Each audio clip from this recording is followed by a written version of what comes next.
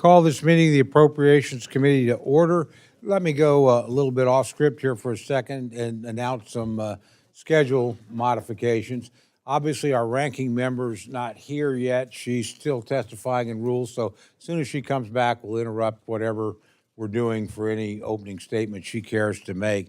In addition, we have a vigil tonight at the Capitol for two of victims of one of the most horrific murders I've ever seen and we've ever heard about. Excuse me, obviously I didn't see it. But so we will break at 6:15. It's my understanding that vigil starts at 6:30 at the Capitol. We will reconvene here at 7:15. So that should give you enough time to go and be able to come back. And again, obviously, if there's any overrun or something, we'll make an adjustment. But we'll be doing those. Otherwise, we will be working straight through. So I know some of you worry about White House picnic. Don't worry, you're not going. But I understand you can work with the White House legislative liaison. Chiefs of staff can get family or friends if you've got people coming here. We're going to have a constrained schedule, obviously, for the next few days. So bear with us, but we'll try and work with all of you. Let me begin my formal remarks. I want to welcome everybody, both our returning members and our new members, to our first full committee markup for fiscal year 2026. We'll first cover the Military Construction, Veterans Affairs, and Related Agencies bill, and second, we will improve the interim subcommittee allocation numbers for our first four bills. Before we get down to business, I'll offer a few general comments. Today's markup represents the first Appropriations Committee markup for our new members, and I'd like to extend a warm welcome to all of them. Please join me in welcoming each of our new members. For the majority, Mark Alford from Missouri. Nick LaLota from New York. Dale Strong from Alabama. Celeste Malloy of Utah. And Riley Moore of West Virginia. And for the minority, Mike Levin of California. Madeline Dean of Pennsylvania. Veronica Escobar of Texas. Frank Mervin of Indiana. Marie Glusenkamp Perez of Washington. And Glenn Ivey of Maryland. Delighted to have all of you here. If I haven't extended you a formal invitation to come to H216 for a drink and a cigar, consider it done. And I will try to have, frankly, all of you by just to say hi and get to know you, maybe as a group. We'll work that out. I'm sorry it has not happened. It certainly happened when I first arrived in this committee. Dave Obey was kind enough to do that, but I have to be fair. There were only two of us in the minority that year, so it didn't take a lot, and I was smart enough to bring a really big bottle of Bombay Sapphire Gin. That was his favorite. Not mine, so, don't do that. I would welcome, again, each and every one of you to the committee. As all of our members are aware, the Appropriations Committee has set out an ambitious schedule for completing our work for fiscal year 2026. You've all seen our proposed markup calendar, and you will know that our intention is to mark up all 12 bills in committee before the August recess. This will mean a very busy summer for members and staff, but I have the utmost confidence in this committee and our members and in our staff, both those who work directly for the committee and those who work on these difficult issues in your personal offices. As you will know from today's agenda, we'll be considering interim subcommittee allocations covering the first four of our bills. While I will have more to say on this topic later, I know there's considerable desire from members to know what the final top line numbers will be. As you all know, the FY2025 appropriations process took longer than expected and only concluded in March. Secondly, as expected with any new administration, it takes time to develop a full and complete OMB budget for FY2026. While OMB has provided us with a great deal of useful information, as of today's meeting, we still do not have a complete budget request. Despite delays, we continue to make progress in determining final top lines for all 12 bills. My intention is to get those numbers out to all of you literally as quickly as I can. Over the past several months, the House has focused its attention on reconciliation. And it's through that process that we've been able to take on the difficult work of both tax cuts and reforming mandatory spending, the latter of which is the true driver of our soaring national debt. But although the reconciliation bill is not yet done, the Appropriations Committee must do its part to get our work done. That work begins today. Together, we can move all 12 of these bills out of committee so that the full House can consider them as expeditiously as possible. Before we move into today's agenda, I want to remind members of a few key committee rules and norms. First, as a reminder, our committee has a rule requiring a show of hands to secure a roll call vote on any question. If a member has requested a roll call vote, we must see a show of hands indicating that at least 1/5 of the members present desire a roll call vote. If all 63 members are present, that means at least 13 members must raise their hands in support of taking a roll call vote.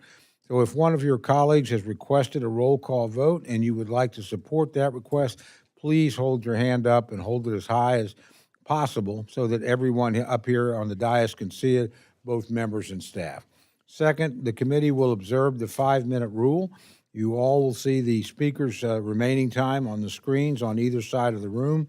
When your time is up, the clock will turn red, and I will first gently tap the gavel to remind members that their time has expired. So please respect that just for all of us on both sides. Finally, I'll emphasize that the committee prides itself of our longstanding commitment to orderly and respectful debate. We have a strong tradition of working together and seeking consensus where we can. It's my hope and my intention that we will continue to do so now and into the future, and I want to thank you in advance for your cooperation. Obviously, our ranking member's not yet arrived, but as I told you, when she does, we'll interrupt our proceedings and certainly give her an opportunity to make her opening statement. Our first order of business today is consideration of the Military Construction, Veterans Affairs, and Related Agencies Appropriation Bill for fiscal year 2026. I'll now recognize Chairman Carter to present the bill.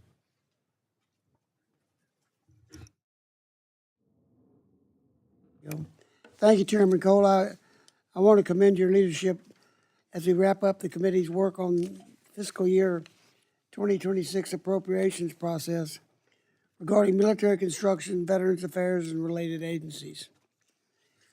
I also want to recognize the ranking member, Ms. DeLauro, and the ranking member of the subcommittee, Ms. Wasserman Schultz. Their engagement on the bill before us has been very informative, especially the work of Ms. Wasserman Schultz. While there are many things that we agree about, there are plenty of that we disagree about, there are many things that we can agree about. Most importantly, we agree on how important this bill is in supporting our service members and our veterans.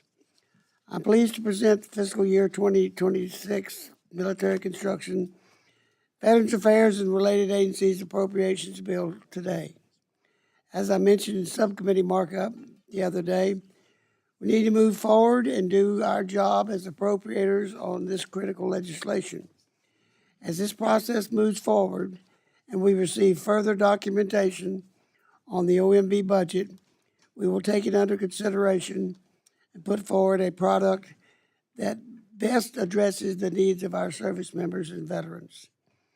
The bill before us provides the Department of Veterans Affairs and related agencies just over $134 billion in non-defense discretionary funding, as well as $300 billion in mandatory funding to fulfill our obligation to our veterans. As I have stated over many times over, we have an obligation to ensure our veterans get the benefits and care that they've earned. The bill does that while also addressing other issues affecting veterans, including homelessness, mental health services, and taking care of our women veterans.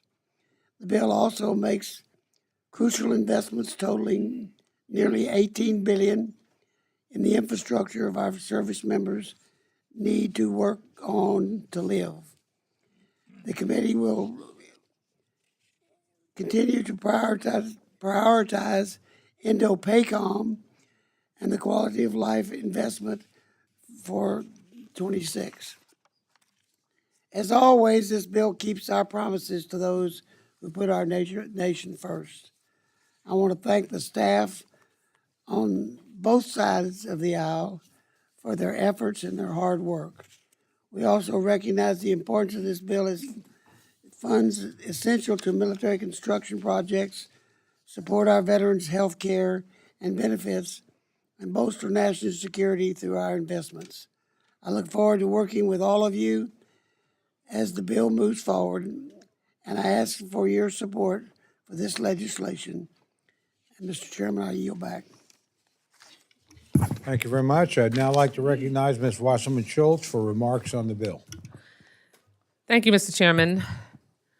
The MilCon VA Subcommittee maintains our leadoff position for appropriation season as we begin this first full committee markup, and I'm glad we're getting to work, though I think you and I would agree, Mr. Chairman, we're operating under unprecedented circumstances. I appreciate Chairman Cole's emphasis on this being the beginning of the process, and the bills that we consider will look very different as we progress.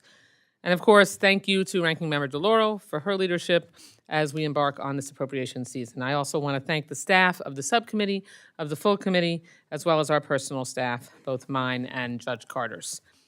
Chairman Carter, thank you for the compliment. I always strive to be informative, and I appreciate your kind word. I do truly appreciate the work that we've accomplished together the past few years, and I know we both prioritize providing quality of life for our service members and their families and providing the best care possible for our veterans. So it is with a heavy heart that I am unfortunately unable to support this bill as currently written. To start, this bill hurdles us towards VA privatization, a top Project 2025 priority that undercuts what veterans consistently ask for, which is the high-quality medical care at VA. By transferring record funding from VA medical services to community care, this bill pushes veterans into private care, even though veteran polls and studies show that when given the option, veterans want to receive their medical care at VA. In 2024, veteran trust in VA healthcare rose to a record 92%, and we should build on this success, not kick veterans to an already crowded private market. I understand there's a need for community care, especially for rural and specialty care. However, countless studies show that when veterans seek care at private hospitals and clinics, they wait longer to see providers and get worse care. They know VA medical professionals choose this work due to its mission to care for our veterans, and that's something the private market simply cannot replicate. We should invest more in VA provider recruitment and retention incentives, increase benefits counselors and adjudicators, not ignore veterans' wishes and speed recklessly into privatization. Second, this bill also lacks guaranteed funding for the PACT Act's Toxic Exposure Fund, despite an administration request for it in the President's budget. Last year, this bill included guaranteed advance funding, which I supported because it's critical to ensure care for toxic exposed veterans is seamless between fiscal years, regardless of shutdowns or looming CRs. We promised our veterans with service-connected toxic exposure illnesses that we'd ensure they have health care through the VA. Additionally, this bill fails to hold the administration accountable for its chaotic and illegal actions over the last few months. There are no provisions in this bill that requires VA Secretary Collins be held accountable for the mass illegal firings of dedicated VA employees, including critical staff for the Veterans Crisis Line. It took a court to hold this administration accountable while the Republican-led Congress sat on its hands, and that is unacceptable. And this bill does absolutely nothing to rein in DOGE. I hear from veterans across the country about how DOGE and this administration's actions hurt their livelihoods. One veteran from Paris, Texas, wrote to me to say, quote, "I have used the VA health system for 14 years with hardly any trouble at all. Now I can't get approval for appointments, can't phone into my doctor anymore, and this Friday no one answered any phones in Bonham. I asked the operator if he was worried, and he was. This is all insane," unquote. Another veteran from Northeast Ohio said, quote, and this is to me, "I am a veteran that served 11 years active duty and still serve in the reserves. I was laid off recently with zero notice. I work for a veteran-owned small business that had a contract with the VA for improving safety and developing a high reliability organization. My company was decimated by the canceling of the VA contracts. Hundreds of my coworkers lost their jobs. My life was honestly turned upside down in one day. I'm grieving a deep loss of not only a job of doing work that I truly believed in, but I am grieving the sudden and senseless loss of my community, coworkers, and close friends. I am the main provider for my family, and I worry about my children, home, and future. It is a very, very scary world when government work and veteran healthcare system no longer feels safe or stable. Trump and Musk's Doge did this without any notice or input from this committee. This isn't how we should treat our veterans, so please, don't be fooled by the claims that Doge and this administration imposed all of these arbitrary firings and layoffs to improve care for our veterans. The bill fails to address the attempted illegal transfer of $343 million without proper approval from the committee. The chairman and I had to forcefully remind the secretary that congressional approval is not a suggestion, it is legally required. Without provisions to address these abuses and prevent them from occurring again in the future, this committee's power of the purse is drastically weakened, and it sets a horrible precedent that I'm quite sure my Republican colleagues would be outraged over if a Democratic administration behaved in this same way. On the military construction side, this bill underfunds military construction by $904 million compared to the president's budget request and fails to fund some specific needs like installation resilience and NATO infrastructure commitments. As Russia continues to wage an illegal war in Ukraine and threaten Europe, we should be sending a clear sign that we stand with our NATO allies, allies who've stood by us for decades. And we all know that warming global temperatures are having a devastating impact on our military installations, including sea level rise, recurrent flooding, hurricanes, and extreme weather, as well as extreme heat and drought. Yet this bill includes zero dedicated funding to mitigate this extreme weather damage to our installations and force readiness. We've seen time and again that what devastating extreme weather can do to installations.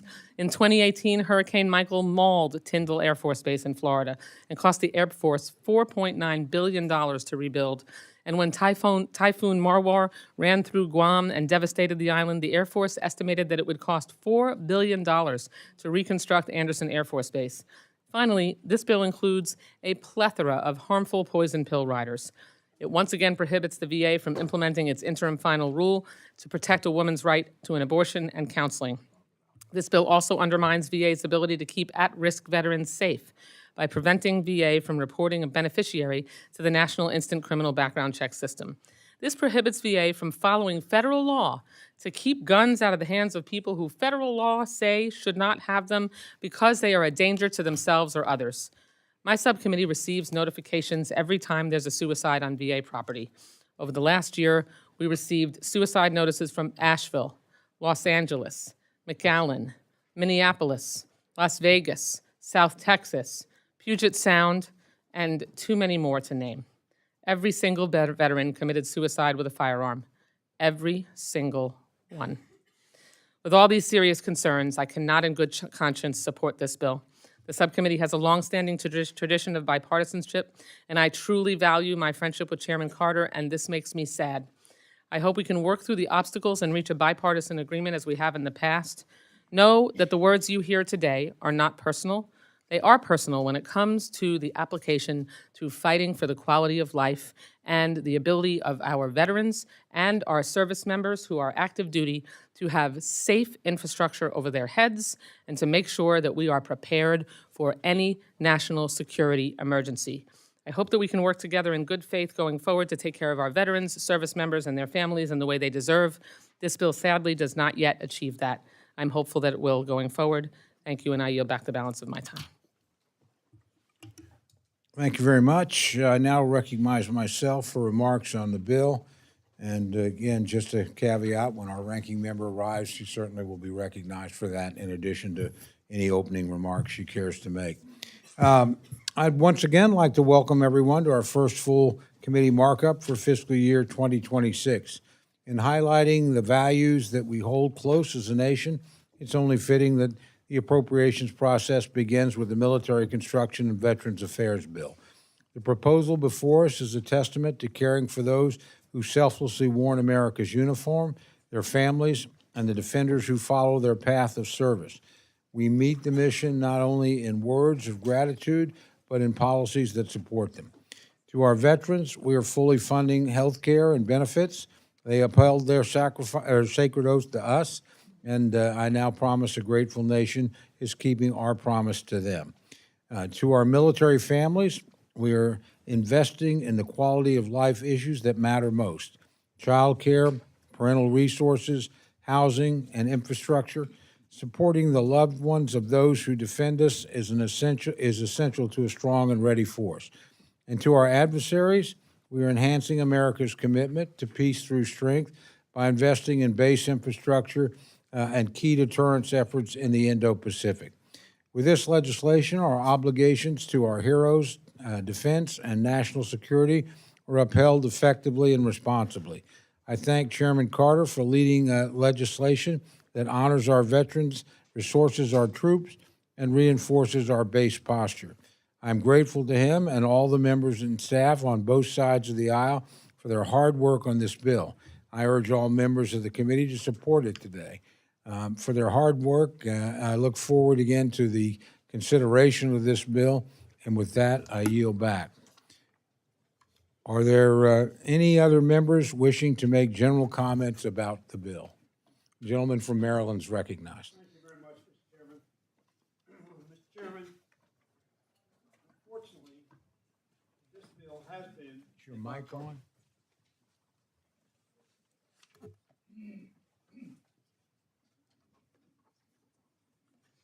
Unfortunately, this bill has been a bipartisan bill.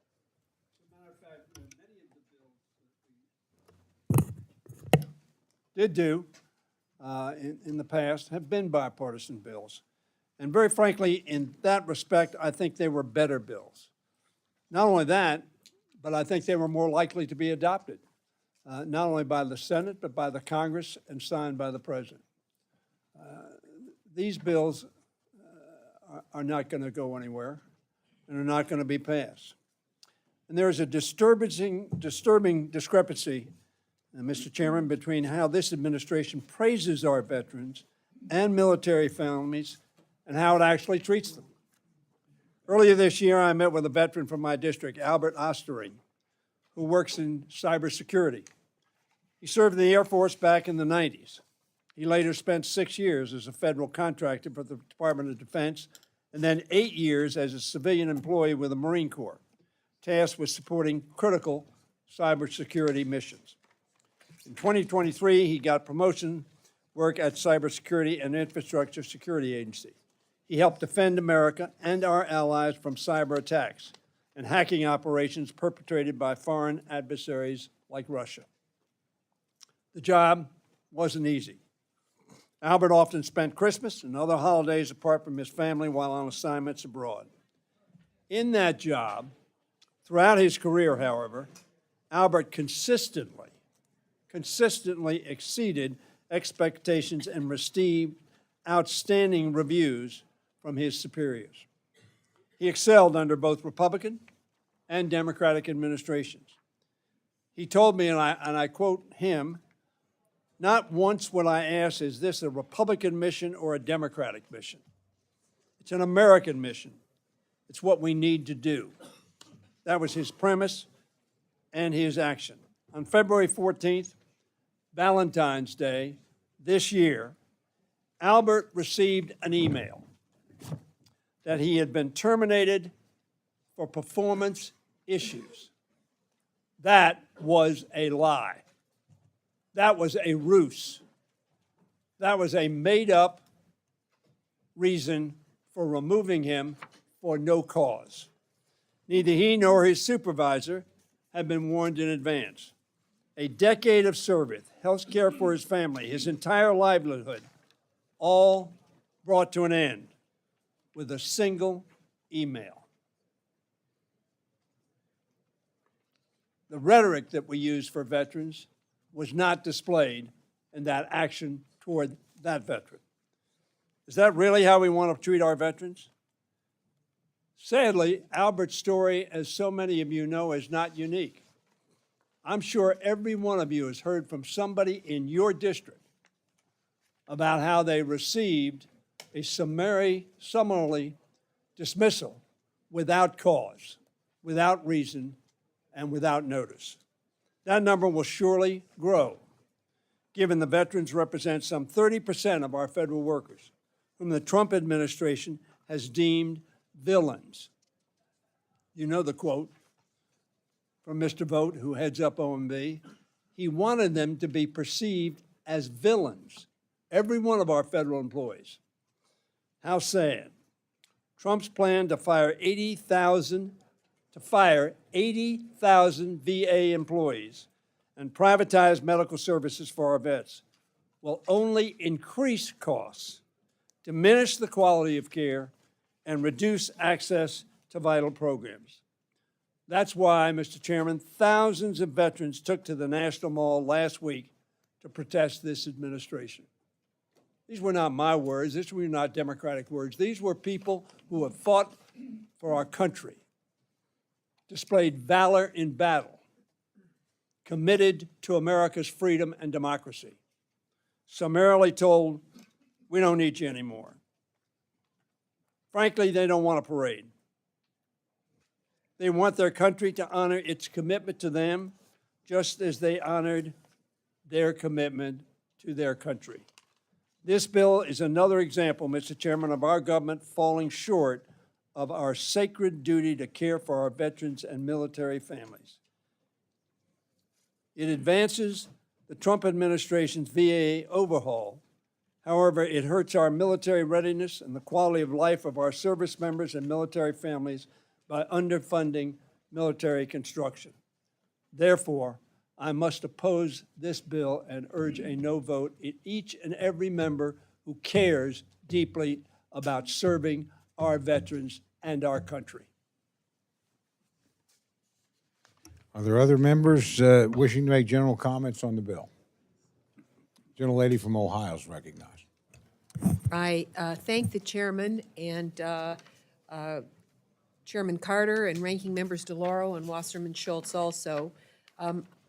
Maybe it's important to say that when I first got to Congress, which was a while ago, the very first committee I served on was the Veterans Authorizing Committee, and was the only woman at that time.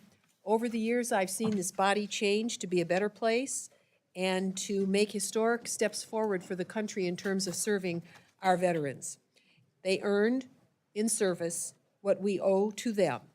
And I've seen massive changes, for example, when we covered Agent Orange, and I can still remember Doug Applegate, congressman from Ohio, who said there's a difference between what is scientifically provable and morally right. And we began to take care of all the veterans from the Vietnam era who were so ill due to cancers related to Agent Orange.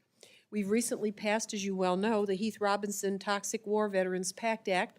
Heath Robinson traces his history to our Ohio's 9th District. And since it was passed, the PACT Act has opened the door for nearly 2.5 million veterans across this country to access the care they need for toxic substances they sustained while serving, fully funding the PACT Act for those of us who represent vets is an absolute necessity. Instead, this legislation deguts the Toxic Exposure Fund established by the PACT Act by more than half its funding. Instead of strengthening, in addition, the affordable care through the Veterans Health Administration, this legislation also moves to prioritize and privatize veterans' medical services. They don't want that. The veterans want us to improve the veterans' facilities across this country. So the approach, perhaps well-intentioned, is the wrong one. Shifting billions in public financing to private hospitals leads to higher costs, longer waiting lines, and fewer guarantees for the care our veterans have earned. Finally, instead of investing in our military facilities and long-term construction needs, this bill underfunds those accounts, are you ready, by nearly $1 billion. I hope as this bill moves forward, we can fix that. I want to compliment the chair for bringing something before us today, but we have rubber numbers. We really don't know what's going to happen over the next several weeks. But Democrats stand united to support our United States military and all our veterans who have so faithfully and courageously served to preserve liberty for us all. Not a one of them ever asked me for a parade in Washington. They'd prefer the money be put into veterans' health care across this country. Thank you, and I yield back. Please vote no on this bill. Thank you very much. Are there other members wishing to make general comments about the bill? Mr. Chairman, Gentleman from South Carolina is recognized. I thank the chairman for yielding me some time. Mr. Chairman, I hail from South Carolina. I serve the 6th Congressional District of that state. That district includes Fort Jackson. It includes Charleston Air Force Base. We have the Shaw Air Force Base, the headquarters of the 3rd Army. We have some very serious issues going on in these communities where military men and women who make significant sacrifices live. The Princeton study released recently indicated that North Charleston, South Carolina, where the Charleston Air Force Base is located, leads the nation in let's just go expulsion from homes. Columbia, South Carolina is number 6. These communities have got one thing in common. They are where the military men and women live.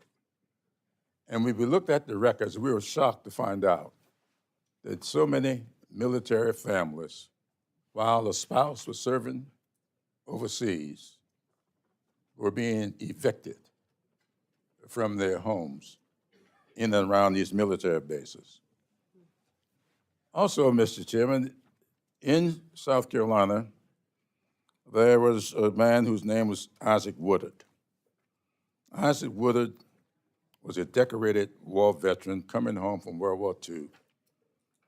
Isaac Woodard stopped in the little town of Batesburg, Leesville, and when he stopped there, attempted to use a restroom while still in uniform, he was dragged off the bus, beaten severely, and had his eyes punched out by a billy club.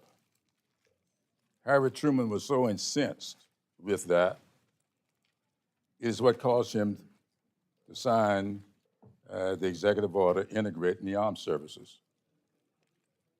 A few weeks later, 1947, soldiers coming back home from World War II were denied GI benefits for housing. They were denied them simply because of the color of their skin. Coming back home from the war, having just won World War II, the first 3,250 GI housing grants, only 2 went to African Americans. Not 2%, 2 went to African Americans. And then I see in these budgets these dramatic cuts.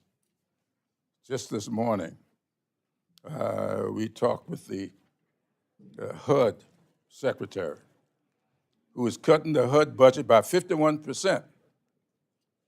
At the same time, he says they are refocusing HUD programs dealing with veterans. Veterans are sleeping on the streets, under bridges. Veterans from Vietnam are absolutely being denied the kind of health care that they need to be receiving from the legislation we are now considering. I would hope that as we go through this MilCon appropriations bill, that we would think about the sacrifices made by these men and women, the sacrifices made by their families, and the obligation that we have to them that would allow them to live in dignity as they try to raise their families. You know, it's kind of interesting, when you get denied veteran benefits, like you get denied benefits with housing, these men and women who did not get those benefits, it means that they didn't get the opportunity to participate in the quickest way to independence, the quickest way to wealth, no equity. All the other soldiers were building equity in their homes, passing it on to their children. These men and women did not get that. But it didn't stop with housing.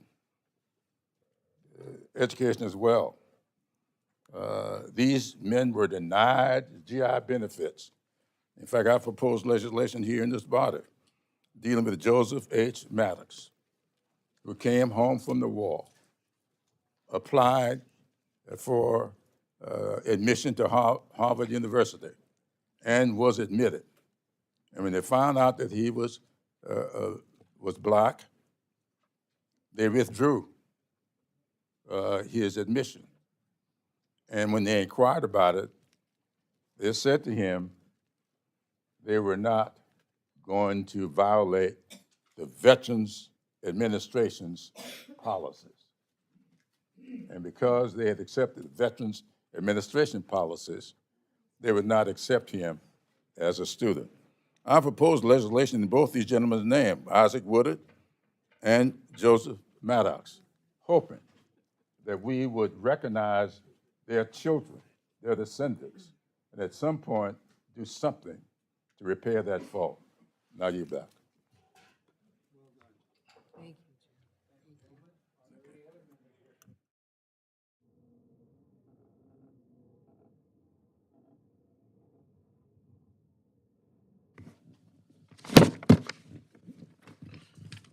Thank you, Mr. Chairman. Today I stand to voice my strong opposition to the FY26 Military Construction, Veterans Affairs, and Related Agencies Appropriations Bill, which is presented here today by my colleagues on the other side of the aisle.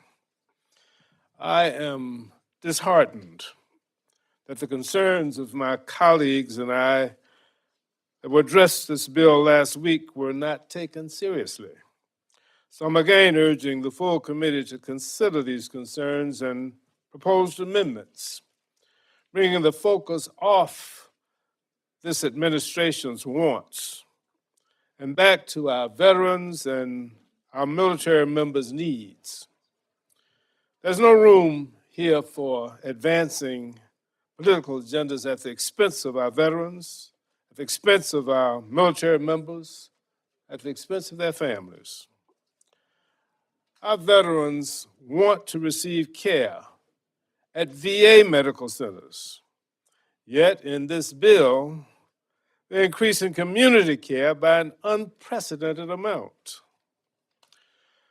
Our military families need better housing and child care centers. Yet we are underfunding military construction for housing and child care centers. Our women veterans deserve a right to receive in their own right individual health care. Yet we are taking away their constitutional right to abortion services if they need it. Veterans deserve to have stability, knowing that their benefits are safe and funded. Yet, this bill is not advance funding the Toxic Exposure Fund. This bill is not about building trust with those we serve. This bill should speak to our nation's values, our nation's priorities, and our commitments. It should reflect who we are, and it should help move us towards who we strive and aim to be.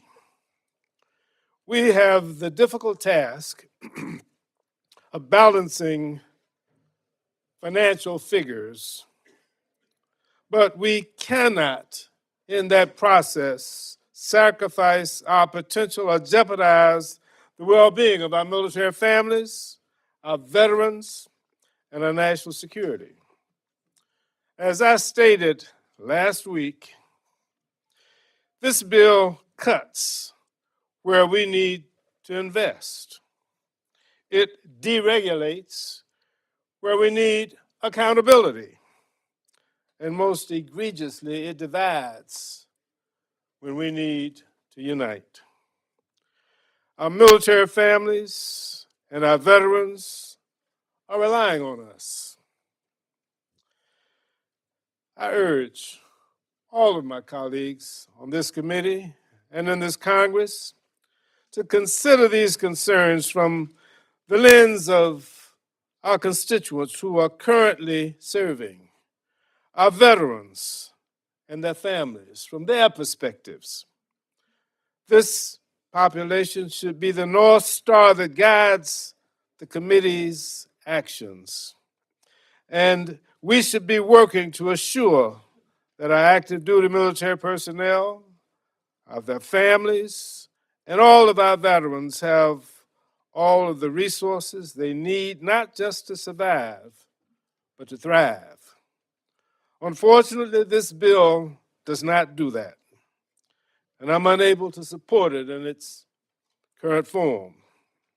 So I urge my colleagues, I urge this committee, do the right thing for our veterans. Let's not slight them. They paid the price for the freedoms that we enjoy. We wrote a check, figuratively, when they raised their hands. We cannot let that check come back marked insufficient funds because we cheated them in this committee. We cannot deny the military families the benefits that they deserve while sacrificing and serving for our country. I hope and I pray that each and every one of us will do the right thing when it comes to our veterans, our military families, and our national security. It is truly in our hands, and we need to do what should be done. With that, I yield back. And the gentlelady from Minnesota is recognized for her opening comments on the bill.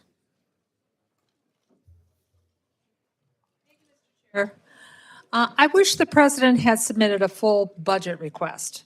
We have some of the same issues in this bill that we're going to see again on Thursday when we mark up the defense bill. For the first time in modern history, we did not have a full budget request submitted by the president in time to write these bills. Now, we know that the military construction portion of this bill is going to be about $900 million under what the president is going to request. But like the defense bill, we don't have the granular details. And the administration, what their priorities on military construction really are. Are they barracks? Are they child development centers or family housing which support the quality of life that our service members and their families depend upon from us? Are there additional construction in the Indo-Pacific or the shipyard optimization program? Or is it Golden Dome, which is a concept at best? Without a full budget request, we don't have these answers. We don't know if the funds in this bill will cover the necessary construction costs even. Or if that funding is misaligned, we must manage the funding tails in the defense bill. The downstream impacts of what we do here in military construction become far more difficult to manage without a budget request. And that job has been made even more difficult this year. I'll use the facility maintenance as an example. We talked about it a little bit this morning in our hearing with the Secretary of Defense. We know for a fact that the Department of Defense has been redirecting fiscal year 2025 funds intended for management, maintenance, sustainment, and modernization of service facilities to the border mission. They haven't told us how much yet this is going to cost. I did kind of glean from it might be over 20, close to 25%, or what these physical facilities will become of if they don't have funds directed to them for repair. We do know that this will create holes for those facilities and sustainment accounts in fiscal year 2026 and future defense bills. It will lengthen the backlog of deficit facility projects that need to be funded. This is a huge problem, and it's something we need to address. Our job is difficult enough when we have the full funding blueprint from the administration in front of us, and this year, we just don't even have that. If that wasn't bad enough, the Veterans Affairs portion of this bill has a serious problem. Billions in this bill are transferred from the VA to private hospitals and clinics, which will pass the cost on to our veterans and their families while failing to reduce wait times.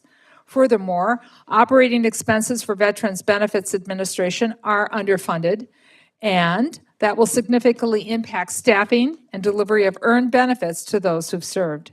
And this is concerning because we know the Trump administration plans to cut up to 80,000 employees from the VA. That's a 15% VA workforce reduction. Thousands have already been fired, many who are veterans themselves. And here's the story of just one from my state of Minnesota, and I had the opportunity to meet Joy. Joy Marver is a retired Sergeant First Class of the Army National Guard. Her military career spanned 3 active duty tours, more than 800 days in war zones. She was injured twice during her service. The second time was during a rocket attack in 2020, which left her with a concussion, damaged eyesight, and a traumatic brain injury. But she didn't stop serving the American people after those injuries. Oh no, she kept on. She applied for a job at the VA. And what did she do there at Fort Snelling? She helped retrain her fellow veterans for the civilian workforce. She coordinated veteran burials to honor her fellow veterans with a final resting place. She was the Employee of the Month and received a rating of outstanding level on her last performance in October 2025. But this past February, Joy was fired by the Trump administration. No notice, no cause, no thank you. That's just one story from my state. The Trump administration, I believe, should be ashamed for how it treats veterans like Joy. 15% in the VA employees will not make the VA more efficient. It means cuts to doctors, nurses, and administrative staff. And make no mistake, this will mean a reduction to healthcare services, impacts to benefits, and make the VA times to wait longer, not shorter. Mr. Chairman, at this time, this bill is simply inadequate. We need the administration's full budget request to responsibly address military construction projects. It's our job to stand up for our veterans and ensure they have the health care and the benefits they earn by serving our nation, not to advance right-wing propaganda that you can find in Project 2025 with the goals of privatizing veterans' health care and undermining the VA. I yield back.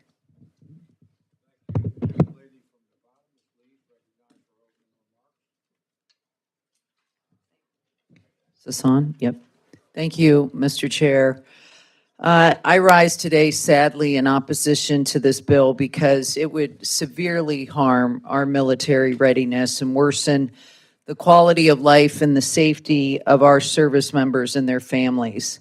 This Republican bill will especially hurt our military families at Creech Air Force Base in southern Nevada. That's because this bill underfunds military construction by $904 million, shortchanging the Department of Defense's infrastructure needs. It's important to understand just how important Creech Air Force Base is in leading the charge in the future of warfare. It is literally the center of excellence for our military's remotely piloted aircraft. And we've all seen how effective unmanned aircraft systems are in playing a significant role in combat, especially as we saw in Ukraine this morning, as a matter of fact, and in Russia last week. But instead of investing in Creech and its airmen, the House Republicans want to cut funding to them. Creech already has numerous quality of life issues. It has a lack of base housing, dorms, childcare, specialized health care, youth center, commissary, and basic amenities to support our service members and their families. And to make matters worse, critical upgrades to Creech's medical facilities to increase capacity were delayed until fiscal year 26 due to a lack of funding. The underfunding in this fiscal year 26 bill will now almost certainly delay that project even further. This means that airmen and their families literally will have to continue to travel 50 miles in some cases just to get the care they need. Look, I'm working to get assignment incentive pay reinstated for the airmen at Creech to offset some of their cost caused by the difficult challenges of their jobs. I've led legislation to do it. And last year, we worked together and were able to get signed into law a pay increase for junior enlisted service members and another 4.5% for all other troops. But these cuts in this bill are unacceptable. And I hear from these military families each and every day. Not only is it a slap in the face to the men and women who put their lives on the line to protect us, but it is weakening our military readiness and damaging our warfighters. Our military families at Creech Air Force Base are getting screwed over because of this type of legislation. And if that wasn't bad enough, this bill enacts Project 2025 goals to privatize medical care for veterans by transferring billions to private hospitals and clinics, which will only lead to longer wait times, diminished quality of care, and higher costs to taxpayers. And I just had several hospitals from Southern Nevada in my office worried about what the cuts in the reconciliation bill will do to their systems even further. So think about that. We're cutting the VA, we're cutting Medicaid, and what is that going to do, not just to veterans, but to all of our constituents? We should be supporting the men and women who make our military the greatest fighting force in the world. This bill doesn't even come close to doing that, and I urge my colleagues to vote no. Thank you, and I yield. Thank you. Gentlelady from Illinois, Ms. Underwood, is recognized for her opening remarks.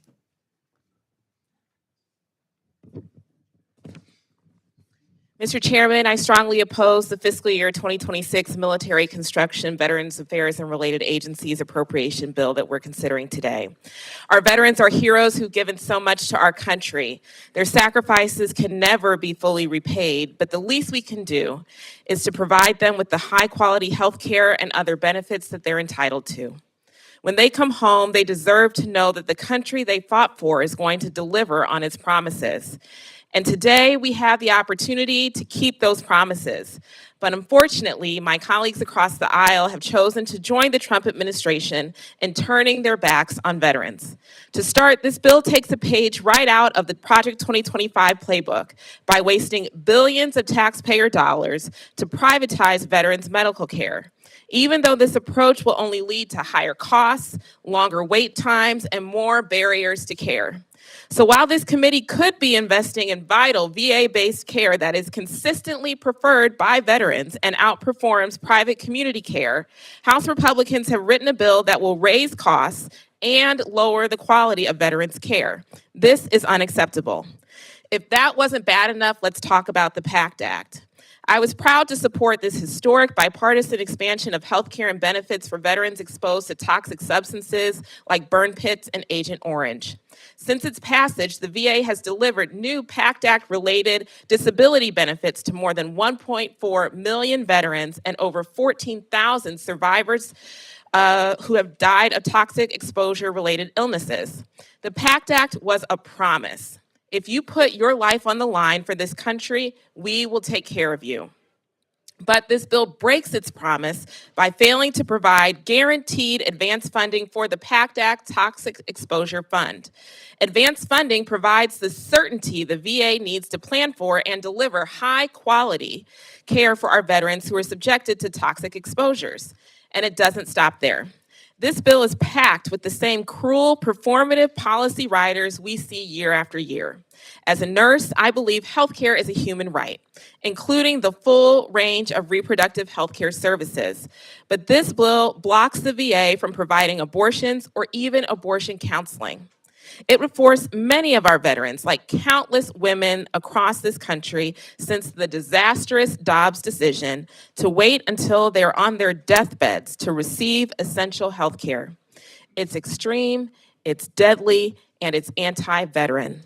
The bill also underfunds military construction by $904 million, delaying critical infrastructure needs that are vital to our military readiness. That hurts recruitment. It worsens the quality of life for service members and their families, and it undermines our national security. But perhaps most alarming, this bill fails to stop the Trump administration's dangerous, unconstitutional effort to dismantle the Department of Veterans Affairs.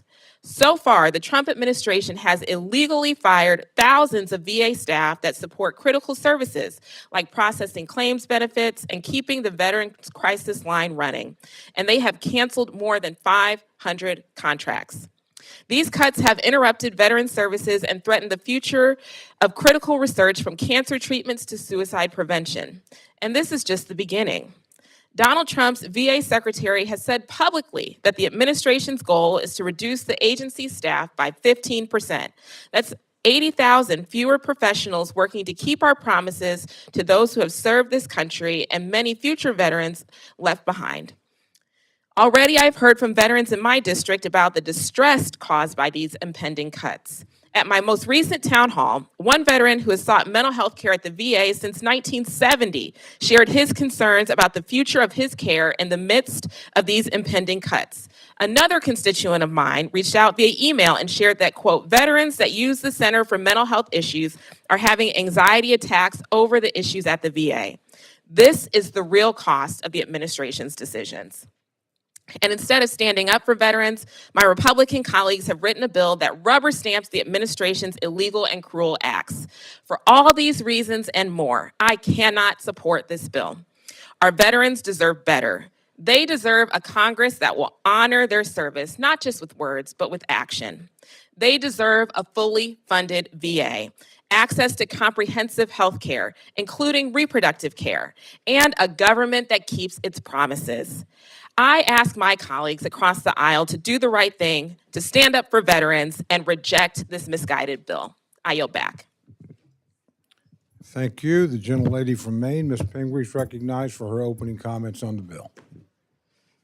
Thank you, Mr. Chair. I am extremely disappointed to see the damage to the vital funding for the MilCon VA bill that is done in this bill before us today. Just to mention a few things, you've heard people talking about the 80,000 proposed staffing cuts, which is absolutely a way to move forward to privatizing our veterans' medical care. This cuts veterans and families' access to reproductive health care and has many more problems that we'll have a chance to address in our amendments that will be coming soon. But I want to talk about a couple of specific impacts that we will see in Maine.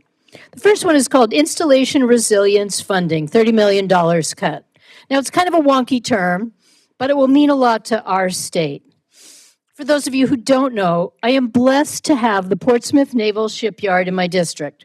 Luckily, there's no one in here from New Hampshire, because sometimes they think it's a New Hampshire shipyard, but very clearly, it is in Maine, even if it's called Portsmouth. It is in Kittery, Maine. It is a vital military facility where we overhaul, repair, and modernize our U.S. Navy's nuclear-powered subs, specifically the Los Angeles and Virginia class. This shipyard, for you history buffs, was established in 1800, and the first ship they built was a 74-gun warship called the USS Washington in 1814. It was a vital shipyard during World War II, where we constructed 75 submarines and had up to 25,000 people there working every day. Now, I'm very grateful to this committee for consistently investing in upgrades and improvements in the dry dock and modernization facilities there. But you should know that when you build on the coast, any of your coasts, my coast, your coast, the West Coast, it is not stable. And if you were in Maine in 2024, just a year ago, November, we had 2 severe storms that wiped out about 50% of our working waterfronts. And even this year, there has been some of the greatest sea level surge in the Portsmouth Naval Shipyard recorded in all time. So what happens then? It risks flooding to our nuclear submarines. You can imagine how expensive and delicate this operation is. And this year, they had to use sheets of plywood to keep the dry docks from flooding. The millions and millions of dollars you have invested are now being kept safe with some sheets of plywood. Why would we spend millions of dollars in the PSYOP to modernize these facilities if we're not going to spend a measly $30 million for resilience funding? It just doesn't make any sense. You know why? Because resilience is one of those prohibited words. Perhaps it is woke. Perhaps it means climate change. So for the sake of some prohibited words and things that people think don't actually matter, we are not going to protect our essential investment. Now, as you can imagine, I could go on and on. But I do want to mention one more thing. The staffing cuts that are being proposed and have already happened, whether it's through the DOGE or the deferred resignation. By the way, that deferred resignation that Elon Musk thought up means that you let people out of their jobs, said, go ahead, go home, don't go to work, but we'll keep paying you till September, and we can't fill those vital positions.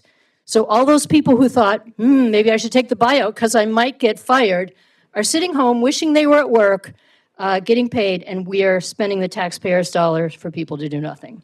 I'm lucky to represent a VA clinic. I also have Togus medical facility in my district, and I want you to know the number one call that we get from veterans who call in for constituent service, and I know you all do a lot of veteran services in your offices too, is the wait times for VA appointments. It used to be about 17 days, which is a long time to wait, but most recently we heard from a vet who was recently separated and waited 63 days to get to that appointment. You tell me it's not going to get worse if we lay off 80,000 more people. The need is there. These cuts are shameful. The damage we're doing in this bill will be shameful. I'm sorry I can't support it, and I yield back my time. Thank you. The gentleman from California, Mr. Levins, recognized for his remarks. Chairman Cole and Ranking Member DeLauro, appreciate the hard work that went into drafting this bill and the inclusion of several of my funding and language requests for our veterans and junior enlisted service members. However, I still cannot support the bill as currently written. I'm worried that this bill is part of this administration's attempt to privatize the VA. We've known this was the plan from the start. During our subcommittee markup, I brought a copy of Project 2025, which outlines exactly how this administration plans to carry out privatization. This comes at a time when VA plans to fire up to 80,000 workers. I might add, roughly a fourth or more are veterans themselves. And as the administration's hiring freeze is preventing local VA facilities from hiring the people they need to serve our veterans. In other words, VA is losing employees without doing anything to recruit new ones. Fewer VA employees mean greater delays in veterans' benefits and veteran services. Our veterans deserve better than this.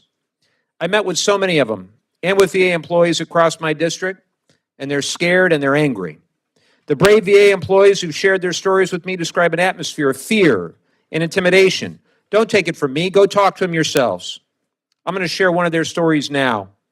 Last week, I met with the spouse of a San Diego VA employee who wishes to remain anonymous for the sake of their spouse's job. They shared the impact of the President's executive order ending collective bargaining rights for the vast majority of the federal workforce and the imminent large-scale reduction in force at VA. Quote, this dual strategy of starving resources and open hostility jeopardizes the union-led federal workforce and the nation's duty of care to nearly 16 million veterans, end quote. They shared with me that VA has become an explicitly hostile work environment and that many high performers have opted to leave. They shared that VA leadership has ordered management to, and I quote, terminate the performance improvement plans of the lowest performing employees and implement a new mandatory overtime requirement, end quote. Quote, this haphazard approach is exhausting the workforce while reducing the quality of work and service, end quote. Friends, this is unacceptable. This is unacceptable. When VA employees are pushed to the brink, they are not able to serve our nation's heroes effectively. This bill would only make the problem worse by shifting significant funding to private hospitals and clinics that could better serve our veterans if it was instead invested in the VA healthcare system.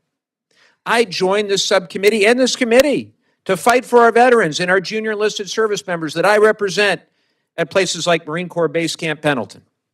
I'm grateful that this bill includes some of the funding I requested to improve our barracks. It's needed, and the family housing as well.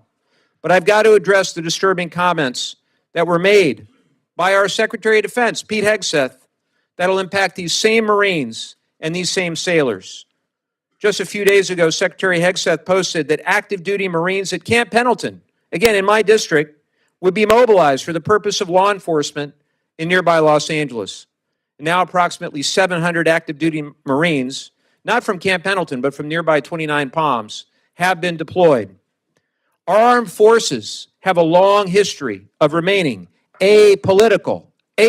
My grandfather served in World War II and always told me that the strength of our military was that we do not, in part, the strength was that we do not ask it to conduct civilian law enforcement.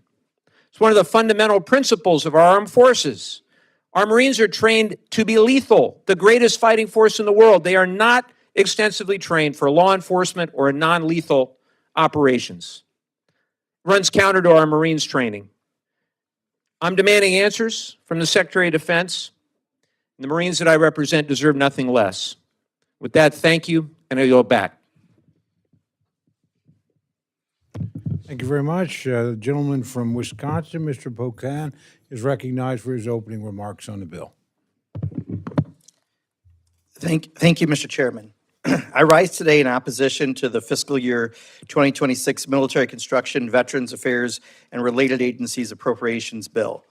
This bill shifts a record amount of funding, 67%, away from VA medical care and into community care, pushing veterans towards private care that may not be able to meet their unique needs. This is more about enacting the Project 2025 goals of privatizing the VA than helping veterans. It also fails to provide funding for the Toxic Exposures Fund, which just creates unnecessary uncertainty for toxic exposed veterans who need access to care and benefits through this fund.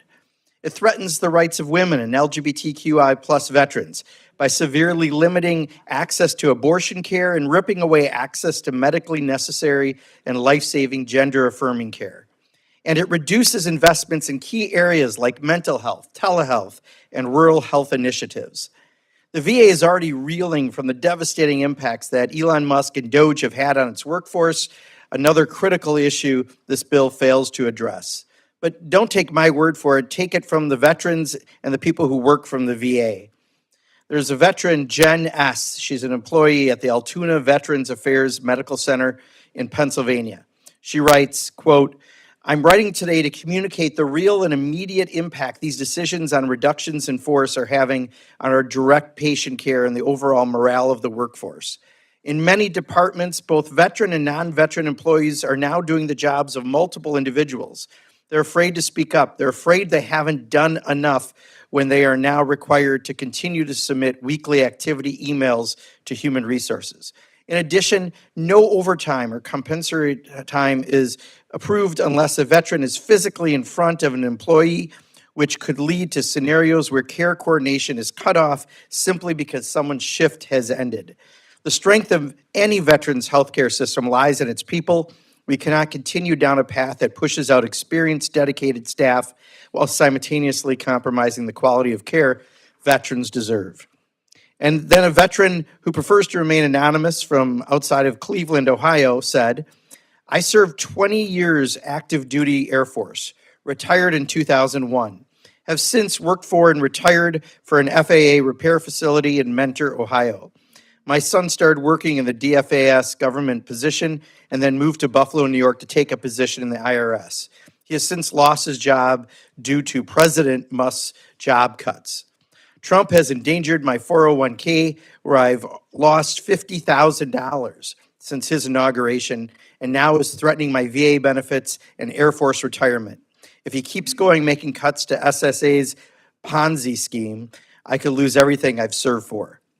This bill breaks with our faith with our veterans. I urge my colleagues to reject this measure and work towards a bipartisan solution that fully funds the VA, rejects radical agendas like Project 2025 and privatization, protects access to health care for all veterans, and guards the VA against the administration's unlawful actions to fire dedicated employees and jeopardize access and quality of veterans' care and benefits. Thank you, and I yield back.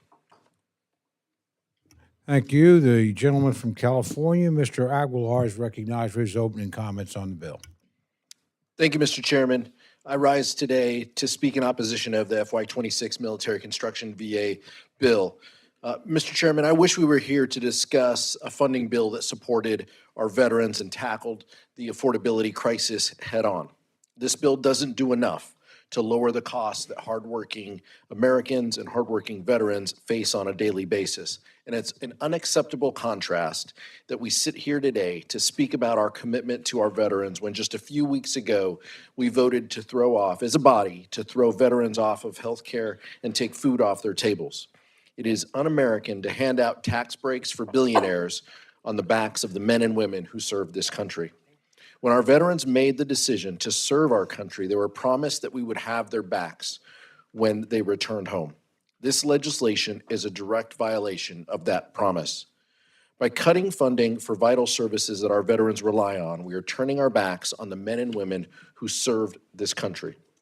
Veterans across the country continue to report delays and backlogs and barriers when trying to access benefits that they've earned. You've heard some of those stories from my colleagues today. But instead of fixing these problems, this bill cuts funding for the Veterans Benefits Administration, making it even more difficult for veterans to get help with processing their claims. Our service members and our veterans deserve better than this funding bill. They are already facing cost of living crisis, and this legislation only increases the financial challenges that they're facing. Where is the plan for making housing more affordable? We need to be working together in a bipartisan way to deliver solutions that make life better and more affordable for our veterans.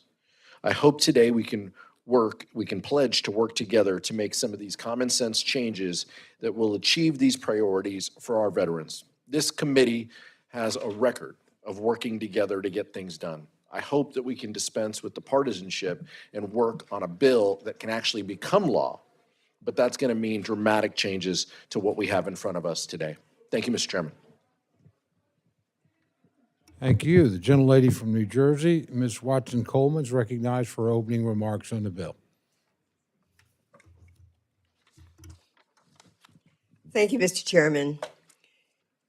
It always surprises me and indeed saddens me how willing my colleagues on the Republican side are to reduce the quality of living for our service members and their families. I know many of you have served or have family members who've served, and we thank you all for your service. So I don't understand how you can all happily support a bill that would have stripped resources from you and your families. We are not oblivious to the long-term impacts of privatizing veterans' health care. This bill would allocate over $30 billion to medical community care. This is the largest increase that we've ever seen, and we know that this increase represents the Republicans' goal of privatizing health care for veterans and anything else that can help privatize. These people gave their lives to this country, and what do the Republican counterparts do in return? Well, they increase their copays when they need to see a doctor and prohibit reproductive support services for service women and their spouses, and that's not even a quarter of the harm that is in this bill. Our veterans need and deserve tailored care due to the physical and psychological stressors that come with their job. We cannot strip the VA of its ability to provide that direct care by moving millions into private hospitals and clinics that already are struggling to serve the greater community. We must increase funding for VA health care so our veterans get the targeted care that they need without the long wait times, and the bureaucratic hurdles. We must reject deliberate choices to weaken the VA and to replace this much-needed healthcare system with a more expensive model that seeks to place profit over people. We are witnessing high heat and flood levels across our country now. And in addition to what we're doing in this proposal to weaken healthcare, well, we're leaving our communities and our military installations in desolate areas out there on a limb all by themselves. This bill, in FY24, the bill provided $30 million for installations for resiliency projects and $150 million for disaster recovery. However, this year, that number is zero for either of these efforts. The lack of dedicated funding to protect our military installations from climate change and natural resources is barbaric. A natural resource is just that, natural, meaning it isn't controlled by man, which means it can't be stopped by man. The only thing we can do is protect ourselves, and unfortunately, this bill does not do that. In fact, it does the exact opposite for our service members and families. My state alone has about 5 military installations. I know Texas has about 15, Kentucky has 2, and Tennessee has 4, and the list goes on and on and on. With thousands of people living and working on them, military installations are not immune to natural disasters. It is our responsibility to protect the infrastructure that houses the people who serve and protect our country. We owe it to our veterans to support programs that provide shelter and basic necessities, but we cannot ignore protecting our service members who live on base. We must remember that whatever we don't do to help our installations now will surely have an impact on our national security later. Our service members deserve the right to protect themselves from all forms of threats, and yes, that includes even storms, winds, and rain. I cannot and I will not support this legislation because my state deserves better, my veterans deserve better, and so do yours. I yield back. Thank you. The gentleman from Y, Mr. Case, is recognized for his opening comments on the bill. Thank you very much, Mr. Chair. First of all, I fully endorse my colleagues' remarks on the overall content of this bill, both on the sufficiency of military construction in general and especially on the deficiencies in this bill in taking care of our veterans. All of that I fully agree with. But I'd like to focus my comments here today on my part of the world, the Indo-Pacific. The Indo-Pacific, of course, our priority theater. We say this all the time. We know this. Where our pacing challenge, a generational challenge with the PRC and its allies and partners is playing out with great risk, great necessity of action. And this is where we should be putting our money from a defense perspective. Now, my friend and respected colleague, the chair of the subcommittee, made a statement in his opening remarks that this bill takes care of the Indo-Pacific. I think that was your words, sir. And with great respect, I have to disagree with that because I do not see the evidence that the Indo-Pacific is in any way, shape, or form prioritized in this particular bill, and I speak on the military construction side of this bill here. How many MilCon projects in the Indo-Pacific are in this bill? How many? One. One project for $50 million in Guam for defense access roads.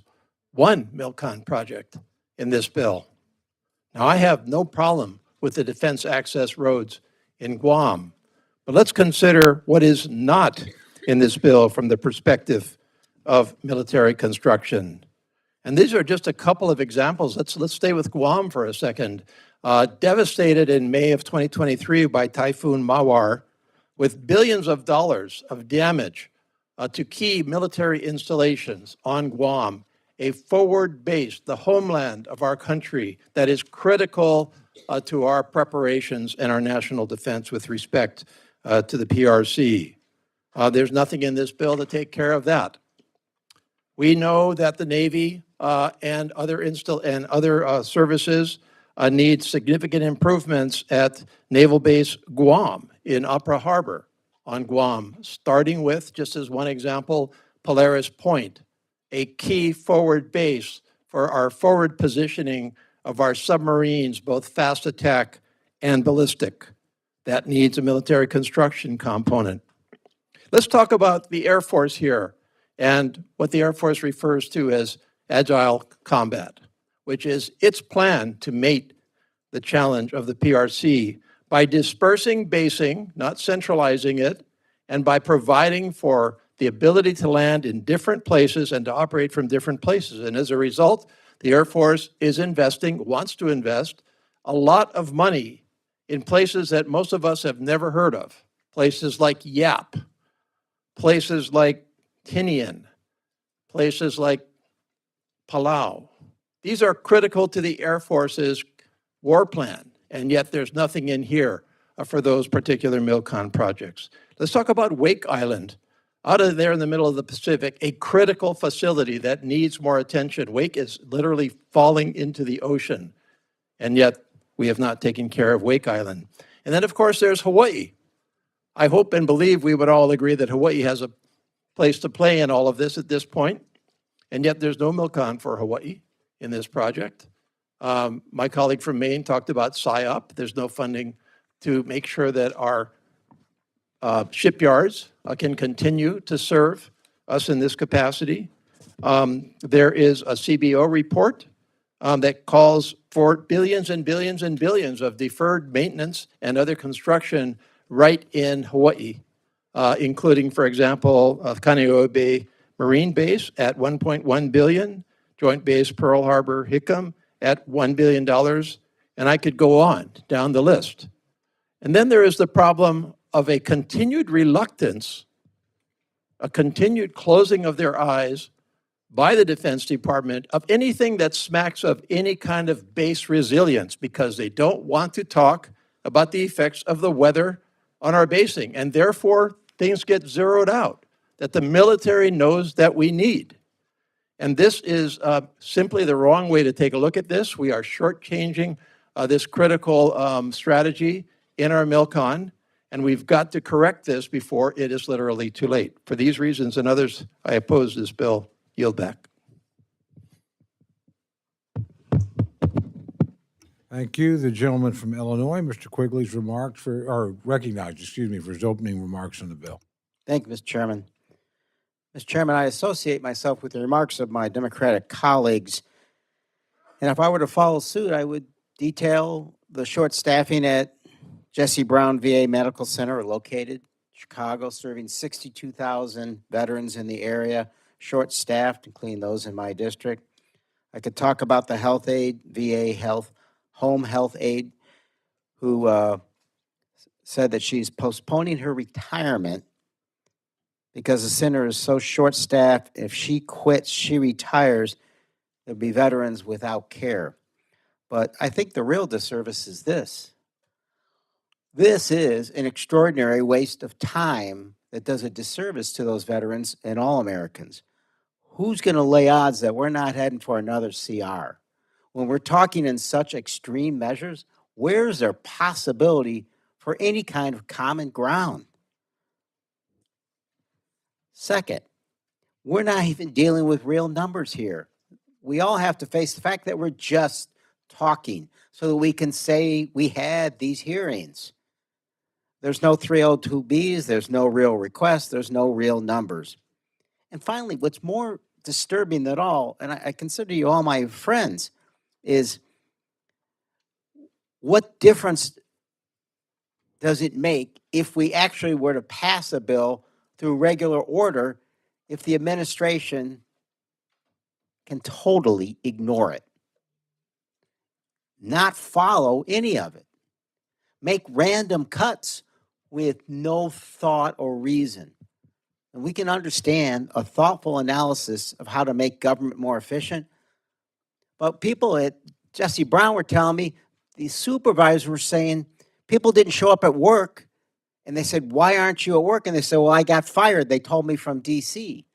And why? They didn't even ask anybody, who could you do without? Where could you afford cuts? They just made cuts. And that day, veterans didn't get it. With respect, you abdicated your Article I powers. And until you stand up for the bills that you fight for, we're wasting our time.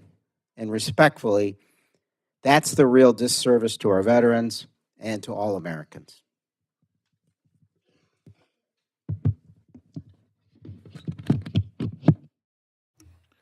Thank you. The gentlelady from California, Ms. Torres, is recognized for opening remarks on the bill. Thank you, Mr. Chairman. I rise today deeply disappointed about this bill because it fails our veterans, service members, and their families. This bill cuts funding to the Veterans Benefits Administration, directly hurting veterans trying to access the benefits that they've earned. The VA is already overwhelmed. Veterans wait months and even years just to get their claims processed. Cutting resources will only make those wait times even worse.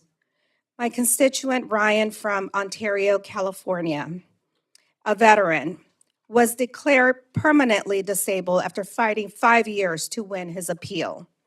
But he won't see a single dollar for 6 more months, not because he doesn't qualify, but because backlogs and understaffing. Ryan is now facing homelessness. This is what happens when we gut the very system meant to help those who served our country. This bill also pushes privatizing of the VA, outlined in Project 2025, pulling money away from trusted systems and giving it to private providers. That means fracture care, higher costs, and longer wait times. Veterans deserve consistent, comprehensive care, not a patchwork system that prioritizes profits. And this bill goes even further, restricting abortion counseling, and in some cases, care itself at the VA. It forces invasive reporting on abortion services, and this is a direct violation of privacy and an attack on women, veterans who served their country honorably. Beyond healthcare, this bill cuts support for veterans, housing, and food assistance from veterans who are struggling to get by. The cuts are only going to make their life even harder. And as a mother of an Air Force veteran, I will never stop fighting for service members, veterans, and their families. This bill abandons them. They deserve respect, care, and full support, not cuts. And I urge my colleagues to vote no, and I yield back. Thank you. The gentlelady from New York, Ms. Ming, is recognized for opening comments on the bill. Thank you, Mr. Chairman. I rise in strong opposition to the fiscal year 2026 MilCon and Veterans Affairs Funding Bill. I'm proud to represent Queens, New York, home to over 38,000 veterans, more than any other borough in the city. One of those veterans is Mr. Luke Graziani of Woodside, Queens, who served 20 years in the U.S. Army. He completed 4 combat tours, 2 in Iraq and 2 in Afghanistan, sacrificing for his unit, his family, and his country. Mr. Graziani is a hero, but even that didn't protect him from this administration's treatment of veterans and public servants. At the beginning of the year, Mr. Graziani was working at the James J. Peters Medical Center. One morning, he received a cold, templated email telling him he was terminated and to pack up his belongings and leave by noon. He wasn't alone. Nearly 6,000 veterans across the federal government got the same email. Up to 80,000 employees at the VA could be fired, rolling back staffing to 2019 levels despite increased need for VA services. How did the administration justify this? A former senior White House official defended the firings by saying veterans might not be fit to have a job at this moment or not willing to come to work. That's outrageous. Veterans like Mr. Graziani are not only willing to serve, they already have. And now they serve again, this time as federal employees, delivering critical care and services to others. The way they were discarded was disgraceful. And what does the House majority think of these veterans and public servants, those who once wore the uniform and who still do? This bill makes it painfully clear. It makes their quality of life worse by underfunding military construction by almost $1 billion. It enacts Project 2025 by taking steps to privatize the VA, leading to worse outcomes, higher costs, and longer wait times. It weakens the power of our women in uniform to make decisions about what's best for their own health. It makes our service members and their families more vulnerable to climate change, natural disasters, and extreme weather. And it does nothing to protect veteran federal employees like Mr. Graziani, willing to give their lives for this country, only to be tossed aside by Doge and billionaires like Elon Musk. Fortunately, Mr. Graziani fought back, and he won. He was reinstated and received full back pay, but not everyone has. And under current law, it's not a guarantee that they will. That's why I'll be offering an amendment to guarantee full back pay for every VA employee who was unjustly terminated and later reinstated. They deserve every cent without delay. For now, I remain strongly opposed to this bill because it abandons our veterans, weakens our military families, and guts public services, all to make room for more tax breaks for the wealthy. I urge my colleagues to vote no, and I yield back. Thank you. The gentlelady from Florida, Ms. Frankel's recognized for opening remarks on the bill. Thank you, Mr. Chairman. First, I want to recognize the dedicated men and women who serve in my local VA system, individuals who show up every day and persevere despite the senseless layoffs that's gutted their workforce. And for those of you who have served us in the military, I want to thank all the veterans here. All of you who have loved ones who have served, I want to thank you. My home community of Palm Beach County is home to more than 60,000 veterans, including my own son, Ben, a proud Marine Corps veteran who served both in Iraq and Afghanistan. So I rise today not only as a member of Congress, but as a Marine mom. And I got to tell you that parts of this bill severely aggravate me because I know firsthand the sacrifices that our service members make. And like most Americans, I believe that when they return home, they should get the health care and support that they've earned. And that promise is under serious threat. Drastic funding cuts pushed by the richest man in the world, Elon Musk, and his so-called Doge boys have wreaked havoc across federal agencies, including the VA. Doge, that's what they call them, Doge. They've stormed into government, slashing staff, bullying employees into early retirement, and leaving chaos in its wake. And now, sadly, being rubber-stamped by our Republican colleagues. These reckless reductions in the federal workers have real-life consequences, especially for our veterans trying to access the care they need. And this bill also funnels billions into private care, overlooking the fact that many veterans suffer from complex conditions like PTSD that aren't often seen or well treated in the private sector. And in that regard, I'm going to share one of the stories of my constituent. He's a 78-year-old disabled veteran named James.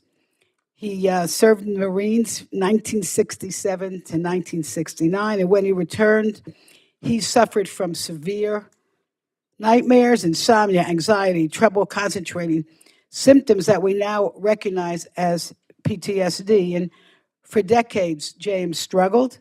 His condition made it hard for him to keep a job, to maintain relationships, or even get through a normal day. Eventually, the depression became so deep that in 2019, James began having frequent thoughts of suicide. But fortunately, he found help at our local VA. He was referred to a PTSD specialist and began a course of therapy that helped him to return his life around. And he told me, James said this, the VA saved my life. But just a few months ago, that same therapist who had been seeing James regularly for months was laid off due to staffing cuts to those Doge boys. What does that stand for? I don't know. But now, James is back on the wait list. He's been waiting months to be assigned a new therapist, and he said, I'm scared of landing in that dark place again. I don't know how much longer I can wait for someone to help me with these difficult thoughts. So let me just ask everyone here. I'll ask everybody, does this honorable veteran deserve to live in fear? Should he be forced to wait months for the care he needs? I'll answer the question. Of course not. For veterans like James, care from a trusted, specialized VA provider is not a luxury. It's a lifeline. Forcing him to start over with private care that may not understand the complexity of combat trauma puts him at serious risk. A country's budget is supposed to reflect its values, and we should value our veterans. I know we value our veterans, so I hope that together we can work together to get this bill to a place that truly honors the promise we've made to our service members. And so folks like James can get the care they need. And until then, I will vote. Unless we can fix this bill, maybe we'll fix it. But right now, I'm voting no. And I yield back. Thank you. As I said at the beginning, when the ranking member arrived, we would go to her for her opening statement. Any comments about the bill? If you want to break it in two, that's fine too. I know you've been doing quite a bit over in rules, but and then after that, we'll resume with member comments about the bill. So with that, I recognize the gentlelady, the distinguished ranking member of the full committee, my friend, Mr. Laura from Connecticut. Thank you very, very much, Mr. Chairman, for yield, and thank you for your indulgence. I was not out bowling or going to a movie. I was at the Rules Committee for the last, I guess, 3 hours, et cetera. Always an experience, but I really thank you for your indulgence. I thank you for your friendship. And I said many times before, we've had the opportunity to work together in so many ways over the years in which we have produced bipartisan bills that I think have really address the needs and the concerns of this nation. And my hope is that we can get there again this time around. And before we begin, I want to thank all of the Military, Construction, and Veterans Affairs Subcommittee staff on both sides of the aisle for their work. And in particular, let me say thank you to Farouk Ofaso, Tyler Coe, and Farouk, congratulations, first markup as a subcommittee clerk. Baptism by fire is always good. This is the first full committee markup of a fiscal year 2026 bill, and we do so in completely unprecedented times, with the Congress's authority and this committee's relevance being challenged by a lawless administration. If it is true that there are Democrats, there are Republicans, and there are appropriators, then now is the time for appropriators to stand up. Let's preserve our constitutional authority over the power of the purse. Since taking office, the Trump administration has stolen funding appropriated by this committee, passed by the House and the Senate, signed into law by the President, for programs and services across the federal government that help to grow the middle class, protect the working class, fuel small businesses, and make sure billionaires and mega corporations play by the rules and pay taxes. The President is not laser focused on the cost of living crisis, which he is actually making worse. He promised to fight for the working class, but instead put billionaires in charge of our government. They are attacking programs that support veterans, firing thousands of veterans who serve in our government in order to pay for tax cuts for billionaires. These cuts are not just numbers on a page. They are not only felt in Washington. They touch all of our districts, including my own. There are well over 100,000 veterans in Connecticut. My district is home to Connecticut's only VA hospital that performs inpatient care, the West Haven VA Medical Center. The staff at the West Haven VA received resignation offers and Elon Musk's, quote, 5 things email. Among them are Renee Luno-Shekfi, a registered nurse, who says morale among the center's staff has been impacted by this administration's tactics and policies. She said, and I quote, "I could tell you what I didn't do last week. I didn't take lunch a single day. I didn't take a 15-minute break a single day because we are trying to do a lot with what little we have." The West Haven VA Medical Center, like VA facilities across the country, does not have too many staff or too much funding. It is already doing a lot with a little. But this administration has no boundaries when it comes to jeopardizing the programs and services the American people depend on, and that includes programs that serve America's veterans. The bill before us will enact a key Project 2025 proposal by transferring billions of taxpayer dollars to private hospitals and clinics, leading to longer wait times, poor communication and coordination, diminished quality of care for veterans, and higher costs for taxpayers. This is a step toward privatization. This bill would worsen quality of life for service members and their families while putting veteran safety at risk. While our military faces massive recruitment challenges, the bill underfunds military construction by nearly $1 billion, hurting our recruitment and retention and undermining our military readiness. By making it harder to keep guns out of the hands of those legally barred from holding them, this bill endangers veterans' safety. This bill leaves military installations, service members, and their families vulnerable to climate change and worsening natural disasters by failing to include dedicated funding to strengthen military installations against these threats or to help them recover from past disasters. Defense leaders, including during President Trump's first term, have warned of the danger that climate change poses to our military and the tens of billions of dollars in damage to military installations from recent severe weather reinforces their point. Former Secretary Mattis warned that climate change threatened American interests and our defense assets around the world, and said that climate change is, and I quote, "a challenge that requires a broader whole-of-government response," end quote. The bill attacks women veterans, who are the fastest-growing group served by the Department of Veterans, with a policy rider that limits abortion access and prohibits abortion counseling. The women who volunteer to serve and defend our nation, to protect America's sacred rights and freedoms, should not come home to find their medical care and family planning decisions being made by anyone else except themselves, their families, their doctors, and their faith. These riders do nothing but put us on a path of partisan division that will make it more difficult to come to an agreement on full-year bills. Ending fiscal 2025 with an unprecedented full-year continuing resolution was a missed opportunity to invest in our veterans and in our service members. We should be working towards a bipartisan bill that can actually pass this year.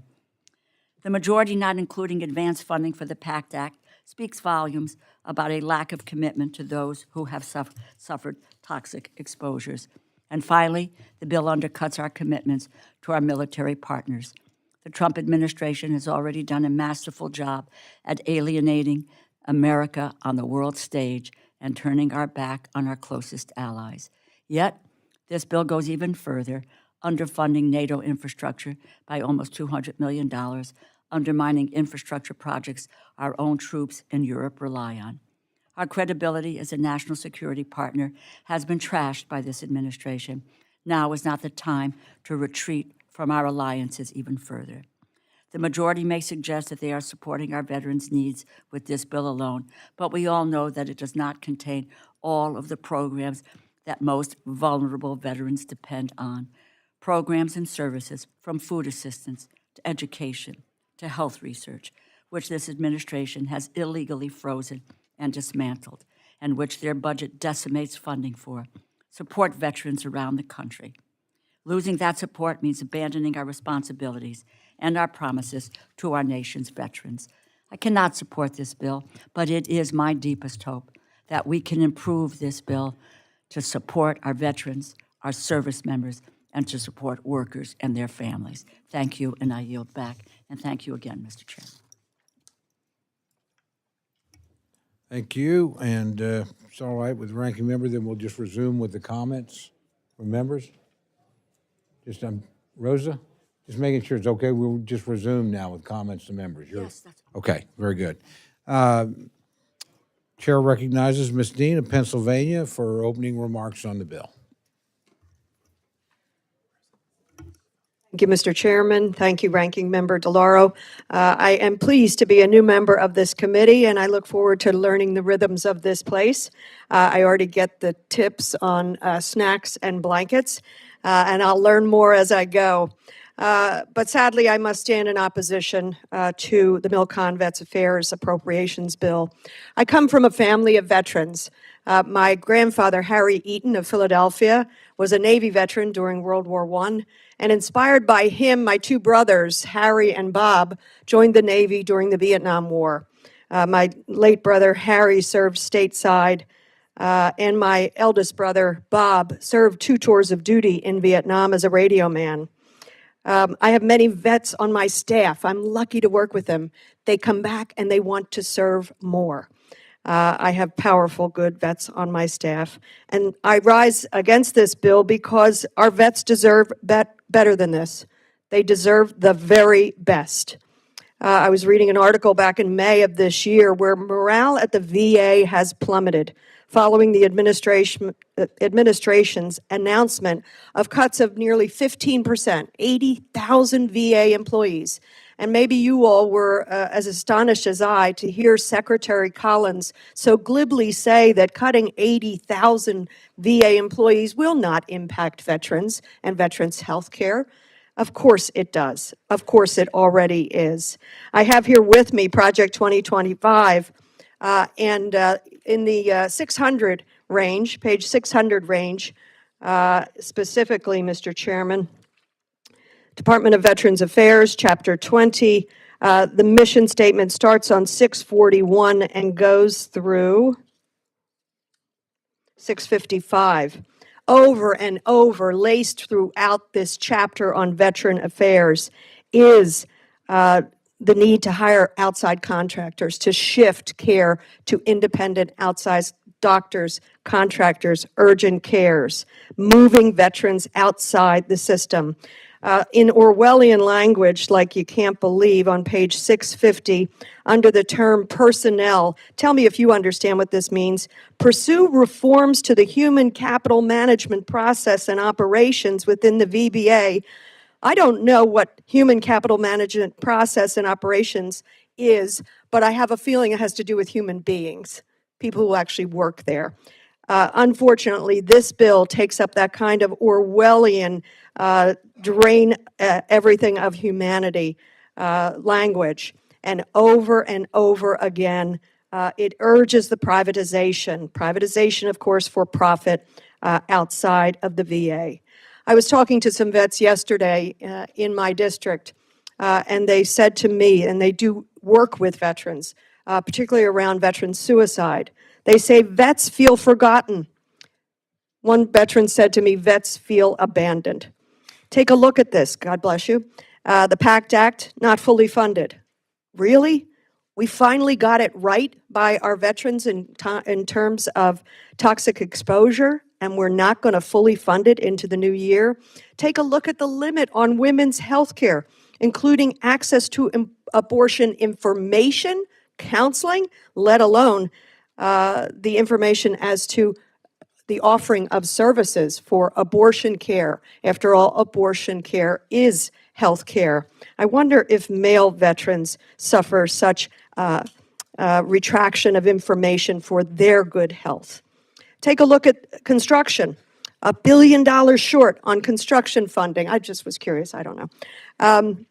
It falls short nearly $1 billion on construction funding. It falls short of our U.S. commitment to our allies, as the ranking member just said, again harming our reputation around the world. We are the indispensable nation, but here we are shortchanging NATO allies' infrastructure. Finally, I would argue that we must much more robustly fund veterans' mental health and addiction services. As you know, we have a horrible statistic that as many as 20 veterans a day take their own lives. It happens in my district, sadly. It happens among people that I know. 20 veterans a day is more than 7,000 veterans a year. They deserve better. We must not forget our veterans. Help them with their problems with addiction. Help them with their problems with mental health. I'll close with this. I told you I was excited to be on this committee.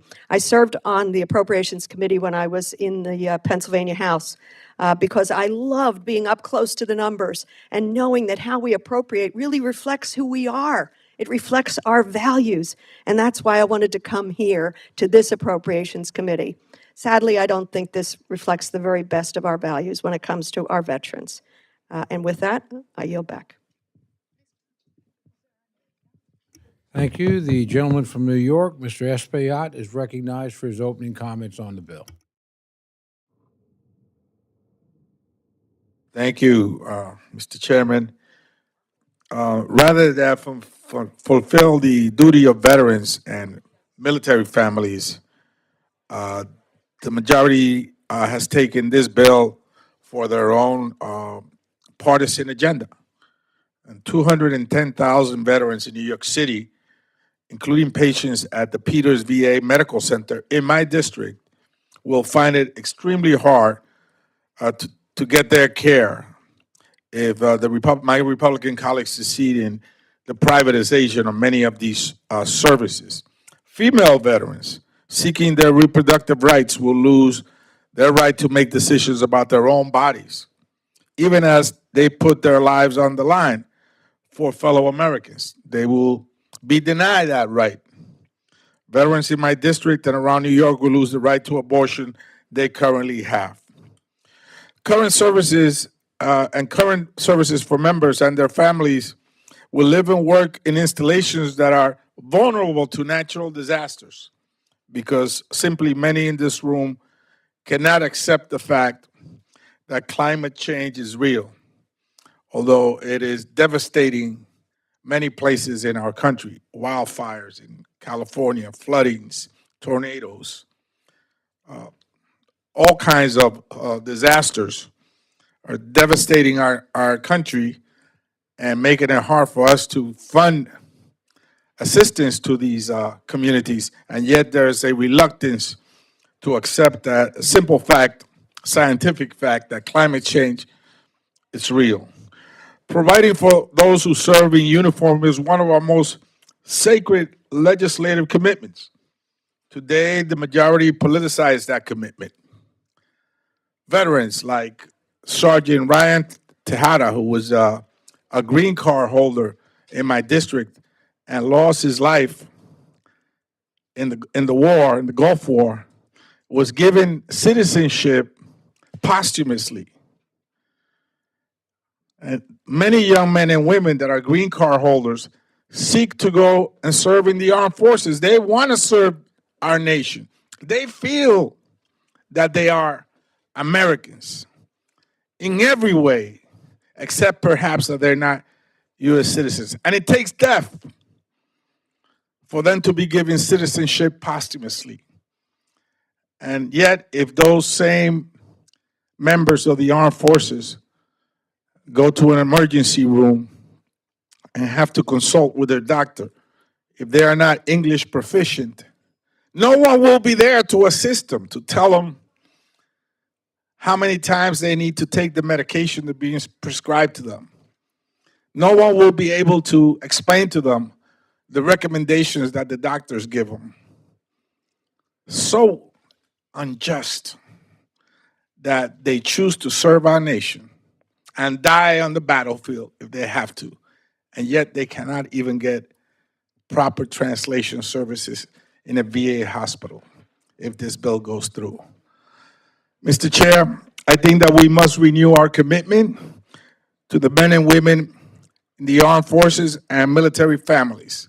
And we ought to take a look at all the shortcomings of this bill and do a complete U-turn. And I yield back. Thank Thank you very much. Before the chair moves to the next speaker, let me just let everybody know we are voting now. We have enough time for everybody that wants to speak to have an opportunity to do that before we break. And then I would ask you, I think it's only 2 votes. So I would ask you, as soon as you cast your second vote, to come back. We'll have a few minutes, but then we will, as was announced earlier, recess at 6:15, resume at 7:15, so people wanting to go to the vigil can do that. So with that, Chair recognizes Ms. Escobar of Texas for her opening remarks on the bill. Thank you, Mr. Chairman, and to the Ranking Member, Chairman Carter, and Ranking Member Wasserman Schultz. This is my first full committee markup. I am so excited to be on the Appropriations Committee and really grateful for the opportunity. I joined this committee after 6 years on the House Armed Services Committee, and I'm excited to bring everything that we worked on HASC here, especially to this specific subcommittee. I have the privilege of representing El Paso, Texas, which is home to Fort Bliss, a premier military installation. I'm grateful for the inclusion of priorities that help Fort Bliss, grateful to the hardworking staff, and for the support of my requests. But I cannot support this bill because of the deep cuts that harm our veterans. Like many of my Democratic colleagues, I've been hosting town hall meetings and have had over 100 engagements in my community. And many of those engagements are with veterans, and they are so alarmed at what is happening under this administration.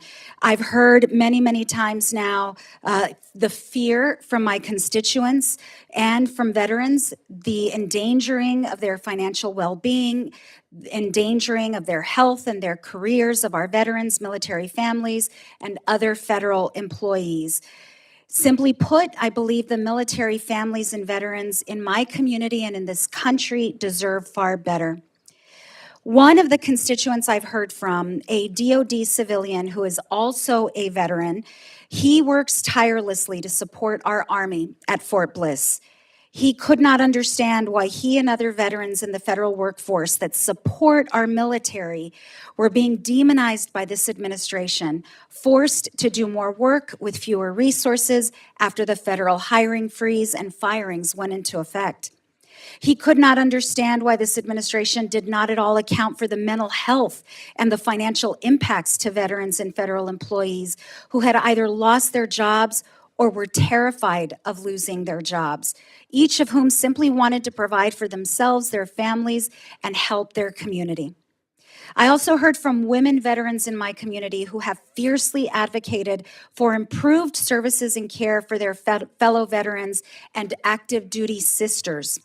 They are deeply worried about the rescission of reproductive care policies, where in our home state of Texas, the VA and the DoD are one of the very few means by which to access care if these military women and veterans need it. They are also worried about the disruptions to suicide prevention services, such as the Veterans Crisis Line, and these are just a few of the concerns that I've heard throughout my district. And that was prior to passage of the House Republican reconciliation package, which mandates deep cuts to other federal programs like Medicare and nutrition programs, also that millionaires and billionaires can get big tax breaks. I hoped this bill would do more to protect our veterans, military families, and the federal workers who are so deeply committed to serving them. And we still can, and it's my hope that we can get there together. But these policies won't just hurt veterans in my district, they'll hurt veterans across the country. This bill leads us down the road of privatization of the VA, a key goal in Project 2025.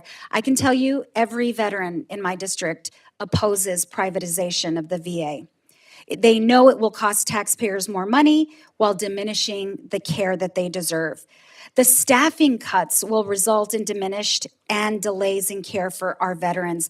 Not just the DOGE cuts, but the impending cut of 80,000 VA employees. Those employees deliver care to our veterans. Those employees are key to that care. We are hemorrhaging talent every single day. And we, on the Appropriations Committee, have to stand in the way of that hemorrhaging talent. I really am eager to participate in this markup so that we can make improvements together, because I believe the service members and veterans in my district and around the country who have sacrificed so much for us deserve the very best bill we can deliver. Thank you, Mr. Chairman. I yield back. Thank you very much. I now recognize Mr. Verban of Indiana for his opening remarks on the bill. But before I do, I want to do it with the caveat and the hope that you're as nice to us in Indianapolis, or the Indiana Pacers are, as we were to you in Oklahoma City in the opening game of the NBA playoffs. We'll be nicer, sir, nicer. I hope so. That would be fabulous. Yes, sir. All your projects would be approved. You didn't even, I keep saying yes, sir, because that's the Pacer cheering line, yes, sirs. Chairman Cole, Ranking Member DeLorio, Subcommittee Chairman Carter, and Subcommittee Ranking Member Wasserman Schultz, I appreciate the opportunity to speak on fiscal year 26 Military Construction and Veterans Affairs Appropriations Bill. Throughout my career as an elected official, I have worked directly with the Northwest Indiana veterans to help them access the world-class benefits and health care they have earned. Indiana's 1st Congressional District is home to nearly 40,000 veterans, and I am fighting every day to ensure the VA effectively honors the promise to our nation's veterans. This includes in ensuring that we provide the agency with the staffing and the funding needed to continue providing quality care. This proposal fails to live up to our responsibility to support our veterans. In particular, I have heard countless stories from veterans and families in Northwest Indiana who are deeply fearful of the impact that staffing cuts at the VA will have on their ability to access essential services. For example, Mary from Chesterton wrote me about her husband, a disabled veteran who has used the Veteran Crisis Hotline on multiple occasions to receive life-saving assistance. Another veteran from Northwest Indiana shared a heart-wrenching story of having survived a parachuting accident and sexual trauma while in the military. Both of them expressed their anxiety that VA staffing cuts will reduce veterans' access to critical medical and mental health services. I have also heard from veterans who have chosen to continue their mission of serving their country by joining the federal workforce post-service, who now face uncertainty about their employment. Veterans make up nearly 30% of the federal workforce, so staffing cuts not only impact veterans' care, but also their livelihoods. This includes Joseph from Cherville, Indiana, a combat veteran who has been a dedicated federal employee for over a decade and now worries about facing a reduction in force notice. I also would like to highlight that this bill fails to create guardrails to protect against the anticipated staffing cuts. Secretary Collins is expected to terminate almost 80,000 positions, and this is on top of the termination of 1,000 employees in February. I would note that this bill also slated to grow the VBA's compensation and pensions account by $44 billion in fiscal year 26 and another $14 billion in fiscal year 27, despite the Secretary's planning to cut 2,000 jobs from the VBA. So you can understand my confusion as why we are growing the budget while slashing jobs, meaning veterans would be waiting longer to receive the benefits they deserve. The decrease in staffing is coming at a time when we should be expanding benefits and care the following enactments of the Honor the PACT Act.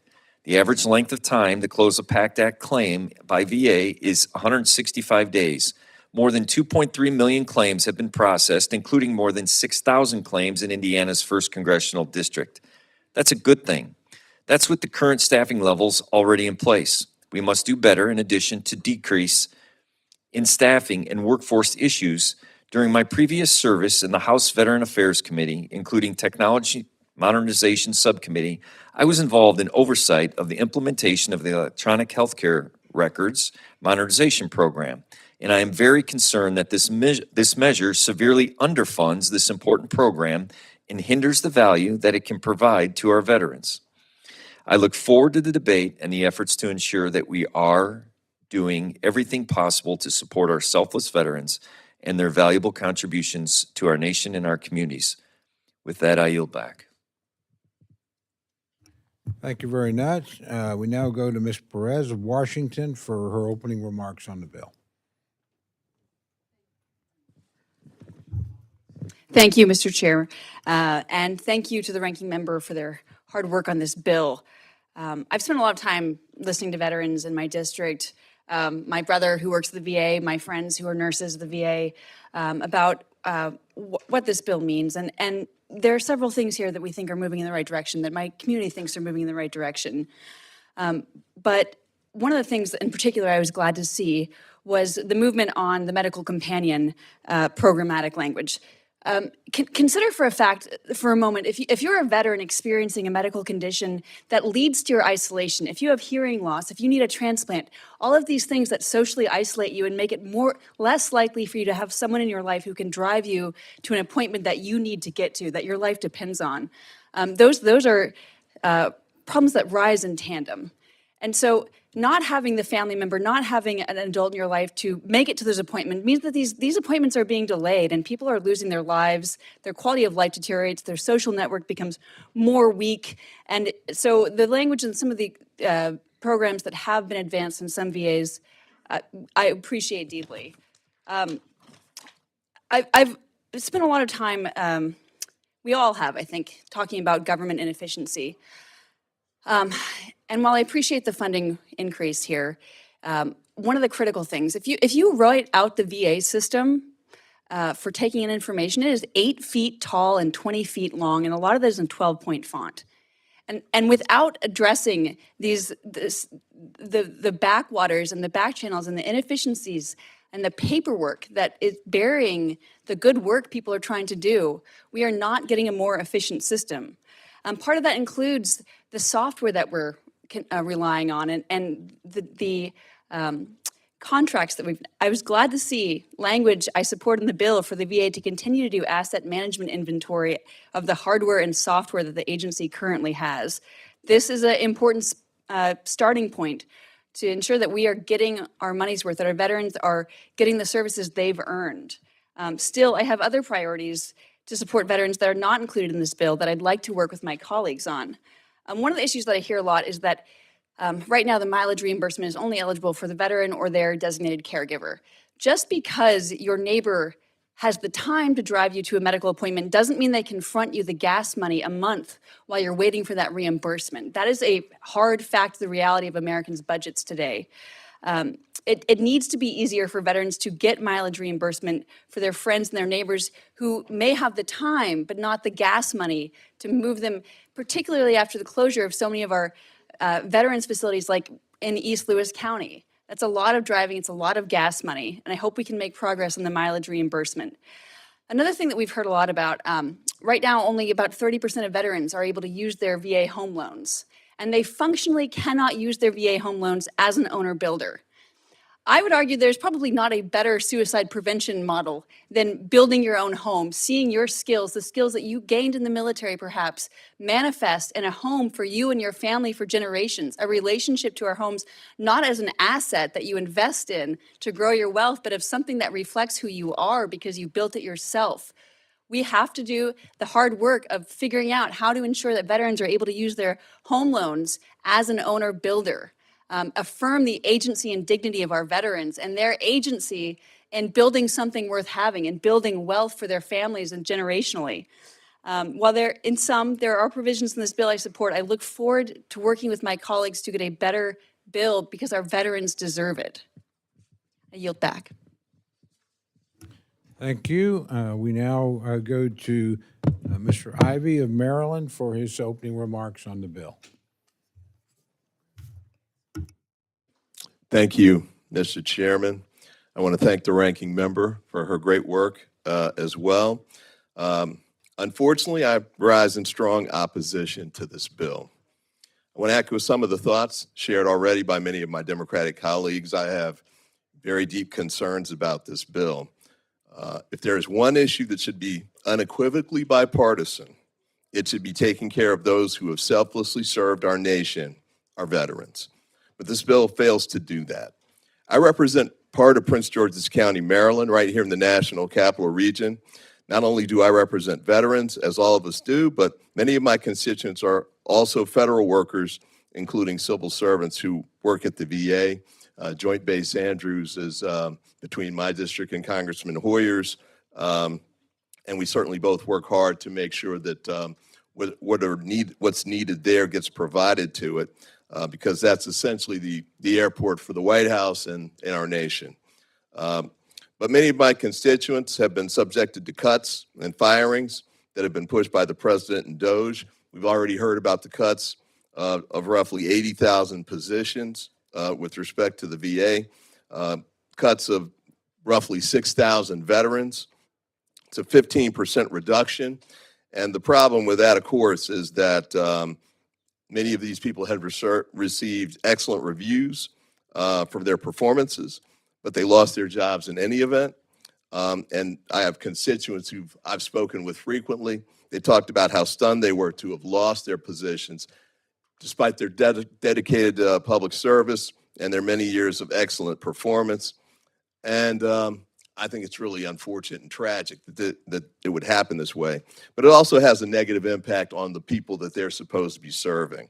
My late father-in-law moved in with me and my wife after he got into his 90s and wasn't able to take care of himself anymore. He had served in World War II as a decorated combat veteran, and he retired from military service, but then re-enlisted for ground combat in Korea. And while he was living with us, I had a chance to see the challenges that our senior veterans face, in part based on the injuries and wounds that they sustained during their service.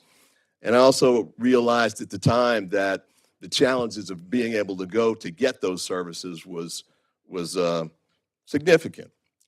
Unfortunately, this bill makes it even harder.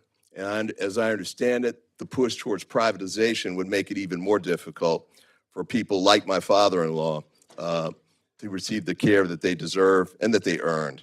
So, Mr. Chairman, I will not be supporting this legislation as written. I hope this committee can work in a bipartisan fashion and that we can eventually come together with colleagues in the Senate to produce a piece of legislation that will best serve our veterans and give them the types of service that they deserve and that they earned. And with that, I yield back. Thank you very much. Votes have been called. The committee will now recess. Please return promptly at the conclusion of the last vote in the series so we can continue consideration of our bills. Thank you.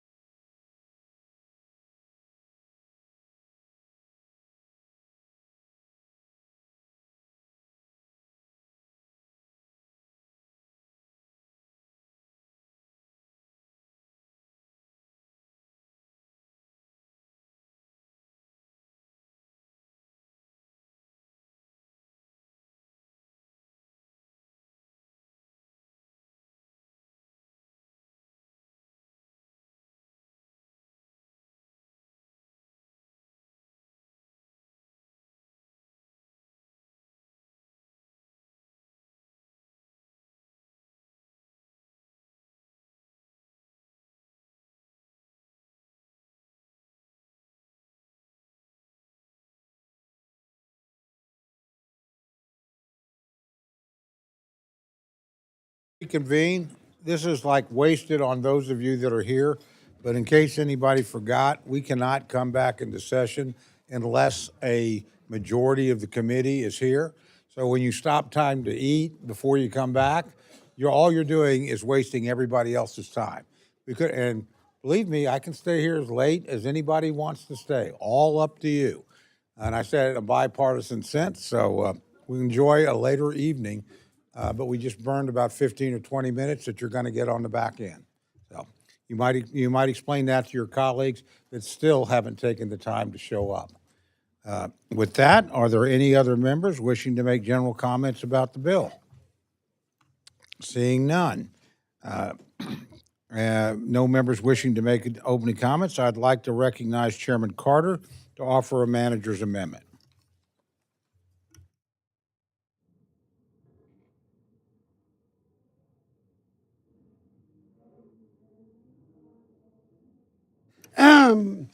Caught me while I was eating a sandwich. I rise to offer a manager's amendment. It includes bipartisan report language, includes other changes that both sides have agreed to, and I urge its adoption. Ms. Wasserman-Schultz is recognized.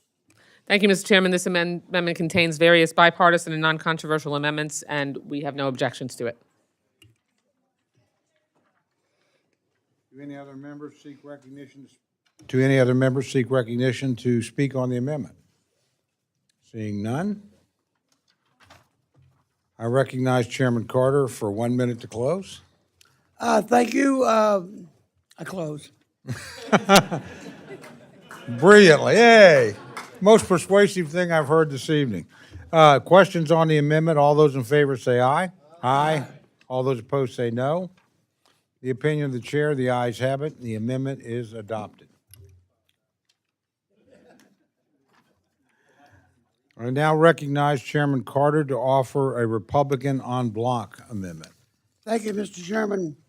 Excuse me. I rise to offer a Republican en bloc amendment. It includes technical changes to the title of an office, report language on anesthesiology services at the VA, and strikes current language on IT and China and replaces it with updated language. I urge its adoption.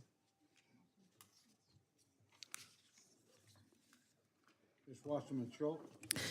Thank you, Mr. Chair. Schultz recognized. Thank you, Mr. Chairman. I rise in opposition to this amendment. This is an unnecessary amendment. It simply intends to create divisions where there should be none. I don't understand the focus on removing any mention of the word diversity from anywhere within the federal government. It is a shame that even the word diversity is a partisan issue. Inserting culture war debates only serves to take us further from bipartisan compromise and closer to a repeat of the FY25 Republican full-year CR. Do we really not care about diversity? Do we think there should be only one type of thought? Do we think there should be only one type of person making decisions or having federal resources benefit them? Unfortunately, there is one side of this committee that does seem to think that, and it is revolting. In fact, there's already language in this bill, for example, dealing with the purchase of equipment from Chinese public industries. We should be avoiding a repeat of the FY25 Republican full-year CR. This amendment does nothing to improve services for our veterans. It does nothing to ensure our VA facilities are adequately resourced to deliver the best care for our veterans or address military family housing suffering from systemic issues and inadequate oversight. There are so many issues that we do agree on within the MilCon VA subcommittee, which we should be focused on. Instead, to bring this bill closer to an agreement instead of what this amendment does, which brings us further apart. I oppose this amendment, urge my colleagues to join me, and let's get back to making sure that we focus on the mission of this subcommittee. I yield back. Thank you. Mr. Moore of West Virginia is recognized to speak on the amendment.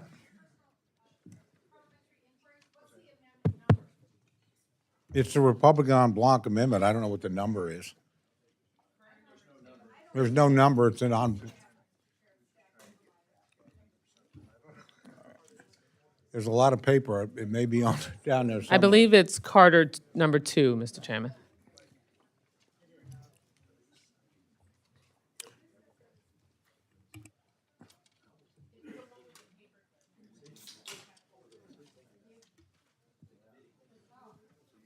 Does the gentlelady have a copy?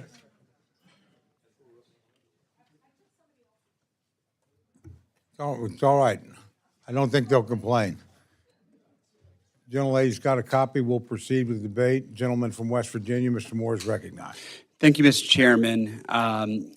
Just want to briefly touch on the procurement restrictions on Chinese IT equipment. Section 416 of this legislation, I think, is a good start to ensure the taxpayer dollars this committee appropriates doesn't go to buying Chinese tech. And I'm grateful for the chairman's leadership on this critical issue. The friendly amendment that I've offered in this en bloc amendment would tighten that language by tying procurement restrictions to specific lists from the Department of Defense, Treasury, Commerce, and Homeland Security, as well as the Uyghur Forced Labor Prevention Act. This gives clear standards that VA procurement officers can rely on. The language mirrors language included in the Senate FY25 MilCon VA bill at the request of then Senator Marco Rubio. The CCP poses an existential threat. My amendment ensures we are not using taxpayer dollars to bolster the tech industrial base and protects veterans from potential cybersecurity threats from Chinese equipment. I urge my colleagues to support the en bloc amendment, and I thank the chairman for the time. I yield back. Thank you very much. Do any other members seek recognition to speak on the en bloc amendment?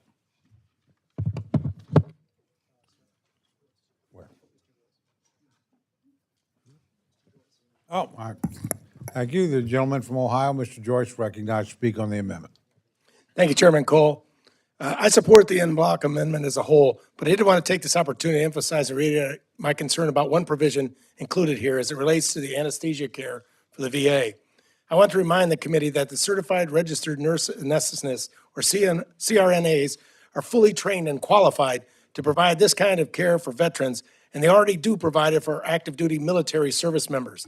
In fact, 49 states do not require physician anesthesiologist supervision of CRNAs, recognizing that they are fully capable of providing safe anesthesia care to patients. The shortage of anesthesia providers at Veterans Health Administration drives up costs and delays access to care for patients. The VA should be allowing CRNAs to practice to the full extent of their training to ensure that we are delivering better and faster care to our nation's veterans. I oppose this report language included in the en bloc amendment to the extent that it would maybe interpreted imply that CRNAs should be prevented from providing this care to veterans, or that allowing them full practice authority would somehow lead to lower quality care. We should reject that suggestion and continue to support. Would the gentleman yield when you're 1 second, I'm almost finishing your done. sentence? and support our nursing workforce, utilizing all of their training so they continue to provide high quality care across the country, including for veterans who bravely risk their lives for our country. I yield at this point.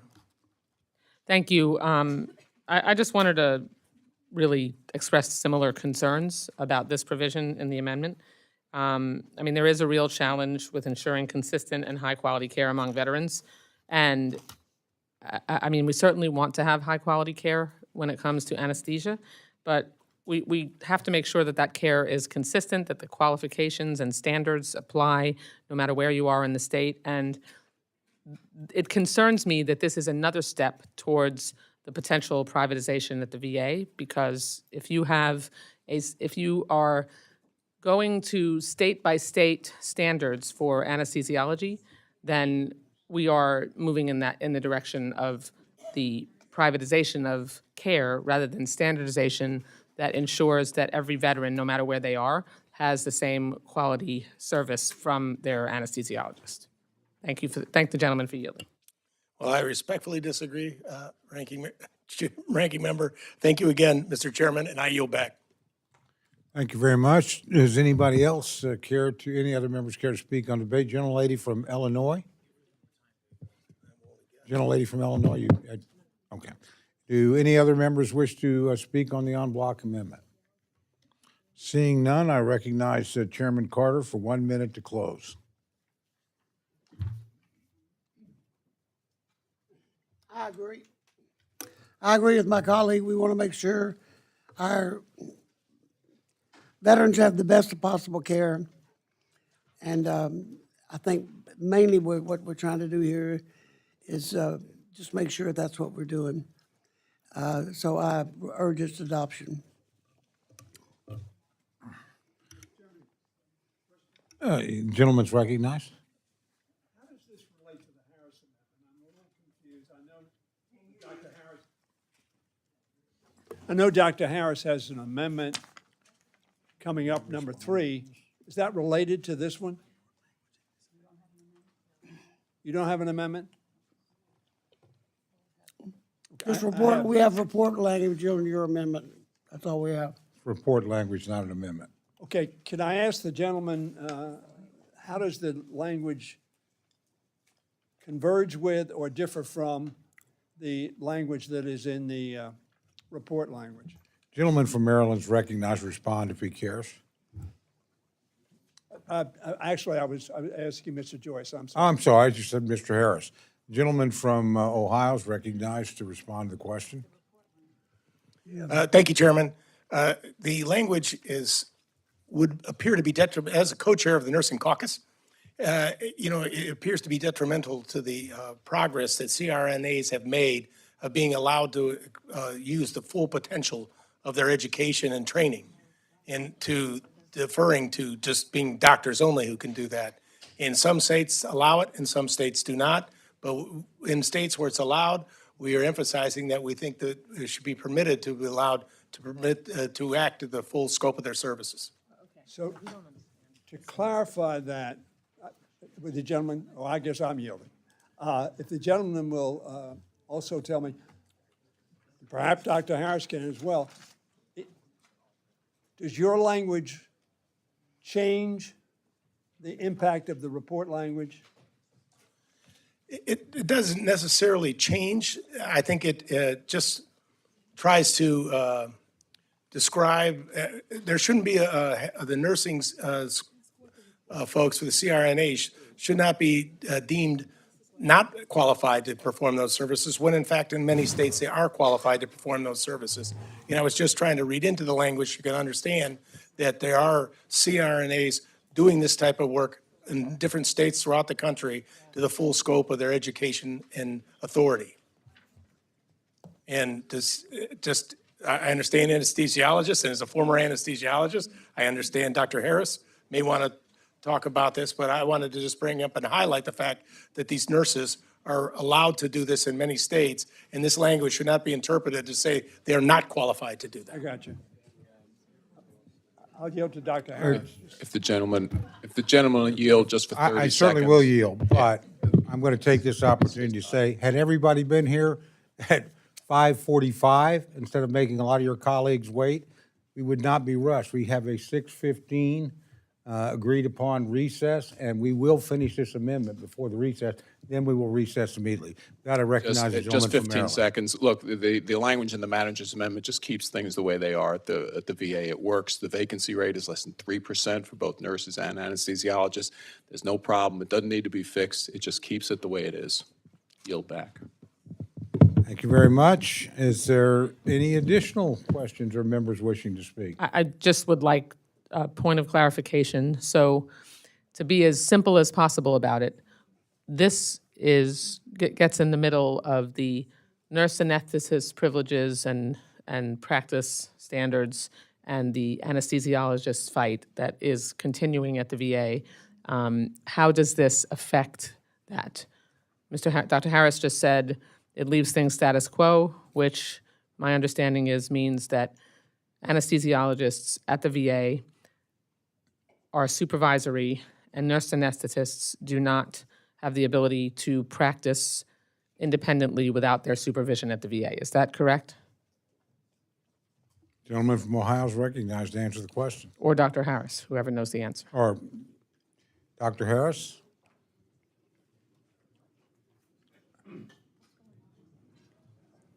I just I want was to know what we're just voting. trying to clarify the fact that their nurses, this language should not be deemed in any way impugning the integrity of those nurses who, and CRNAs, who are able to perform these services throughout the state. And the fact that the VA does not want to employ them or is highlighting that they want to keep the status quo, so be it. They're opening up practices and doing these things throughout the country in the states in which they're allowed. Our nurse, would the gentleman yield, or whoever has the mind, I might have the time. Are nurse anesthetists able to practice at the VA with this language in the end block if it passes? It keeps the situation exactly where it is. In some locations where there are no anesthesiologists, nurses do practice independently in the VA system. But where there are, they practice under the direction or supervision. So it just maintains the way it is in the VA system. Okay, and my understanding is the nurse anesthetists don't like that, so just so we understand that this is a, practice fight. Okay, thank you, Mr. Chairman, I yield back. Thank you very much. There any additional questions? If not, the question is on the amendment. All those in favor say aye. Aye. All those opposed say no. No. The opinion of the chair, the ayes have it. Roll call. Roll call has been requested. All those in favor of recorded, would you raise your hands, please? More than sufficient. A recorded vote is ordered. The clerk will call the roll. Mr. Adderholt. Aye. Mr. Adderholt, aye. Mr. Aguilar. No. Mr. Aguilar, nay. Mr. Alford. Aye. Mr. Alford, aye. Mr. Amadei. Mr. Amadei, aye. Mrs. Bice. Aye. Mrs. Bice, aye. Mr. Bishop. Mr. Bishop, no. Mr. Calvert. Aye. Mr. Calvert, aye. Mr. Carter. Aye. Mr. Carter, aye. Mr. Case. Mr. Siscomani. Mr. Siscomani, aye. Mr. Klein. Mr. Klein, aye. Mr. Cloud. Mr. Cloud, aye. Mr. Clyburn. No. Mr. Clyburn, no. Mr. Clyde. Aye. Mr. Clyde, aye. Mr. Cole. Aye. Mr. Cole, aye. Mr. Cuellar. No. Mr. Cuellar, no. Miss Dean. Miss Dean, no. Miss DeLauro. No. Miss DeLauro, no. Mr. Diaz-Balart. Aye. Mr. Diaz-Balart, aye. Mr. Edwards. Mr. Edwards, aye. Mr. Elzey. Mr. Elzey, aye. Miss Escobar. Miss Escobar, no. Mr. Espaillat. Mr. Espaillat, no. Mr. Fleischman. Mr. Fleischman, aye. Miss Frankel. Miss Frankel, no. Mr. Franklin. Mr. Franklin, aye. Mr. Gonzalez. Mr. Guest. Mr. Guest, aye. Mr. Harder. Mr. Harder, no. Dr. Harris. Dr. Harris, aye. Mrs. Henson. Mrs. Henson, aye. Mr. Hoyer. No. Mr. Hoyer, no. Mr. Ivy. No. Mr. Ivy, no. Mr. Joyce. Mr. Joyce, aye. Miss Captor. No. Miss Captor, no. Mr. Lalota. Aye. Mr. Lalota, aye. Miss Lee. Miss Lee, no. Miss Letlow. Miss Letlow, aye. Mr. Levin. No. Mr. Levin, no. Miss Malloy. Miss Malloy, aye. Miss McCollum. Miss McCollum, aye. Miss Ming. Miss Ming, no. Mr. Molinar. Mr. Molinar, aye. Mr. Moore. Mr. Moore, aye. Mr. Morelli. No. Mr. Morelli, no. Mr. Mervin. No. Mr. Mervin, no. Mr. Newhouse. Aye. Mr. Newhouse, aye. Miss Perez. No. Miss Perez, no. Miss Pingree. No. Miss Pingree, no. Mr. Pocan. Mr. Pocan, no. Mr. Quigley. Mr. Quigley, no. Mr. Reschenthaler. Mr. Reschenthaler, aye. Mr. Rogers. Aye. Mr. Rogers, aye. Mr. Rutherford. Aye. Mr. Rutherford, aye. Mr. Simpson. Aye. Mr. Simpson, aye. Mr. Strong. Aye. Mr. Strong, aye. Mrs. Torres. No. Mrs. Torres, no. Miss Underwood. No. Miss Underwood, no. Mr. Valadeo. Aye. Mr. Valadeo, aye. Miss Wasserman Schultz. No. Miss Wasserman Schultz, no. Mrs. Watson Coleman. No. Mrs. Watson Coleman, no. Mr. Womack. Aye. Mr. Womack, aye. Mr. Zinke. Aye. Mr. Zinke, aye. Does any member wish to record their vote or change their vote? Gentlelady from Minnesota is recognized. FI no, Mr. Gentleman from Cullen. Hawaii is recognized. Mr. Case, no. Does any other member wish to record or change their vote? The clerk, if not, the clerk will tally.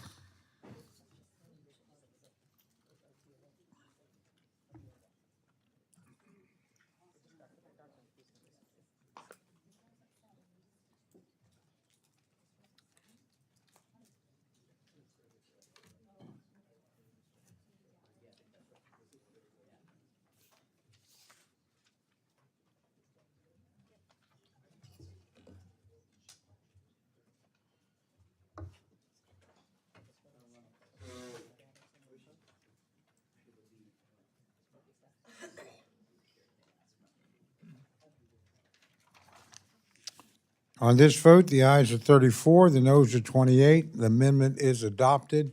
We will move immediately into recess. We will reconvene at 7:15 or as quickly as a quorum assembles. I would ask you that you get back here at 7:15 if you possibly can. Thank you very much. We're in recess.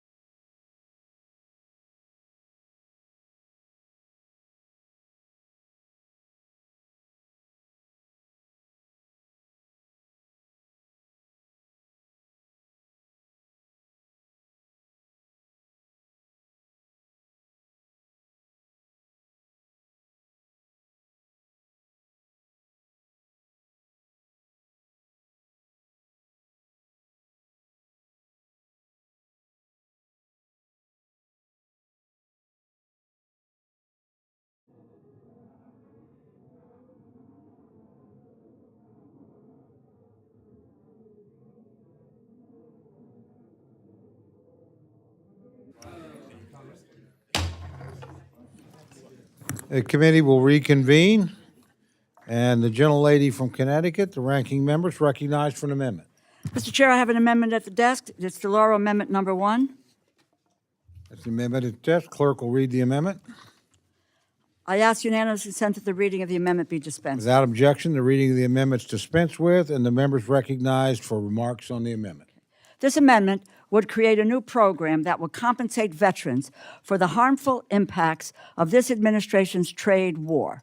The World Bank's latest global report forecasts that the United States will face the biggest downgrade in economic output, slowing to 1.4% from 2.8% last year, nearly a full point below their January estimate. The amendment provides $100 million to reimburse veteran farmers, veteran small business owners, veteran construction workers, and many others who have lost wages and profits because of this administration's reckless, chaotic, and confusing tariff policies. As these tariffs are implemented, Americans will face higher costs and job losses as manufacturers and retailers that rely on imported materials are forced to decide between cutting labor costs or lowering production. President Trump's chaotic tariffs are hurting veteran farmers. In a recent study from USDA, the U.S. had over 300,000 producers who served or were serving in the military. These tariffs also hurt small business owners. There are approximately 2.5 million veteran-owned businesses in America, which represents nearly 1 in 10 U.S. businesses. Tariffs lead to higher materials and construction costs, increasing the cost of military construction projects, which support our service members. The Trump administration enacted across-the-board 10% tariffs on imports and 50% tariffs on steel and aluminum imports this year. According to the Tax Foundation, Trump's tariffs are the largest tax hike since 1993. This amendment seeks to provide relief to our veterans, those who volunteered to protect not only our freedoms, but our economy and our way of life. By allowing veterans to seek reimbursement for the losses they incurred due to this administration's reckless policies, we can ensure that those who defended us in war continue to also remain the backbone of our economy. I urge you to support this amendment. Thank you. The gentleman from Texas, Chairman Carter, is recognized to respond to the amendment. I thank you, Mr. Chairman. I rise in opposition to this amendment. This is not a genuine attempt to assist veterans. This is a stunt to talk about tariffs and somehow try to tie their impacts on veterans. This program was designed out of thin air.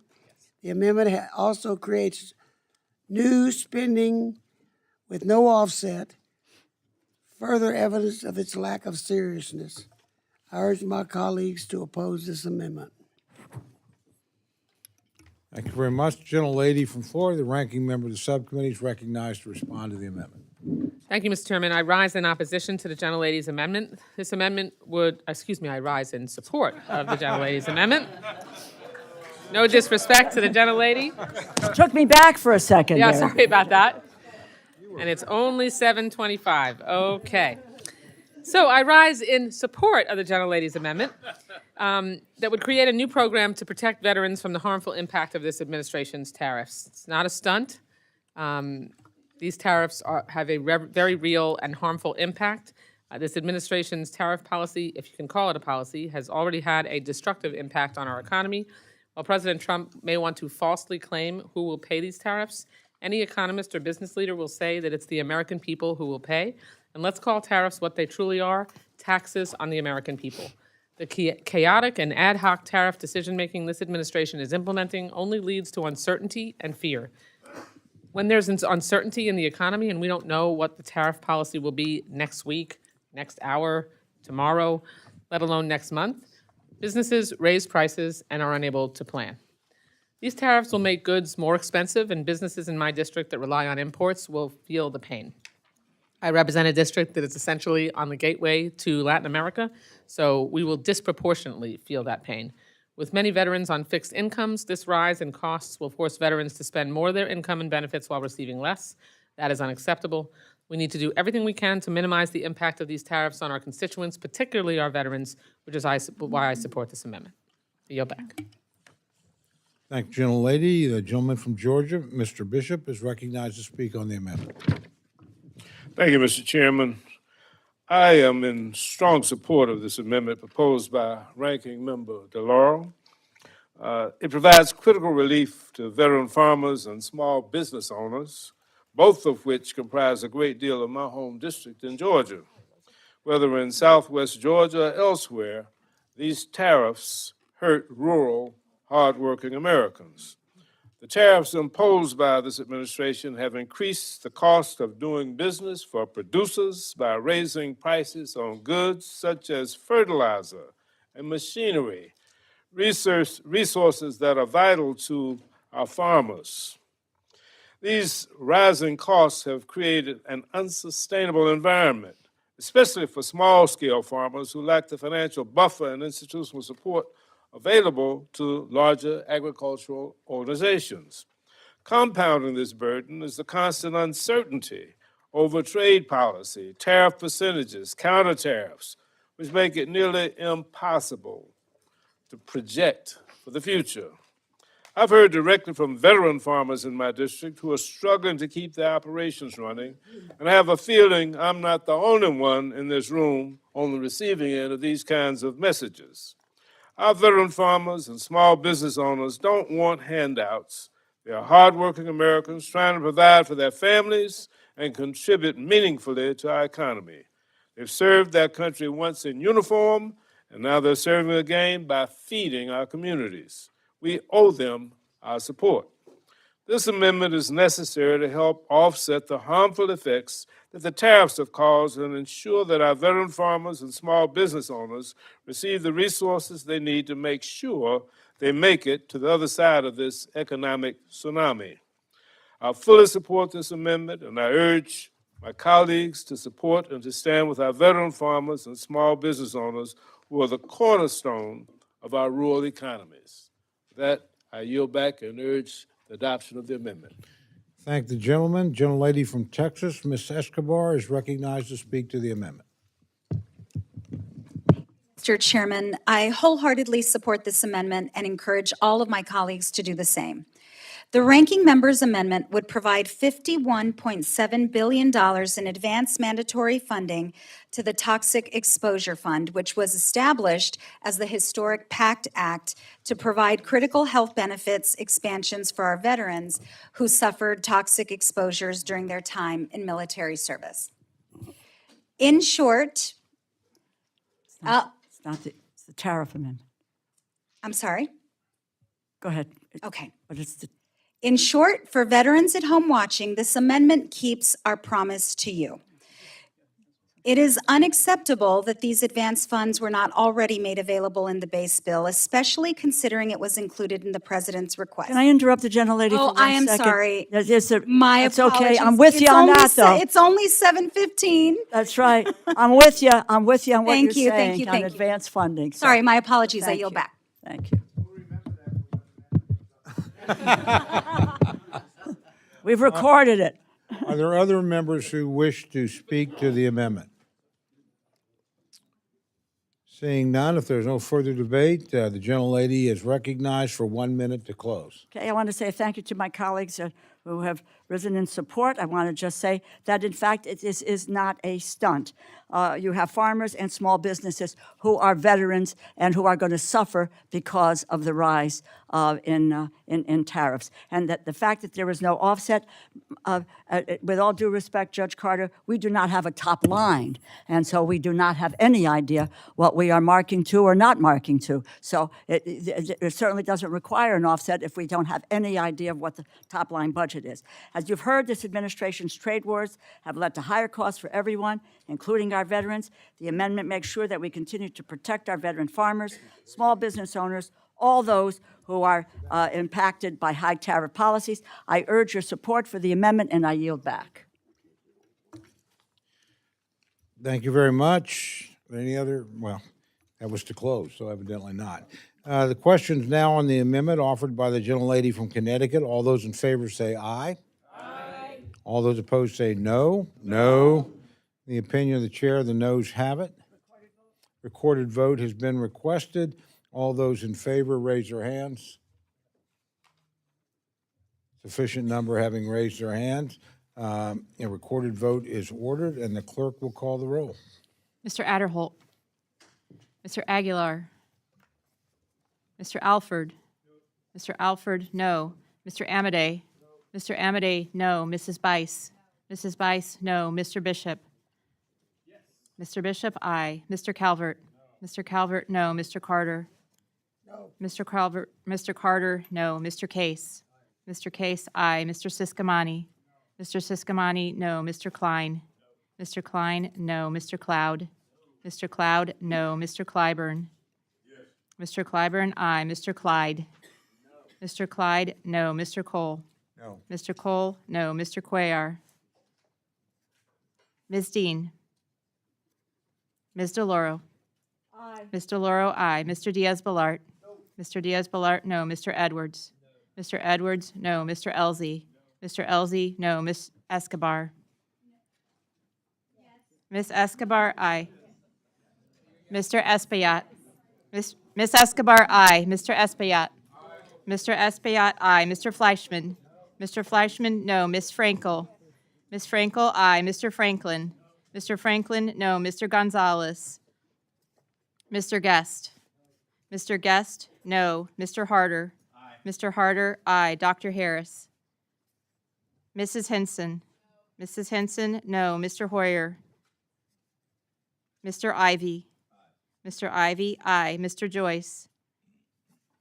Ms. Captor. Ms. Captor, aye. Mr. Lalota. Mr. Lalota, no. Ms. Lee. Ms. Lee, aye. Ms. Letlow. Mr. Levin. Mr. Levin, aye. Ms. Malloy. Ms. Malloy, no. Ms. McCollum. Ms. McCollum, aye. Ms. Ming. Ms. Ming, aye. Mr. Molinar. Mr. Molinar, no. Mr. Moore. Mr. Moore, no. Mr. Morelli. Mr. Morelli, aye. Mr. Mervan. Mr. Mervan, aye. Mr. Newhouse. Mr. Newhouse, no. Ms. Perez. Ms. Perez, aye. Ms. Pingree. Ms. Pingree, aye. Mr. Pocan. Mr. Pocan, aye. Mr. Quigley. Mr. Quigley, aye. Mr. Rushenthaler. Mr. Rushenthaler, no. Mr. Rogers. Mr. Rogers, no. Mr. Rutherford. Mr. Rutherford, no. Mr. Simpson. Mr. Simpson, no. Mr. Strong. Mr. Strong, no. Mrs. Torres. Mrs. Torres, aye. Ms. Underwood. Ms. Underwood, aye. Mr. Valadeo. Mr. Valadeo, no. Ms. Wasserman Schultz. Ms. Wasserman Schultz, aye. Mrs. Watson Coleman. Mrs. Watson Coleman. Mrs. Watson Coleman, aye. Mr. Womack. Mr. Womack, no. Mr. Zinke. Mr. Zinke, no. Does any member wish to record their vote or change their vote? Gentleman from Maryland. Dr. Harris, no. Gentlelady from Louisiana. Ms. Gentleman- Letlow, no. Gentleman from Ohio. Mr. Joyce, no. Gentlelady, excuse me, from Pennsylvania. Ms. Dean, aye. Gentleman from California. Mr. Aguilar, aye. Again, are there any others wishing to change or record their vote? Seeing none, the clerk will tally.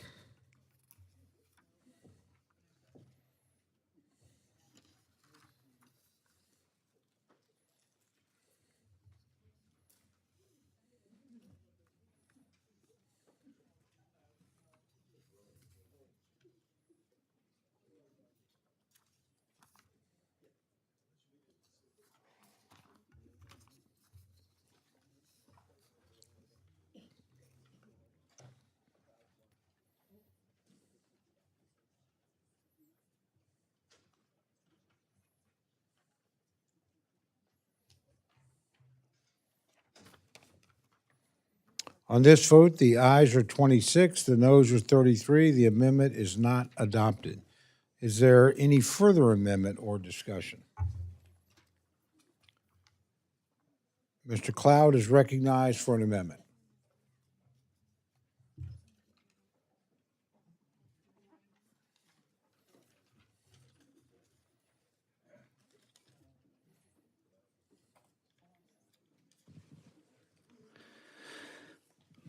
Thank you. Thank you, Mr. Chair. I have an amendment that should be circulated. It is to insert $3.5 million in their child development. Hang on, there's an amendment at the desk. The clerk will read the amendment. But you could have, of course, asked that that reading be suspended. I move that the reading be suspended. Without objection, the reading of the amendment is dispensed with. The members recognized for remarks on his amendment. Thank you. Although the amendment's only 2 sentences. So,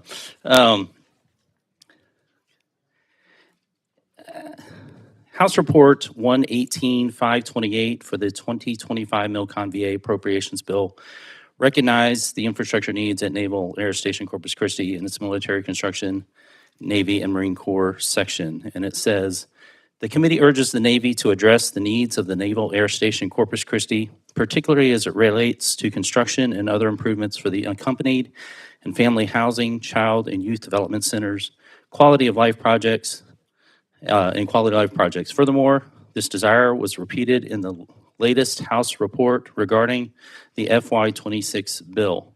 And I do want to thank the chair of the committee and the subcommittee for the work in getting that done.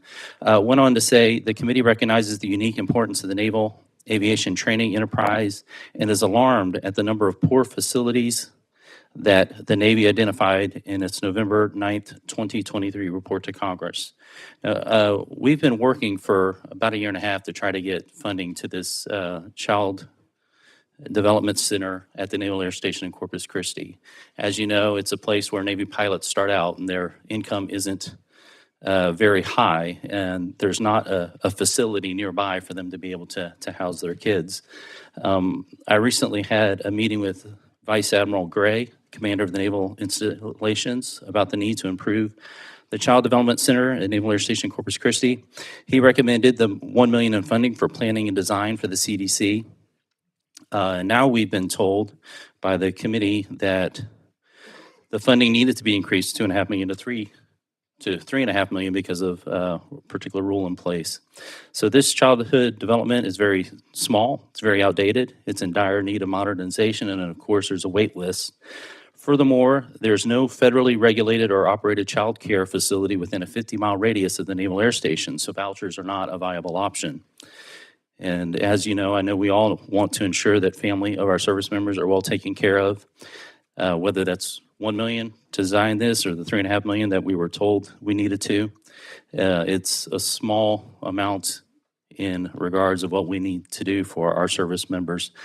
We've tried to get this through, and I've submitted it in times past, and I've completely told that because of rules that we've put in place that we are not able to do this. And as I mentioned last year, that if this was any other facility for anyone else other than our servicemen and not on a base, this would be a very easy thing to do, and certainly would have passed.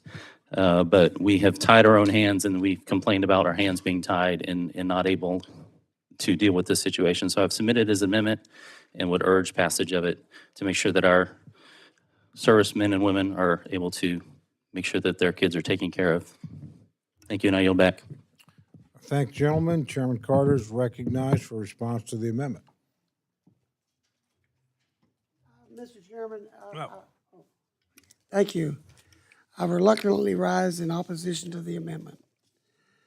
We have an established CPT process with long-standing guidance. This amendment does not follow that process. I will continue to work with the member. We have worked with him a lot and tried to explain this. I will work in trying to get him on the respective lists myself, but as submitted, I cannot support the amendment. I reluctantly urge my colleagues to oppose the amendment.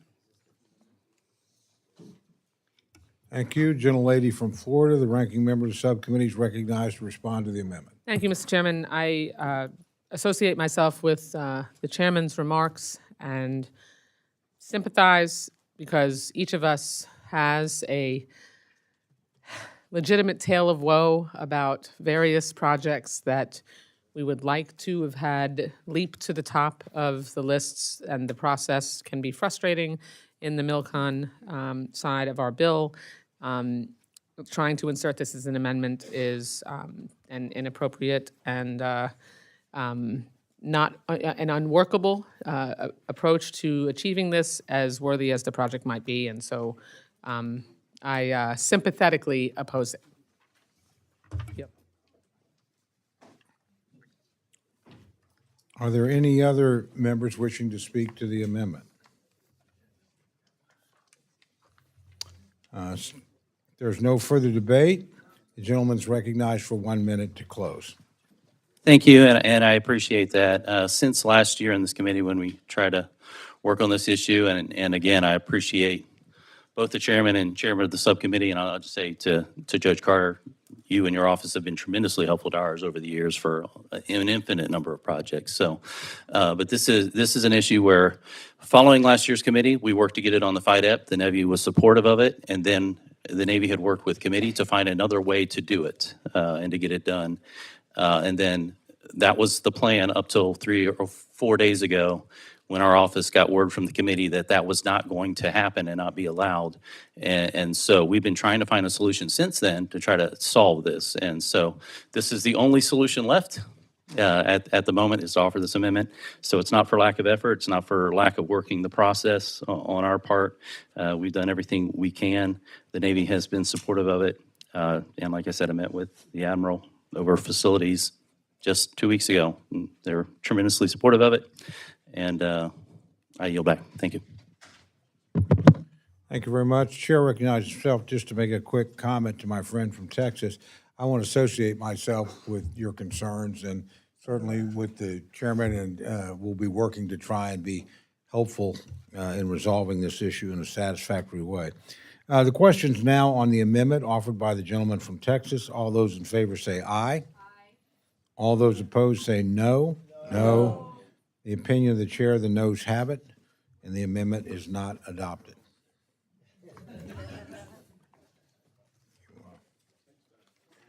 Says 1, 2, and 3. Thank you. Are there further amendments? Gentlelady from Connecticut is recognized. The amendment's at Amendment the at the desk. desk, Delora number 2. Okay, the amendment's at the desk. The clerk will read the amendment. I ask unanimous consent that the reading of the amendment be dispensed with. Without objection, the reading of the amendment is dispensed with. The member is recognized for remarks on her amendment. This amendment would transfer $3 million from VA's General Administration account to the Veterans Benefits Administration to administer the Veterans Affairs Service Purchasing Program that this administration has recklessly canceled. The Veterans Affairs Servicing Purchase Program was started to meet a need during and after COVID. Veterans were facing foreclosure at alarming rates, leaving many veterans homeless and without shelter. The Biden administration recognized this and in May of 2024 created the VAST program to help our heroes keep their homes.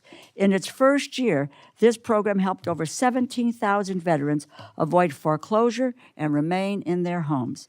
Yet, as one of his first actions, VA Secretary Collins canceled this program with less than 2 weeks' notice without consulting veterans, veteran service organizations, or mortgage companies.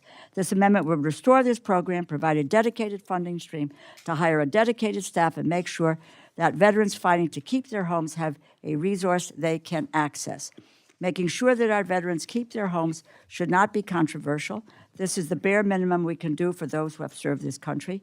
We are in a cost of living crisis, and under President Trump's watch, housing costs continue to rise, costs for basic necessities continue to rise, and food costs are going up. Supporting this amendment is one way to ensure that our veterans are able to keep their heads above water. I urge you to support this amendment. Thank you very much. Chairman Carter is recognized to respond to the amendment. Thank you, Mr. Chairman. I rise in opposition to this amendment. This is another program that had good intentions, but the prior administration let it run wild and it became unsustainable. As designed, the program also was intended, has the unintended consequence of having a borrower deliberately miss a payment to qualify for this program and a lower rate. I fully support improving the loss mitigation programs for our veterans. However, this one is misguided, and I know legislation is moving that would responsibly provide loss mitigation options for those struggling on their mortgage. I urge my colleagues to oppose the amendment. Thank you very much. The gentlelady from Florida, the ranking member of the subcommittee, is recognized to respond to the amendment. I rise in support. Thank you, Mr. Chairman. I rise in support of this critical amendment that ensures that we do not make veteran homelessness even worse than it already is. According to the National Coalition for Homeless Veterans, 13% of homeless adults are veterans, yet veterans make up only 6% of the American public. As inflation grows and this administration's economic policies drive prices higher, we need to ensure that veterans can continue to afford to keep their homes and remain housed. Not sure what the chairman means by this program has gone wild. I mean, I guess wildly successful in keeping veterans in their homes is one way we could interpret it. That's certainly how I would interpret it. The Biden administration started the Veterans Affairs Servicing Purchase Program for a reason, because there was a need. And what is this administration, what has the current administration done for this successful program?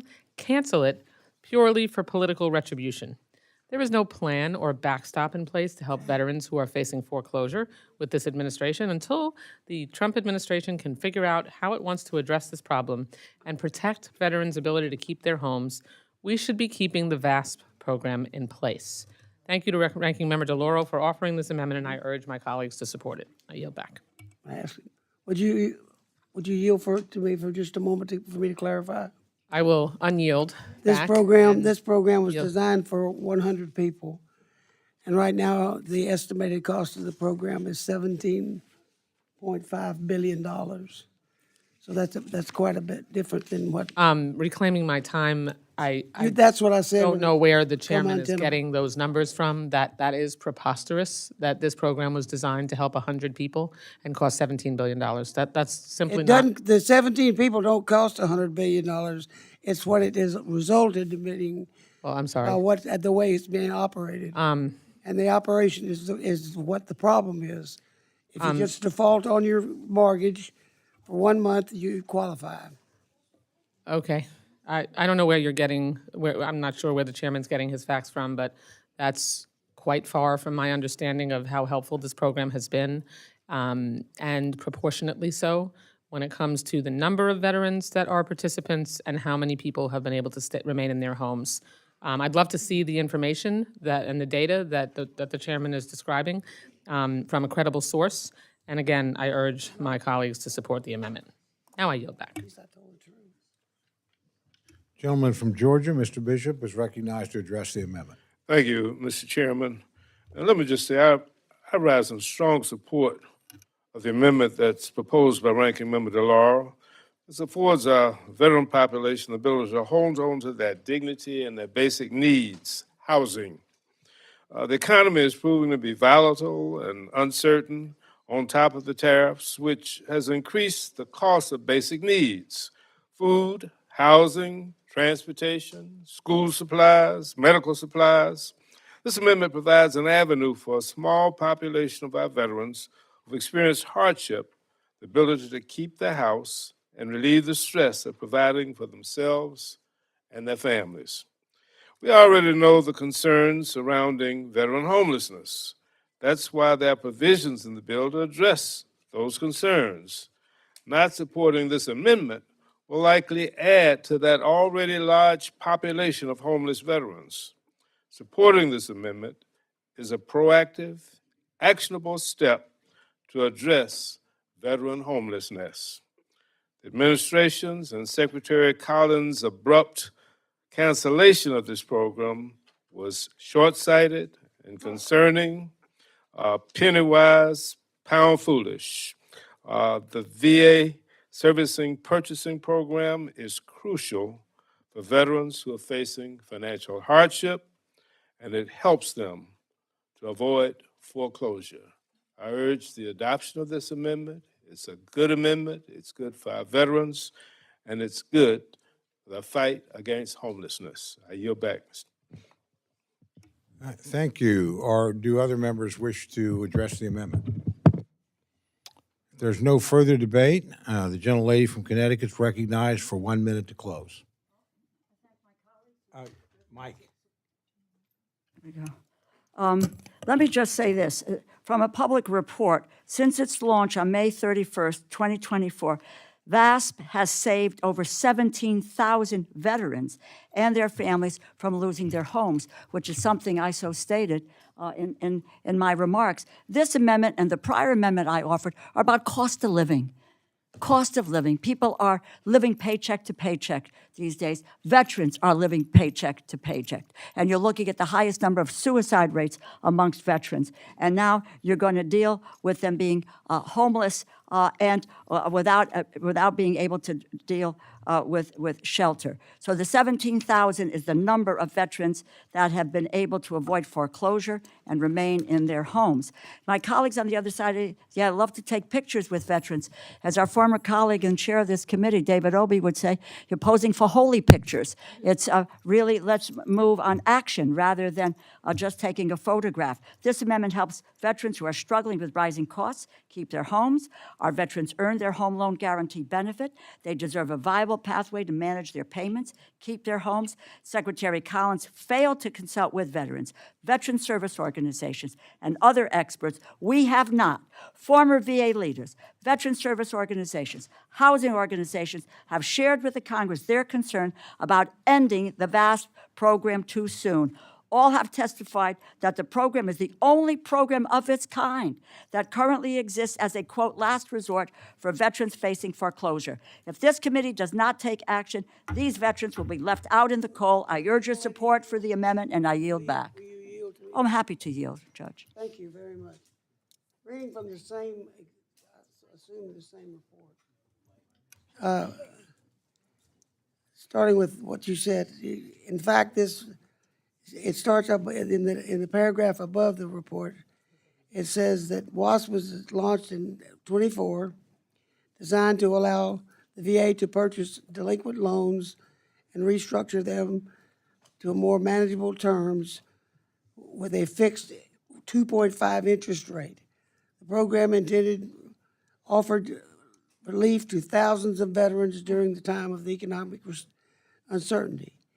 In fact, since its launch in May 31st of 2024, VASP has served over 17,000 veterans and their families from losing their homes. That's what you just said. But the VA now argues that the program, especially at the scale it has reached, exceeds its legal authority, initially intended as a means of last resort and designed for fewer than 100 cases. The Biden administration supercharged WASP to date. The program has purchased over 17,000 loans at a cost of $5.4 billion. Future projections forecast issuance up to 60,000 veterans with a cost of $17 billion as a projected cost. Okay. Thank you for yielding. I would appreciate the opportunity, Mr. Chairman Cole, to respond to this. I think that those... Gentlelady is certainly recognized Okay. to do that. After that, we'll talk a little bit how we're going to proceed, but there's certainly... no Fine, problem. I apologize, I'm happy No to yield problem. to the gentleman. But those are, quite frankly, the administration's talking points and the administration's VA and Secretary Collins for canceling the program. For us, I believe we ought to listen to the VA leaders, the Veteran Services Organizations, all of the housing organizations that have shared their views and their concern about the ending of this program and what it means. It is the only program of its kind that serves as a last resort for veterans who are facing foreclosure, which is one of the reasons why I would transfer $3 million from the VA's general account to the VA Benefit Administration to be able to administer this program, and it was a reckless cancellation of this program. And I'm happy to look at the data that you've spoken about, Judge Carter, but it is the Trump VA rationale for eliminating this program and not coming from veterans or veteran services organizations. Thank you, Mr. Chairman. I urge my colleagues to vote for the amendment. Thank you very much. Just going forward, we're all a little bit rusty, so, and that was a valuable exchange and useful information. I would just ask that when you're participating in debate, you do it, and once I recognize a member to close going forward, we're going to close at that point, just so this doesn't get out of hand. But again, I certainly have no problem. It was a good exchange and was helpful to the committee. The question is now on the amendment offered by the gentlelady from Connecticut. All those in favor say aye. Aye. All those opposed say no. No. The opinion of the chair, the noes have it. Roll call.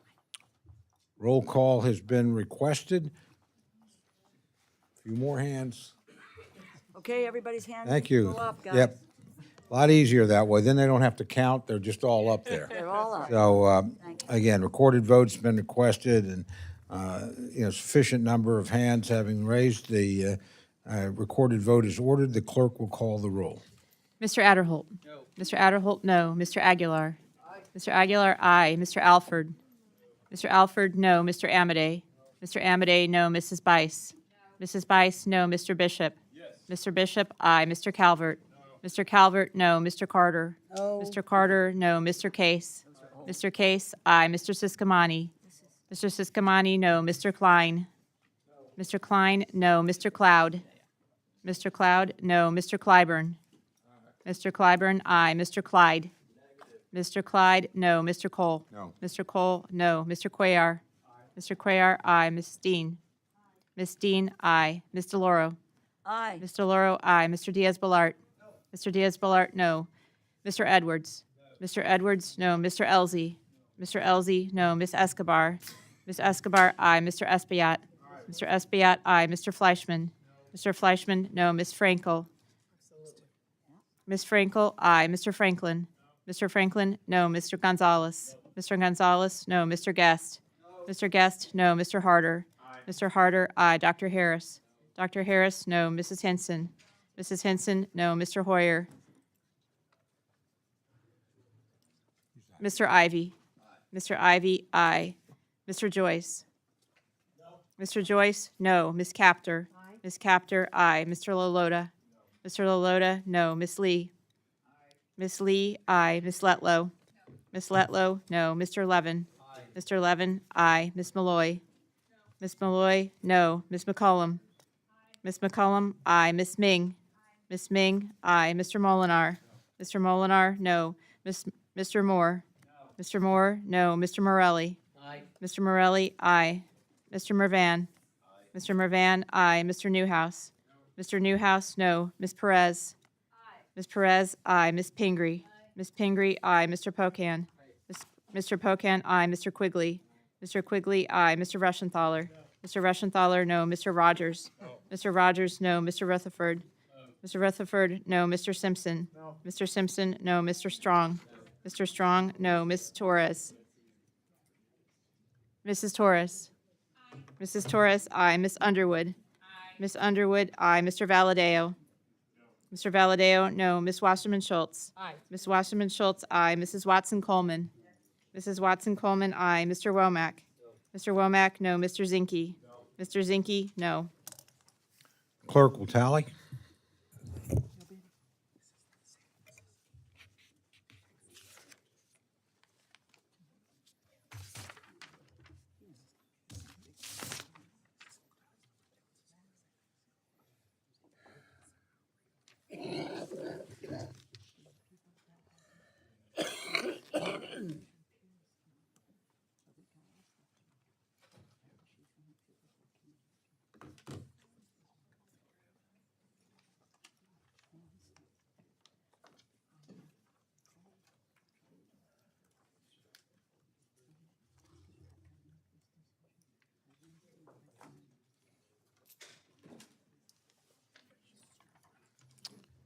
On this vote, the ayes are 27, the noes are 35. The amendment is not adopted.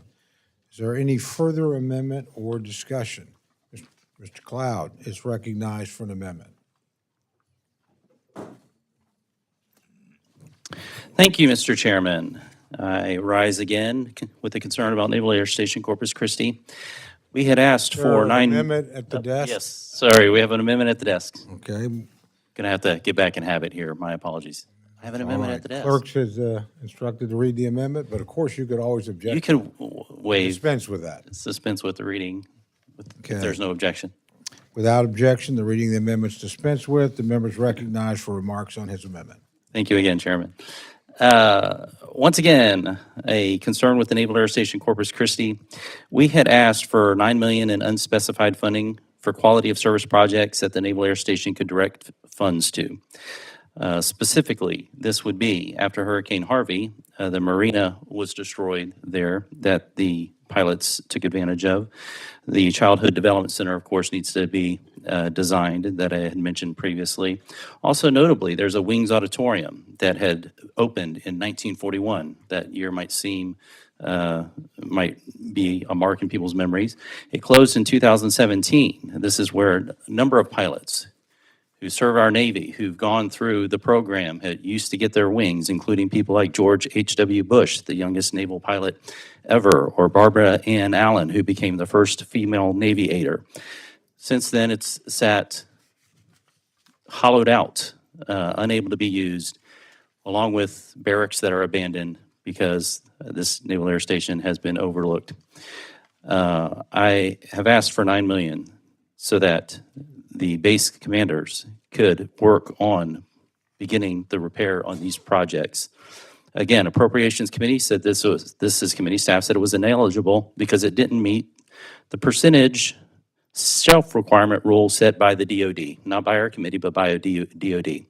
However, this shelf requirement only refers to projects being completed under the DD 1391 form per our conversations with DoD. This form is not used for unspecified funding projects, therefore the $9 million should be able to proceed. And I would also bring up the fact that we are the Article 1 branch and DoD we're supposed to have authority over them, their rules. While they should inform us, we certainly want the Pentagon's input on what we do. This is a citizen-led military, and we should have the ability as our voice to the ground, connecting with the people on the ground, the service members who are serving, to be able to bring priorities and not be hamstrung by rules that DoD puts up as hurdles for us. And again, I met with the Vice Admiral over facilities on this, and he was fully supportive of this, and we were working together to get this done. And that was less than 2 weeks ago when that conversation happened. This is very important that this gets done so that we can continue to train our pilots and they be served well by us. And so I offer this amendment and ask for its consideration. Thank you. Thank you. Chairman Carter is recognized to respond to the amendment. I reluctantly rise in opposition to this amendment. We have an established CPF process. With long-standing guidance, this amendment does not follow the process. I will continue to work with the member, but as submitted, I cannot support the amendment. I urge my colleagues to oppose the amendment. Thank you. The gentlelady from Florida, the ranking member of the full committee, is recognized to respond to the amendment. Thank you, Mr. Chairman. I associate with myself with the chairman's remarks and sympathetically oppose the amendment.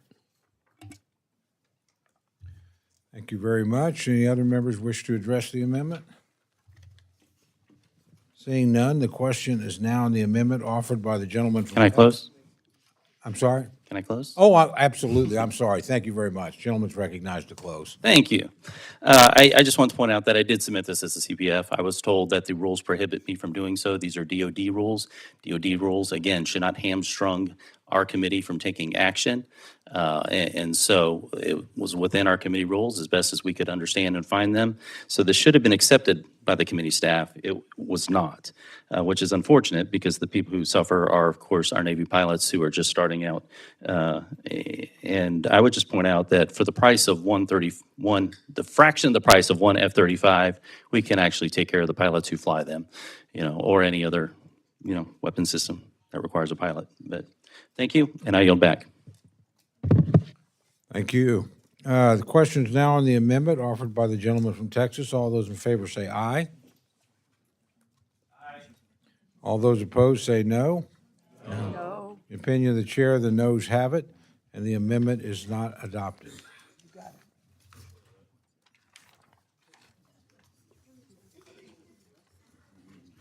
Gentleman from, or gentlelady from Florida, ranking member of the full committee, is recognized for an amendment. Did somebody ask for a recorded vote? No. Oh, that's fine. Sorry, recorded vote has been requested. Recorded vote has been requested.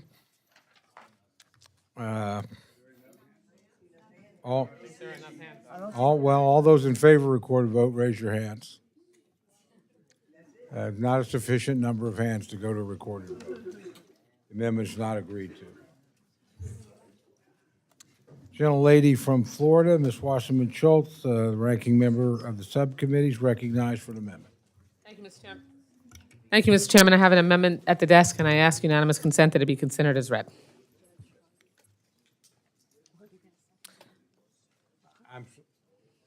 Sorry, we were conferring. Said I had an amendment at the desk, and I ask unanimous consent that it be considered as read. God bless you. Thank you. Okay, so this amendment provides certainty and backs up the commitment that we made to veterans in the PACT Act by ensuring that we take care of our toxic exposed heroes who have served so honorably. This amendment commits $51.7 billion in advanced funding for the Toxic Exposure Fund, or TEF, equal to the President's budget request. Last year in this bill, we made a similar commitment by including advanced funding. I supported it. Yet the majority apparently has had, inexplicably, a change of heart. The Toxic Exposures Fund was designed by the PACT Act, designed to provide dedicated and consistent and absolutely insured funding to support the health care and benefits for veterans subjected to toxic substances or environmental hazards during their military service.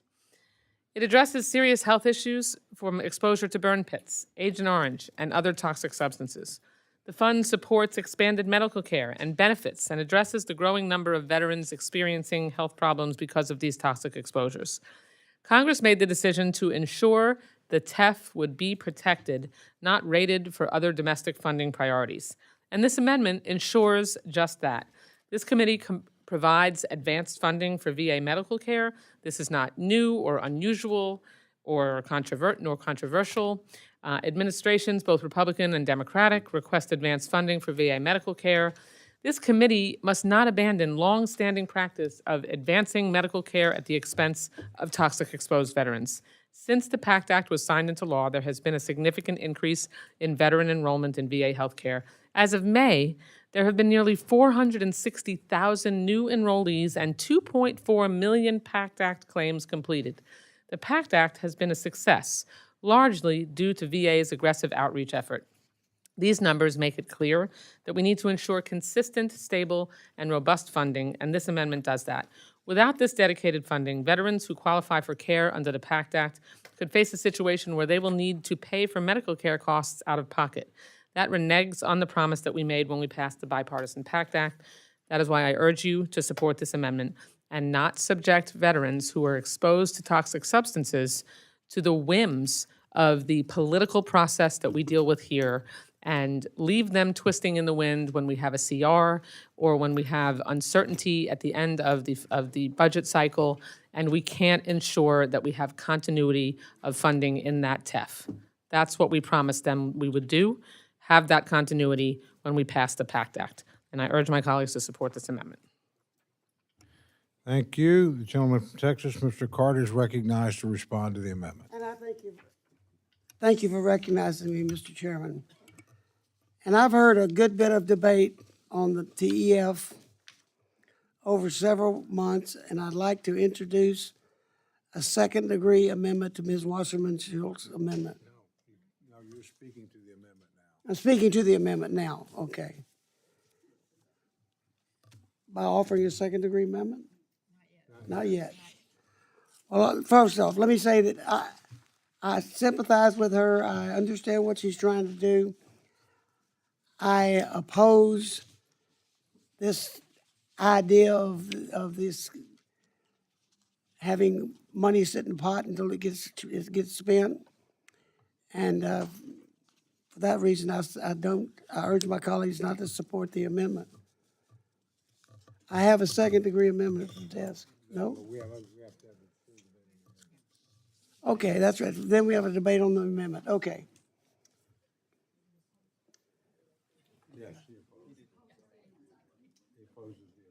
I close. There are other amendments or other members wishing to speak on the amendment. Ms. Delora is recognized to address the amendment. Thank you, Mr. Chairman. I rise in support of this amendment. This provides $51.7 billion in forward funding for the Toxic Exposure Fund, or the TEF, under the PACT Act. As a daughter of a veteran, I have the deepest respect for the members of our armed services who have protected our country. We have a moral responsibility to take care of those who have made great sacrifices to protect our nation, both in active service and in retirement. Unfortunately, we have failed that responsibility too many times in our history. Many veterans were exposed to toxic chemicals or substances during their service, including burn pits, pesticides, lead, asbestos, certain paints, x-rays, nuclear materials, and more. And these exposures led to long-lasting health effects that were difficult to detect and to treat. The PACT Act was a major bipartisan success for our veterans that I was proud to support. More than 4.1 million veterans have already received free screenings for toxic exposures, a critical step to catch and treat health conditions as early as possible. Last year, the PACT Act was even expanded so that all veterans who were exposed to toxins and other hazards while serving in the military, whether at home or abroad, are now eligible to enroll directly in VA health care. This includes veterans who never deployed but suffered exposure while training or on active duty on our own home soil. This expansion made millions more veterans eligible for care up to 8 years earlier than originally written. Time is crucial to the treatment of many of these exposure-related conditions, which can take years to develop and even longer to properly treat. Forward funding this legislation ensures that these veterans do not have to worry about whether their health care access will be jeopardized by the extreme budget cuts or political shenanigans. The VA cannot provide adequate health care if it is understaffed and underfunded. Too many veterans already struggle with accessing timely care. It would be a clear benefit to their health and peace of mind if the Congress were to guarantee that this funding will be available for next year and beyond. The majority not including advanced funding for the PACT Act, that speaks volumes. Speaks volumes about a lack of commitment to those who have suffered toxic exposures, though they may have voted for this piece of legislation.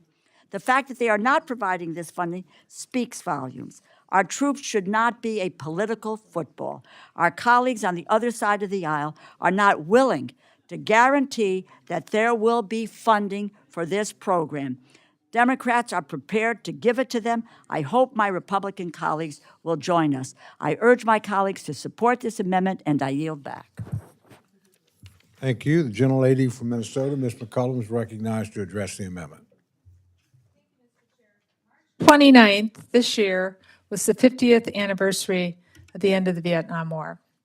I'm speaking on behalf of this amendment to make sure that our VA facilities, if we have a government shutdown and some of the other advanced funding is there. I could speak of my great uncle who came home from World War I shell-shocked. My father came back with malaria, wore hearing aids as big as my hand, transistor radios from his need for help after he lost his hearing being around a lot of exploding ordnance. But I just want to take a minute to reflect on what the PACT Act meant for VFW and Legion members who worked really hard to get our Vietnam veterans taken care of. If you've ever sat at a kitchen table and watched a Vietnam veteran struggle with filling out Agent Orange paperwork when the person who he worked alongside with a radio had a child who had severe abnormalities when they were born. And that person was declared to have been exposed to Agent Orange. But the person who worked alongside of him every day wasn't, had to prove everything. It made our Vietnam veterans who came home and felt disrespected and unwelcome even felt like they were less and less appreciated to even have their health care taken care of. So, and then the Blue Navy veterans were hung up forever over in the Senate, not here in the House, in the Senate. This advanced appropriation, especially to the Vietnam veterans, means a great deal. It means to them it's part of a welcome home. So to all of our veterans who are entitled to have these resources available to them because of the toxicity that they were exposed to, I just want to, as we're voting, make sure that, and many of you have worn the uniform here, and I appreciate each and every one of you, just think of our Vietnam veterans in mind, and let's make sure that they know we're welcoming home, because this would be another big takeaway for them.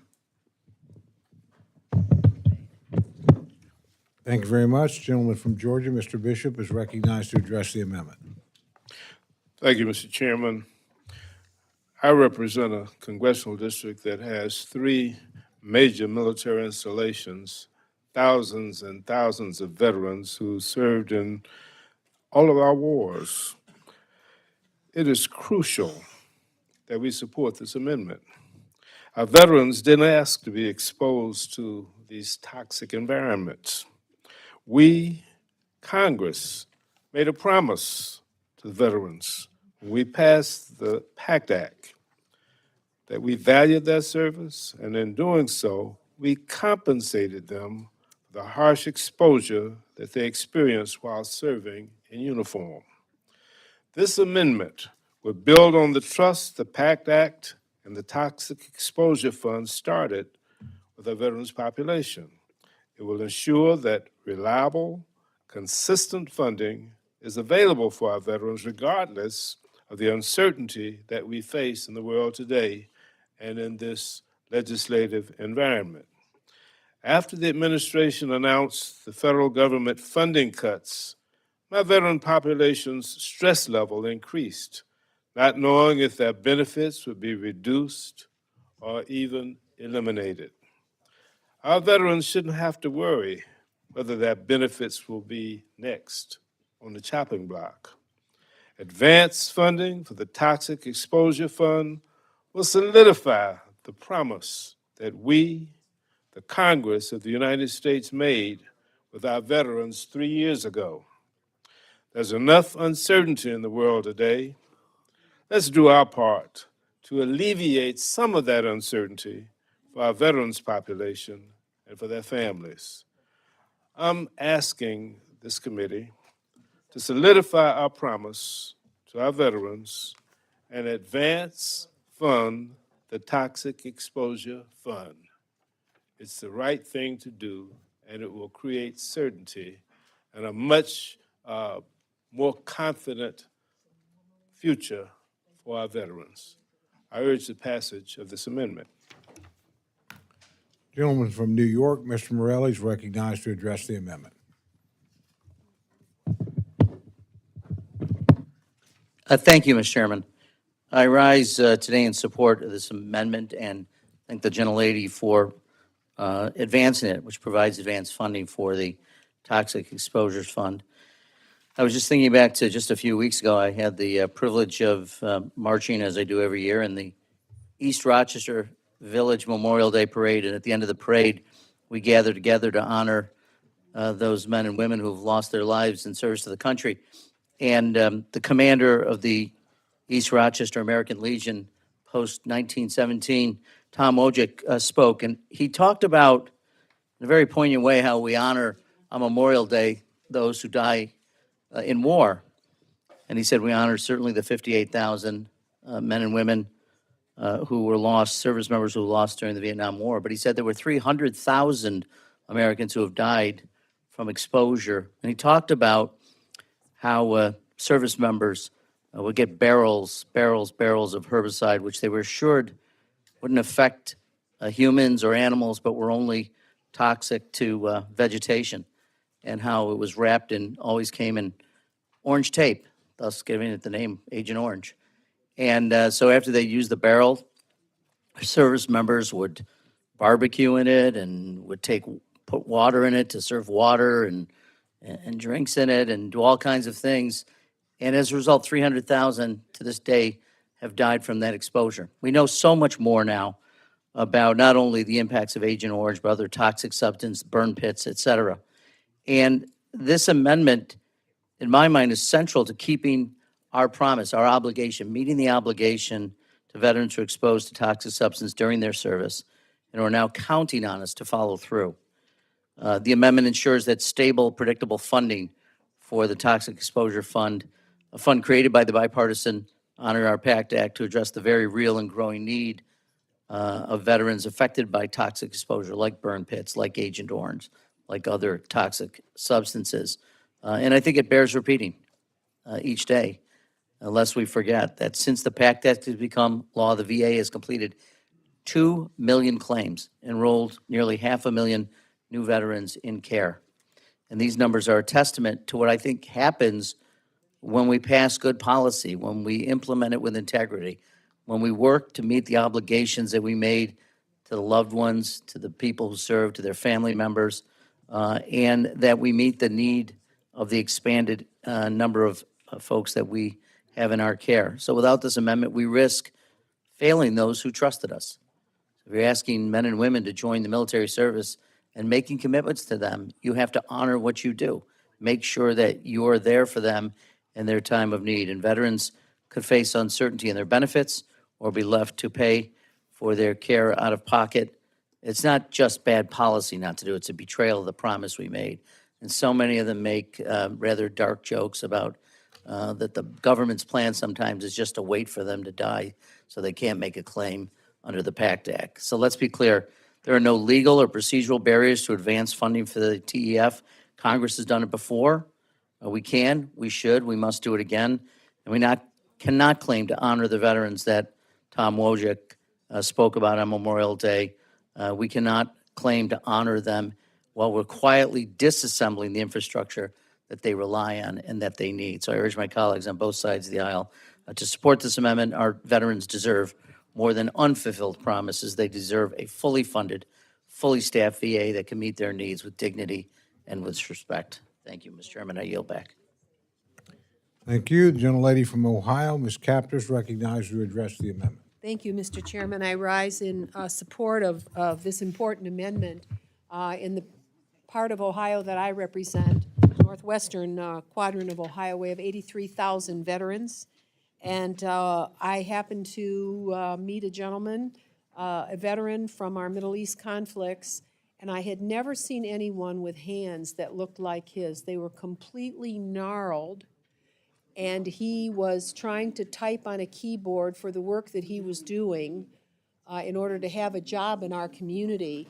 And I asked him, I said, "Are you a veteran?" And he said, "Yes." And I said, "May I ask, what did you do to your hands?" He said, "I was in charge of lifting ordnance that had been burnt and exploded near a burn pit in Iraq. And he had kidney conditions plus these hands, and he had the best attitude. I have never seen anything like that in my life." And so I wanted to rise on his behalf, and also a memory that's searing in my own mind when we flew into Iraq during the war. And the first thing I saw was those refineries with all that belching smoke. We had to fly through that gray haze.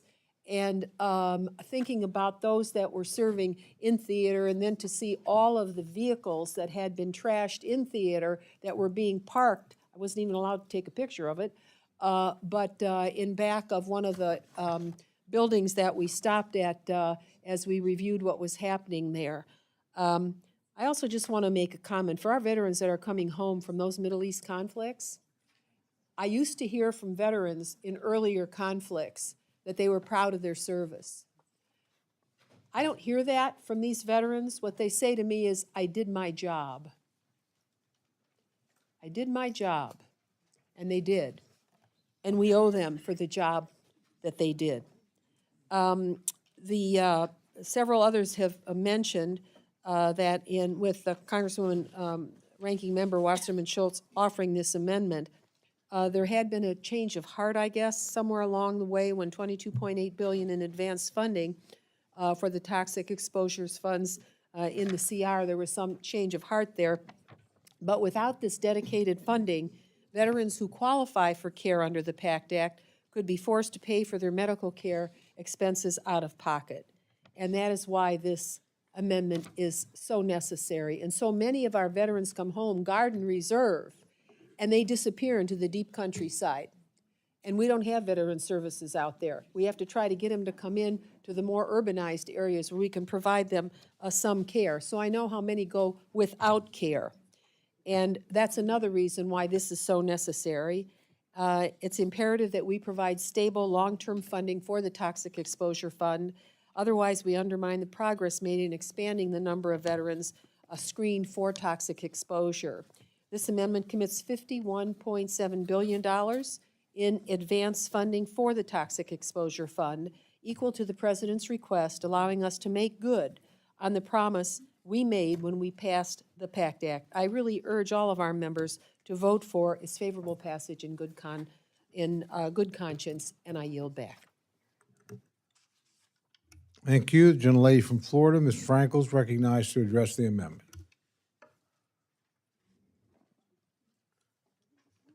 Thank you. Thank you, Ms.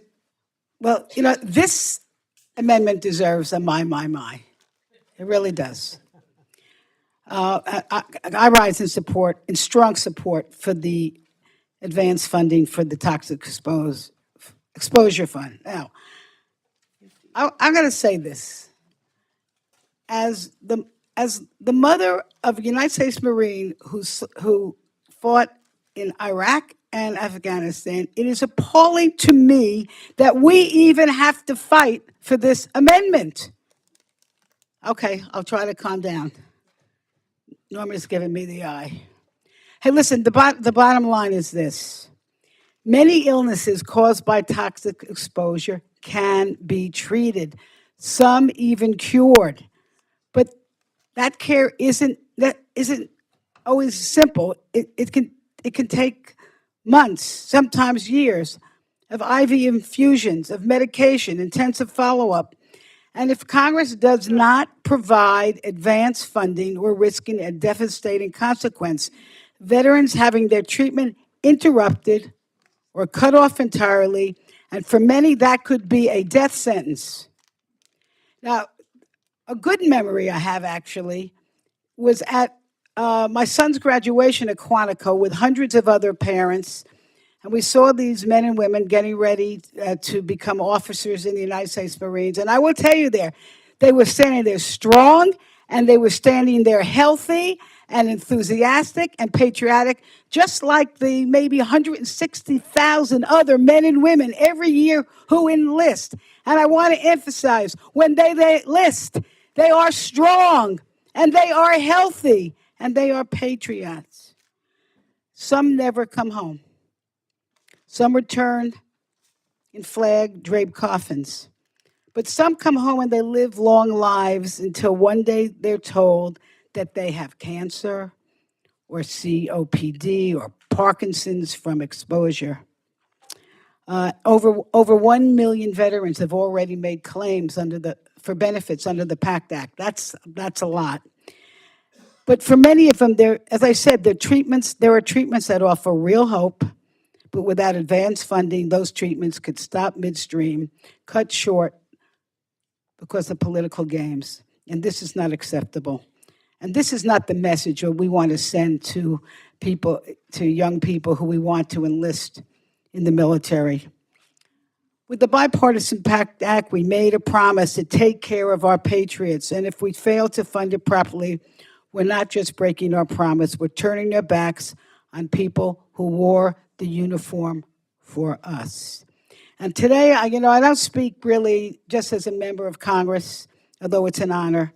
I speak for the families of veterans, for every spouse, child, and parent who sends a loved one off to defend our freedoms, trusting that they will be cared for when they return. And just to be blunt, as a Marine mom, this bill, without the necessary advance, should I say, I'll be polite, it infuriates me because we owe our veterans more than half measures and hollow commitments. I'm voting for this amendment. I hope all the other patriots in this room will do that too. Let's keep our promise and let's save lives. And I yield back. Thank you. The gentlelady from Texas, Ms. Escobar, is recognized to speak to the amendment. Mr. Chairman, thank you so much. I rise in support of the veterans in my district who support and want us to continue to support the PACT Act. I am so proud of the fact that many of us in this room a few years ago voted in a bipartisan manner to fully fund the PACT Act, to protect our veterans, to keep our promises to them, to honor their sacrifices, to recognize the pain that they have lived through that we as members of Congress have an obligation to address. This amendment should be the easiest amendment of all of those that we consider tonight because it would allow us as members of Congress to keep the promise that we made to those veterans when we voted in favor of the PACT Act. And this would protect them from some of the challenges that we face here on Capitol Hill when we're debating bills or when there are government shutdowns or when there are continuing resolutions, all of those things that we have to go home and explain to our constituents about. Our veterans are among those members of our community who we shouldn't have to explain, we're not going to fully cover your care because we can't make decisions up here together. So this amendment would protect that funding going forward, but more importantly, it would protect their care and their access to care. And for all of us who supported that great bipartisan bill, a really proud moment, I think, for all of us, this should be an easy yes. I urge my colleagues to vote yes. Mr. Chairman, I yield back. Thank you. The gentlelady from Washington, Ms. Perez, is recognized to address the amendment. Chairman, I think one of the most seductive and lazy lies we can tell ourselves is that there's a free lunch, that there's a chemical solution to the problems and the challenges we face, that we can pass forward the debt that we owe. And I think we have the duty to be candid about whose children are being exposed to these chemicals, who is choosing to go into service. It is working people, it is my people, it is many of your people, it is many of the families that you come from. We know that this exposure has epigenetic effects. We know that this cost will be borne generation after generation. And to assume the convenient lie that you are able to pass this forward, that there's a free lunch somewhere with a budget gimmick where we can shirk the responsibility, the deal that we made, this is a cheap deal, it's a rotten deal, to say that the immediate convenience of a less bloated, a lower budget, it is false hope. Let's have accountability to the people who we've asked to put their gene pool, their children, themselves in the harm. But I urge my colleagues to support this amendment.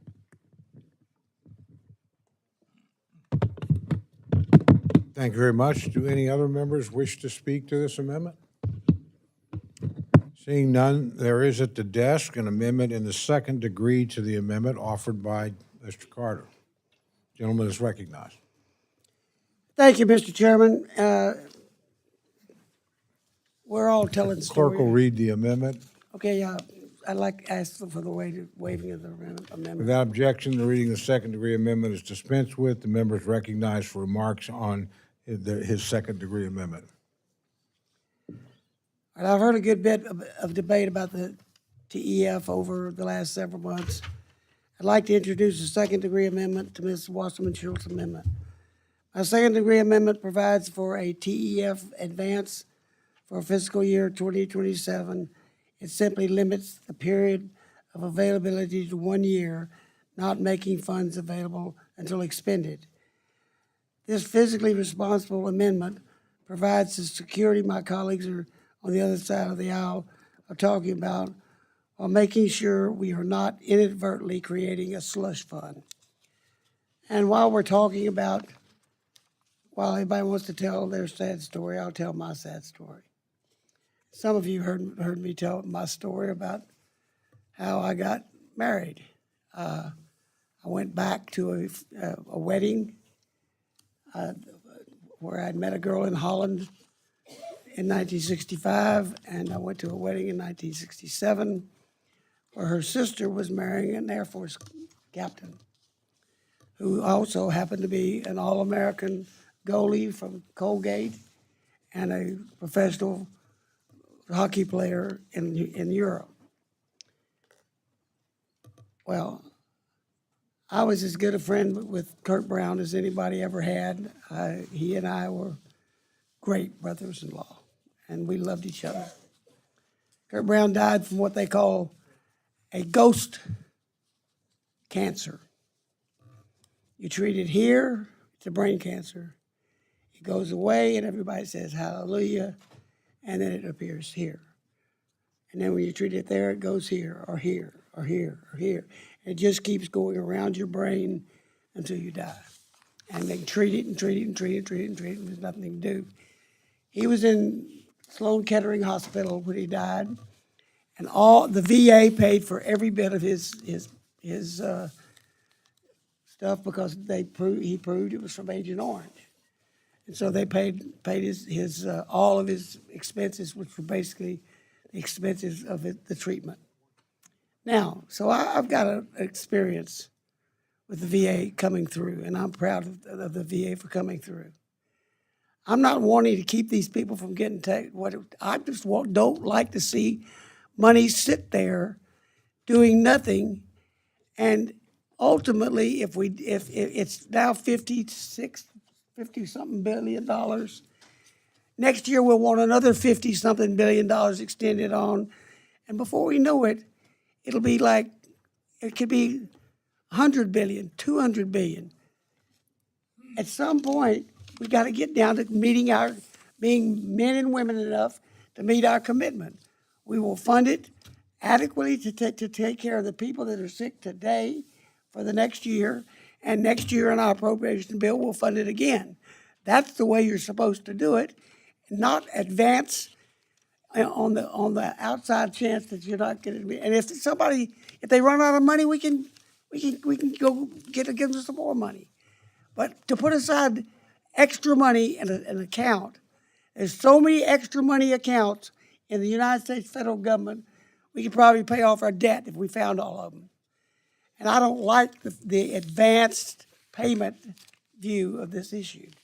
I say we made a commitment, we'll meet that commitment, and we'll meet it every year as long as we have people who are suffering from the injuries that they are entitled to be taken care of by that account.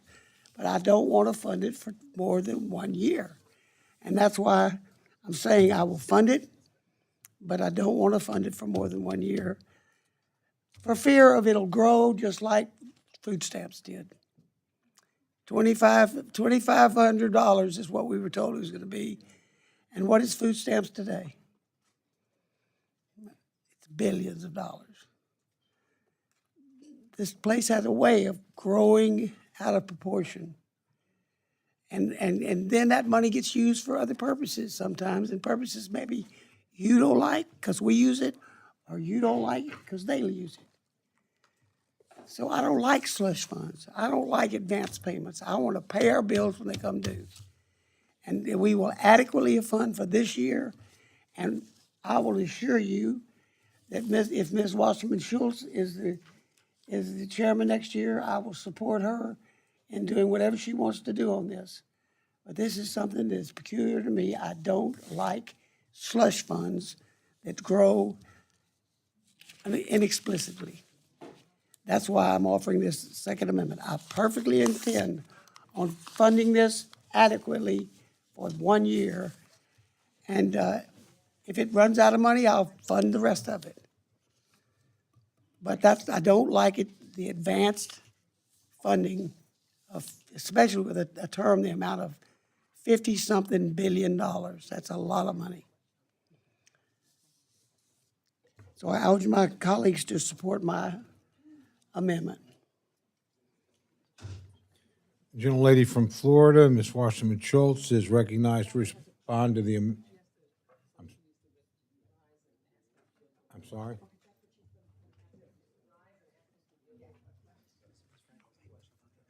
Oh, okay. May I just ask Mr. Carter some Absolutely. questions? Gentlelady's recognized to I'm just- pose a question. Mr. Carter, I have some statistics. I just would ask if you could confirm these things. I don't know. Maybe I didn't make myself clear. It'll advance the money for 1 year. It'll advance. And any money that's not used may be carried over, or it may be. Okay, but I just. But if there's a need, we will fund the need. This is my concern. My concern is that there are so many veterans making claims, which are being approved quite rapidly. My concern is that funding should run out in the middle of somebody's treatment. That's my concern. And I want to just ask you if these. I'm not trying to challenge you in any way. I just want to know if these statistics are correct. But from what I have read, there've been over 3.5 million exposures, 1.4 million veterans have applied, 880,000 claims have been processed, 660,000 claims have been approved, and the cost is projected to be something like $797 billion over 10 years. So it really, my concern is if 1.4 million veterans have already applied and 880,000 claims have already, 660,000 already been approved, do you know what that adds up to? Because I'm worried. More than $50 billion. Okay, so if it adds up to more than $50 billion, why are you not allowing us to advance the funding? Being advanced because people, but let me tell you something. I have seen these veterans hooked up. They sit for 8 hours with an IV in their arm, and then they go back month after month. And what happens if you run out of money and they can't complete their treatment? That's what I'm worried about, because they can be cured.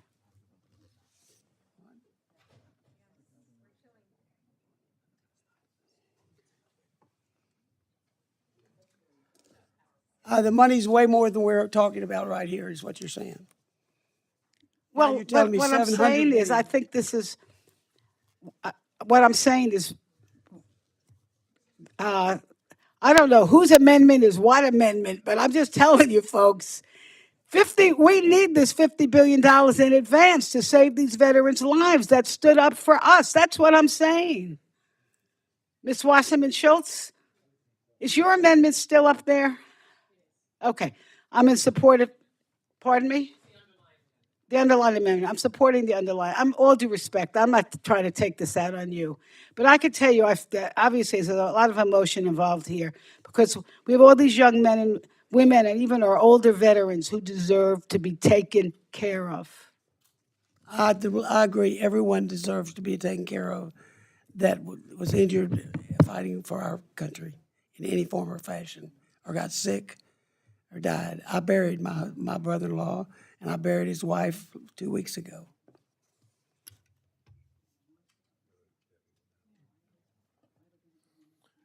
Gentlelady from Florida is recognized to address the amendment in the second degree. Thank you, Mr. Chairman. What we'd be voting on here with the amendment in the second degree is the difference between whether or not the $51.7 billion in the Toxic Exposure Fund that we would be advance funding would be able to remain until it is expended, as opposed to what Chairman Carter is proposing, where it would cease to be possible to spend the funds after 1 year. I'll first say that I am glad that this amendment has resulted in an acknowledgement that we should be funding, advanced funding, the Toxic Exposure Fund with $51.7 billion. So it looks like we're making progress here. We've come together, and this secondary amendment clearly demonstrates that we all agree with that, assuming this secondary amendment would pass.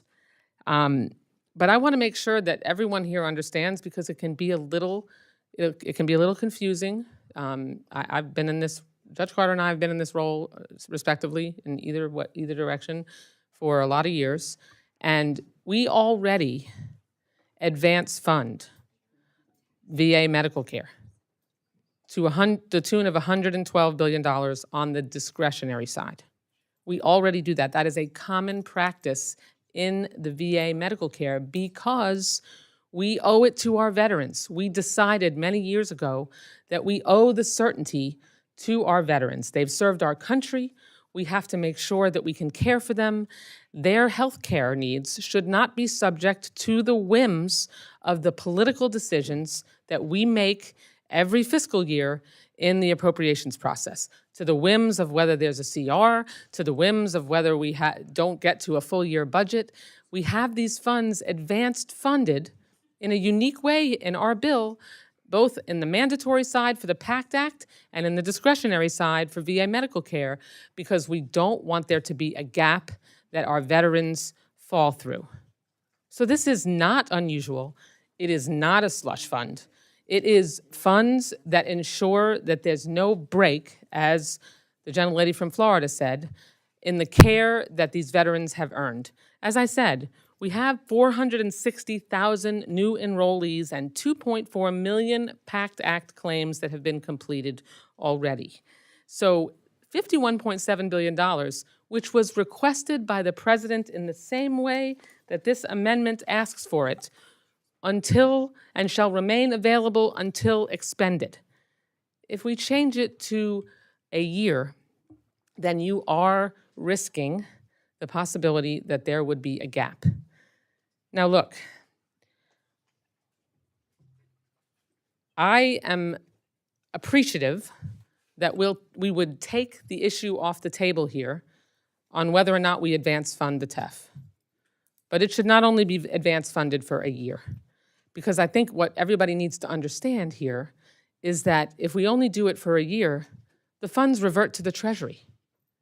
I mean, if you can't expend it past a year, then the funds revert to the Treasury and you still have the same issue. And it's not like we've been very consistent in this committee or in the Congress to snap to attention and immediately fund needs when there's a shortfall. So I appreciate and I believe that Judge Carter's commitment is sincere. I just don't think that we likely have the ability to make sure that those funds are filled in the event that there are funds, the insufficient funds to meet the needs. So, I mean, we advance fund veterans health care, and I mean, why would we not do that? I mean, the president, look, I don't agree with Donald Trump on anything, but in this instance, he clearly recognized that we made a commitment to the veterans when, for those of us that voted for the PACT Act, we agreed that we were going to give them guaranteed funding. That's why the Toxic Exposure Fund exists on the mandatory side of the ledger, so that they can count on it, and we know that the political whims that exist here, they won't be victims of. So, well, I frankly, I'm torn, and is it possible, Mr. Chairman, can we go to the next amendment? Can we put this aside for a few minutes and talk about this behind the scenes to see if we can work something out? And then I don't think we come back. really have that option. The We have a lot of other amendments, Mr. Chairman. We do that all the time, but I'd like to see if there was a possibility. If you would give me just a moment. Sure. Yeah.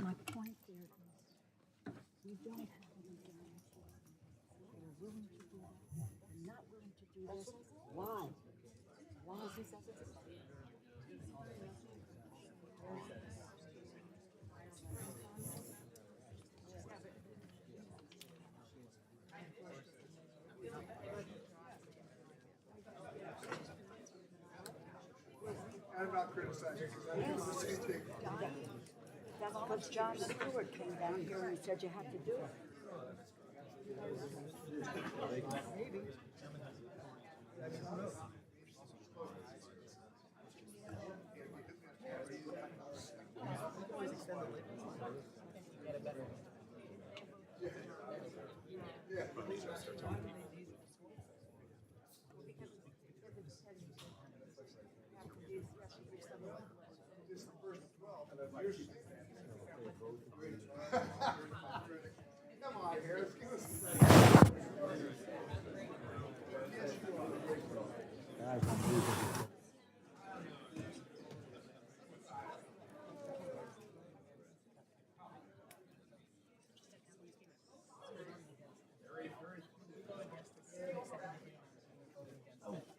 Yes,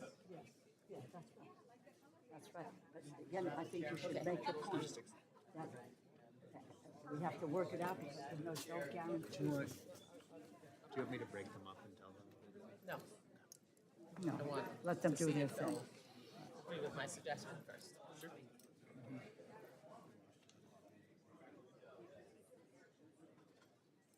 Okay, I apologize for the delay. I'm advised that each of you can withdraw your amendments and then have a discussion, and we could reintroduce them at the end if you can't come to an agreement. I would appreciate that opportunity, Mr. Okay, without objection, then, we're going to withdraw both the original amendment and the amendment in the second degree. They're off the floor, so that's not pending business. We'll let you two decide whether or not at the end, we have to go all the way through. So this will be something that comes at the end. It's not something we interject along the way. So you guys see if you can come to an agreement. We'll come back and reconsider it. If you have an agreement, great. If not, we'll go about the business as we are. Okay. So, Judge, you will have to, I withdraw mine. okay, his has been withdrawn. Debbie, you have to formally withdraw. Mr. Chairman, I ask unanimous consent to withdraw my underlying amendment. Okay, both amendments have been withdrawn. We'll see if they can work it out. We'll re-present at the end, just so you know. What's next? Give me.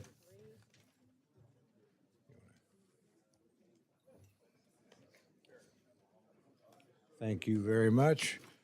Okay, Mr. Cloud of Texas is recognized for an amendment, Cloud number 3, I believe. Oh, he just left. All right, let's move on. We'll come back to this. Well, you're next. Yeah, you'll be next.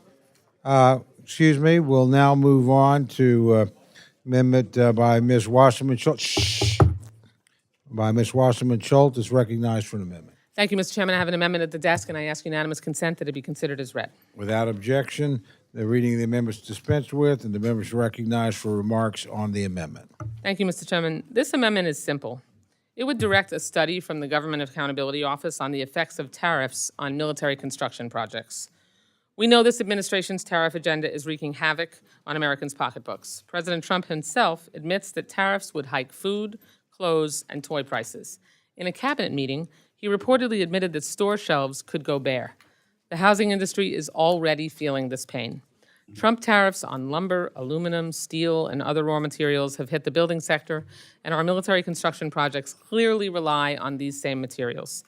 To give you just 2 examples, Realtor.com reported in April that nail prices, the kind you bang into wood, would jump 400% due to the administration's tariff policies. The National Association of Home Builders estimates tariffs would drive up the average cost of a new house by nearly $11,000. I could go on. Examples are found all through the supply chain, and whether it's as home buyers or taxpayers, average Americans get stuck with the higher construction bill for Trump's tariffs. Unfortunately, we all know, and Judge Carter and I know this from experience, we all know that military construction is already more costly than the equivalent projects funded by other departments, local governments, and even private sector. We get reprogramming requests all the time, particularly through COVID and other times when construction materials costs rise, or when, like in Guam, they got hit by the hurricane, and so it's an island, and construction materials were much more expensive to get in than they even normally are, and so costs go up. Add tariffs, and that impacts the costs overall exponentially. As the cost of military construction projects continue to climb, the administration's tariff policies will only handcuff this committee's ability to fund projects with our already limited resources. I mean, we can see with Mr. Cloud, you know, we just, and there's lots of other members who their project is too far down the list, and we just have not been able to fund the list further down, add higher prices and higher costs for construction, and that's an even shorter list that we're able to fund. So put simply, these Trump tariffs kill military construction projects. They just do. That means fewer new barracks for our troops, less construction in the Indo-Pacific and Europe to deter adversaries. It means less resources for infrastructure that our service members need to do their critical work, to get childcare and for housing. As we rebuild from extreme weather events at Andersen Air Force Base in Guam, devastated by Typhoon Marwar, Tyndall Air Force Base hit by Hurricane Michael in Florida, MacDill Air Force Base in my home state of Florida that was hit by Hurricane Milton, it'll be more costly than we originally estimated. The Department of Defense and especially the services already have deep infrastructure and unaccompanied housing backlogs. These tariffs will also cause delays in projects this bill would fund, meaning the services will be forced to submit reprogramming requests to address cost increases before they can award projects. So I hope my colleagues will support this amendment for the sake of transparency. It gathers information that we need to understand on the changing costs of military construction projects. It's basic data that we need, so I urge you to support the amendment. Thank you. Thank you. Mr. Carter of Texas, recognized to address the amendment. Thank you, Mr. Chairman. I rise in opposition to this amendment. Our construction professionals need to be focused on project management and construction of facilities, not responding to impractical, politically motivated congressional reports demands. I urge my colleagues to oppose this amendment. The gentlelady from Connecticut, Ms. Delores, recognized to address the amendment. Mike. I rise in support of the amendment. It requires a report on the impact that President Trump's chaotic tariffs are having on military construction projects across branches and military installations. We're already starting 2025 below where we need this budget to be. As I said in my opening remarks, this bill underfunds military construction by nearly $1 billion, which means our military construction projects will have to cut corners or defer maintenance, both of which create larger costs in the long run. This is an issue of military readiness. We need to be making sure our facilities are able to keep up with the demands that military missions place upon them. Unfortunately, President Trump's trade wars are driving up the prices of a wide variety of building materials, of which there is not sufficient domestic supply. From steel to lumber to copper and more, the cost of these tariffs will certainly make it more expensive to build and maintain projects across the country. According to a survey done in April by the National Alliance of Home Builders, nearly 60% of builders reported that their suppliers had already increased or planned to increase prices of materials due to tariffs. These increases would add an estimated $11,000 of additional cost to each home built, and that is just for residential homes. Large government facilities will likely face even higher price increases due to specialty building materials and requirements. And while the administration may have raised or lowered, it is quite hard to really keep track of up, down, tariffs on imports several times this April. Those price increases will still be working their way through the economy for some time. It is vital that we as appropriators understand the cost impact that these tariffs are having on construction materials for our military. Our troops deserve safe, clean, resilient facilities to help them accomplish their missions. This administration has taken actions to drive up the cost of building, in addition to drive up the cost of living, and we must understand the impacts that that will have on our military readiness. I urge my colleagues to support this amendment, and I yield back. Thank you. Do any other amendments seek recognition to speak on the amendment? If there's no further debate, the gentlelady is recognized for 1 minute to close. Thank you, Mr. Chairman. I mean, I think we should all want transparency. This is a GAO report. This doesn't tie up anyone at the Department of Defense that needs to be focused on other things. This is our agency that if we task them with seeing what the impact of the tariffs are on military construction costs, we're going to be able to make better long-term decisions when it comes to funding those projects. We can give that information to DOD, and when they're developing their 5-year lists, they can make decisions with more information. So, I mean, I don't know why we wouldn't want more information, and we're tasking the agency that we actually have responsible for those for that kind of due out. But I don't know. I think we should probably be better able to make decisions with information that we don't have without a report like this. So I urge my colleagues to support the amendment and yield back. Thank you very much. The question's now on the amendment. The question is now on the amendment offered by the gentlelady from Florida. All those in favor say aye. Aye. All those opposed say no. No. The opinion of the chair, the noes have it.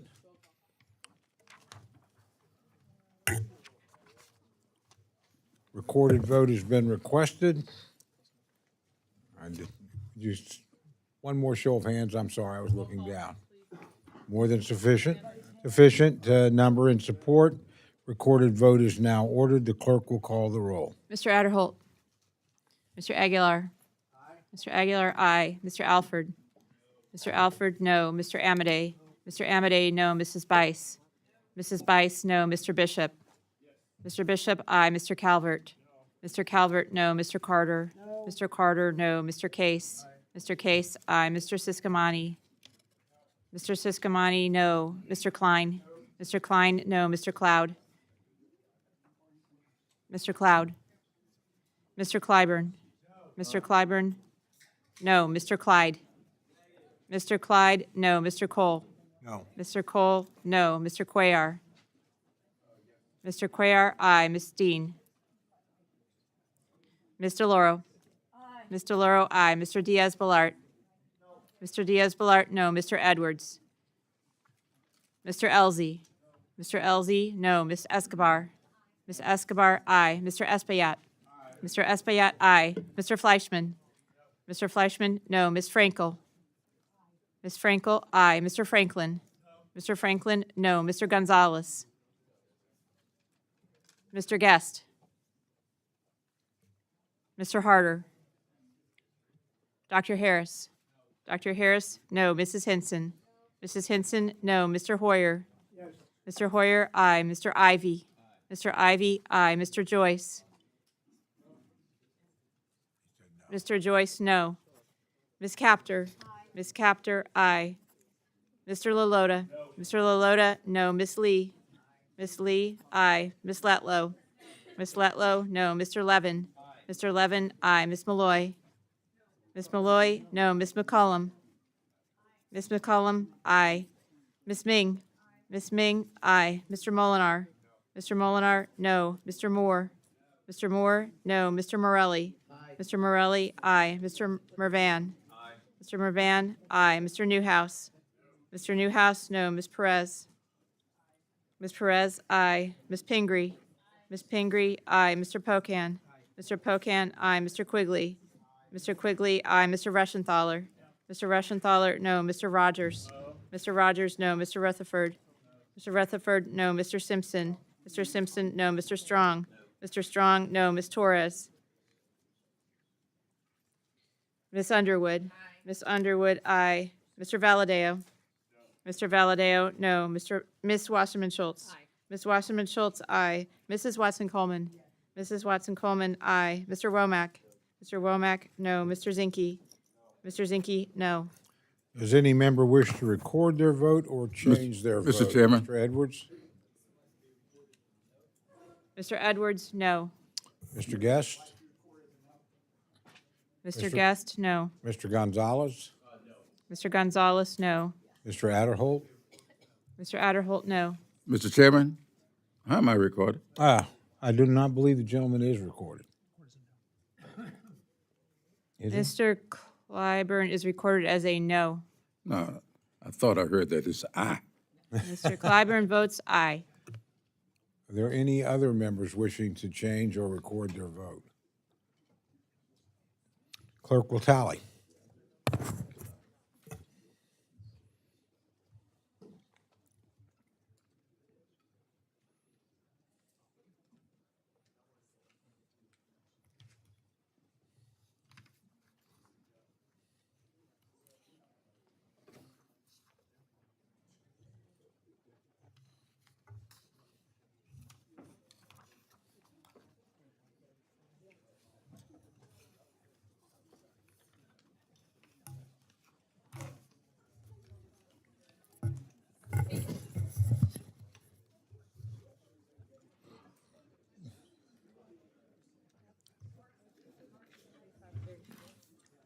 On this vote, the ayes are 25, the noes are 34. The amendment is not adopted.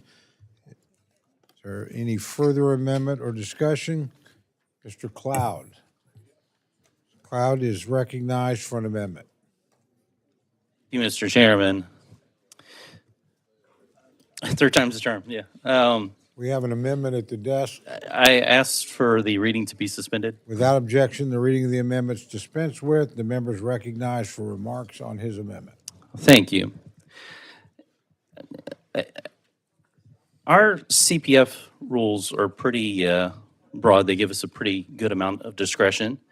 In the past, they had been misused and some guardrails were put on them, which I certainly applaud.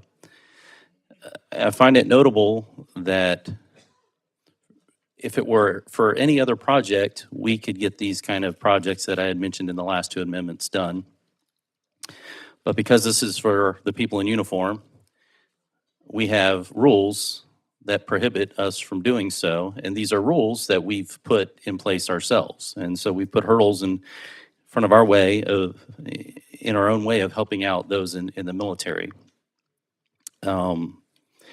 I would suggest that next time we do this and we reevaluate our committee rules, that we look at the rules on CPF funding.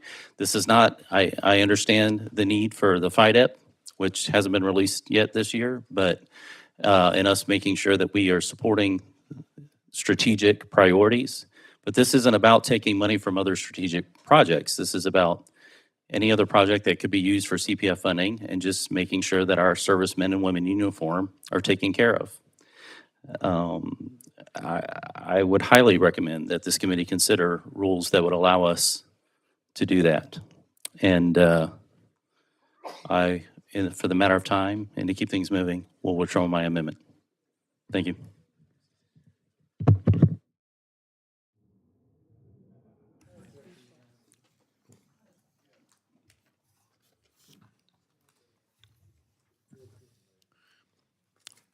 Ms. Wasserman Schultz is recognized for an amendment.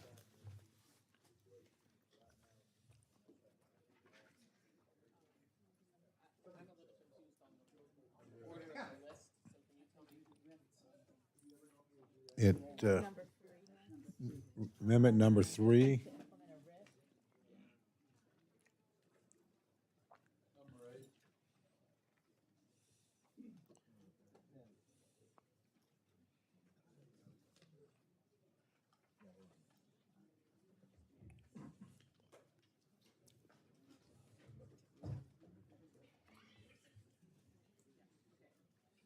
Mr. Chairman, I have an amendment at the desk, and I ask unanimous consent that it be considered as read. Without objection, the reading of the amendment is dispensed with, and the gentlelady is recognized for remarks on her amendment. Thank you, Mr. Chairman. This amendment prevents the administration from continuing to conduct its illegal firings of VA employees without cause.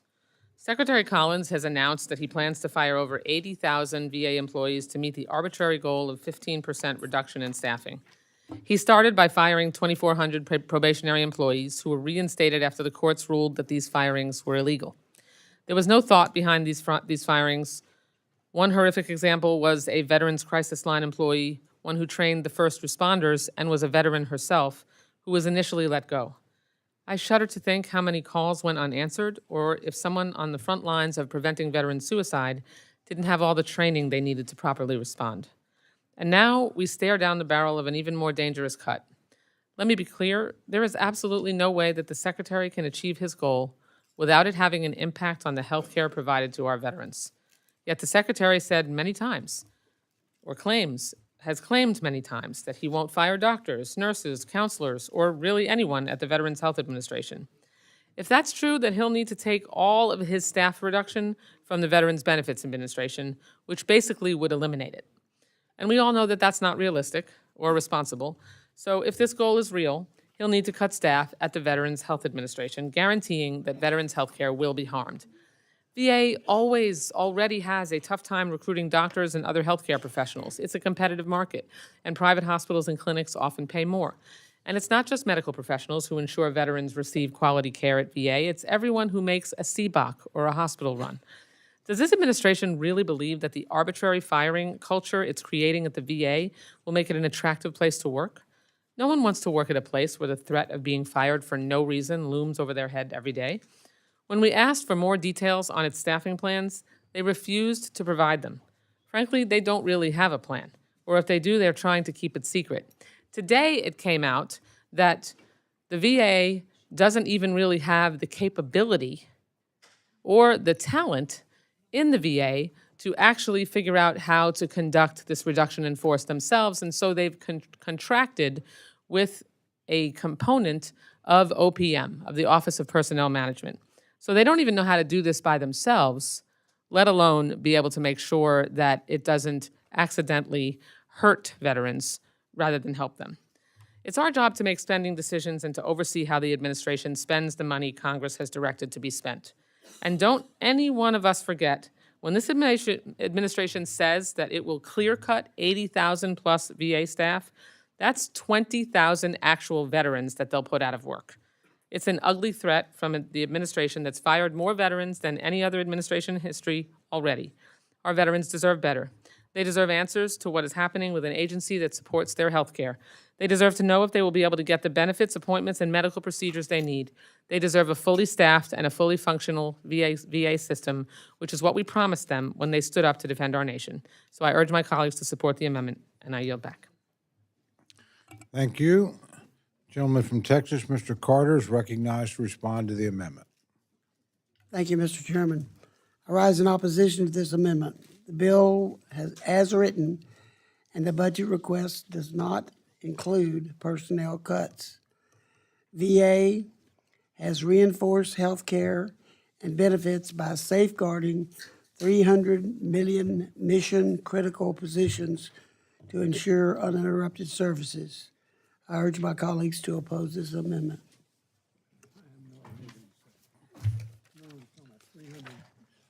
Thank you very much. Gentlelady from Ohio, Ms. Capter, is recognized to address the amendment. Thank you, Mr. Chairman. I rise in opposition to this amendment. Last year, Speaker Johnson emphasized, and I quote, "It is Congress's duty to ensure these heroes are taken care of after service," unquote. Allowing the Trump administration to reduce the number of VA employees would directly contradict this objective, revealing a lack of gratitude and failing to fulfill Congress's obligation to support our service members. With over 25% of the VA's employees and 30% of federal workers nationwide being veterans themselves, workforce reductions will have a dual negative impact. They will diminish services for veterans and simultaneously fire veterans from full-time employment. Cutting VA staff will not only limit veterans' access to critical specialized care for conditions like PTS, military sexual trauma, and toxic exposures, but it will also mean losing experience and institutional knowledge that may not be recovered. Veterans will lose access to the precise treatments their unique health needs require. The PACT Act has significantly expanded veterans' care and increased enrollment. However, without sufficient staff to meet this demand, the remaining workforce faces overwhelming burdens, potentially compromising their ability to deliver timely and effective care for our veterans. If you all check with your district staffs, I'm sure you will find there are already scheduling delays, longer waits, and staff shortages, and actually vacancies in really important positions within the VA. A reduction in the VA workforce will have serious consequences for veterans, creating a ripple effect of negative impacts. Not only will it lead to significant delays in processing crucial disability claims, pensions, and other benefits, causing considerable financial hardship for veterans and their families. It will also jeopardize vital assistance programs that provide support for housing, for job training, and for mental health. Our VA employees are indispensable to our veterans' well-being, providing specialized health care, processing vital benefits, and offering life-saving support. And how many of you, like we in our office, have veterans waiting and waiting and waiting for administration on their disability claims? Without this dedicated workforce, veterans will struggle to access the critical care and assistance they need to survive and thrive after their service, and their continued presence ensures that those who defended our nation receive the comprehensive support that they have earned. I urge you all to support this amendment, and I yield back. Thank you very much. Just to be absolutely clear, the gentlelady inadvertently said opposition in the opening statement. It's clear she supports the amendment. I just want to make that clear for the record. Easy to happen. Are there others wishing to speak to the amendment? The gentleman from Maryland's recognized. Microphone, please, sir. What we have seen over the last 5 months is unprecedented. A gentleman who had very little experience with government other than getting money from it was tasked to go in with a group of people who had very little information on what government employees did or did not do, were brought with him. They were good at numbers. And this number is 80,000. I believe strongly that there is not a person alive who knows what an 80,000 reduction would have as an adverse consequence. The Doge Group, Musk himself, and others in the administration who said we're going to reach a number. And they knew how to reach numbers. Now, of course, the courts have said they did not do so legally, but they had no idea of the consequences of what they were doing because they didn't take the time to do it. Now, my wife, Dr. Elaine Kmark, ran Reinventing Government for the Clinton-Gore administration. They took 5 years and reduced 464,000. So Clinton said in his State of the Union that year, we are now at the smallest number that we have been in 20 years of federal employees. There was no crisis. There was no great controversy because it was done in a thoughtful, meaningful, effective, responsible way. I can't believe that there are any of us in this room, I hope, who think that simply saying we're going to reduce congressional staff by half would respond. That makes sense, irrespective of what I will be able to do in my district office, in my congressional office, and in my performance of my duties. So I think we ought to tell the administration and those from the outside, like Mr. Musk, or in the inside, ladies and gentlemen, tell us what the consequences are going to be of our arbitrary and capricious actions reaching a number.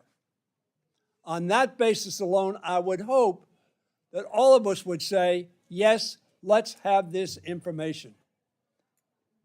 Because we, the Congress, are the deciders. Not Mr. Musk, not the administration, but we, the Congress, under Article 1. This is what this seeks to achieve, not an arbitrary and capricious judgment by those who do not know the consequences of their act.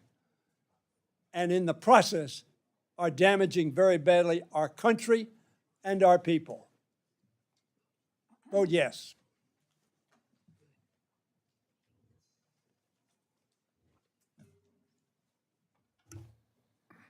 Are there any others wishing to address the amendment? Seeing none, the questions now, seeing none, the gentlelady is recognized for 1 minute to close. Thank you, Mr. Chairman. My colleague, Chairman Carter, said that there's money in this bill to spend on these salaries. Well, the VA Secretary has said that he plans to fire 80,000 VA employees. Since those salaries are in our bill, then we should be ensuring that the VA spends those funds as we intend and prevent them from firing 80,000 employees, because we are the Article 1 branch of government. We're the ones that are granting the authority and statutorily saying that they should spend the money on these employees. These are statutory funds. So we have to make sure that our authority is not circumvented by the administration. And so that's what this bill does. That's what this amendment does. It just says that no funds will be spent, no funds shall be available to conduct any reduction in force pursuant to the statute or any similar reduction of positions below the statutorily authorized level at the Department of Veterans Affairs unless such reduction has been provided for in this act. That's our job. We need to come together collectively and defend Congress's power of the purse and defend our veterans and our VA employees who are serving them. So I urge adoption of the amendment. Thank you. Thank you. The question's now on the amendment offered by the gentlelady from Florida. All those in favor say aye. Aye. All those opposed say no. No. The opinion of the chair, the noes have it. Roll call has been requested. Sufficient number of hands have been risen. Recorded vote has been requested. The clerk will clerk will call the roll. Mr. Adderholt. Mr. Adderholt, no. Mr. Aguilar. Mr. Aguilar, aye. Mr. Alford. Mr. Alford, no. Mr. Amade. Mr. Amade, no. Mrs. Bice. Mrs. Bice, no. Mr. Bishop. Mr. Bishop, aye. Mr. Calvert. Mr. Calvert, no. Mr. Carter. Mr. Carter, no. Mr. Case. Mr. Case, aye. Mr. Siscomani. Mr. Siscomani, no. Mr. Klein. Mr. Klein, no. Mr. Cloud. Mr. Clyburn. Mr. Clyburn, aye. Mr. Clyde. Mr. Clyde, no. Mr. Cole. No. Mr. Cole, no. Mr. Cuellar. Mr. Cuellar, aye. Ms. Dean. Ms. Dean, aye. Ms. DeLauro. Ms. DeLauro, aye. Mr. Diaz-Balart. Mr. Edwards. Mr. Elzey. Mr. Elzey, no. Ms. Escobar. Ms. Escobar, aye. Mr. Espaillat. Mr. Espaillat, aye. Mr. Fleischman. Mr. Fleischman, no. Ms. Frankel.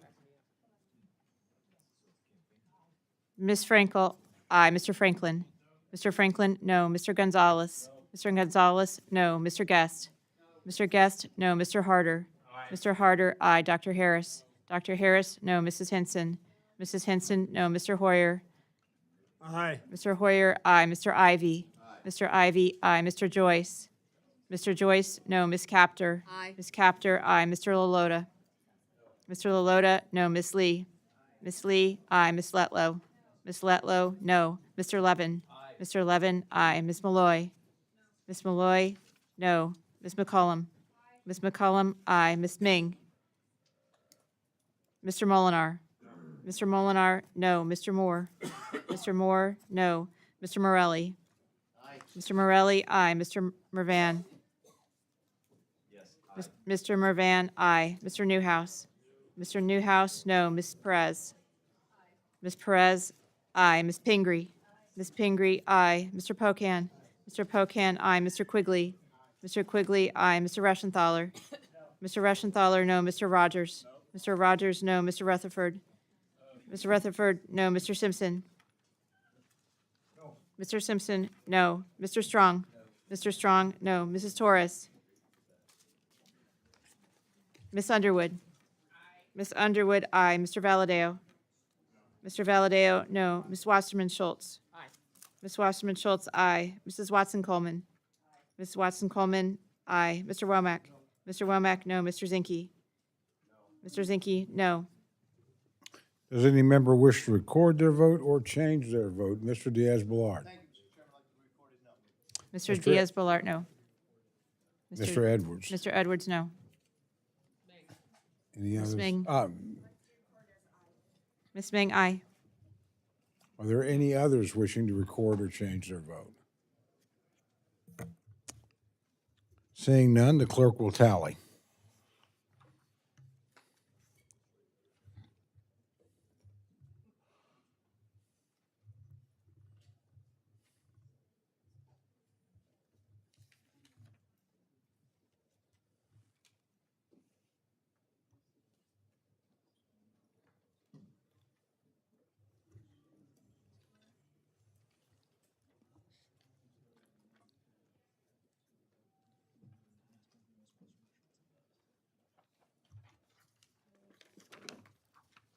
On this vote, the ayes are 27, the noes are 34. The amendment is not adopted.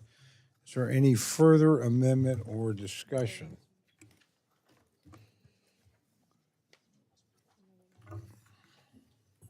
Gentlelady from Florida, Ms. Wasserman Schultz, is recognized for an amendment. Thank you, Mr. Chairman. I have an amendment to the desk, and I ask unanimous consent that it be considered as read.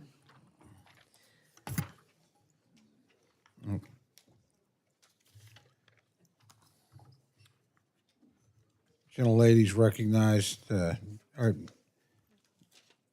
present her amendment. Thank you, Mr. Chairman. This amendment is an attempt to seek transparency from this administration as it relates to the so-called Department of Government Efficiency.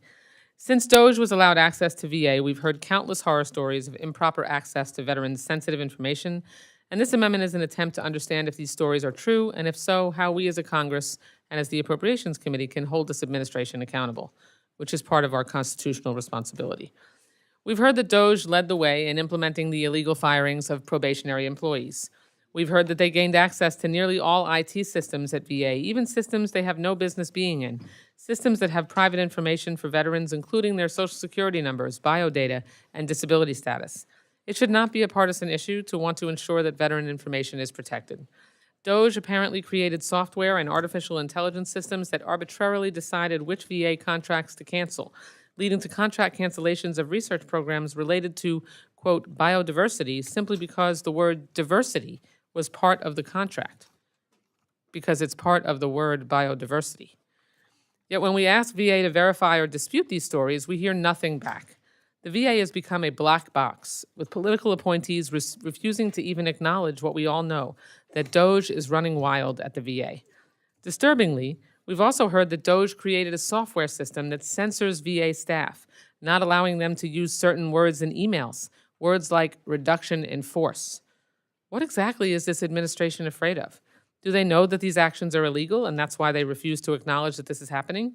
These actions pose tremendous risks to veteran privacy and to our national security. All this amendment does is ask GAO, our agency, to investigate this, report back to us on what really is happening with DOJ at VA, and ensure that veteran personal information is protected. It's a simple amendment. You can stand up to protect the private, sensitive information of our veterans who laid it all on the line for our nation, or you can side with unvetted hacks who could spill all this personal data online and into the stratosphere. This amendment makes clear, if the choice is between unvetted DOJ disruptors or our veterans, this committee sides with America's brave heroes who put on a uniform to protect all of us. Very simple. I think I certainly know where I come down, and I hope that everyone else on the committee does as well. I urge you to support this amendment. Yield back. Thank you. Gentleman from Texas, Mr. Carter, is recognized to respond to the amendment. Thank you, Mr. Chairman. I rise in opposition to this amendment. The VA is taking several actions to restore best practices within its system to ensure veterans are receiving the best care and timely benefits. DOJ employees were hired through VA to review contracts to eliminate waste within the department. I urge my colleagues to oppose this amendment.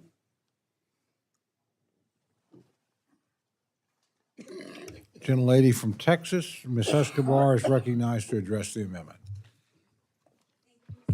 Thank you, Mr. Chairman, and thank you to Ms. Wasserman Schultz for this amendment. I'd like my colleagues to know just how important this amendment is. I get to serve on the Homeland Security Subcommittee led by Ranking Member Underwood and Chairman Amadei. And when we were visited by CISA recently, one of the questions that I asked was about Doge, or doggy, as Mr. Amadei prefers that we call it. That's right, thank you. And we have read all sorts of accounts about Doge, doggy. I have been alarmed about accounts, or alarmed by accounts that they have shared information via Gmail instead of by secure email accounts. We have all read information about personal data that they've accessed. I continue to be asked about this at my town hall meetings. I don't know about all of you, but my constituents are concerned about it. So when CISA came before our Homeland Committee, I asked specifically if CISA could look into this, if CISA was aware of whether any malign actors were able to access this data that is being shared by the young people that Elon Musk brought in.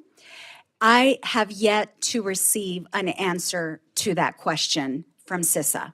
So if we cannot get this information from the administration so that we can then tell our constituents what was accessed, whether we can guarantee to our constituents that their private data hasn't been leaked on the dark web by Elon Musk's army of 20-somethings, then at the very least, we should support this amendment so that we can make sure that our veterans' private data has not been leaked, is protected, and has not been accessed by malign actors. So this is another easy one to support.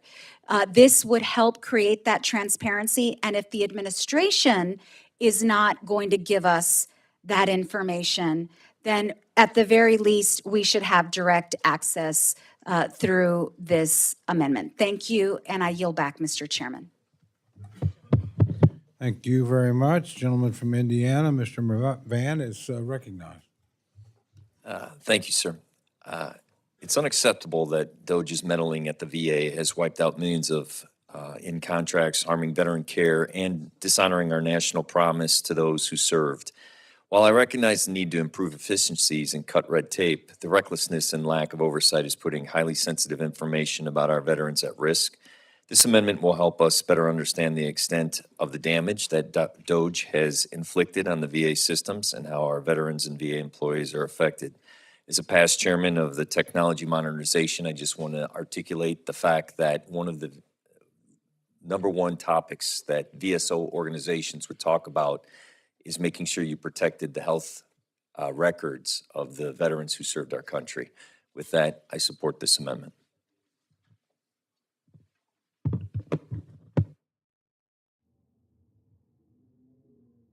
Are there any other members seeking to address the amendment?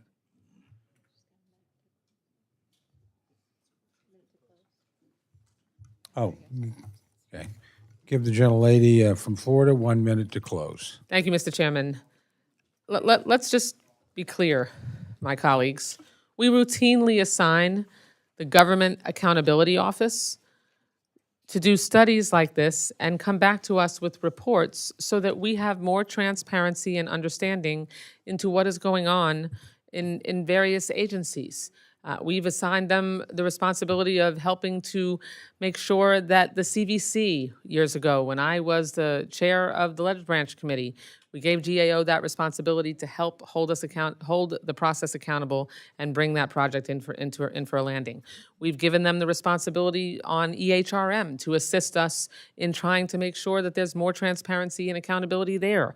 And what this would do is it makes sure that we understand, because VA is not answering our questions about the rummaging around that they have been doing with unfettered access to veterans' personal private information. That should bother all of us. We deserve answers, and we have the responsibility here and an opportunity to give GAO the chance to investigate and tell us. I'm not sure why anyone would oppose that.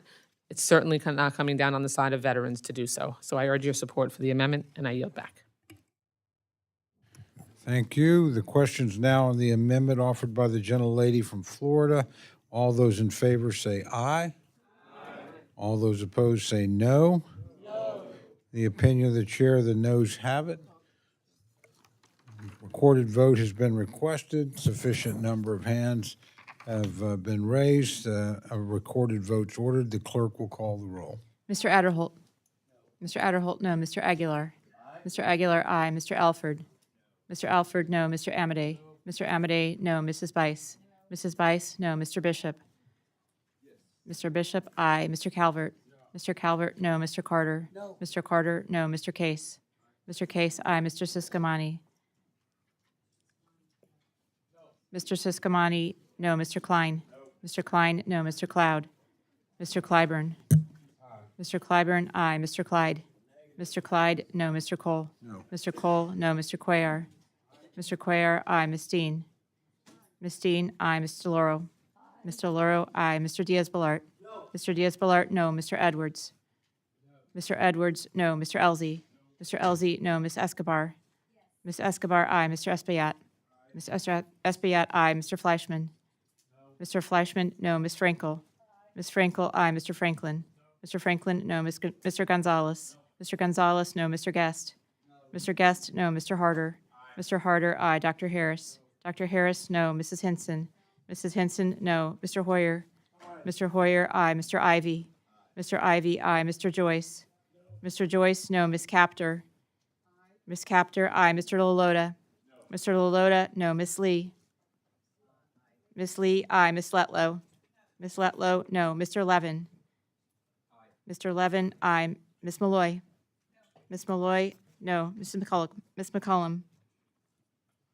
Ms. McCollum, aye. Ms. Ming. Ms. Ming, aye. Mr. Molinar.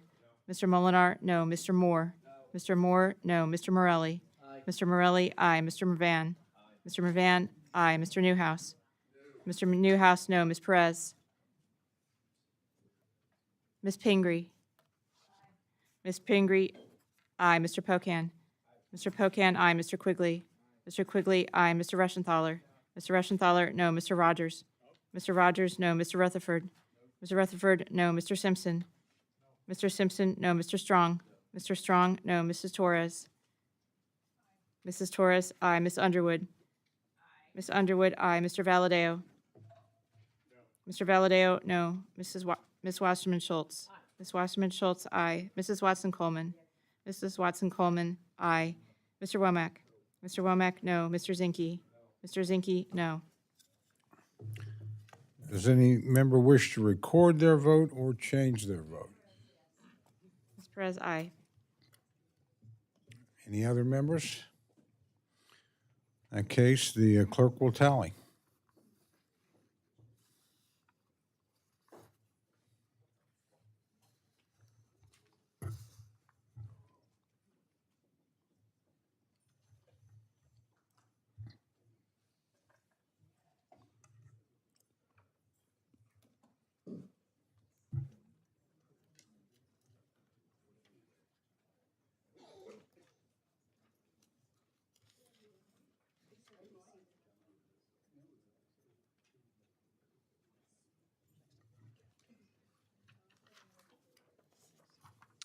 On this vote, the ayes are 28, the noes are 34. The amendment's not adopted.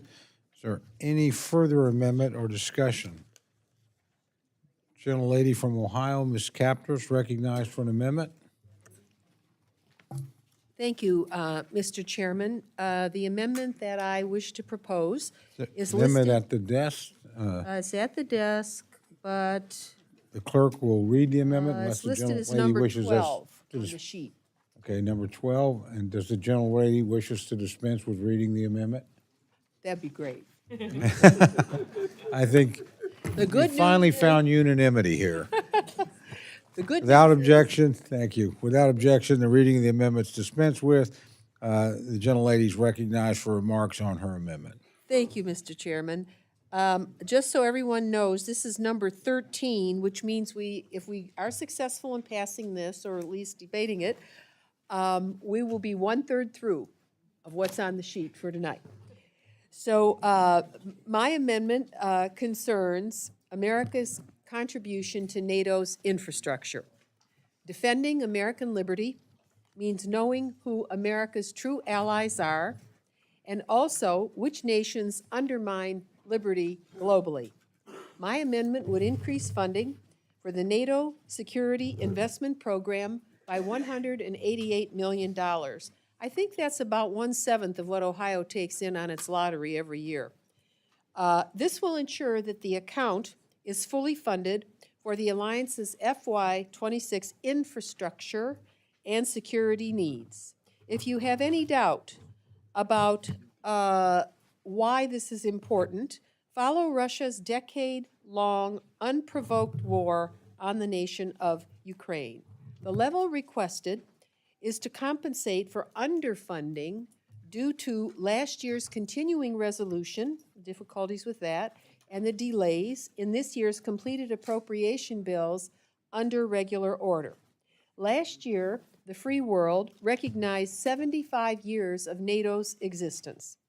NATO is the free world's indispensable alliance for liberty and our defense. It was founded in the wake of the greatest victory of liberty over tyranny in World War II and the 20th century's greatest achievement.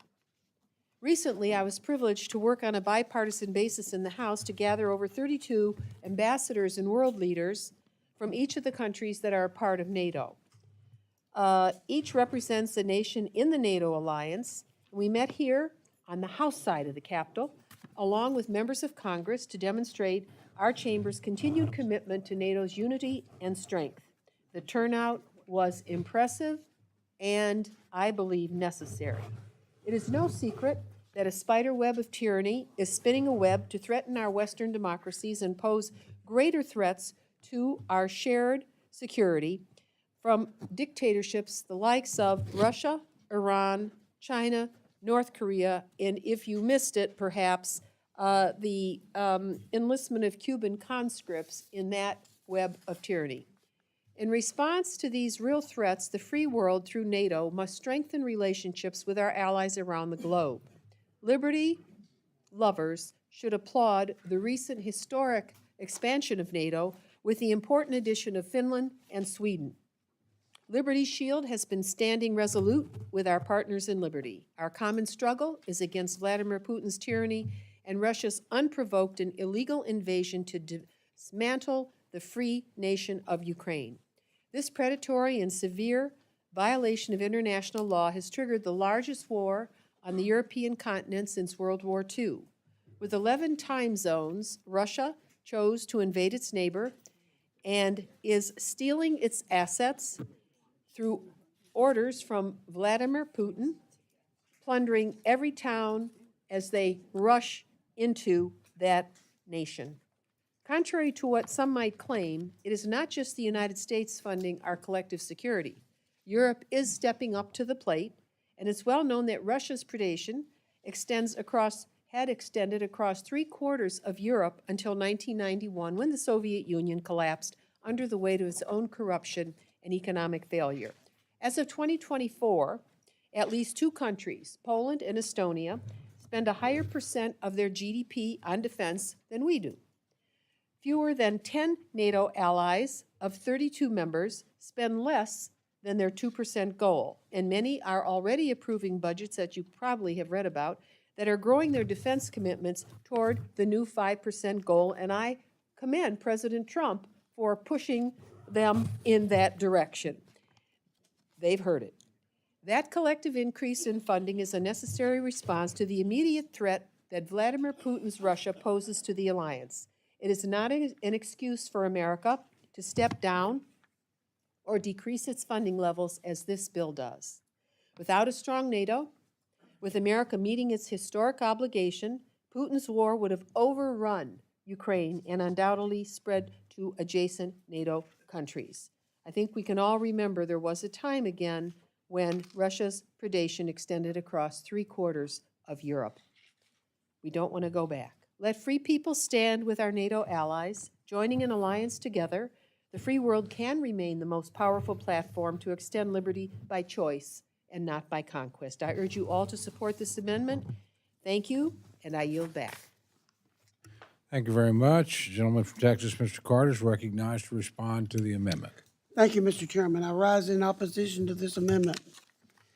The amendment does not have an offset, and we cannot accept it. While I do not oppose additional funding for NATO's Security Investment Program, we need to prioritize the construction needs of our military forces first. We will consider potential increases for NATO as the FY26 unfolds, but cannot accept the amendment without an offset. I urge my colleagues to oppose this amendment.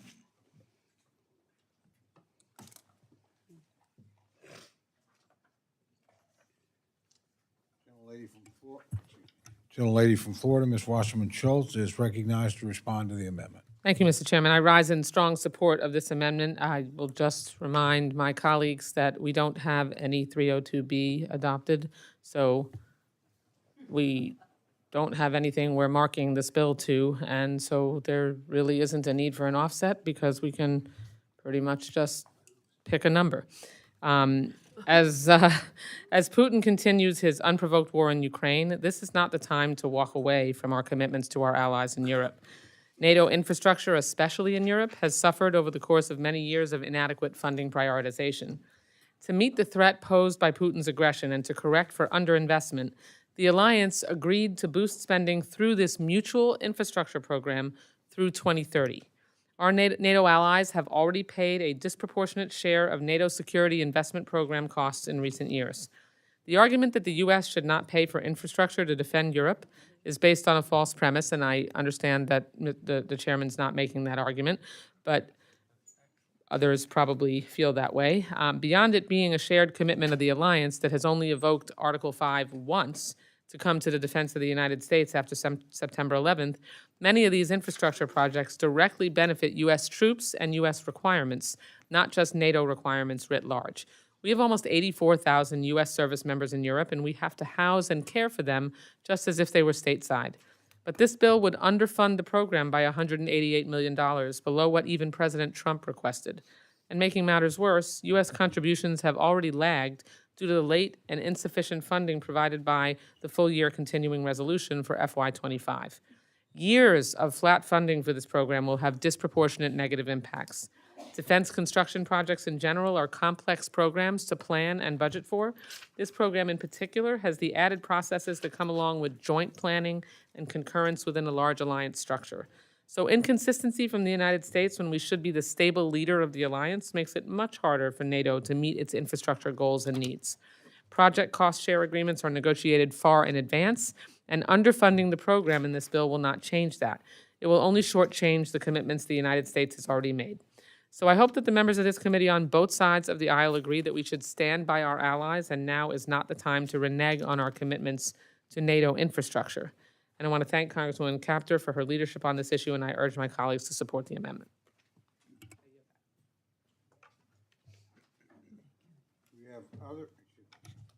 Do any other members seek recognition to speak to the amendment? Gentlelady from Maine is recognized to address the amendment. Ms. Payne. Thank you, Mr. Chair. I can be brief on this. I know a lot of things have been kind of upside down in the congressional world that we all live in, but I really never thought I would see something as upside down as Congress deciding not to fund NATO. I understand the argument that there has to be an offset, although I thought the ranking member of the committee made a good point. We don't have 302 allocations, so we're not actually marking to anything. And just the fact is, it's just so unusual to think that Congress would ever get to this moment where we say it's not important to fund NATO. A lot of people, when the Ukraine war broke out, said one of the amazing things that Putin did was he brought countries all over the world together to understand the importance of NATO and re-strengthened our alliances and got us all recommitted again. But we have lost that enthusiasm, it appears, and this amendment or this lack of funding in the bill is indicative of that. So I just want to reinforce what my colleagues have said. It sends a critical message to our key allies when we decide not to fund something. It certainly sends the wrong message to Russia about our commitment to the war in Ukraine and our commitment to our alliances. And we made a promise to our NATO partners. We're constantly saying they should pay more of their share. We've witnessed countries throughout Europe and others who have shown their interest in increasing the amount of funding that they give to NATO. We should follow suit here, and I urge people to support this amendment. I yield back. Thank you very much. Gentleman from Maryland, Mr. Hoy is recognized to address the amendment. Mr. Chairman, I rise in strong support of the administration's judgment.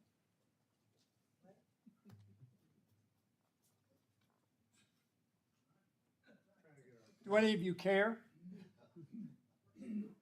This is an important amendment. This is not just a throwaway.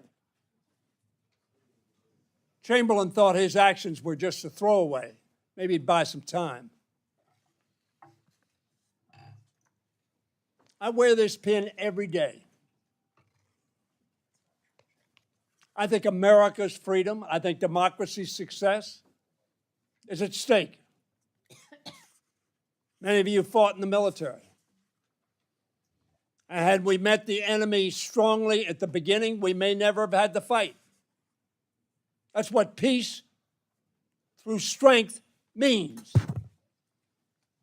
Strength is not retreating in the face of your enemy. Strength is not saying, we'll give up Eastern Ukraine. Strength is not saying, we'll give up Crimea. Strength is not saying, whatever you want to do, Mr. Putin, you go ahead and do. In this case, the administration has said, as Ms. Pingree has pointed out, we're going to keep our NATO commitments as we expect you to do, and as 23 of the 28 NATO nations is doing. This is not simply some throwaway amendment that all of you will vote no and all of us will vote yes and, well, we did our job. People are watching us. And some of those people live in Russia. Some of those people live in the Kremlin. Some of those people live in Iran. Some live in North Korea. Some live in China. They're watching. Does America have the stomach to stay the course? Does America have the stomach to confront despotism and dictators and those who steal children from countries and take them to their own? Are we unwilling? Are we unable because we're so partisan to respond to that viewing? To say America is strong and America will stand with its allies and America stands against despotism and dictatorship and aggression and criminal behavior on the international level. Are we so partisan that we cannot even discuss and come to a rational judgment on that? I've had very long talks with Senator McConnell, and he and I are both very worried that we have somehow forgotten the lessons of history, forgotten the lessons of weakness, forgotten why we say peace through strength. When I came to Congress in 1981, I supported almost every one of Ronald Reagan's buildup of the Defense Department. Not in a partisan way, but in a nonpartisan way.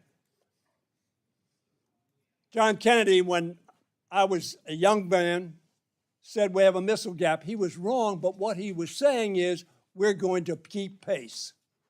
We're going to confront our enemies. Do not believe America is going to slink away. And don't believe America is going to give up its allies' territory to a thief in violation of international law.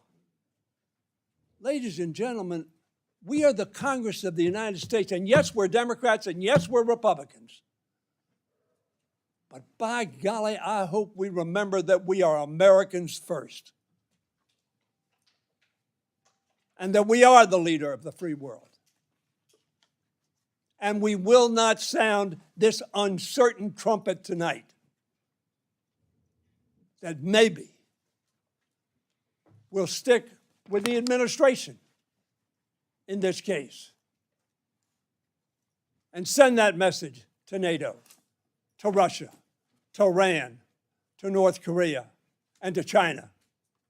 America, as Ronald Reagan said, is prepared and will outcompete you. Right now, the Russians in 3 months, are producing more weapons, more artillery, more ordnance than all of NATO, America, and Canada combined can produce in a year. Let us not retreat. Let us stand up and say, we are America. And we will not allow you to win by intimidation, by threat, by breaking international law. Let us stand as the world's leader. Vote aye.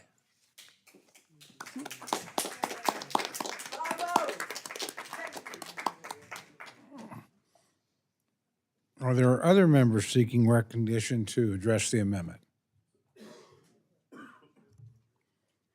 If there's no further debate, the gentlelady is recognized for 1 minute to close.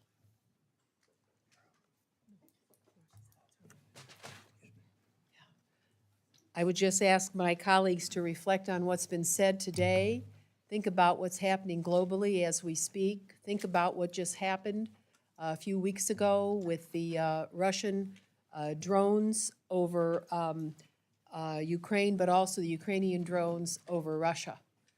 And the demands to our generation, to our time and generation, to do what is in the interests of liberty on our watch. I ask for support of this amendment in the cause of freedom. Thank you. I yield back. Thank you. The question's now on the amendment offered by the gentlelady from Ohio. All those in favor say aye. Aye. All those opposed say no. No. The opinion of the chair, the noes have it. Roll call has been requested. Sufficient number of hands have been raised.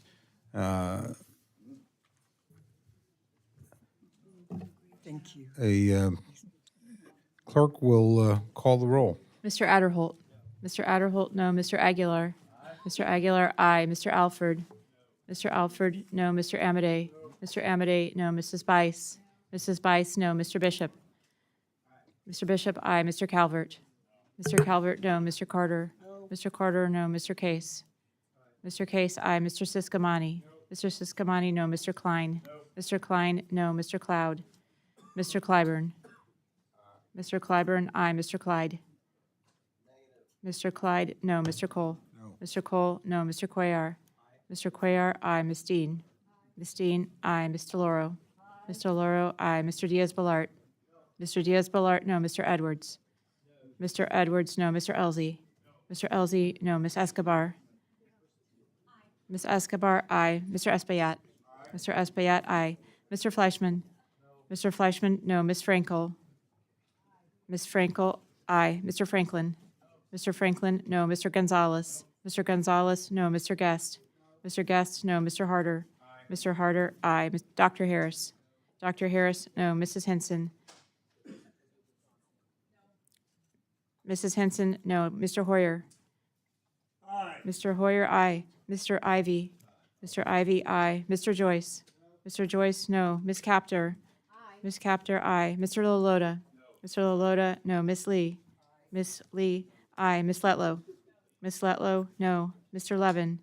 Mr. Levin, aye. Miss Malloy. Miss Malloy, no. Miss McCollum. Miss McCollum, aye. Miss Ming. Miss Ming, aye. Mr. Molinar. Mr. Molinar, no. Mr. Moore. Mr. Moore, no. Mr. Morelli. Mr. Morelli, aye. Mr. Mervan. Mr. Mervan, aye. Mr. Newhouse. Mr. Newhouse, no. Ms. Perez.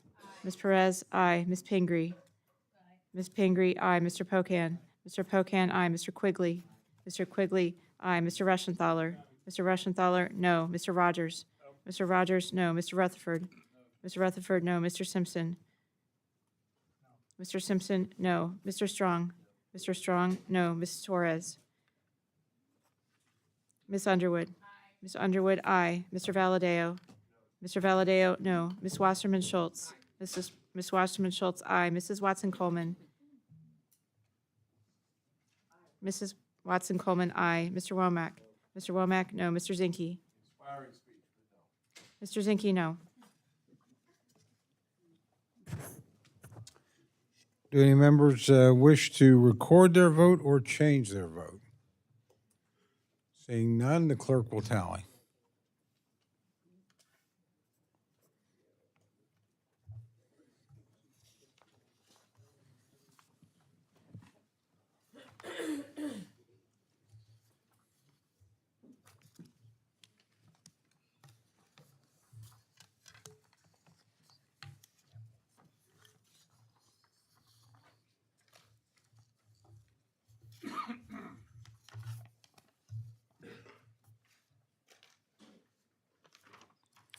On this vote, the ayes are 27, the noes are 34, and the amendment is not adopted.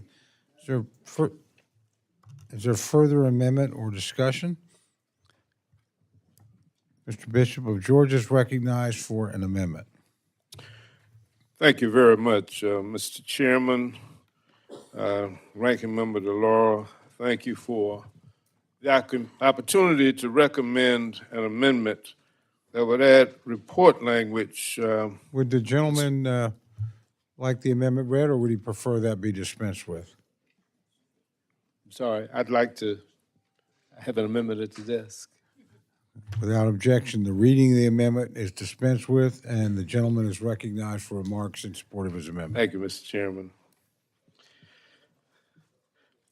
This amendment would add report language that's really vital to our veterans. You know, veterans want to receive their care, and they want to receive it at VA medical centers and clinics. Veteran service organizations have done polls, surveys, and the advocacy groups have communicated this message. They like having their medical records accessible in one location. They like their specialty clinics, labs, and pharmacies in one location. They like VA providers that are more knowledgeable with what veterans need. They like quicker communication between their primary care and their specialty care providers. And we should be investing money in our Veteran Affairs medical centers and our Veteran Affairs medical clinics. We should be hiring the best doctors, modernizing with the most up-to-date equipment, finding a way to make the VA medical centers and clinics more accessible and more effective for our veterans.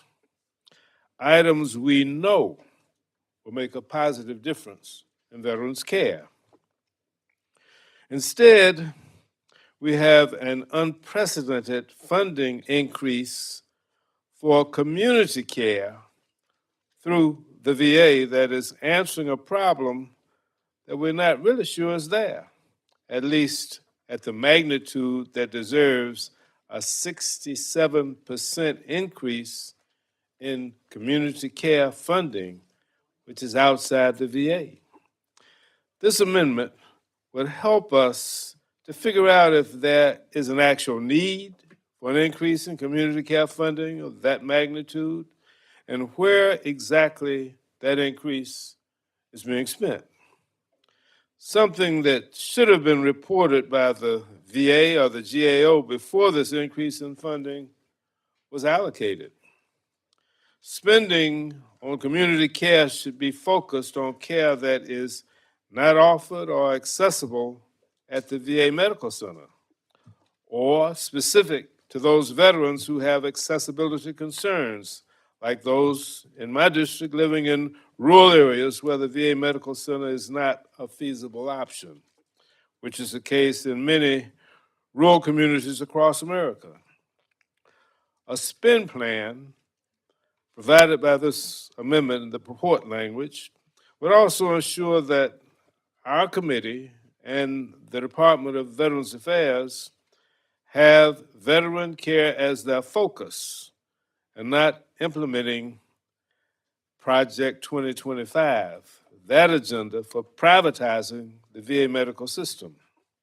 A privatized VA medical system goes against what our veterans want, and it goes against what they need. VFW, American Legion, the DAV, and numerous other veteran service organizations will tell you that. The department should present these plans quarterly, present them for review by our committee as a check and a balance, as was designed in the Constitution. So I urge this committee, both sides of the aisle, to support this amendment and to demonstrate that we're able to put veteran care ahead of partisan politics. We don't want to privatize the VA. Our veterans don't want the VA privatized. Pass this amendment so we can actually know how this community care money will be spent to make sure that it's spent for a VA that will truly take care of the wants, the needs, the desires of our veterans. With that, I urge the adoption of this amendment, and I yield back. I thank the gentleman. The gentleman from Texas, Mr. Carter, is recognized to address the amendment. Thank you, Mr. Chairman. I rise in opposition to this amendment.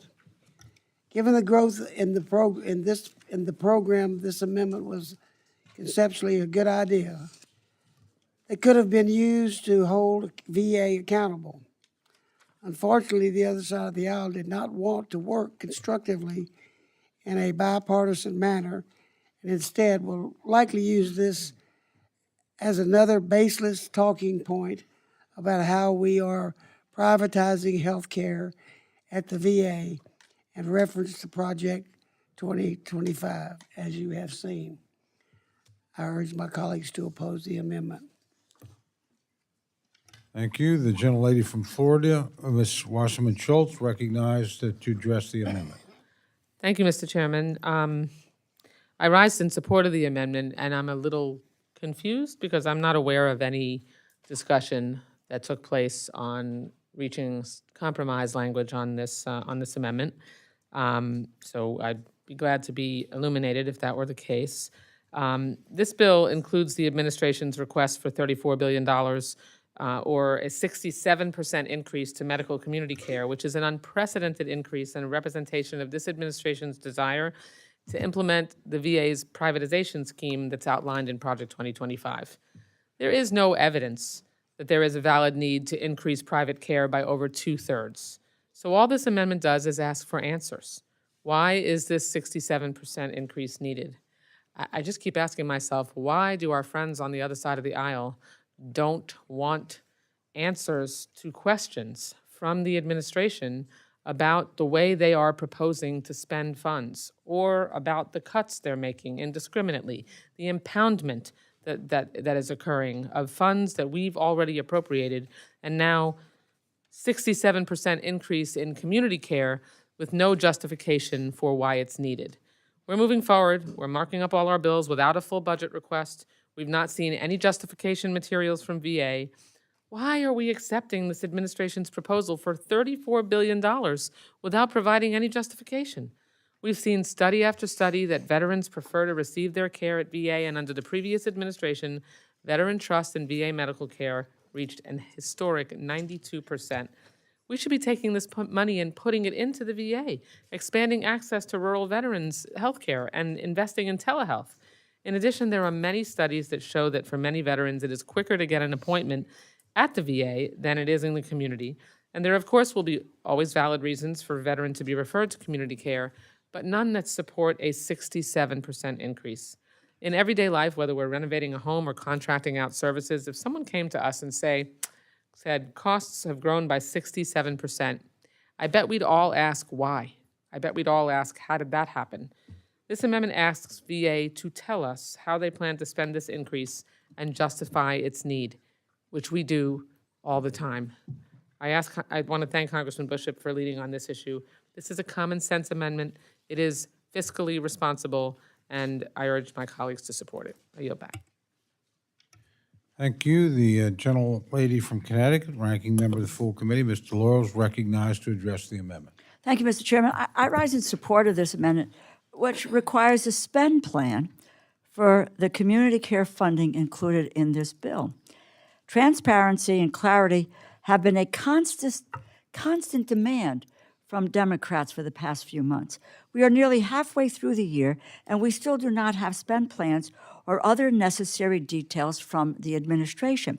Keep in mind that in the continuing resolution that was passed in March, and I might add, all but one Democrat voted against it, and I think most all of the Republicans voted for that. There was a requirement in that continuing resolution that the agencies come forward with a spend plan, which was due in April, at the end of April.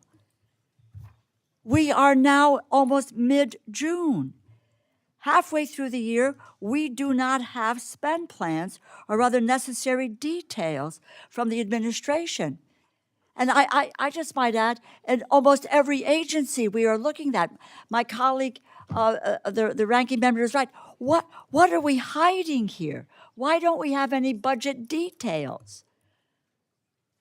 What do they want to spend? What do they want to spend it on? And the madness of all of this is that we don't have a budget, and we don't have allocations. We just, maybe pulling numbers out of the air. We are also demanding that Congress act to address the cost of living, especially the cost of health care, which is an increasing burden for so many households, especially for our veterans. This amendment attempts to address both of these demands. This majority is proposing $34 billion for community care, an increase of 67%, which siphons taxpayer dollars off to private sector medicine outside the VA that have every incentive to charge as much as they can, and they can get away with it. They are trying to privatize the VA, just like with the post office, and now with public education, and at every other government agency that helps Americans. They are dismantling the government to benefit billionaires. Data shows that since the Veterans Community Choice Program was implemented, funding has increased drastically from $14.8 billion in fiscal year 2018 to $28.5 billion in 2023. Furthermore, as costs have increased, there is very little insight about the quality and the timeliness of community care. What little research data we have suggests that community care is often neither more accessible nor of higher quality to the care that is provided by the Veterans Administration. I would welcome a conversation as to how we can improve this program, make it more affordable, extending telehealth services, utilization reviews, or bring veterans back to the VA for follow-up care that can be provided in a timelier and higher quality manner after an initial encounter with private sector medicine. However, this administration has no desire to do that. Instead, this bill puts Project 2025's plan to fully privatize medical care for our veterans into action. They are not hiding or hiding in plain sight. They're telling us what they want to do. We cannot content with handing a blank check to the White House. Why do we serve on an Appropriations Committee? Why? If we want to transfer the authority of this committee to the executive, and I don't care who the executive is, a Republican or a Democrat. That's not why I want to serve on this committee. I want to preserve the power of this Appropriations Committee and the power of the purse. We cannot be okay with allowing billions in taxpayers' dollars to be siphoned away from proven programs. into the pockets of private clinics that will overcharge and underdeliver at every opportunity. I urge my colleagues to support the Bishop Amendment, and I yield back.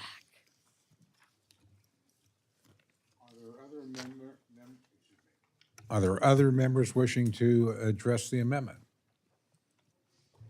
If there's no further debate, the gentleman's recognized for 1 minute to close. Thank you, Mr. Chairman. Community care should be provided when our veterans cannot get the care they need at a veterans facility. That's what they want. That's what they ask for. Where care is not offered or not accessible at a VA center, yes, fund the community care, or for veterans who have accessibility problems. They live in rural areas, far, far from accessible care for them. If the VA is not a feasible option, yes. But here, this is just excessive. It is just a ruse and a disguised way to implement the Project 2025 blueprint, which we see unfolding every single day. 67% increase, $34 billion for community care, which veterans don't want and frankly don't need, is not appropriate, and I urge the adoption of this amendment for the good of our veterans and their families. I yield back. Thank you. Questions now on the amendment offered by the gentleman from Georgia. All those in favor say aye. Aye. All those opposed say no. No. The opinion of the chair, the noes have it. Roll call has been requested. Sufficient number of hands have been raised. The clerk will call the roll. Mr. Adderholt? No. Mr. Adderholt, no. Mr. Aguilar? Aye. Mr. Aguilar, aye. Mr. Alford? Mr. Alford, no. Mr. Amadei? No. Mr. Amadei, no. Mrs. Bice? Mr. Bishop? Yes. Mr. Bishop, aye. Mr. Calvert? No. Mr. Calvert, no. Mr. Carter? No. Mr. Carter, no. Mr. Case? Aye. Mr. Case, aye. Mr. Siscomani? No. Mr. Siscomani, no. Mr. Klein? No. Mr. Klein, no. Mr. Cloud? Mr. Clyburn? Mr. Clyburn, aye. Mr. Clyde? Negative. Mr. Clyde, no. Mr. Cole? No. Mr. Cole, no. Mr. Cuellar? Aye. Mr. Cuellar, aye. Ms. Dean? Aye. Ms. Dean, aye. Mr. Loro? Aye. Mr. Loro, aye. Mr. Diaz-Balart? No. Mr. Diaz-Balart, no. Mr. Edwards? No. Mr. Edwards, no. Mr. Elzey? No. Mr. Elzey, no. Ms. Escobar? Ms. Escobar, aye. Mr. Espaillat? Aye. Mr. Espaillat, aye. Mr. Fleischman? No. Mr. Fleischman, no. Ms. Frankel? Mr. Franklin? No. Mr. Franklin, no. Mr. Gonzalez? No. Mr. Gonzalez, no. Mr. Guest? No. Mr. Guest, no. Mr. Harder? Dr. Harris? No. Dr. Harris, no. Mrs. Hinson? Mrs. Hinson, no. Mr. Hoyer? Mr. Hoyer, aye. Mr. Ivy? Aye. Mr. Ivy, aye. Mr. Joyce? No. Mr. Joyce, no. Ms. Capter? Aye. Ms. Capter, aye. Mr. Loloda? No. Mr. Loloda, no. Ms. Lee? Aye. Ms. Lee, aye. Ms. Letlow? No. Ms. Letlow, no. Mr. Levin? Aye. Mr. Levin, aye. Ms. Malloy? No. Ms. Malloy, no. Ms. McCollum? Aye. Ms. McCollum, aye. Ms. Ming? Aye. Ms. Ming, aye. Mr. Molinar? No. Mr. Molinar, no. Mr. Moore? No. Mr. Moore, no. Mr. Morelli? Aye. Mr. Morelli, aye. Mr. Mervan? Aye. Mr. Mervan, aye. Mr. Newhouse? No. Mr. Newhouse, no. Ms. Perez? Ms. Pingree? Yes. Ms. Pingree, aye. Mr. Pocan? Aye. Mr. Pocan, aye. Mr. Quigley? Aye. Mr. Quigley, aye. Mr. Reschenthaler? No. Mr. Reschenthaler, no. Mr. Rogers? No. Mr. Rogers, no. Mr. Rutherford? No. Mr. Rutherford, no. Mr. Simpson? No. Mr. Simpson, no. Mr. Strong? No. Mr. Strong, no. Mrs. Torres? Ms. Underwood? Yes. Ms. Underwood, aye. Mr. Valadeo? No. Mr. Valadeo, no. Ms. Wasserman Schultz? Ms. Wasserman Schultz, aye. Mrs. Watson Coleman? Mrs. Watson Coleman, aye. Mr. Womack? No. Mr. Womack, no. Mr. Zinke? Mr. Zinke, no. Does any member wish to record or change their vote? Gentlemen from Cal, Mr. Harder, aye. Ms. Perez, gentlelady aye. from Pennsylvania, okay. Gentlelady from Florida, Ms. Frankel. Ms. Franco, aye. Gentlelady from Oklahoma. Mrs. Bice, no. Any other members wish to change or record their vote? Ms. Torres, Clerk will tally. Mrs. Torres. I'll record. She's not- she-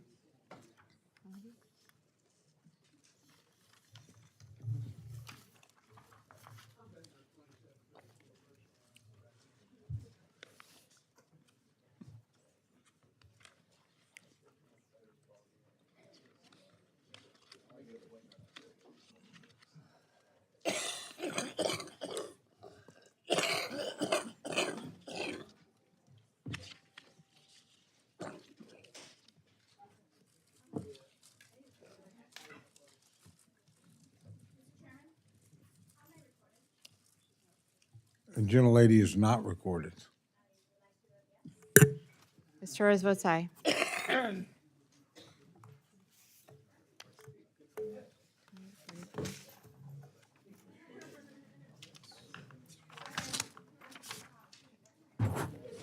On this vote, the ayes are 28, the noes are 34. The amendment's not adopted. Is there any further amendment or discussion? I believe the gentleman from Georgia is recognized for an amendment. Thank you, Chairman Cole, Ranking Member DeLauro. Thank you for this opportunity to recommend another amendment that is vital to our veterans. Would the gentleman like us to dispense with the reading? I'd like to, I do have an amendment at the desk. Thank you. The gentleman asked that we dispense with the remarks, so gentleman's recognized to explain his amendment. Thank you. Mr. Chairman and members of the committee, veterans are at a 58% higher risk of suicide than those who have not served. The suicide hotline has become a critical resource for the veterans in crisis.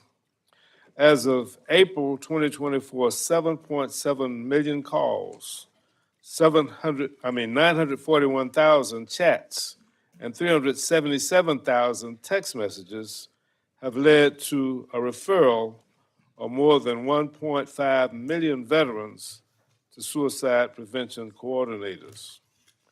The suicide hotline receives approximately 2,100 calls a day, and that has steadily increased due to the recent addition of text message capability.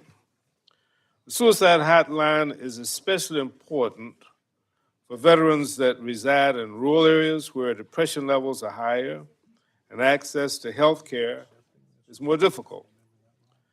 I know it's true in my district. Half of my district is urban, but the other half is rural. And there are veterans all across that district. When DOGE announced the federal firings, my offices in my district and here in DC received calls by veterans, veterans advocacy groups concerned about the suicide hotline and the potential that it would have to being shut down or having the services degraded. Veterans' lives were at stake, they all said. I was alarmed at Secretary Collins' admission to firing 24 suicide hotline employees erroneously, he said. We don't know when exactly they were fired, for how long, or if all of these essential workers were all hired back. Veterans have demonstrated this is a critical resource, and it deserves accountability for the actions that led to those firings to make sure that it does not happen again. Errors require accountability. The Secretary himself said these firings were erroneous. The amendment will provide that accountability. I'm asking for our committee to require the Government Accountability Office to conduct a report that provides this committee, but more importantly, our veterans population, the number of suicide hotline employees that were fired and the impact on veterans, to include wait times, the number of suicides during the period of reduced support. That is the period from January 2025 to June of 2025. I urge my colleagues to support this amendment as a demonstration of good faith to our veterans that we will hold the Department of Veterans Affairs responsible for a lapse in care where the consequences could be and may have been a veteran's life. With that, I yield back and urge the adoption of the amendment. Thank you very much. My friend, the gentleman from Texas, Mr. Carter, is recognized for his perspective on the amendment. Thank you, Mr. Chairman. I rise in opposition to this amendment. This amendment calls for an unnecessary GAO report for 24 employees who are temporarily disconnected from VA. These are not frontline employees as defined by the department. These employees have all been reinstated. I urge my colleagues to oppose this amendment. Gentlelady from Florida, the ranking member of the subcommittee, Ms. Wasserman Schultz, recognized for her perspective on the amendment. Thank you, Mr. Chairman. I rise in support of this amendment.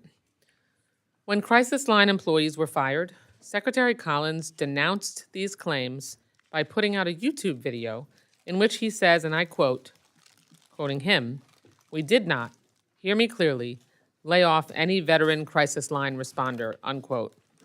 However, in a letter to Senator Baldwin a few weeks later, he admitted that he did indeed fire 24 employees at the Veterans Crisis Line.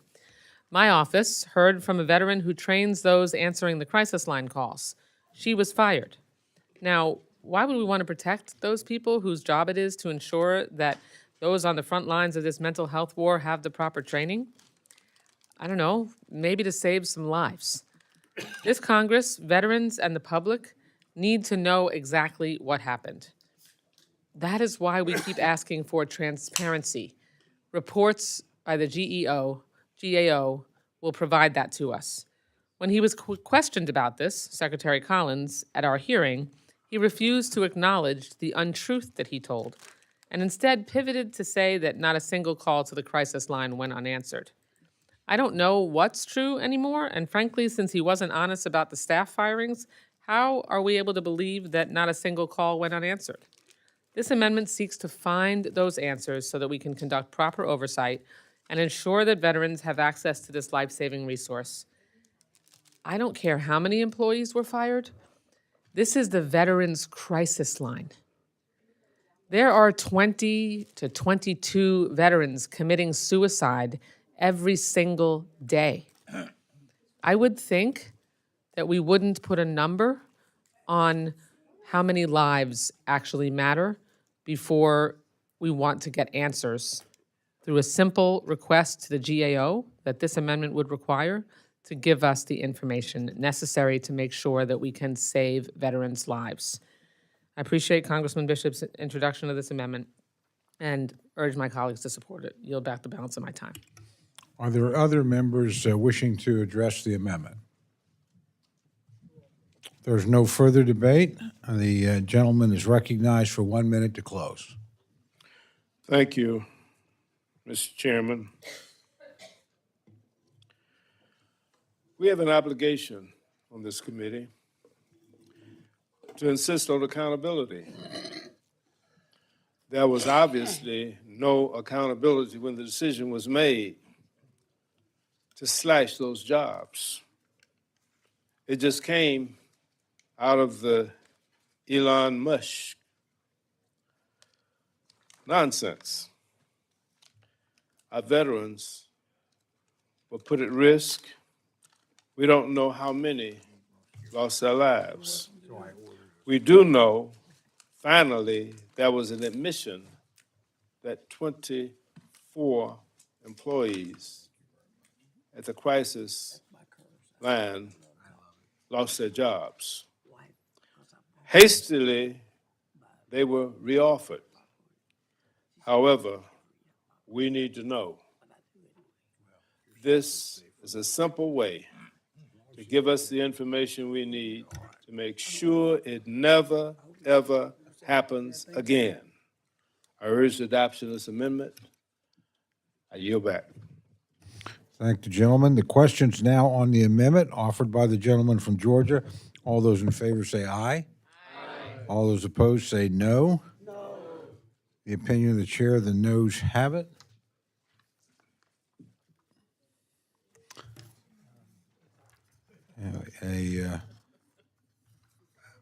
A roll call has been requested. A sufficient number of hands have risen, and the clerk will call the roll. Mr. Adderholt. Mr. Adderholt, no. Mr. Aguilar. Mr. Aguilar, aye. Mr. Alford. Mr. Alford, no. Mr. Amade. Mr. Amade, no. Mrs. Bice. Mr. Bishop. Yes. Mr. Bishop, aye. Mr. Calvert.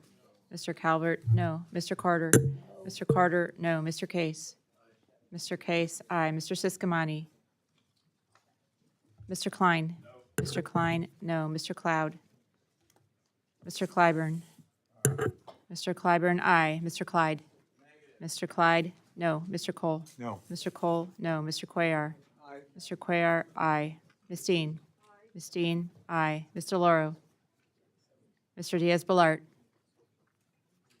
Mr. Edwards. Mr. Edwards, no. Mr. Elzey. Ms. Escobar. Mr. Espiat. Ms. Espiat, I'm sorry, Ms. Escobar votes aye. Mr. Espiat votes aye. Mr. Fleischman. Mr. Fleischman, no. Ms. Frankel. Ms. Frankel, aye. Mr. Franklin. Mr. Franklin, no. Mr. Gonzalez. Mr. Gonzalez, no. Mr. Guest. Mr. Guest, no. Mr. Harder. Mr. Harder, aye. Dr. Harris. Dr. Harris, no. Mrs. Hinson. Mrs. Hinson, no. Mr. Hoyer.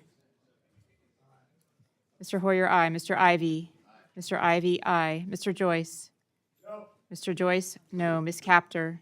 Ms. Capter, aye. Mr. Loloda. No. Mr. Loloda, no. Ms. Lee. Ms. Letlow. Ms. Letlow, no. Mr. Levin. Aye. Mr. Levin, aye. Ms. Malloy. Ms. Malloy, no. Ms. McCollum. Ms. McCollum, aye. Ms. Ming. Ms. Ming, aye. Mr. Molinar. Mr. Molinar, no. Mr. Moore. Mr. Moore, no. Mr. Morelli. Aye. Mr. Morelli, aye. Mr. Mervan. Aye. Mr. Mervan, aye. Mr. Newhouse. Mr. Newhouse, no. Ms. Perez. Ms. Perez, aye. Ms. Pingree. Ms. Pingree, aye. Mr. Pocan. Mr. Pocan, aye. Mr. Quigley. Mr. Quigley, aye. Mr. Reschenthaler. Mr. Reschenthaler, no. Mr. Rogers. Mr. Rogers, no. Mr. Rutherford. Mr. Rutherford, no. Mr. Simpson. Mr. Simpson, no. Mr. Strong. Mr. Strong, no. Mrs. Torres. Mrs. Torres, aye. Ms. Underwood. Yes. Ms. Underwood, aye. Mr. Valadeo. No. Mr. Valadeo, no. Ms. Wasserman Schultz. Ms. Wasserman Schultz, aye. Mrs. Watson Coleman. Mrs. Watson Coleman, aye. Mr. Womack. Mr. Womack, no. Mr. Zinke. Mr. Zinke, no. Does any member wish to record their vote or change their vote? Gentleman from Texas? Mr. Elzey, no. Gentlelady from Nevada? Ms. Lee, aye. Gentleman from Arizona? Mr. Siscomani, no. Gentlelady from Oklahoma? Mrs. Bice, no. Gentleman from Florida? Mr. Diaz-Balart, no. A gentlelady from Connecticut? Mr. Luro, aye. Are there any other members wishing to change or record their vote? Clerk will tally.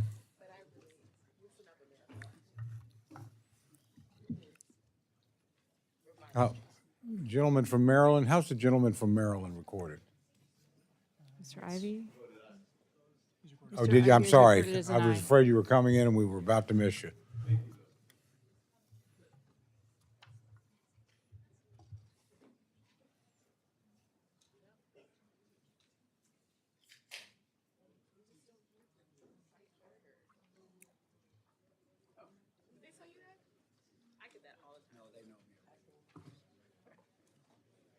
Now the governor's saying, National Guard to San Antonio. What are they doing? They're sending the National Guard to where? San Antonio. Because they've been, he just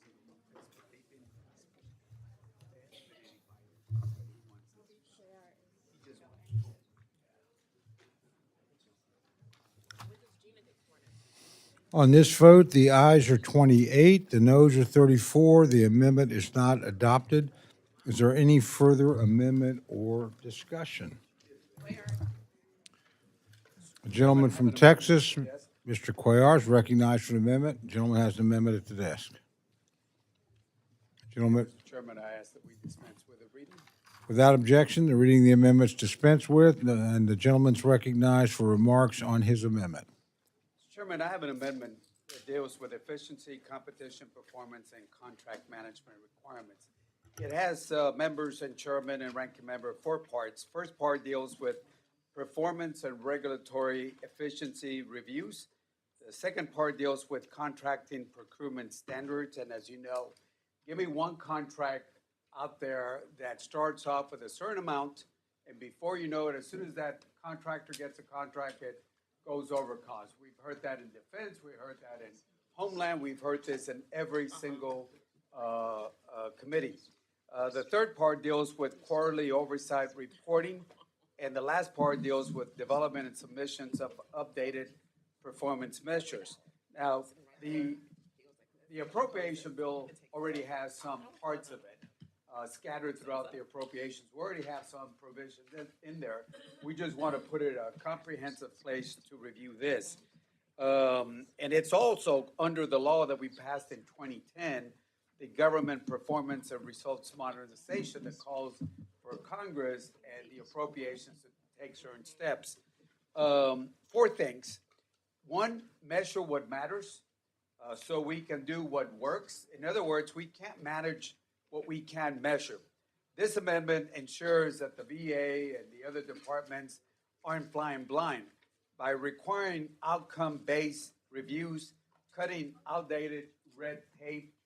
We give the people the job better, faster, and more efficiently, and therefore more services to our veterans. Number 2, more competition, more accountability, better results. Let's be clear, the taxpayers' dollars must serve the public interest and not bureaucracy. By ensuring that any contract over $5 million are openly competed, tied to real results, we're saying no to waste and yes to performance and yes to fairness. In other words, on time and on budget. Contracts should be on time and on budget. If not, there should be penalties to those contractors. The third reason is technology and transparency together. In a world that's moving at a digital speed, we can't track progress with paper trails. This amendment demands modern systems to follow every dollar, real-time oversight, verified outcomes, a clear audit trail. That's how we build trust and results. The fourth reason why we ought to do this is a government that works smarter, not just bigger. That is, we have quarterly reports. We should have updated performance goals, real consequences for those contracts where they fall behind, and also for the agencies that don't keep up with those performance measures. In other words, there are common sense steps that will help every agency deliver on its mission. When government works better, America gets stronger. I think anybody that's been at the state, I think Chairman Diaz-Balart understands that, and other members, anybody that's been at the state, we've done this. Judge Carter, we know, I think you were there at the state where we were doing all this work. So I would ask you to consider this amendment. But I will follow the Ken Calvert rule. That is, keep it short, withdraw, don't ask for a recorded vote. And I would ask the chairman and the ranking member to please consider this if we do get to a conference committee. So with that, I will withdraw at the proper time. The gentleman is wise beyond his years. Thank you. Gentlelady from Maine, Ms. Pingree. Oh, is recognized for an amendment. Thank you, Mr. Chair. I have an amendment at the desk, and I ask unanimous consent to withdraw that amendment. Without objection, the reading of the amendment is dispensed with, and the gentlelady is recognized for remarks on her Oh, I amendment. didn't mean to withdraw that amendment. I meant to withdraw the reading of the amendment. Sorry. Oh. No. I am not doing a Cuellar. No. To be fair, I understood the gentlelady's intent. Thank you. I was just trying to do the right procedure in the beginning. But wait, I still have good news for you. Everyone will be very happy to know that we are one amendment away from being halfway through the 34 amendments. By my calculation, that gets us done at 1:30 a.m. But this is such a good amendment that I know you'll all want to voice it, which will cut some time off at the end. My amendment to increase the funding for the produce prescription program only cost $2 million. And this is funding that we have provided the past 4 fiscal years since FY22. This is a great amendment that reduces medical costs to the VA, but more importantly, keeps our vets healthy and alive. Now, the basic idea here is if you're hospitalized or you have medical care for one of the chronic diseases that are so common in our country, diabetes, heart disease, high blood pressure, we know them all. The best thing that can be done for you when you are released from the hospital after the doctor's diagnosis is that you eat a healthier diet. Now, we know this because there's great data and metrics to show this, but we also know it because every time any one of us meets up with a medical care practitioner, they tell us this. Reduce your salt intake, eat less carbohydrates, eat more healthy, fresh fruits and vegetables. But one of the biggest issues for many of our veterans, unfortunately, are the costs of getting those healthier foods. 1 in 9 veterans is food insecure, and the numbers are even higher if you look at the Iraq and Afghanistan war vets. So the produce prescription program, which has been operating for 4 years at the VA and in other parts of our healthcare system, just says that your medical practitioner can give you a prescription, and then you can go to a program where you can get access to that healthier food. You get $100 a month. You meet with a dietitian. You often have cooking lessons. You do those things that help you to eat a healthier diet. Now, the good news as well is that, we've put $2 million into this program every year. Private foundations have been supplementing the funding to a great extent. So we have 2 pilot projects going right now, one in Salt Lake City, one in Houston, and others are about to open up in North Carolina, upstate New York, and Maryland. Hundreds of veterans are already benefiting from this plan, and I have heard from those veterans who have talked about how their diets have changed, how they are healthier, they feel better, and their doctors give the same kind of information. We know that this kind of nutritional coaching paired with healthier food reduces the risk of those diseases and helps people to live longer. So really, this is a very simple thing. And I also want to say in this new administration, the most recent MAHA report that is part of the Health and Human Services Program and the RFK plan shows that the modern diet, in their report, they say the modern diet has been linked to a range of chronic diseases, including obesity, type 2 diabetes, cardiovascular disease, and certain cancers. So this is also part of the MAHA plan, which is another reason why we should support it. So I am just suggesting that we put the $2 million back in there, that we go that much further to keep these programs going, support them in your district if they're already there, or in your district where they're coming soon, and we do that to help our veterans to stay healthier. This is a simple amendment. There's an offset for it, even though, as it's already been said, we don't really need offsets because we don't have the number. But this is money that is easily found within the budget. So, as I said, it'll be a simple voice vote at the end. You don't have to worry about this one. You can just get it done. And with that, I yield back. Before I recognize my friend from Texas, I want to add to the good news that my friend from Maine brought, if you actually consider the opening statements as part of the hearing, which they most assuredly are, I think we're more like 2/3 through. So maybe a little bit better than half. And let me just take this real quickly. I just want to thank all of you. I mean that quite sincerely. The civility, the professionalism of the debate, and staying within the timelines is much appreciated by the chair. So thank all of you for doing this, and very appropriate for us to spend the time and work through it, but you've done it very professionally and I think appropriately on both sides of the aisle, and the chair is grateful for that. With that, I would turn to my friend, Mr. Carter from Texas, to solicit his reaction to the amendment. Thank you, Mr. Chairman. I rise in opposition to this amendment. While I support food choice and access to healthy options, this is not the responsibility of the VA. Furthermore, this is a duplicative of existing federal programs operated by CDC and USDA. Therefore, I cannot support the amendment, and I urge my colleagues to oppose the amendment.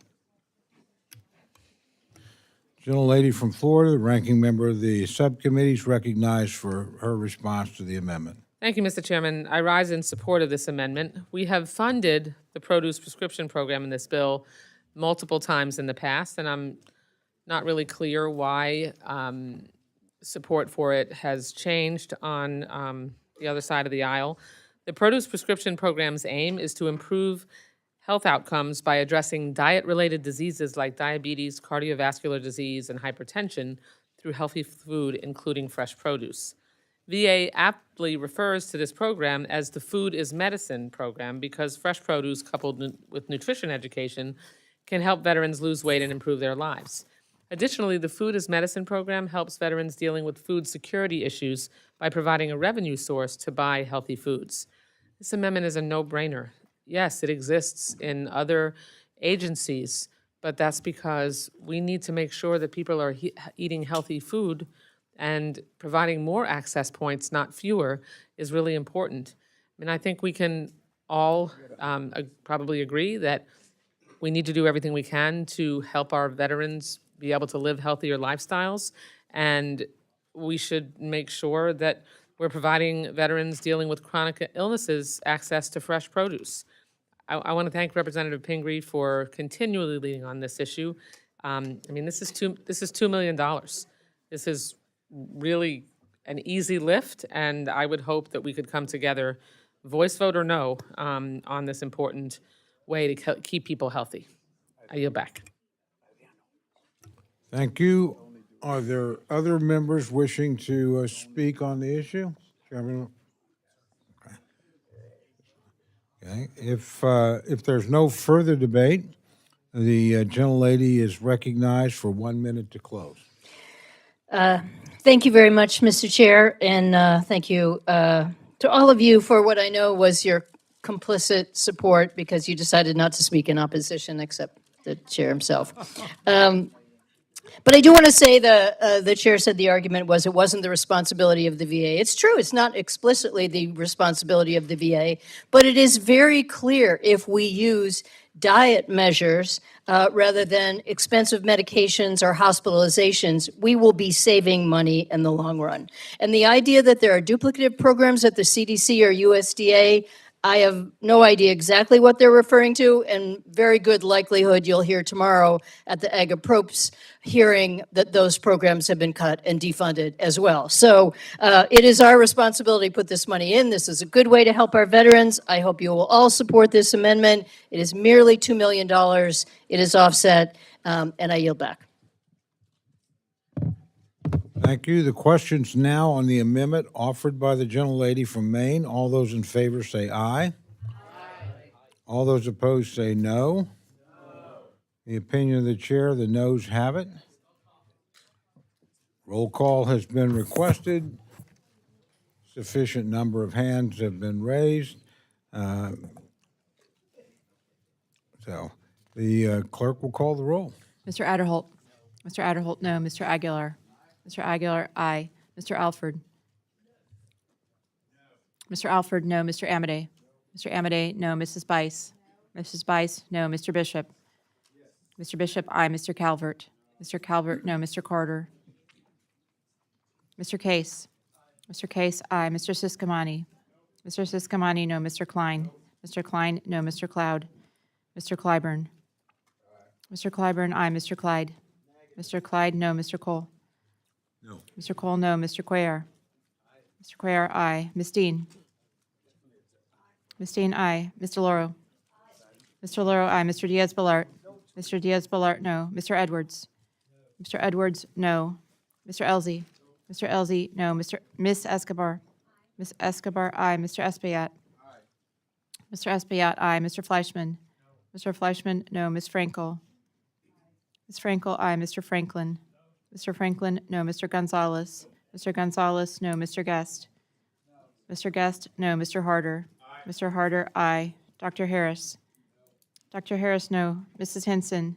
Mrs. Henson, no. Mr. Hoyer? Mr. Hoyer, aye. Mr. Ivy? Mr. Ivy, aye. Mr. Joyce? Mr. Joyce, no. Ms. Capter? Ms. Capter, aye. Mr. Lalota? Mr. Lalota, no. Ms. Lee? Ms. Lee, aye. Ms. Letlow? Ms. Letlow, no. Mr. Levin? Mr. Levin, aye. Ms. Malloy? Ms. Malloy, no. Ms. McCollum? Ms. McCollum, aye. Ms. Ming? Ms. Ming, aye. Mr. Molinar? Mr. Molinar, no. Mr. Moore? Mr. Moore, no. Mr. Morelli? Mr. Morelli, aye. Mr. Mervan? Mr. Mervan, aye. Mr. Newhouse? Mr. Newhouse, no. Ms. Perez? Ms. Perez, aye. Ms. Pingree? Ms. Pingree, aye. Mr. Pocan? Mr. Pocan, aye. Mr. Quigley? Mr. Quigley, aye. Mr. Reschenthaler? Mr. Reschenthaler, no. Mr. Rogers? Mr. Rogers, no. Mr. Rutherford? Mr. Rutherford, no. Mr. Simpson? Mis-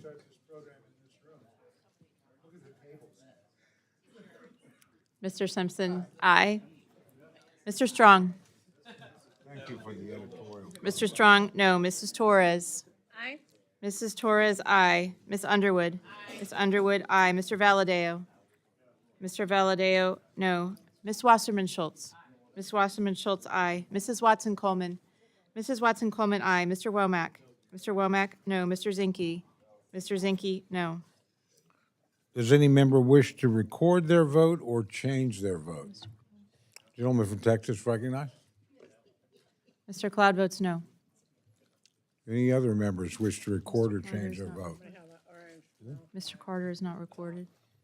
Judge Carter is not recorded. Judge. Mr. Gentleman from Texas, Mr. Carter votes no. are there any others? Clerk will tally.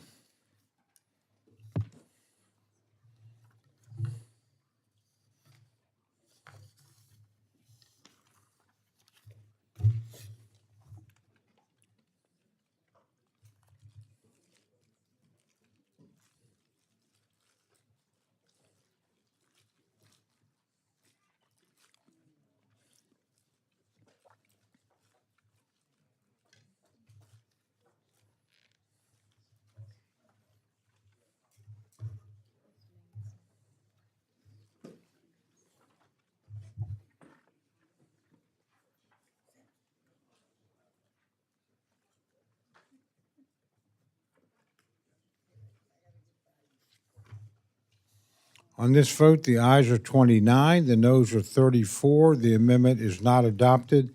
Is there any further amendment or discussion? I believe gentlelady from New York, Ms. Ming, has an amendment. Mr. Chair, I have an amendment at the desk, Mang 1.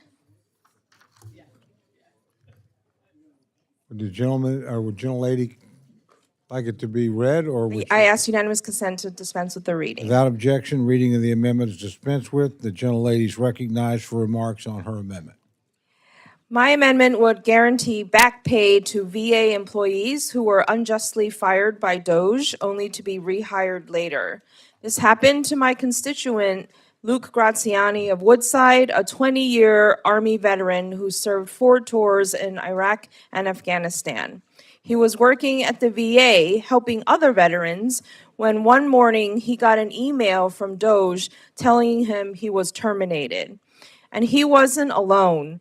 This administration reportedly has plans to fire up to 80,000 employees at the Department of Veterans Affairs and has already fired thousands of veterans from across the federal government. This is no way to treat our veterans or our public servants. Thankfully, Mr. Graziani fought back and got his job back with full back pay. But not everyone has, and there's no guarantee that they will.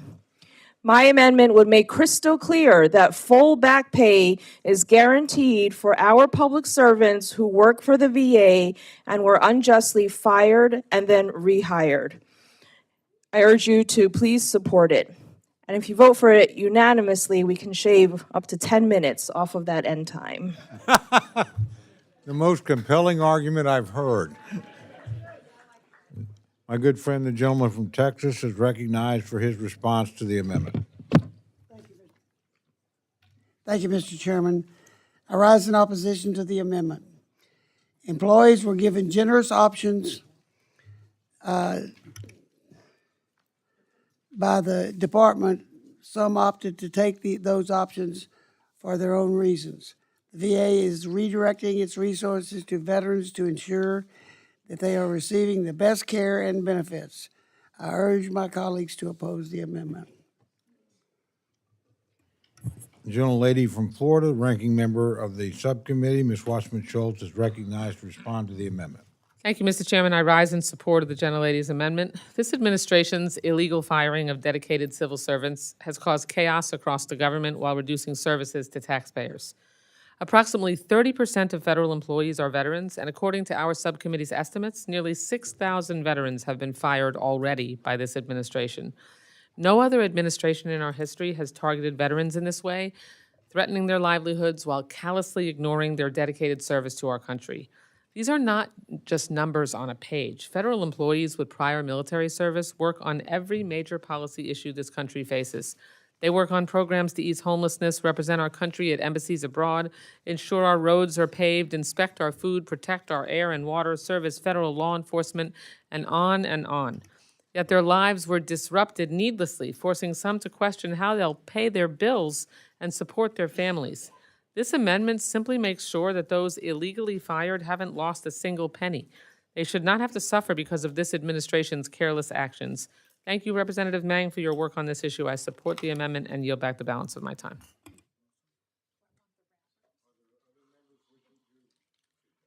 Are there other members wishing to address the amendment? If there's no further, gentleman from Maryland is recognized. Thank you, Mr. Chairman. I would stand in support of this amendment for sure. I have many employees, government employees in my district who were fired in a very haphazard way. And I take the gentleman's point about them having options for buyouts and the like. The problem was that those didn't become available until down the road once the Trump administration started running into trouble in court and had some of their terminations blocked. So a lot of employees found themselves in a scenario where they didn't know if they were going to be able to get fired or get rehired or not. And many of them were trapped and forced out of the positions, but then allowed back through court orders or other means. So this is something that the administration did badly, did incorrectly, and did illegally. These employees should not be punished for their mistakes that were made by the administration. So I would urge my colleagues to vote in support of this amendment. I know the gentlelady from New York would like to add some additional comments, so I'll yield the balance of my time to her. Gentlelady from New York is recognized. Yeah, I just want to clarify to Mr. Chair's comments. My constituent and many others did not opt to retire early. He got a template email in the morning and was told to pack up and leave his desk by noon. People were in the middle of helping cases, veterans from New York and all around the country. So if you believe that a veteran like my constituent who literally served tours in Iraq and Afghanistan and works to help other veterans should get back his back pay, then please vote for this amendment. I yield back. Thank you. Are there other members wishing to address the amendment? Seeing none, the questions now on the amendment offered by the gentlelady from New York? All those in favor say aye. All those opposed say no. The opinion of the chair, the noes have it. Roll call has been requested. A sufficient number of hands have been raised in support, so a recorded vote is ordered. The clerk will call the roll. Mr. Adderholt. Mr. Adderholt, no. Mr. Aguilar. Mr. Aguilar, aye. Mr. Alford. Mr. Alford, no. Mr. Amadei.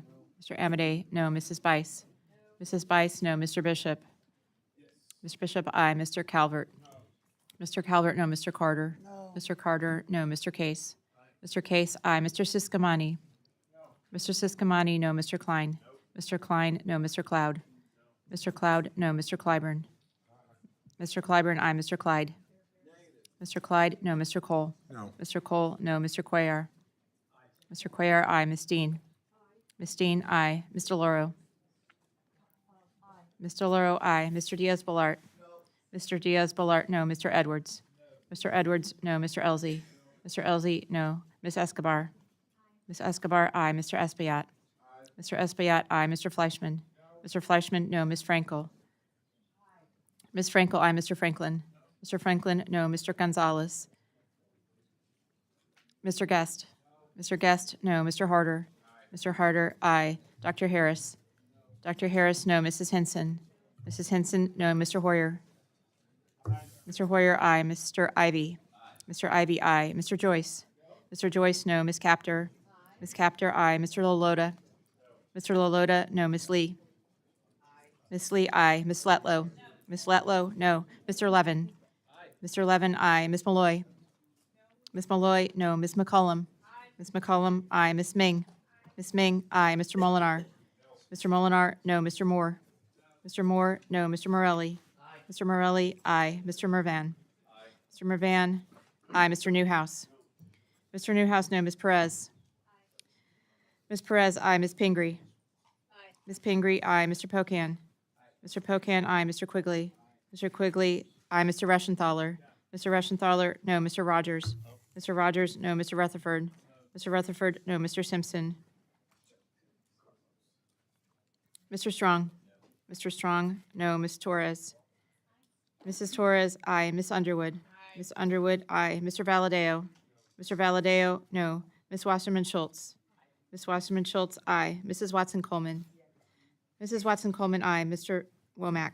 Mr. Womack, no. Mr. Zinke. Mr. Zinke, no. Does any member wish to record or change their vote? Gentleman from Texas. Gentleman is not recorded. Mr. Gonzalez, no. Are there any others wishing to change or record their vote? Clerk will tally.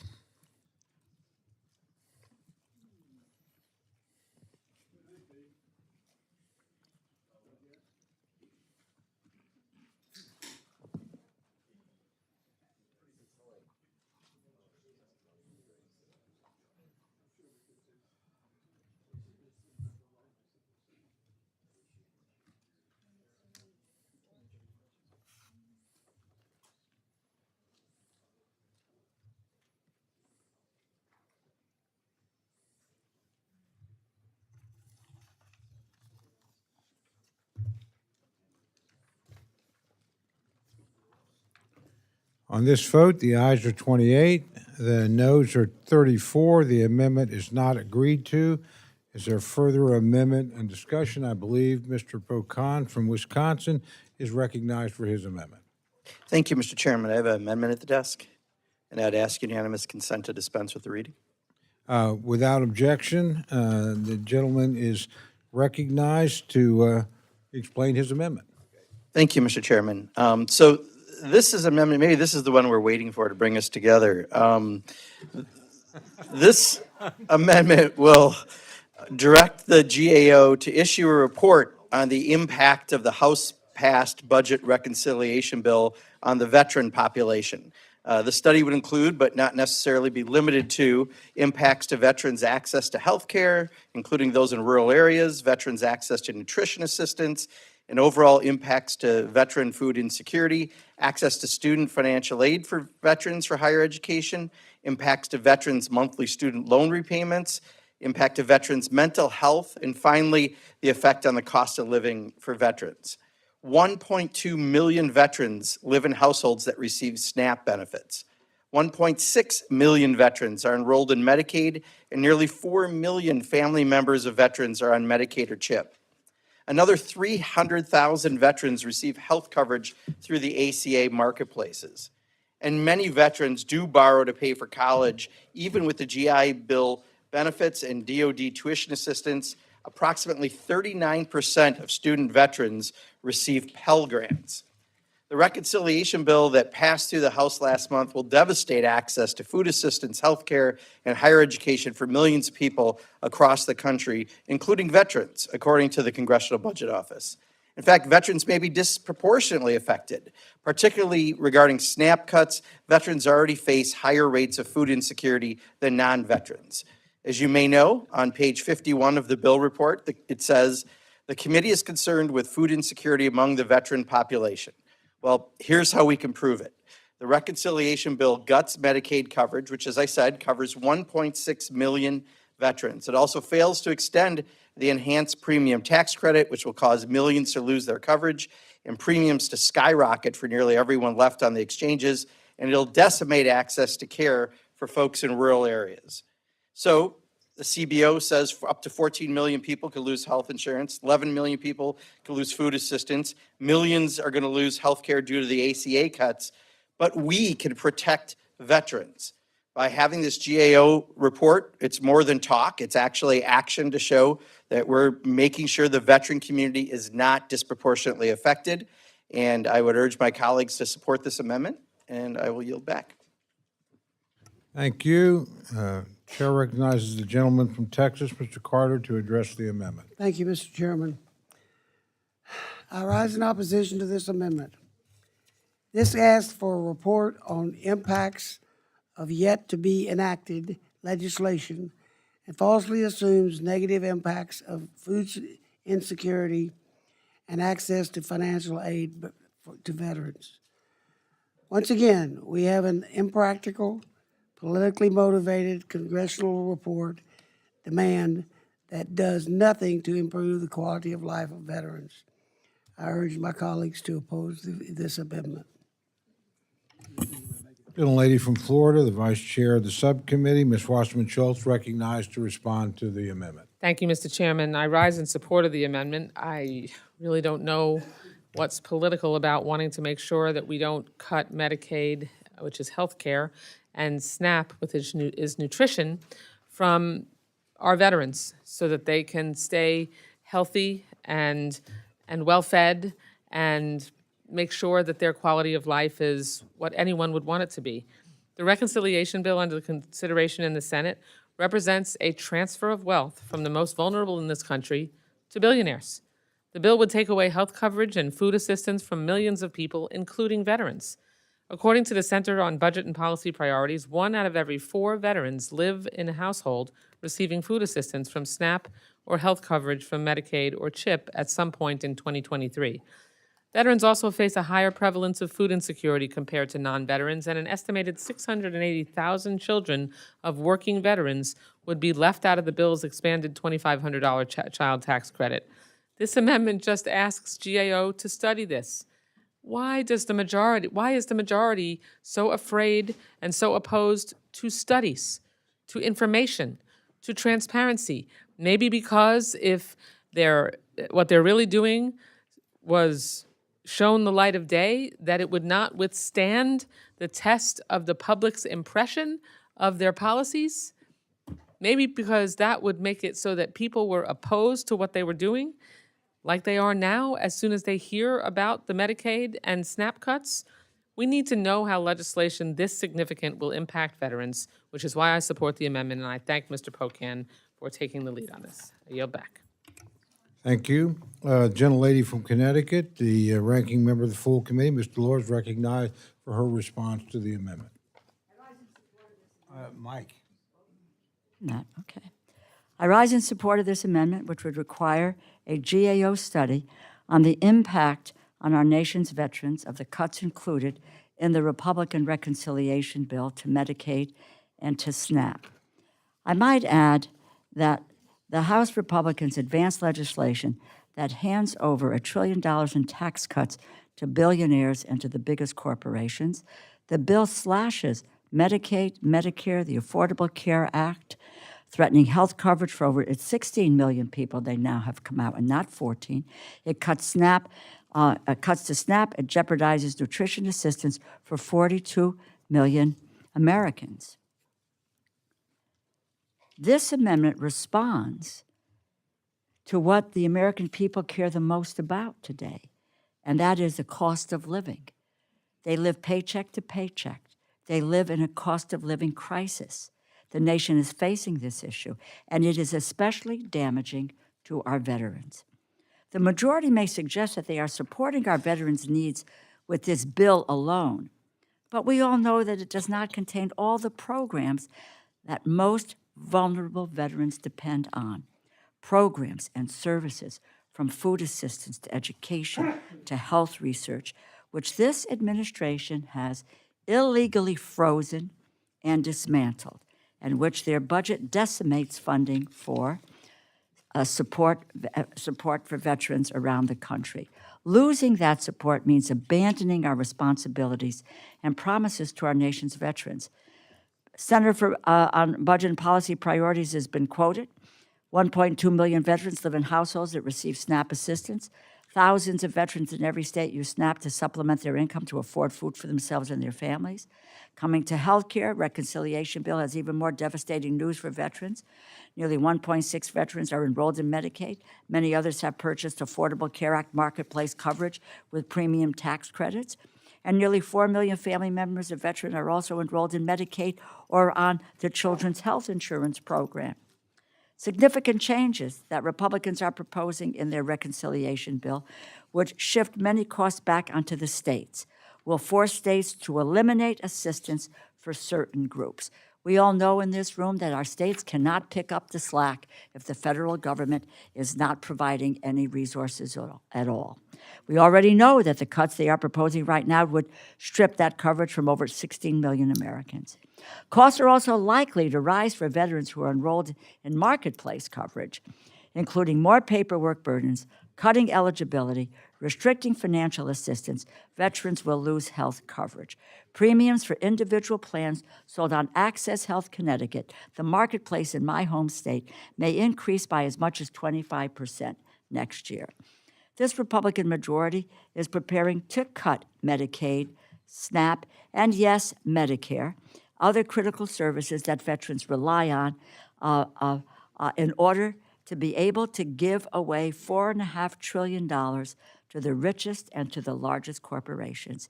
If they are truly committed to this giveaway, the least that this majority could do is to study the impact of these cuts and what that effect will be on this nation's veterans, rather than sweep those who are suffering under the rug and just kicking them to the side of the road and not being mindful of what their lives are about today. I urge my colleagues to support the Pocan Amendment, and I yield back.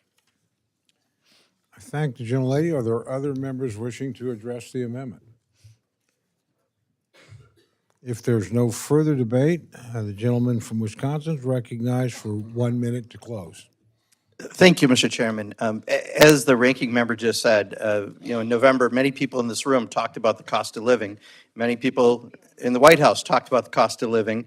And since then, all we've done is make the cost of living go up for veterans and for everyone else, whether it be through the indiscriminate use of tariffs or the bill that we just passed. And if you disagree with the Republican leadership's appointed folks at the CBO that say millions of people are going to lose access, at least let's look out for veterans. That's what this subcommittee bill is. 1.2 million veterans living in households receiving SNAP benefits, 1.6 million veterans enrolled in Medicaid, 300,000 veterans receiving health care coverage through ACA marketplaces, 39% of student veterans receiving Pell Grants. So it should be a no-brainer if we're not afraid of that vote we did in, I guess it was at the crack of dawn, not middle of the night. But this is our opportunity at least to protect veterans, and I would urge a yes vote. Yield back. Thank the gentleman. The question is now on the amendment offered by the gentleman from Wisconsin. All those in favor say aye. Aye. All those opposed say no. No. The opinion of the chair, the noes have it. Roll call has been requested. A sufficient number of hands have been raised, and so the clerk will call the roll. Mr. Adderholt. Mr. Adderholt, no. Mr. Aguilar. Mr. Aguilar, aye. Mr. Alford. Mr. Alford, no. Mr. Amade. Mrs. Bice. Mrs. Bice, no. Mr. Bishop. Mr. Bishop, aye. Mr. Calvert. Mr. Calvert, no. Mr. Carter. Mr. Carter, no. Mr. Case. Mr. Case, aye. Mr. Siscomani. Mr. Siscomani, no. Mr. Klein. Mr. Klein, no. Mr. Cloud. Mr. Cloud, no. Mr. Clyburn. Mr. Clyburn, aye. Mr. Clyde. Mr. Clyde, no. Mr. Cole. Mr. Cole, no. Mr. Cuellar. Mr. Cuellar, aye. Ms. Dean. Ms. Dean, aye. Mr. Loro. Mr. Loro, aye. Mr. Diaz-Balart. Mr. Diaz-Balart, no. Mr. Edwards. Mr. Edwards, no. Mr. Elzey. Mr. Elzey, no. Ms. Escobar. Ms. Escobar? Ms. Escobar, aye. Mr. Espaillat. Mr. Espaillat, aye. Mr. Fleischman. Mr. Fleischman, no. Ms. Frankel. Ms. Frankel, aye. Mr. Franklin. Mr. Franklin, no. Mr. Gonzalez. Mr. Gonzalez, no. Mr. Guest. Mr. Guest, no. Mr. Harder. Mr. Harder, aye. Dr. Harris. Dr. Harris, no. Mrs. Hinson. Mrs. Hinson, no. Mr. Hoyer. Mr. Hoyer, aye. Mr. Ivy. Mr. Ivy, aye. Mr. Joyce. Mr. Joyce, no. Ms. Captor. Ms. Captor, aye. Mr. Loloda. Mr. Loloda, no. Ms. Lee. Ms. Lee, aye. Ms. Letlow. Ms. Letlow, no. Mr. Levin. Mr. Levin, aye. Ms. Malloy. Ms. Malloy, no. Ms. McCollum. Ms. McCollum. Ms. McCollum, aye. Ms. Ming. Ms. Ming, aye. Mr. Molinar. Mr. Molinar, no. Mr. Moore. Mr. Moore, no. Ms. Morelli. Mr. Morelli, aye. Mr. Mervan. Mr. Mervan, aye. Mr. Newhouse. Mr. Newhouse, no. Ms. Perez. Ms. Perez, aye. Ms. Pingree. Ms. Pingree, aye. Mr. Pocan. Mr. Pocan, aye. Mr. Quigley. Mr. Quigley, aye. Mr. Reschenthaler. Mr. Reschenthaler, no. Mr. Rogers. Mr. Rogers, no. Mr. Rutherford. Mr. Rutherford, no. Mr. Simpson. Mr. Strong. Mr. Strong, no. Mrs. Torres. Ms. Underwood. Aye. Ms. Underwood, aye. Mr. Valadeo. Oh, Mrs. Torres, sorry, Mrs. Torres, aye. Mr. Valadeo. Mr. Valadeo, no. Ms. Wasserman Schultz. Ms. Wasserman Schultz, aye. Mrs. Watson Coleman. Mrs. Watson Coleman, aye. Mr. Womack. Mr. Womack, no. Mr. Zinke. Mr. Zinke, no. Does any member wish to record their vote or change their vote? Gentleman from Nevada. Mr. Amade, no. Any other members needing to change or record their vote? Seeing none, the clerk will tally. Gentleman from Idaho, have gentlemen been recorded? Mr. Simpson, no.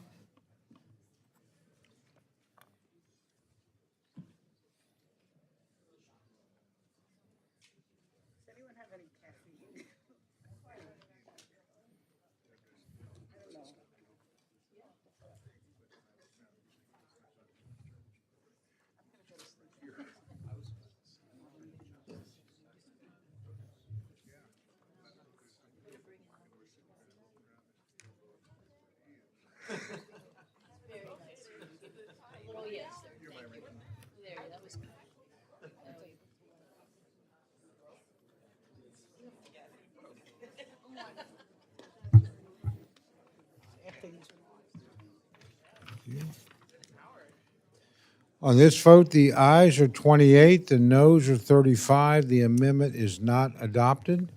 Is there any further amendment or discussion? Ms. Frankel is recognized for the purpose of an amendment. Thank you, Mr. Chair. I have an amendment at the desk. I ask unanimous consent that the reading be dispensed with. Thank the gentlelady. Without objection, the reading of the amendment is dispensed with, and the gentlelady is recognized for remarks on her Thank you. amendment. This is the amendment you've all been waiting for. It strikes a dangerous and deeply harmful provision in the bill, one that unjustly restricts abortion access for our veterans. The bill prohibits the VA from spending funds for any abortion with limited exceptions for rape, incest, or to save the life of the mother. The provision strips the veteran VA doctors of the ability to make medical decisions that they are trained to make, preventing them from intervening when a pregnancy endangers a woman's health, even with a serious complication. And more importantly, it takes away a woman's ability to make the very, very personal decision of when or whether to grow a family. And let's keep in mind that women join the military for many of the same reasons that men do, because they are patriots, because they want to serve our country, because they want to gain skills, they want a better future. And whether or not a family is part of that future should be left up to them, not to a bunch of tired lawmakers sitting in a stuffy room with a half-frazzled brain. You agree with that, don't you? But I'm going to tell you a story about a real person. But I'm gonna hide her name for privacy. She's Kelly.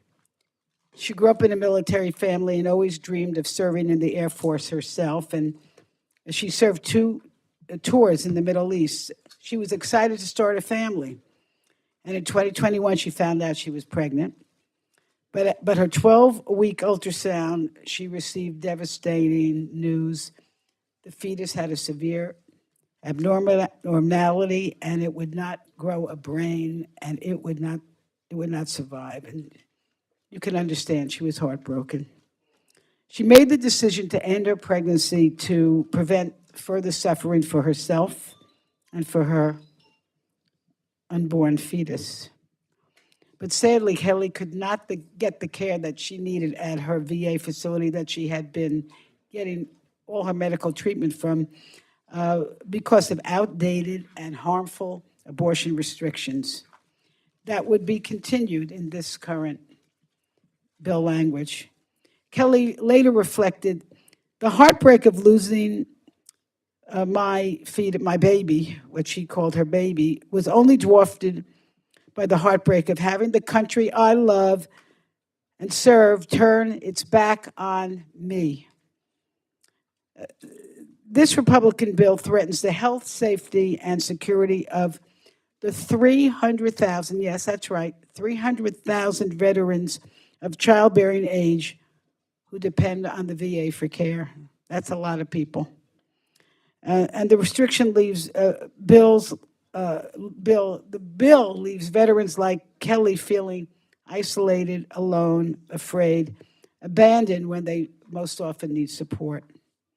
Limiting abortion access for cases of rape, only for cases of rape or incest, or to save the life of the mother, while ignoring serious medical risks, fetal anomalies, and the will of the pregnant woman is not only medically irresponsible, it is morally wrong.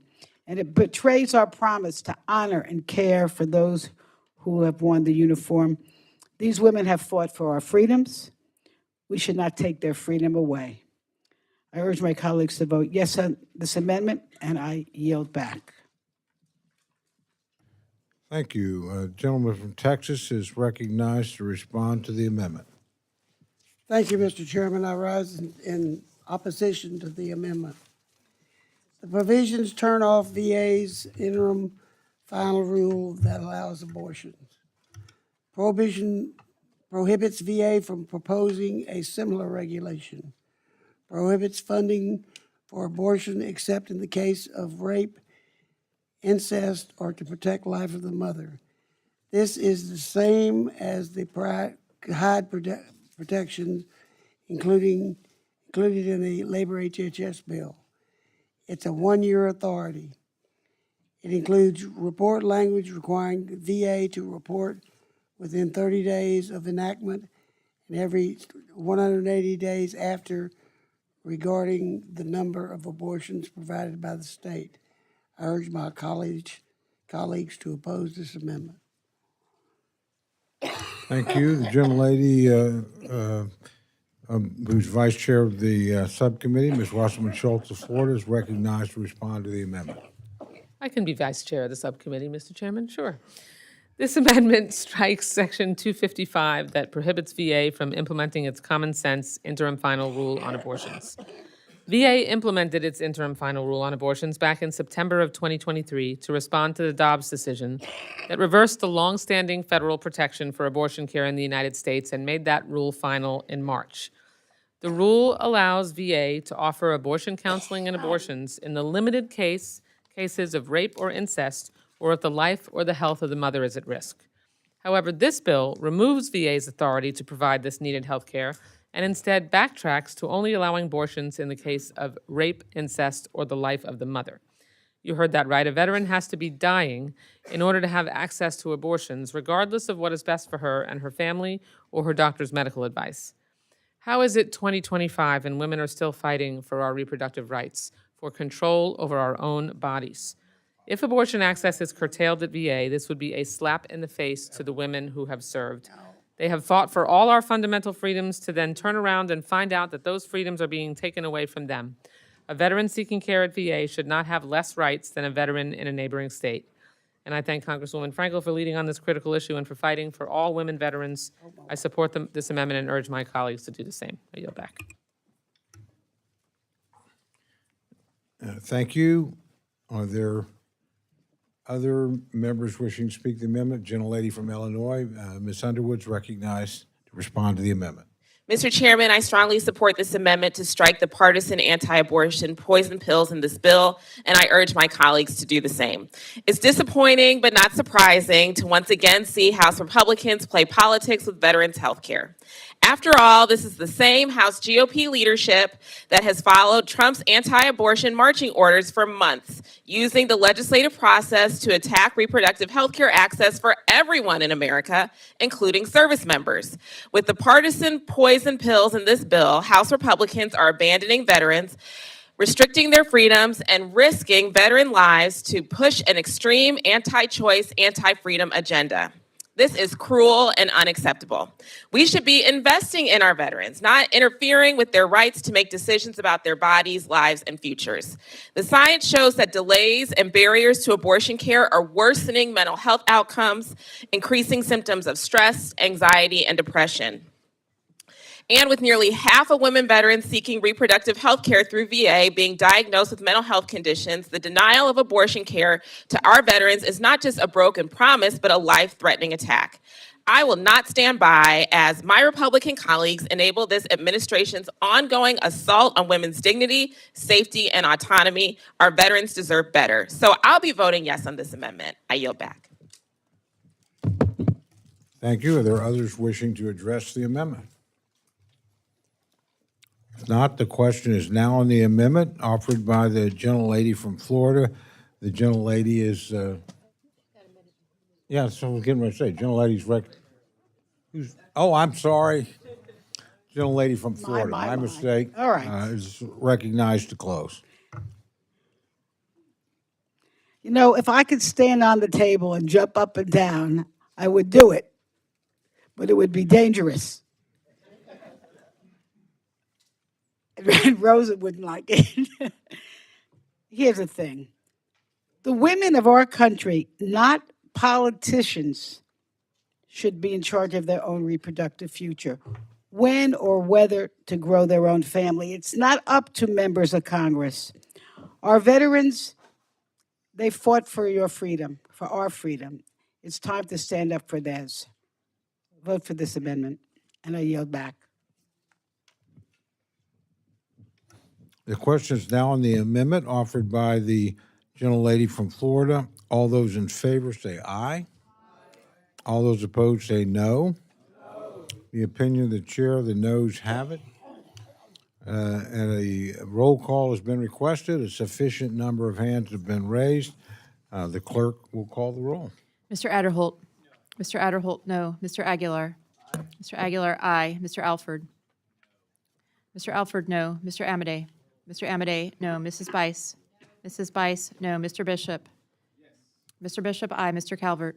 Mr. Calvert, no. Mr. Carter? Mr. Carter, no. Mr. Case? Mr. Case, aye. Mr. Siskamani? Mr. Siskamani, no. Mr. Klein? Mr. Klein, no. Mr. Cloud? Mr. Cloud, no. Mr. Clyburn? Mr. Clyburn, aye. Mr. Clyde? Mr. Clyde, no. Mr. Cole? No. Mr. Cole, no. Mr. Cuellar? Ms. Dean? Ms. Dean, aye. Mr. Loro? Mr. Loro, aye. Mr. Diaz-Balart? Mr. Diaz-Balart, no. Mr. Edwards? Mr. Edwards? Mr. Elzey? Mr. Elzey, no. Ms. Escobar? Ms. Escobar, aye. Mr. Espaillat? Mr. Espaillat, aye. Mr. Fleischman? Mr. Fleischman, no. Ms. Frankel? Ms. Frankel, aye. Mr. Franklin? Mr. Franklin, no. Mr. Gonzalez? Mr. Gonzalez, no. Mr. Guest? Mr. Guest, no. Mr. Harder? Mr. Harder, aye. Dr. Harris? Dr. Harris, no. Mrs. Hinson? Mrs. Hinson, no. Mr. Hoyer? Mr. Hoyer, aye. Mr. Ivy?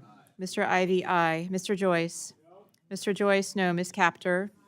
Ms. Captor, aye. Mr. Lalota? Mr. Lalota, no. Ms. Lee? Ms. Lee, aye. Ms. Letlow? Ms. Letlow, no. Mr. Levin? Mr. Levin, aye. Ms. Malloy? Ms. Malloy, no. Ms. McCollum? Ms. McCollum, aye. Ms. Ming? Ms. Ming, aye. Mr. Molinar? Mr. Molinar, no. Mr. Moore? Mr. Moore, no. Mr. Morelli? Mr. Morelli, aye. Mr. Mervan? Mr. Mervan, aye. Mr. Newhouse? Mr. Newhouse, no. Ms. Perez? Ms. Perez, aye. Ms. Pingree? Ms. Pingree, aye. Mr. Pocan? Mr. Pocan, aye. Mr. Quigley? Mr. Quigley, aye. Mr. Reschenthaler? Mr. Reschenthaler, no. Mr. Rogers? Mr. Rogers, no. Mr. Rutherford? Mr. Simpson? Mr. Rutherford, no. Mr. Simpson? Mr. Simpson, no. Mr. Strong? Mr. Strong, no. Mrs. Torres? Mrs. Torres, aye. Ms. Underwood? Ms. Underwood, aye. Mr. Valadeo? Mr. Valadeo, no. Ms. Wasserman Schultz? Ms. Wasserman Schultz, aye. Mrs. Watson Coleman? Mrs. Watson Coleman, aye. Mr. Womack? Mr. Womack, no. Mr. Zinke? Mr. Zinke, no. Does any member wish to record their vote or change their vote? Mr. Edwards? Mr. Edwards, no. Are there any other members who wish to change or record their vote? Seeing none, the clerk will tally.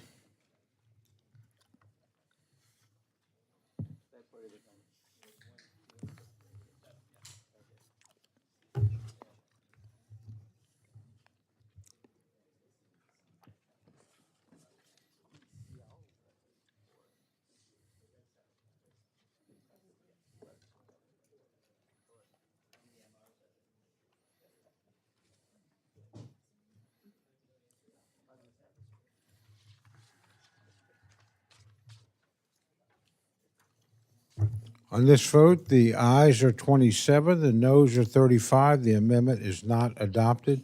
Is there any further amendment or discussion?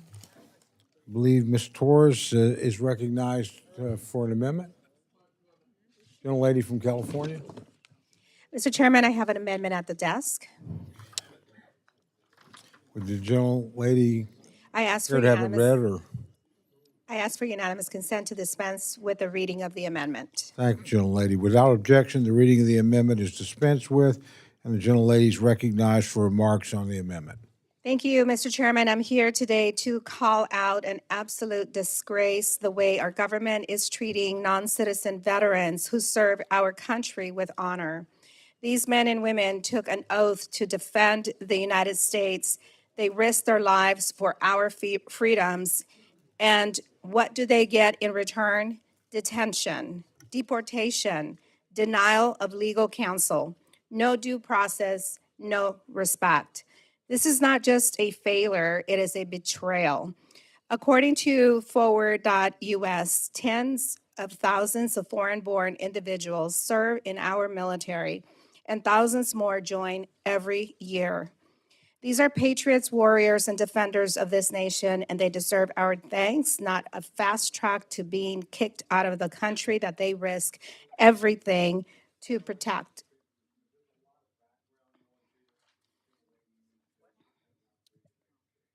I would just ask you to tone it down. Gentlelady is Under, recognized. under the first Trump administration, the very system designed to honor their service turned its back on them.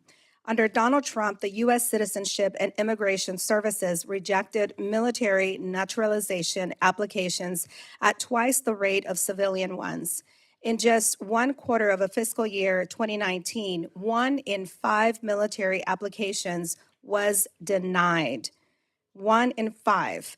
This is an insult, a slap in the face to those who served honorably. And then the crackdown came. Trump's second term has ushered an ICE enforcement blitz that targets anyone and everyone, including veterans. Just recently, a veteran was detained in New York, New Jersey, and a stark reminder that no one is safe from this administration's reckless cruelty. This amendment isn't asking for favors. It is demanding justice. No veteran should face deportation without legal counsel. No veteran should be stripped of their right without due process. These are the bare minimum protections owed to those who wore the uniform and served our country. If we allow these veteran deportations to continue, we're telling every service member that their sacrifice means nothing, that their loyalty is worthless. I refuse to let that happen, and I urge every member to stand up for the veterans who stood up for us. Vote yes on this amendment, protect our veterans from this shameful injustice, and I urge a yes vote. Thank you. Gentleman from Texas, Mr. Carter is recognized to respond to the amendment. Thank you, Mr. Chairman. I rise in opposition to this amendment. Immigration laws should be applied consistently. Veterans who commit crimes or violate immigration laws should be held to the same standard as others. I urge my colleagues to oppose this amendment. Gentlelady from Florida, the ranking member of the subcommittee, Ms. Wasserman Schultz, is recognized to respond to the amendment. Mr. Chairman, I rise in support of this amendment. Due process guarantees are guaranteed to everyone in America, including non-citizens. The right to fair treatment and legal hearings when their freedom is at risk is afforded to everyone in this country. This has been as fundamental to our way of life as all other freedoms guaranteed by the Constitution, and this is guaranteed to non-citizens. We have non-citizens, specifically lawful permanent residents with green cards, serving honorably in the military, making the same sacrifices for this country as their fellow service members. Additionally, individuals from certain Pacific Island countries are also eligible. We also have foreign-born individuals serving in the military, bringing critical skills to the services. These individuals voluntarily signed up to lay their lives on the line for this country, even though they are not citizens. These veterans should not be subjected to what is happening right now. They should be protected from being kidnapped and sent to third countries, countries to which they have no relationship or citizenship, just for political points. This amendment reaffirms the rights we have in the Constitution, and I urge its support. Thank you. I yield back. Thank you. The gentleman from Florida is recognized to respond to the amendment. Thank you, Mr. Chairman. I rise in opposition, and let me explain to you why. Let's put some facts on the table. I've got it here. This is, you don't have to go far, this is USA.gov. To serve in the military, if you're not an American citizen, you have to have a green card. You have to be a legal permanent resident, all right? Fact number one, to lose your green card, these are the causes. Remember, you can only lose your LPR status if an immigration judge issues a final removal order, and therefore you had a legal proceeding. But here are the standards for losing your LPR. These are the causes, and you have to have a hearing. Abandoning status, terrorism, treason, felony conviction, high-speed flight, and crime of moral turpitude. If you have one of those issues and you have a hearing, then you can lose your LPR status. And you can only be removed if you were a veteran if you've lost your LPR status, and those are the standards. Really? Are we saying that if you've done one of these things after an immigration judge has issued a final removal order, and these are the standards, that you should not be removed? I respectfully disagree. I yield back. Thank you. Gentlelady from Texas, Ms. Escobar, is recognized to respond to the amendment. So much, Mr. Chairman. And I appreciate the gentlelady from California standing up to fight for deported veterans. And I want you to know I stand alongside you in that fight for our deported veterans. And I would highly recommend anyone who does not stand alongside us in that fight to actually speak to one of our deported veterans. Before I served on the Appropriations Committee, I served on the House Judiciary Committee. The issue is not as simple as USA.gov. In fact, this is a very complicated issue, and there are innumerable examples of veterans who have been deported with minor offenses that they paid their time for. And the point of this amendment, and please correct me if I am wrong, Ms. Torres, is to ensure due process under the law. Many of our men and women who served in uniform served for these values, the values of every individual having due process under the law in this country. But wow, how times have changed. Suddenly, it is due process for some, not for all, despite the fact that this is what our Constitution calls for. The Constitution, something we took an oath to uphold and defend. And so, Ms. Torres, thank you for your leadership on this issue. I have fought for deported veterans from my district. Again, I encourage anyone who doubts the complexity of this issue or the veracity of the need for us to affirm due process for this issue, again, please speak to one of our deported veterans who fought bravely for our country. Mr. Chairman, I yield back. Thank you. Are there other members wishing to address the amendment? Seeing none, the gentlelady has 1 minute to close. Thank you, Mr. Chairman. I think that our men and women in uniform deserve to be more than a photo op. They certainly deserve to have due process. I would like to welcome anyone on the other side of the aisle to drive just over the border with me to Tijuana, where there is actually a veteran center there with multiple veterans that have been deported. PTSD is a real thing. Addiction is a real thing. Injuries that they have suffered while at war serving our country is a real thing. And for us to, when they return home, number one, deny them of their benefits and then make a mistake and deport them. I had a veteran that was deported. It took me almost 6 months to try to get a parole back to the U.S. just to get him hip surgery. And with that, I yield back. I urge my colleagues to vote for this bill for due process for veterans, nothing more. Thank you. The question's now on the amendment offered by the gentlelady from California. All those in favor say aye. Aye. All those opposed say no. No. In the opinion of the chair, the noes have it. Roll call has been requested. Sufficient number of hands have been raised. The clerk will call the roll. Mr. Adderholt. Mr. Adderholt, no. Mr. Aguilar. Mr. Aguilar, aye. Mr. Alford. Mr. Alford, no. Mr. Amade. Mr. Amade, no. Mrs. Bice. Mrs. Bice, no. Mr. Bishop. Mr. Bishop. Mr. Bishop, aye. Mr. Calvert. Mr. Calvert, no. Mr. Carter. No. Mr. Carter, no. Mr. Case. Mr. Case, aye. Mr. Siscomani. Mr. Siscomani, aye. Mr. Klein. Mr. Klein, no. Mr. Cloud. Mr. Cloud, no. Mr. Clyburn. Mr. Clyburn, aye. Mr. Clyde.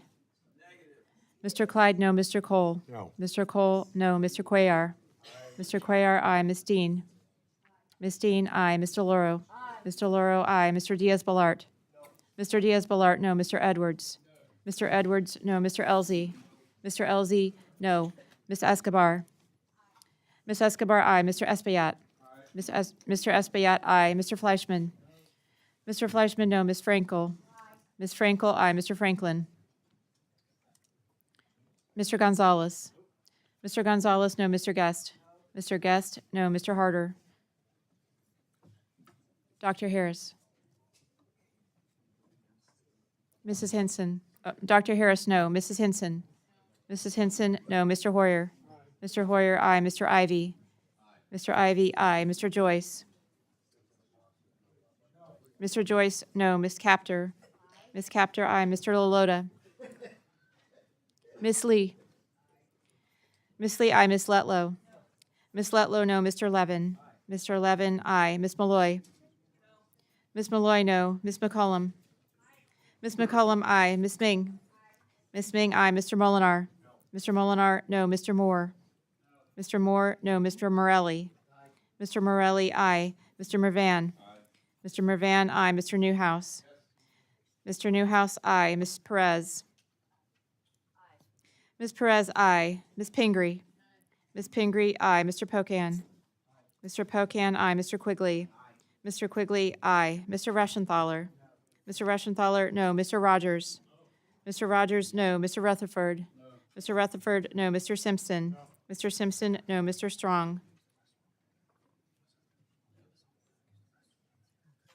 Mr. Strong? No. Mrs. Torres. Mrs. Torres, aye. Miss Underwood. Miss Underwood, aye. Mr. Valadeo. Mr. Valadeo, aye. Miss Wasserman Schultz. Miss Wasserman Schultz, aye. Mrs. Watson Coleman. Aye. Mrs. Watson Coleman, aye. Mr. Womack. Mr. Womack, no. Mr. Zinke. Mr. Zinke, no. Does any member wish to record their vote or change their vote? Gentleman from California. Mr. Harder, aye. Gentleman from Florida. Mr. Franklin, no. Are there any others wishing to change or record their vote? Seeing none, the clerk will tally.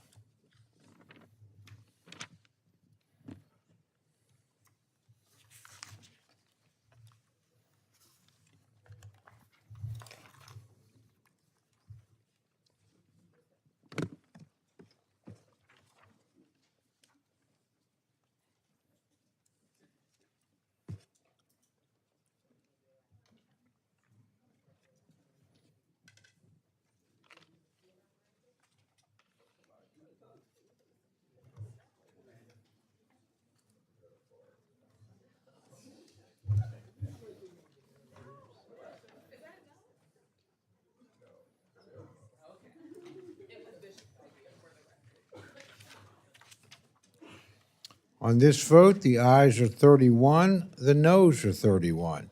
The amendment is not adopted. Is there a further amendment or discussion? I believe the gentlelady from California, Ms. Torres, has an amendment. She's recognized to present that amendment. Mr. Chairman, I have an amendment at the desk, and I ask unanimous consent to dispense with the reading of the amendment. Without objection, the reading of the amendment is dispensed with, and the gentlelady is recognized for remarks on her amendment. Mr. Chairman, the Trump administration is threatening to cut all federal funding from my home state of California and has already threatened to cut funding from other states. My amendment that I am proud to lead with Congressman Levin makes it clear that taxpayer dollars should go to help America thrive, not support a president's political grudges. This amendment would simply require no funds to support political vendettas, and it includes a reporting requirement and a freezing of funds to the office of the secretary if the secretary is determined to have violated the law. Efforts to cut off federal funding to California or any other individual state is wrong, but is specifically nonsensical for California, which, by the way, sends $83 billion more to Washington every single year than it gets back. We are a donor state. California subsidizes many of your states, funding disaster relief in Texas and infrastructure in Ohio. Now, according to news reports, this administration wants to punish California vindictively for political goals by cutting the programs the California taxpayers fund for our state. This isn't just wrong, it is un-American. Every taxpayer in America sends their money to Washington for essential services, not political vendettas. We fund roads, schools, disaster response, not presidential revenge. Let's be clear about what is happening here. The president swore an oath to faithfully execute the laws. That includes the funding laws that Congress has passed. When he cuts appropriated funds for political reasons, he breaks his constitutional oath. Congress controls the purse strings, not the president's political grudges. But here's what should be terrifying for every member of this body. If we let this slide, your state could be next. Once we allow presidents to weaponize federal funding, no state is safe. Our Constitution establishes one indivisible union where all states deserve equal treatment under federal law. Federal resources should go where they're needed, not where politicians want to reward friends and punish enemies. America works best when we are united. I urge you to support my amendment. Thank you. The gentleman from Texas, Mr. Carter, is recognized to respond to the amendment. I rise in opposition to this amendment. This bill does nothing to withhold or delay funds targeted specific states or impose requirements based upon political leadership. This amendment is another cheap talking point. This bill simply funds veterans' health care and military infrastructure aimed at improving the quality of life of our service members. I urge my colleagues to oppose this amendment. Before I move on again, ladies and gentlemen, the background noise is a little much, not fair to our speakers. With that, I recognize the gentlelady from Florida, Ms. Wasserman Schultz, to respond to the amendment. Thank you, Mr. Chairman. I rise in support of this amendment because first it was Maine, where this president threatened illegal funding cuts because he wasn't happy with how the governor stood up to him. But the illegal political retribution didn't stop there. And now this administration is targeting California. What state's next? And what issue will it be that ignites his temper tantrums? This common sense amendment makes sure that this administration, this president, cannot withhold, delay, or condition federal funding dedicated for veterans and military construction to punish states for their political positions. That is in this bill. And it is in our purview to make sure that the president can't target individual states for political retribution by withholding their veteran or military construction funding, which is certainly in the jurisdiction of this bill.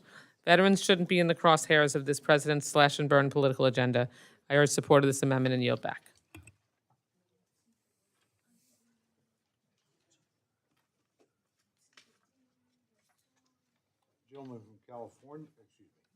Gentleman from California, Mr. Levins, recognized to address the amendment. First, full committee appropriations markup, and I've been a representative from California now for 6.5 years. I acknowledge that my state is far from perfect. I don't always agree with the policies that come from Sacramento, but I also know that we're a co-equal branch of government. And Article 1 of the Constitution guarantees that we have the power of the purse. We authorize the programs, we appropriate the funds. And we should do so as a co-equal branch of government, free from political interference. I want to associate myself with the comments of a couple of my colleagues. It is happening today to California, but if there's a different president with a different political ideology, it could happen next to your state. And if you don't see that, I don't know what to tell you, because it's happening right now, right here. And I hope that you let that sink in. Even if you don't vote for this particular amendment, I hope that you let that sink in. It really could happen to your state next. Thank you, and I yield back.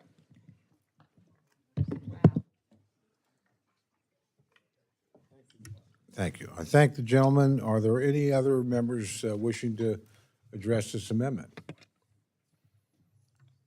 If there's no further debate, the gentlelady from California is recognized for 1 minute to close.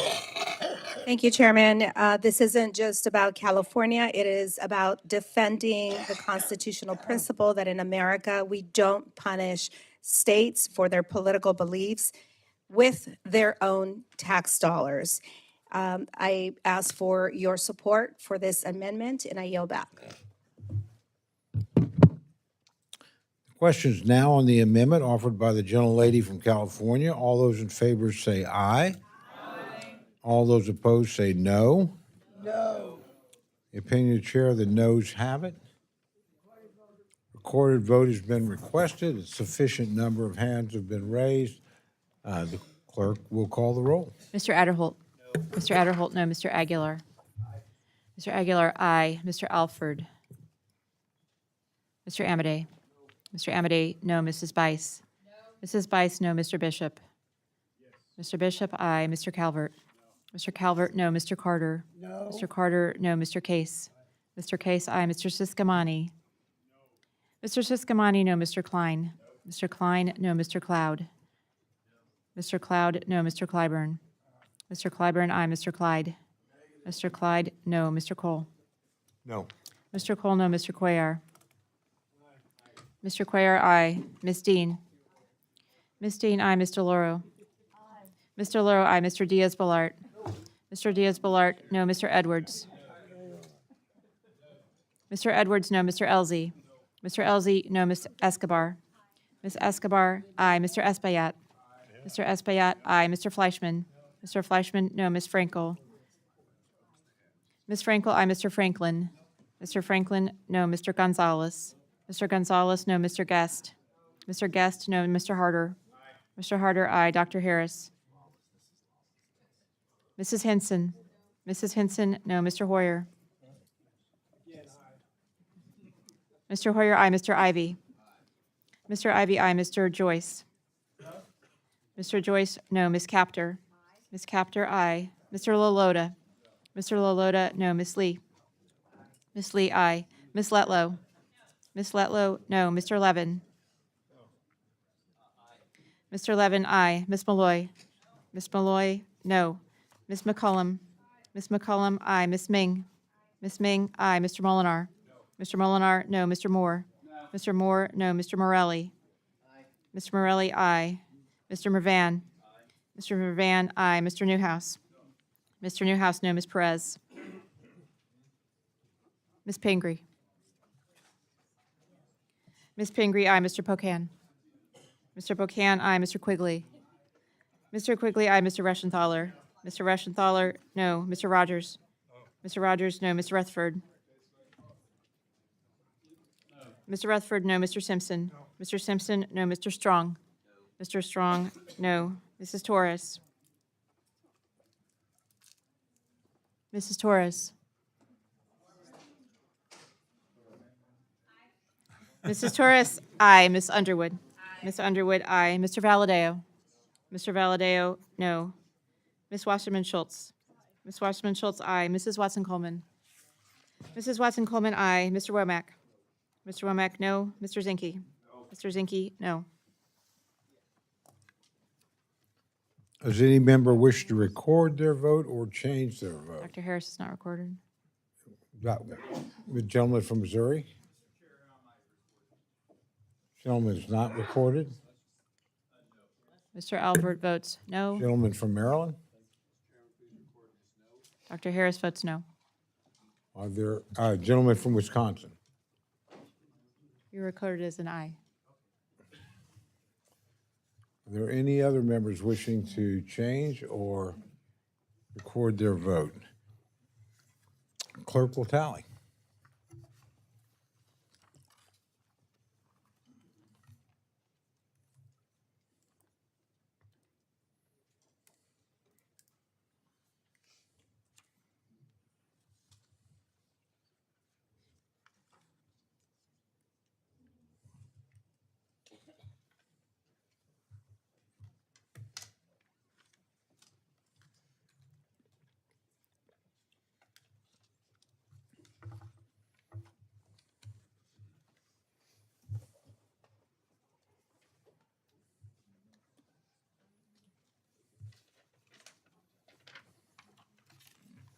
On this vote, the ayes are 27, the noes are 35. The amendment is not adopted.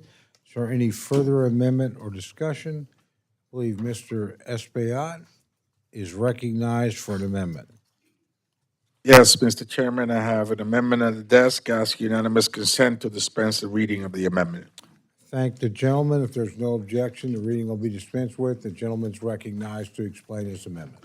Thank you, Mr. Chairman. On April 11 of 2003, while serving Operation Iraqi Freedom, Staff Sergeant Ryan Tejada was killed during a combat operation against enemy forces in northeast Baghdad. He was 26 years old. Staff Sergeant Ryan Tejada was a Marine. He was a father of two young girls. He was also a green card holder. He was not a U.S. citizen. He served in the Marines for 8 years. And his dream was to become not just a Marine, but a U.S. citizen. And he felt he would earn his citizenship by serving our nation in the armed forces.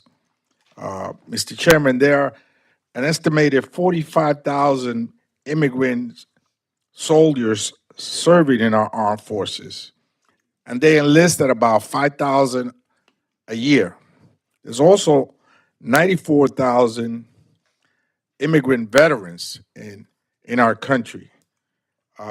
And throughout history, for over 100 years, 760,000 non-citizens have gained their U.S. citizenship through the armed forces. So this amendment seeks to allow immigrant soldiers that are limited English proficient the ability to go to a veterans hospital and get translation services as they get their health care. It would allow them to speak to their doctor in a language that they could command, so they will understand what the doctor is prescribing to them.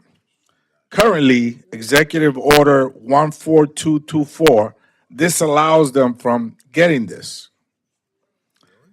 And so this amendment proposes to do just that. It would allow a veteran that goes to a VA hospital to get translation services to access health care. Mr. Chairman, I know that this is a new concept for many, but as I said earlier, there are thousands upon thousands of young people, men and women, that enlist in the armed forces that are immigrants. They're not citizens. And they do it patriotically because they want to get that citizenship. So at this point, I will be withdrawing the amendment. However, I hope to come back after I discuss it with some of my colleagues further and reintroduce it in the future for your consideration. I thank the gentleman. Gentleman is also recognized for a second amendment.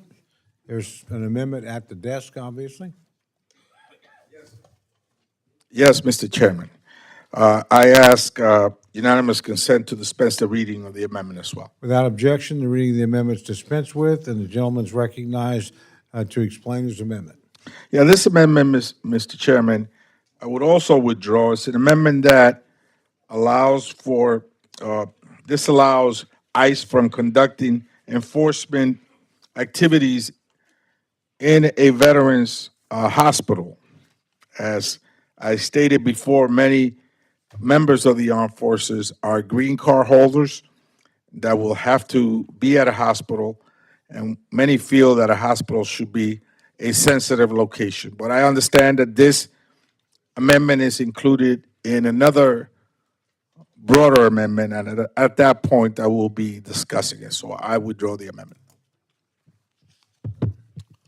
I thank the gentleman. Mr. Chairman, I have an amendment at the desk, Underwood 1. Gentlelady's recognized. Gentlelady care to dispense with the amendment? I ask unanimous consent to dispense with the reading. Thank you very much. The gentlelady is recognized to explain her amendment. Thank you, Mr. Chairman. I rise to offer an amendment to protect the 170 VA medical centers and 1,380 healthcare facilities providing affordable and quality care to our veteran heroes. With over 9.1 million veterans enrolled, the VA is the largest integrated healthcare system in the United States, and it plays an essential role in training our nation's doctors and nurses. VA facilities serve as the primary access point to care for veterans, and importantly, veterans trust them. In fact, nationwide assessments by the Centers for Medicare and Medicaid Services show that VA hospitals consistently outperform non-VA hospitals on patient satisfaction and hospital quality. And yet, this administration is preparing to eviscerate VHA hospitals and clinics that serve our nation's veterans. Recent reporting on uncovered proposals by DOJ officials working at the VA in March to, quote, transform the VA, or in other words, to dismantle the agency, paint a grim picture of VA's future. In addition to firing over 80,000 VA employees, some of their proposals are exploring the closure of VHA facilities. Our veterans deserve certainty and stability, which my amendment will provide. Closing these medical centers is not a decision that should be made lightly by inexperienced DOJ staffers. When VA hospitals close, it has a massive ripple effect on an entire community. It hurts veterans and their families who lose access to care. It hurts experienced health providers who lose their jobs. It overburdens other local healthcare facilities which have to pick up the slack to meet displaced demand. It hurts people throughout the community who may face longer wait times and fewer resources at those overburdened care providers. And it perpetuates the dangerous trend of decreased healthcare access across the country. And we know when these hospitals close, they are not coming back. Fortunately, Congress has the power of the purse. So I intend to use it to protect our veterans' access to care, and I urge all my colleagues to join me. My amendment would prohibit appropriated funds from being used to close any VHA hospital unless the Secretary certifies that the veterans in that area can continue receiving the same high-quality VA health care to which they are entitled. Any of my colleagues who share my commitment to protecting health care for veterans should vote yes on my amendment, and I yield back. Thank the gentlelady. The gentleman from Texas, Mr. Carter, is recognized to respond to the amendment. Thank you, thank you, Mr. Chairman. I oppose this amendment. The VA has kept its promise to retain mission-critical positions, which includes those in the healthcare workers. This is another scare tactic the Democrats are using to politicize veterans' health care. I urge my colleagues to oppose this amendment.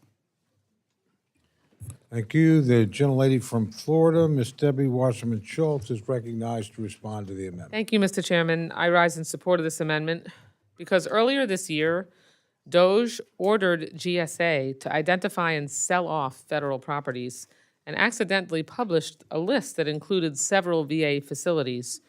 The list even included VA's headquarters building, which was met with outrage and confusion. So that list has now disappeared, and we have yet to see a new list of buildings on the chopping block. DOJ and VA are not keeping any promises to veterans except to make their life more uncertain, make employees lose their jobs, and cut their health care through the big ugly bill. So this amendment makes sure that as DOJ irresponsibly exercises its influence on this administration, that they don't close hospitals and other VA facilities. If any of us have these facilities in our districts, we should certainly be worried because of the opacity of the proposals and policies that this administration is thinking through and not sharing. I thank Ms. Underwood for recognizing this issue and for offering this amendment, and I yield back. Thank you very much. Gentleman from New York, Mr. Espiat, is recognized to address the amendment. Yes, Mr. Chairman, I also support this amendment.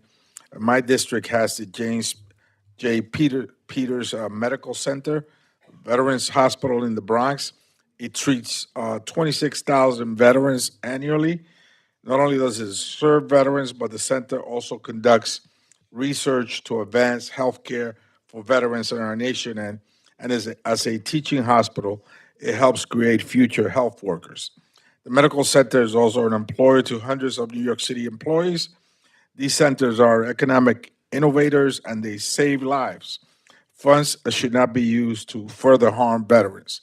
So any closure of a VA hospital should not be tolerated. I support this amendment and urge my colleagues to do so as well. Thank you. Are there other members wishing to address the amendment? Seeing none, the question now on the amendment offered by the gentlelady from Illinois. The gentlelady has 1 minute to close. Hello? Okay, thank you, Mr. Chairman. You know, Mr. Carter called it a scare tactic, and friends, it's scary. Hospitals should not be closing. We had this debate here in the halls of Congress in the context of reconciliation where we know our rural hospitals are going to be closing. And here we go with a chance to be the hero and protect our VA hospitals. And instead, the majority appears to want to decline. And that, to me, is unconscionable. Friends, I don't have a VA hospital in my district. This is not about protecting my VA hospital. This is about protecting the health care for America's veterans. And I hope that we'll stand up and do the right thing tonight. I yield back. Thank the gentlelady. The questions now on the amendment offered by the gentlelady from Illinois. All those in favor say aye. Aye. All those opposed say no. No. The opinion of the chair, the noes have it. Roll call has been requested. Sufficient number of hands have risen.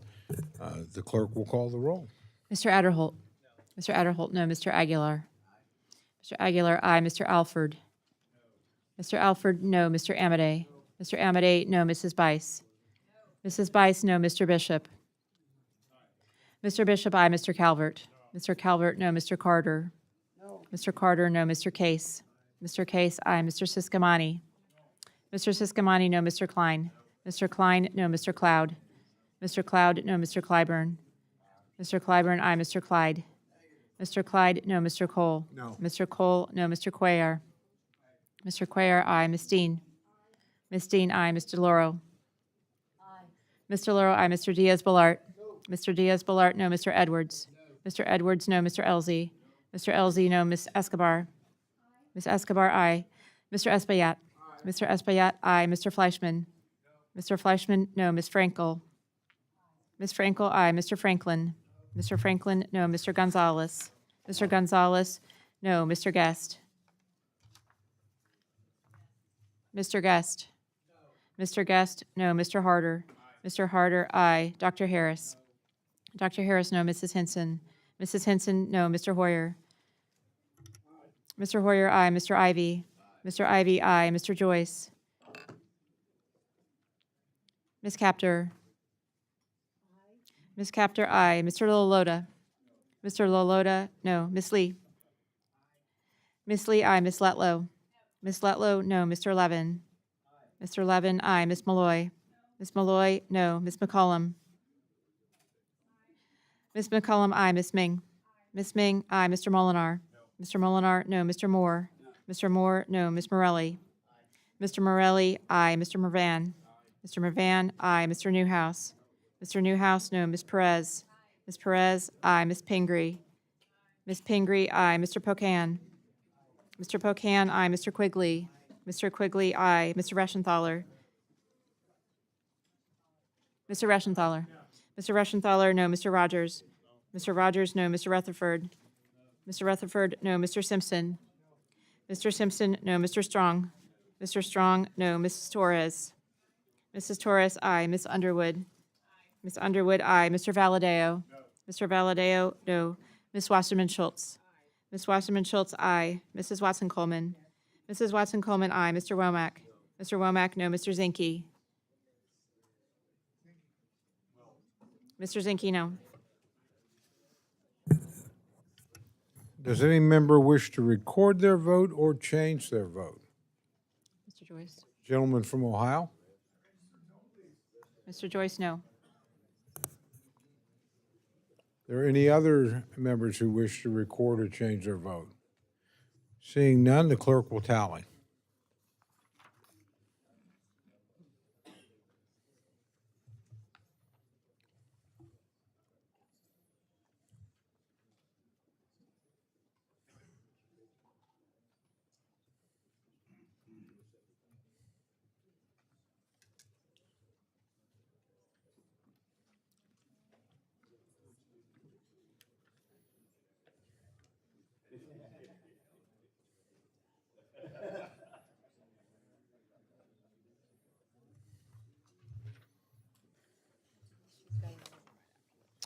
On this vote, the ayes are 28, the noes are 35. The amendment is not adopted. Is there any further discussion? Gentlelady from Illinois, Ms. Underwood, is recognized for an amendment. I have an amendment at the desk, number 2, Underwood. And I ask unanimous consent that the reading be dispensed with. Without objection, the reading of the amendment is dispensed with, and the gentlelady is recognized for remarks on her amendment. Thank you, Mr. Chairman. I rise to offer an amendment to protect the Veterans Crisis Line and VA suicide prevention services our veterans rely on 24 hours a day, 7 days a week. Of all the disturbing actions this administration has taken to make Americans' lives worse, their attacks on a proven life-saving resource are among the most horrific. Let's state the facts. The administration, the Trump administration, let's be clear, has already revealed its plan to fire 83,000 VA employees, including thousands of veterans themselves, and they've offered no assurance that these cuts won't impact the Veterans Crisis Line. In fact, Secretary Collins even said during his confirmation hearing that his layoffs might impact healthcare providers with roles other than direct patient care. Does this include the mental health professionals who staff and manage the crisis line? They won't say. Why are they trying to keep it a secret? Suicide is one of the leading causes of death for veterans, claiming over 17 lives each day. And now it's the top cause of death for active duty service members. That's right. More service members are dying by suicide than in combat. This is already a national security crisis, and it needs to remain a top priority for the VA. The Veterans Crisis Line is a life-saving resource that has responded to more than 7 million calls, 941,000 chats, 377,000 texts, and has referred more than 1.5 million veterans to suicide prevention coordinators. This essential service is the first line of defense for veterans in crisis, and any attempts to reduce the hours of operation, scale back services, or eliminate staff puts lives at risk. Veterans can't afford to wait on hold when they're facing a mental health emergency. But under the Trump administration's chaotic staffing practices, that's exactly the risk that we're seeing. These are Americans who have made the unimaginable sacrifices to serve our country. The least we can do is be there for them when they need us the most. Yet one of the Trump administration's first actions was to illegally fire thousands of VA employees, including trade responders at the Veterans Crisis Line, only to turn around and then scramble to rehire some of them weeks later. Meanwhile, the Veterans Crisis Line was still receiving an average of 2,600 calls a day. That's a lot. A lot of our veterans in crisis reaching out for help, and they're reaching out also because they're distressed because of these impending VA cuts and other attacks from this administration. Just last month, VA quietly lifted a freeze on over 100 roles, including support positions for the crisis line, an implicit admission that the freeze was already destabilizing it. These are the professionals that our veterans trust with their lives. They're the ones answering the phone at, I don't know what time it is, 12, 20 a.m., or 2 a.m., or 4 a.m., guiding someone through the darkest moments of their life. And this administration is treating them like political pawns. We cannot afford to play games with veterans' lives. So my amendment is simple. It prohibits any funding from being used to cut or reduce staffing, hours of operation, capacity, or the scope of services provided by the Veterans Crisis Line or any related VA suicide prevention program. That includes administrative changes that would downgrade its reach and accessibility. This shouldn't be a partisan issue. And I hope that we all can agree that stabilizing this life-saving resource for our veterans is the right thing to do. This is a common sense measure that's about protecting the people who protect our veterans, because when a veteran dials that number, someone needs to be there to answer. I urge my colleagues to vote yes on this amendment and stand up for the full integrity of the Veterans Crisis Line, its people, its mission, and its services, and all VA suicide prevention programs. I yield back. I thank the gentlelady. Gentleman from Texas is recognized to respond to the amendment. All right, everybody wake up. Good. I rise in support of this amendment. It's critical that we prioritize veterans' mental health care and suicide prevention outreach. I urge my colleagues to support this amendment.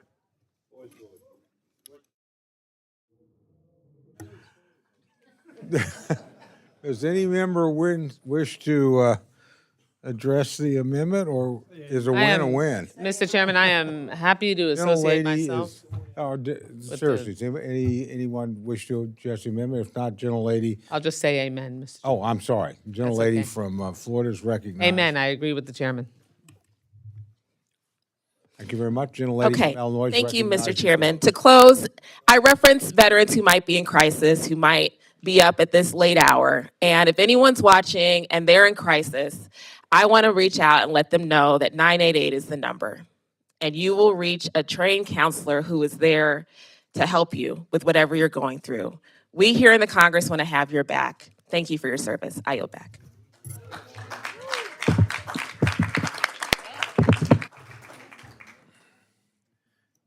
The amendment's adopted. What? Oh, well, sorry, I actually have to ask for a voice vote, so probably assumed too much. All those in favor say aye. Aye. Opposed, no. Boy, this is very good. Okay, with that, if we have more amendments, obviously, Mr. Levin is recognized for an amendment. Mr. Chairman, I have an amendment at the desk, and I ask unanimous consent to dispense with the reading. Without objection, the reading of the amendment is dispensed with, and the gentleman's recognized for remarks on his amendment. Thank you, Mr. Chairman. I know it's very late, and I know we all want to go home, but I just ask you to listen to me just for a minute or two. I offer the simplest amendment you're going to see tonight. It's a simple up or down on whether or not we're a co-equal branch of government, whether or not the Appropriations Committee, that I'm new to, but many of you have been here for decades, actually has the power of the purse. Article 1 says, and I quote, "No money shall be drawn by the Treasury, but in consequence of appropriations made by law," end quote. That's the basic authority of this committee. I would argue it's the most fundamental power in the Congress. We all work pretty damn hard to get here and to get on this committee. We were elected to decide how taxpayer dollars are spent, not to write blank checks for the executive, or specifically for the Office of Management and Budget. I know the director of the OMB has a different view, but the Empowerment Control Act of 1974 is clear. We have the power of the purse. We have the ability to authorize the programs and to fund them. So I ask you all, protect this institution. Protect the role that the framers gave us. They gave Congress, they gave us the power of the purse. Full stop. And that's all this amendment says, no tricks. I'm not going to read the whole thing, but it's simply the Respect America's Constitution Amendment. I fear, my colleagues, that if we don't defend the power of the purse right now, in this moment, we may never get it back. I'm going to say that again. If we don't defend the power of the purse right now, right here, we may never get it back. Some of you might think this is funny or a joke. I don't. I care how these tax dollars are spent. We're responsible for $2 trillion a year. We damn well ought to live up to that responsibility. We're either co-equal or we're not. Mr. Chairman, I'll yield back. Thank the gentleman and appreciate the amendment. I just would ask him not to rub it in for those of us that have been here decades. So with that, recognize my friend, Mr. Carter, to respond to the amendment. I rise in opposition to this amendment. This amendment is an attempt to tie the hands of President Trump and his administration's work to cut waste, fraud, and abuse. The bill has reprogramming requirements as proposed. This is a duplicate of current language. I urge my colleagues to oppose the amendment. Thank you. The gentlelady from Florida, the ranking member of the subcommittee, is recognized for a response to the amendment. Thank you, Mr. Chairman. I rise in support of this amendment, and I want to thank Representative Levin for offering it. I'll remind my colleagues, or make some aware that weren't aware, that earlier last month, VA Secretary Collins sent our committee a notification, and I want to emphasize this, a notification that he planned to move $343 million between accounts at the VA. He did not ask us permission, which every administration, whether Democratic or Republican, has done and is required by law. I raised this issue with him at our VA budget hearing, and I want to thank both Chairman Cole and Chairman Carter for backing us up, because we do actually occasionally stand up for our power of the purse. Since then, we've received confirmation that those funds remain in place and have not been moved. This committee and this Congress have never faced such unprecedented attacks on our authority and our role in this democracy. Our constitutional responsibility, our Article 1 responsibility, is appropriations, what we do here. We are a committee, one of two, named in the Constitution. This amendment reaffirms that the Congress has the power of the purse strings, not the executive branch. We don't need to be standing up for the executive branch here. We need to stand up for our co-equal branch of government. We have to unite as appropriators to support this amendment, and I thank Mr. Levin for offering it, and I yield back. Thank the gentlelady. Are there other members wishing to comment? Gentlelady from Connecticut, the ranking member of the full committee, is recognized.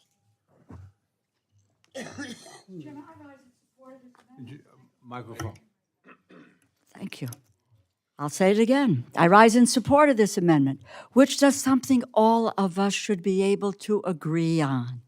It states that the bills we are writing in this chamber are indeed law, and they become the law of the land when we pass them in the House in a bipartisan way, and then they pass them in the Senate in the bicameral way, and the president signs these laws, these bills into law. It is the law of the land. I wish we did not need to be offering such a seemingly obvious amendment, but these are no ordinary times. The Congress's authority and this committee's very relevance, its relevance, are being directly challenged by a lawless administration every single day. The Constitution, Article 1, Section 9, Clause 7, read it, reread it, and maybe it'll give you a toughness about what we stand on in the Appropriations Committee. If it is true that there are Democrats, there are Republicans, and there are appropriators, then now is the time for appropriators to stand up and preserve our constitutional authority over the power of the purse. We're not the first to assert the power of the purse. As I said, it's in the Constitution. But Alexander Hamilton, and I quote, "Where the purse is lodged in one branch and the sword in another, there can be no danger." A founding father. With respect to the suggestion that the president has a constitutional power to decline to spend appropriated funds, we must conclude that existence of such a broad power is supported by neither reason nor precedent. Chief Justice William Rehnquist. Even the president does not have unilateral authority to refuse to spend, quote, end quote. Justice Kavanaugh, then for the D.C. Circuit.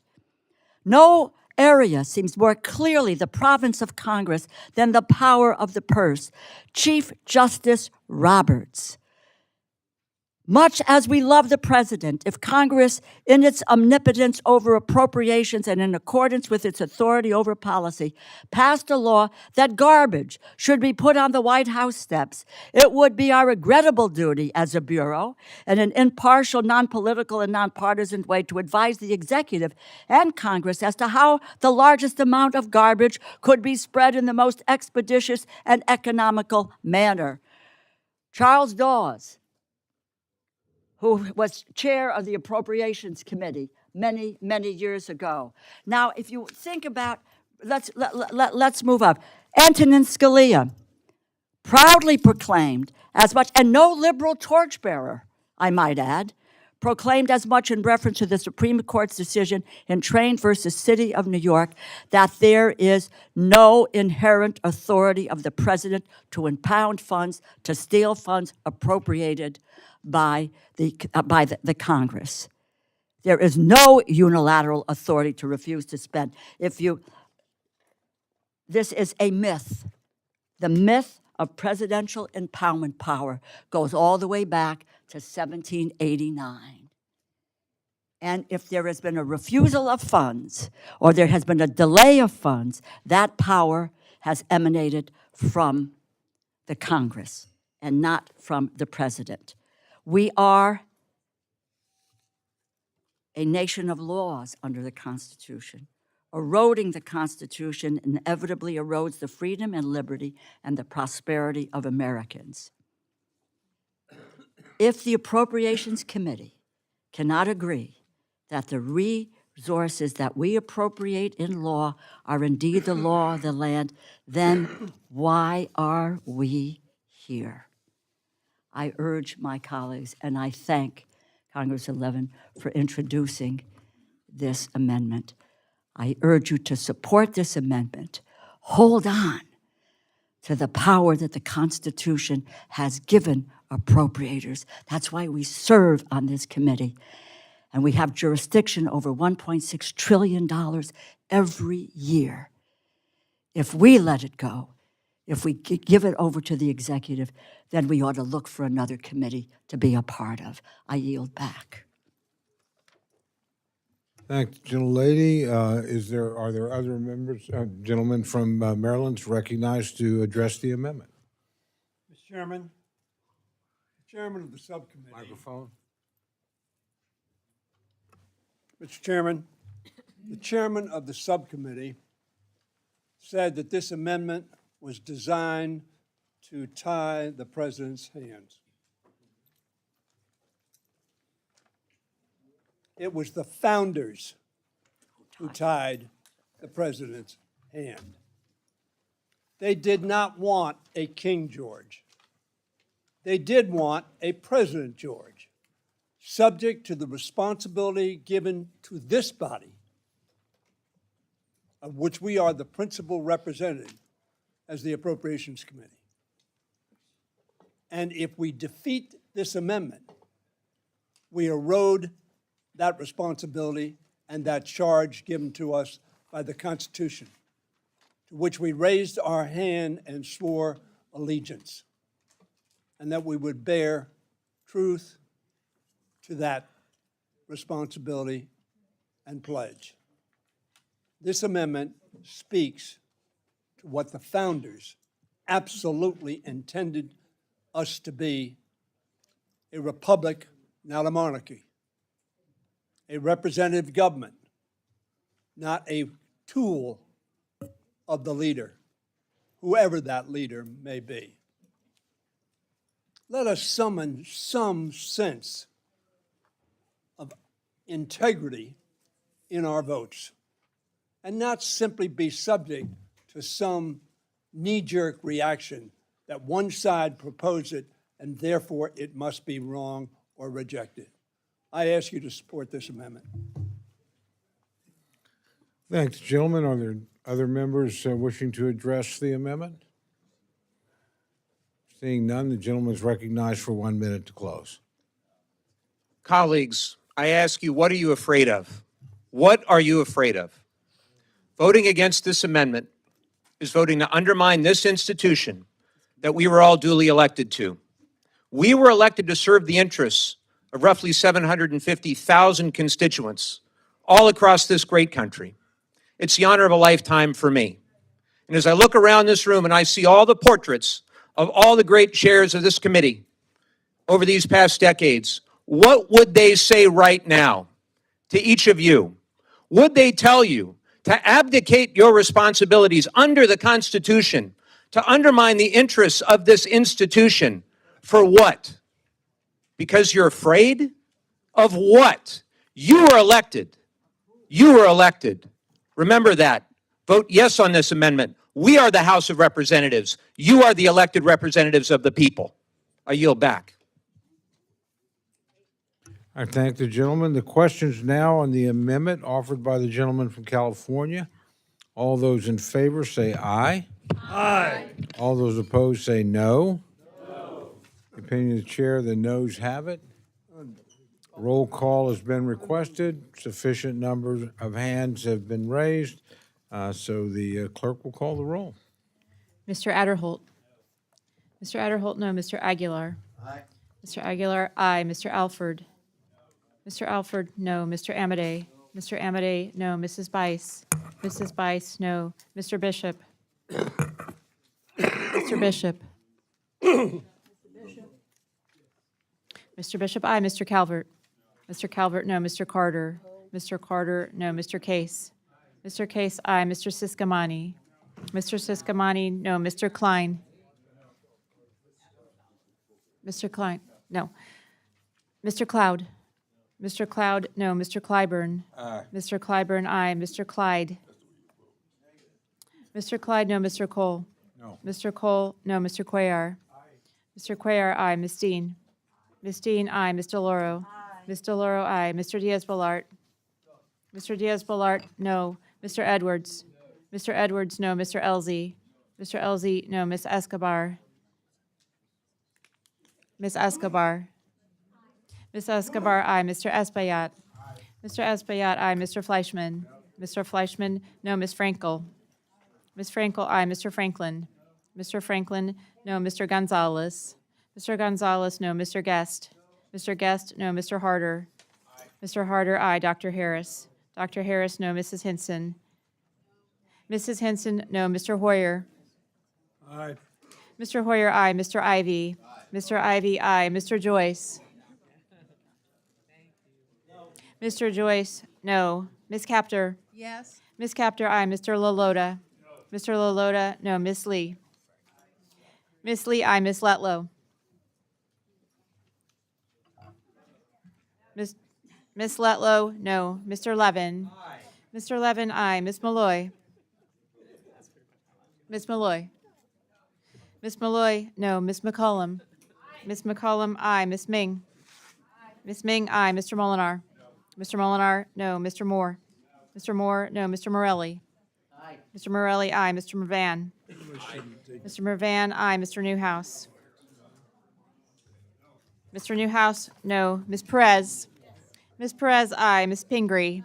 Ms. Pingree, aye. Mr. Pocan. Mr. Pocan, aye. Mr. Quigley. Mr. Quigley, aye. Mr. Reschenthaler. Mr. Reschenthaler, no. Mr. Rogers. Mr. Rogers, no. Mr. Rutherford. Mr. Rutherford, no. Mr. Simpson. Mr. Simpson, no. Mr. Strong. Mr. Strong, no. Mrs. Torres. Mrs. Torres, aye. Ms. Underwood. Ms. Underwood, aye. Mr. Valadeo. Mr. Valadeo, no. Mrs. Wasserman Schultz. Aye. Ms. Wasserman Schultz, aye. Mrs. Watson Coleman. Mrs. Watson Coleman, aye. Mr. Womack. Mr. Womack, no. Mr. Zinke. Mr. Zinke, no. Does any member wish to record their vote or change their vote? Seeing none, the clerk will tally. What's her name? Tulsi Gabbard. Yeah, but a body that would confirm those people. It's not a body you can rely on, or that has any sense of decency. They're just marching to.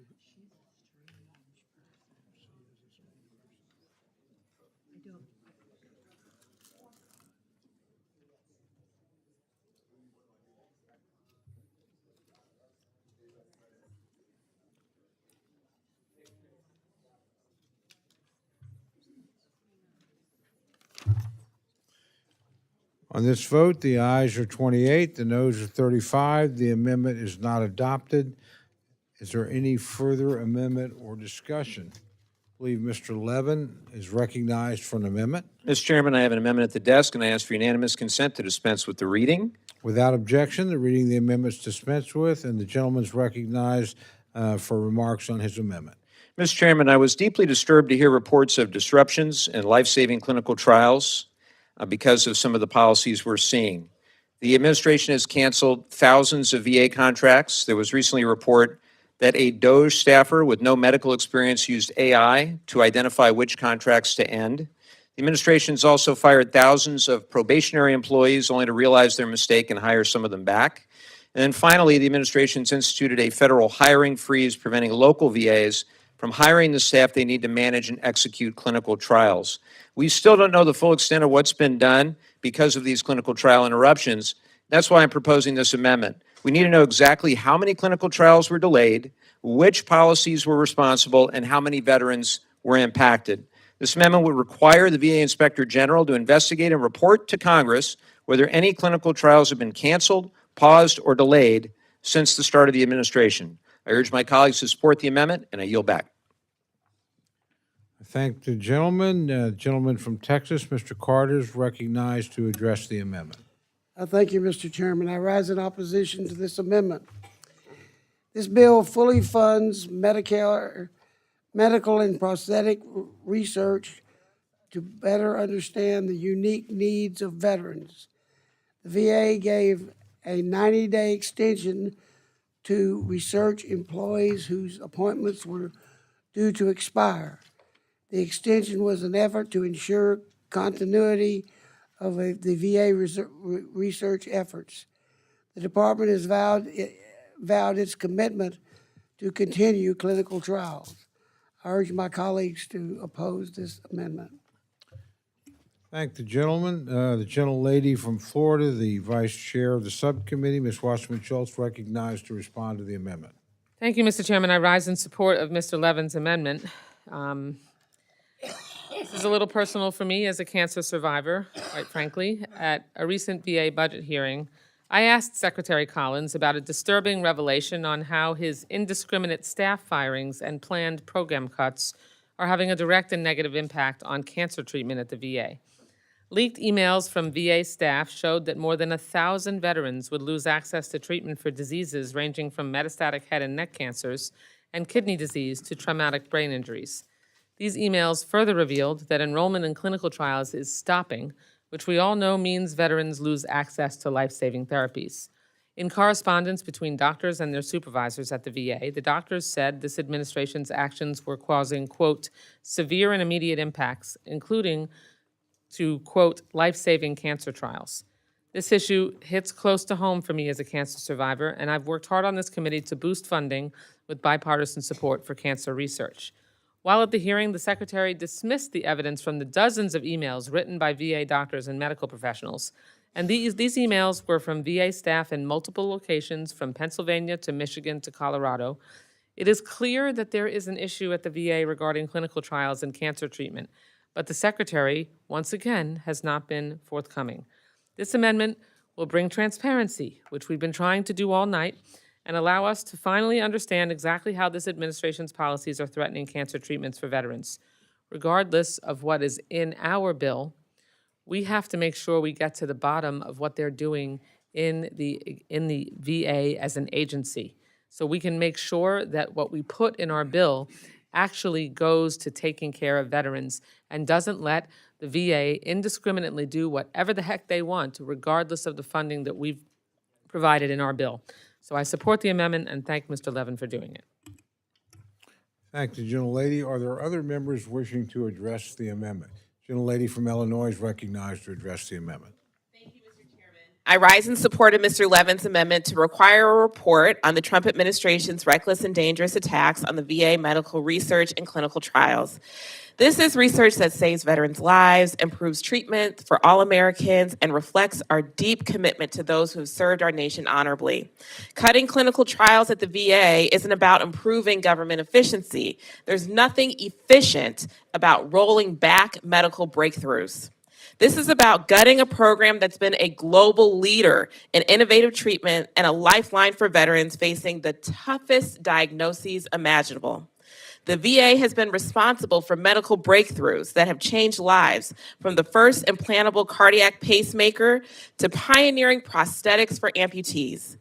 In fiscal year 2024, the VA had over 7,200 active research projects across 102 sites nationwide, supported by more than 3,600 principal investigators, and published over 11,000 peer-reviewed research articles. But right now, that progress is under threat, and veterans are feeling the impact of it in real time. Just ask Curtis Lloyd, a naval veteran who moved to be closer to the Pittsburgh VA so he could participate in a promising clinical trial for a new cancer treatment. Treatments for veterans like Mr. Lloyd were abruptly paused when contracts were canceled and research staff were let go as part of the Trump administration's hiring freeze and staff purge. This isn't only wasteful, it's cruel. The Trump administration's reckless actions have disrupted care, derailed groundbreaking research, and once again, broken promises to our veterans. This amendment is about transparency and accountability. We need a full account of what's been lost, and we need it now before the situation gets even worse. As a nurse, I know firsthand how evidence-based care saves lives. I know that our veterans deserve nothing less. So I will be voting yes on this amendment, and I thank Mr. Levin for offering it. I yield back. Thank the gentlelady. Are there other members wishing to address the amendment? Seeing none, the gentleman is recognized for 1 minute to close. Mr. Chairman, I'll be brief. I just want to quote the DOJ staffer who was interviewed about the damage that may have been done when he used AI to try to figure out which contracts to cut. He said, and his name is Sahil Lavignia, he said, and I quote, "I think that mistakes were made. I'm sure mistakes were made. Mistakes are always made with regard to his use of AI. All we're asking is for Congress to have some basic oversight here to understand which of these contracts were cut that shouldn't have been cut, which clinical trials were impacted. Anybody in this room who has a veteran in their district should want this information, and I hope you vote yes. With that, I yield back." Thank the gentleman. The question is now on the amendment offered by the gentleman from California. All those in favor say aye. Aye. All those opposed say no. The opinion of the chair, the noes have it. Roll call has been requested. Sufficient number of hands have been raised. The clerk will call the roll. Mr. Adderholt? No. Mr. Adderholt, no. Mr. Aguilar? Mr. Aguilar, aye. Mr. Alford? Mr. Amade? Mr. Amade, no. Mrs. Bice? Mrs. Bice, no. Mr. Bishop? Mr. Bishop, aye. Mr. Calvert? Mr. Calvert, no. Mr. Carter? No. Mr. Carter, no. Mr. Case? Aye. Mr. Case, aye. Mr. Siscomani? Mr. Siscomani, no. Mr. Klein? Mr. Klein, no. Mr. Cloud? Mr. Cloud, no. Mr. Clyburn? Mr. Clyburn, aye. Mr. Clyde? Mr. Clyde, no. Mr. Cole? No. Mr. Cole, no. Mr. Cuellar? Mr. Cuellar, aye. Ms. Dean? Ms. Dean, aye. Ms. DeLauro? Ms. DeLauro? Mr. Diaz-Balart? Mr. Diaz-Balart, no. Mr. Edwards? Mr. Edwards, no. Mr. Elzey? Ms. Escobar? Ms. Escobar, aye. Mr. Espaillat? Mr. Espaillat, aye. Mr. Fleischman?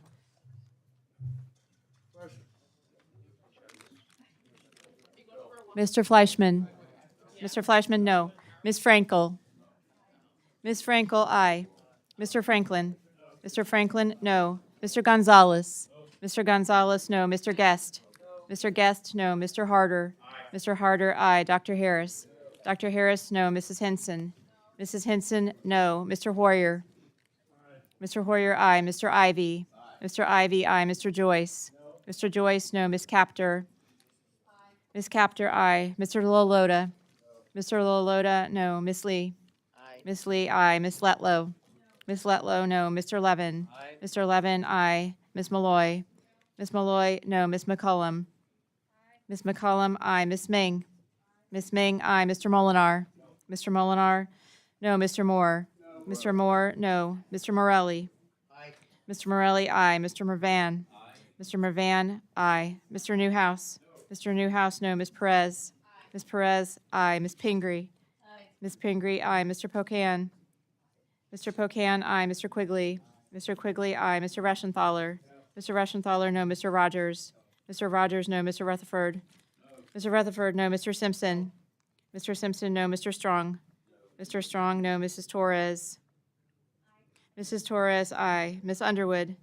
Ms. Underwood, aye. Mr. Valadeo? Mr. Valadeo, no. Ms. Wasserman Schultz? Ms. Wasserman Schultz, aye. Mrs. Watson Coleman? Mrs. Watson Coleman, aye. Mr. Womack? Mr. Womack, no. Mr. Zinke? Mr. Zinke, no.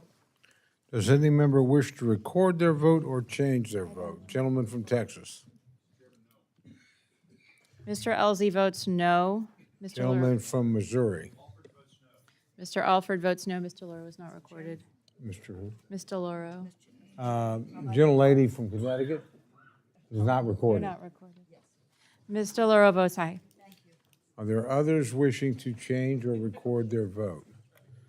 If not, the clerk will tally.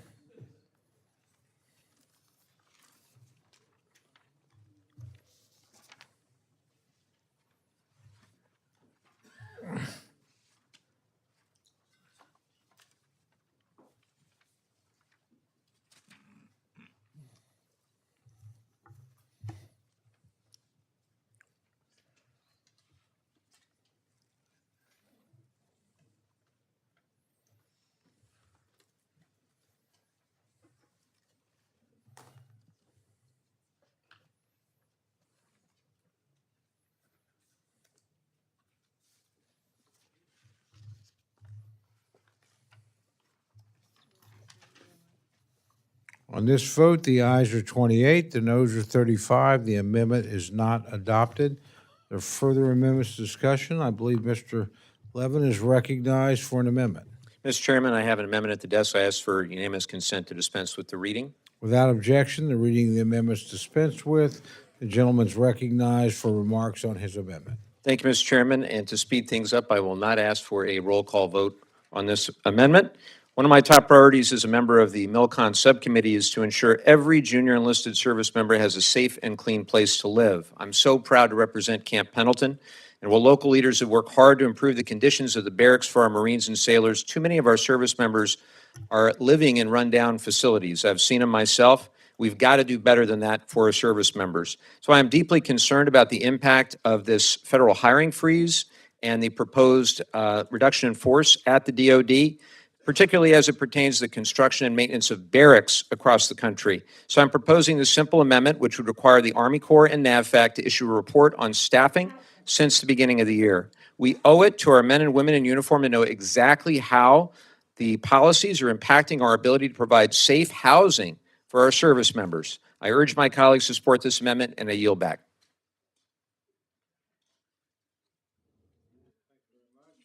Thank you very much.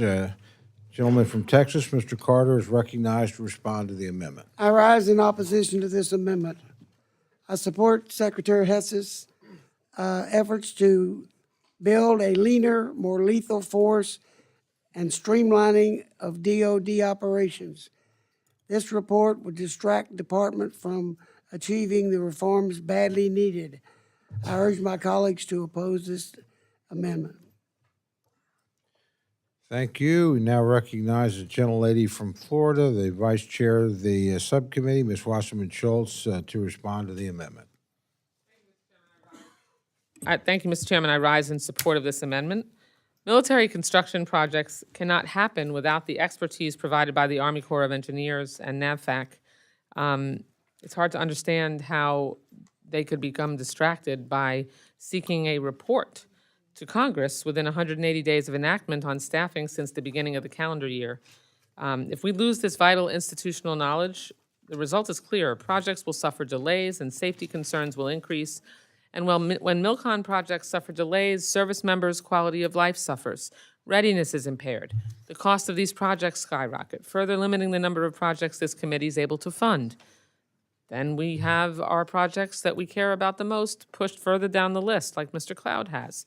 These subject matter experts are a perfect example of why indiscriminate hiring freezes and other policies intended to reduce staffing across the board are short-sighted policies.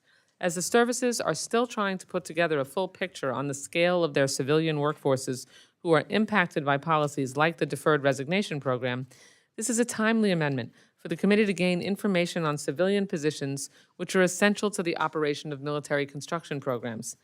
I'm not against finding inefficiencies within DoD. We're all for a more efficient and effective government, but this administration's actions aren't trying to make the government work better, but rather slash the federal workforce to adhere to a poorly thought-out campaign promise. Staffing decisions should be done in a thoughtful and careful manner to not jeopardize crucial institutional knowledge that underpin programs like MilCon. Thank you, Congressman Levin, and I support the amendment and yield back. I thank the gentlelady. Are there other members wishing to address the amendment? Seeing none, the gentleman is recognized for 1 minute to close. Thank you, Mr. Chairman. Respectfully, all we're asking for here is the very basic amount of oversight that anybody with junior enlisted service members in their congressional district should want. All we're asking for is a report to indicate the extent to which people involved in military construction projects have been let go. Nothing more, nothing less, very simple, and evidently that's going to be controversial too. With that, I'll yield back. I thank the gentleman. The question is now on the amendment offered by the gentleman from California. All those in favor say aye. Aye. All those opposed say no. No. The opinion of the chair, the noes have it, and the amendment's not adopted. I believe Mr. Levin is recognized for another amendment. Mr. Chairman, I have an amendment at the desk, and I ask for unanimous consent to dispense with the reading. Without objection, the reading of the amendment is dispensed with, and the gentleman's recognized for remarks on his amendment. Thank you, Mr. Chairman. As I mentioned just a minute ago, I joined the MilCon Subcommittee to ensure that every service member has a safe and clean place to live, among other reasons, but that's certainly an important one. And when you see the conditions of the barracks across the country, you may agree. Barracks managers are a key part of that effort. Barracks managers are responsible for supervising maintenance reports, for the repairs to the barracks, and for inspections and military bases all across the country, including in many of your districts. They play a critically important role in ensuring problems are addressed quickly. However, since barracks managers are often civilians, including in my district, they're not exempt from any federal hiring freeze. My amendment, very simple amendment, would require the DoD to analyze the impact of the freeze and the firings of essential staff and the deferred resignations on the barrack manager workforce. Again, this is a largely civilian workforce. We can't allow anything to harm the lives of our junior enlisted service members, particularly if their barracks are falling apart and their barracks managers are no longer employed. So I urge my colleagues to support this amendment, and I yield back. Thank the gentleman. My good friend, Representative Carter from Texas, recognized to respond to the amendment. Thank you, Mr. Chairman. I rise in opposition to this amendment. Although I share my colleagues' concern on barracks conditions at DoD, I cannot support the politicization of the issue for the purpose of anti-Trump talking points. I urge my colleagues to oppose the amendment. Thank the gentleman. The gentlelady from Florida, the vice chair of the subcommittee, Ms. Wasserman-Schultz, recognized to respond to the amendment. Thank you, Mr. Chairman. I rise in support of this amendment because I'm greatly concerned that barracks managers are being swept up in this administration's broad-based efforts to reduce the civilian DoD workforce, including the hiring freeze. This isn't political. This has nothing to do with how we feel about the Trump administration. This has to do with making sure that the quality of life of our service members is at the top of our priority list. And while I understand the services have the option to request waivers for positions, we don't have clear information yet on how many positions are or are not being affected by the freeze, and this amendment would address that lack of information from the administration. Why do you not care about getting the information we need to conduct the oversight and for us to make decisions about what we spend in this bill? Cutting back these positions may seem like a niche issue, but that's not a big deal to some. But if you've been on the MilCon VA subcommittee, that you will know that we have had horrific problems with privatized military family housing and the lack of oversight that DOD and the services had when it came to taking care of the really poor conditions. And the same goes for barracks. And we put funding in these bills to add that layer of oversight, but it's details, because it's details like this that matter and show why the administration's haphazard, indiscriminate approach to policy in the name of efficiency will actually have the opposite effect. GAO found numerous deficiencies in the condition and oversight of DoD unaccompanied housing in its report titled Military Barracks, Poor Living Conditions Undermine Quality of Life and Readiness. These barracks were not prioritized for far too long. GAO provided 31 recommendations to address the lack of attention to DoD barracks. Among those recommendations was for the services to examine barracks manager positions and whether those positions should be full or part-time, and whether they should be civilian or military. Having the right people in these positions is essential to promote proper maintenance of these facilities. We don't want our service members, our unaccompanied service members, to be living in a hellhole. That affects retention. That affects their quality of life. We have heard time and time again from the services about how small problems, which are not addressed in a timely fashion, lead to large MilCon-sized problems over time. Barracks manager positions are an important piece of the puzzle in turning around the declining conditions of military barracks. Cutting these positions now, which they are trying to do, not only worsen the billions of dollars in unaccompanied housing shortfalls, but it's not good policy, and it is not an efficient use of taxpayer funds. So I urge my colleagues to support the amendment. Thank the gentlelady. Are there other members wishing to address the amendment?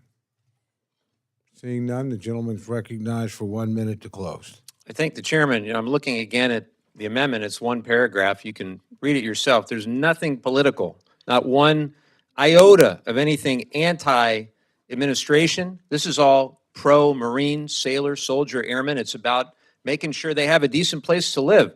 I've toured scores of the barracks on Camp Pendleton. Some of them are great. Some of them are in really bad shape. And we owe them a great deal of gratitude for all the work they do every single day in defense of this country. And the least we can do is make sure they have a clean and habitable place to live with proper ventilation and, with working plumbing. I mean, this isn't rocket science here. The barracks managers, those of you, I know you've all toured your districts, your bases. The barracks managers are critically important. All we're asking for is the basic modicum of oversight to understand what is happening on the ground. Earlier, obviously, I was very disturbed. It seems we gave up our power to appropriate funds. I don't want to give up our power of oversight as well. I know I'm the new guy, but I thought that's what this committee did, was conduct oversight as well as appropriate funds. Thank you, and I'll yield back. Thank the gentleman. The question is now on the amendment offered by the gentleman from California. All those in favor say aye. Aye. All those opposed say no. The opinion of the chair, the noes have it. A roll call has been requested. Sufficient number of hands have been raised. The clerk will call the roll. Mr. Adderholt. Mr. Adderholt, no. Mr. Aguilar. Mr. Aguilar, aye. Mr. Alford. Mr. Alford, no. Mr. Amade. Mr. Amade, no. Mrs. Bice. Mrs. Bice, no. Mr. Bishop. Mr. Bishop, aye. Mr. Calvert. Mr. Calvert, no. Mr. Carter. Mr. Carter, no. Mr. Case. Mr. Case, aye. Mr. Siscomani. Mr. Siscomani, no. Mr. Klein. Mr. Klein, no. Mr. Cloud. Mr. Cloud, no. Mr. Clyburn. Mr. Clyburn, aye. Mr. Clyde. Mr. Clyde, no. Mr. Cole. No. Mr. Cole, no. Mr. Cuellar. Mr. Cuellar, aye. Ms. Dean. Ms. Dean, aye. Mr. DeLauro. Mr. Loro, aye. Mr. Diaz-Balart. Mr. Diaz-Balart, no. Mr. Edwards. Mr. Edwards, no. Mr. Elzey. Mr. Elzey, no. Mr. Escobar, Ms. Escobar. Ms. Escobar, aye. Mr. Espaillat. Mr. Espaillat, aye. Mr. Fleischman. Mr. Fleischman, no. Ms. Frankel. Ms. Frankel, aye. Mr. Franklin. Mr. Franklin, no. Mr. Gonzalez. Mr. Gonzalez, no. Mr. Guest. Mr. Guest, no. Mr. Harder. Dr. Harris. Dr. Harris, no. Mrs. Henson. Mrs. Henson, no. Mr. Hoyer. Mr. Hoyer, aye. Mr. Ivy. Mr. Ivy, aye. Mr. Joyce. Mr. Joyce, no. Ms. Capter. Ms. Capter, aye. Mr. Lolota. Mr. Lolota, no. Ms. Lee. Ms. Lee, aye. Ms. Letlow. Ms. Letlow, no. Mr. Levin. Mr. Levin, aye. Ms. Malloy. Ms. Malloy, no. Ms. McCollum. Ms. McCollum, aye. Ms. Ming. Ms. Ming, aye. Mr. Molinar. Mr. Molinar, no. Mr. Moore. Mr. Moore, no. Mr. Morelli. Mr. Morelli, aye. Mr. Mervan. Mr. Mervan, aye. Mr. Newhouse. Mr. Newhouse, no. Ms. Perez. Ms. Perez, aye. Ms. Pingree. Ms. Pingree, aye. Mr. Pocan. Mr. Pocan, aye. Mr. Quigley. Mr. Quigley, aye. Mr. Reschenthaler. Mr. Reschenthaler, no. Mr. Rogers. Mr. Rogers, no. Mr. Rutherford. Mr. Rutherford, no. Mr. Simpson. Mr. Simpson, no. Mr. Strong. Mr. Strong, no. Mrs. Torres. Mrs. Torres, aye. Ms. Underwood. Ms. Underwood, aye. Mr. Valadeo. Mr. Valadeo, no. Ms. Wasserman Schultz. Ms. Wasserman Schultz, aye. Mrs. Watson Coleman. Mrs. Watson Coleman, aye. Mr. Womack. Mr. Womack, no. Mr. Zinke. Mr. Zinke, no. Does any member wish to record their vote or change their vote? Gentleman from California. Mr. Harder, aye. Any other member wish to record or change their vote? Not, the clerk will tally.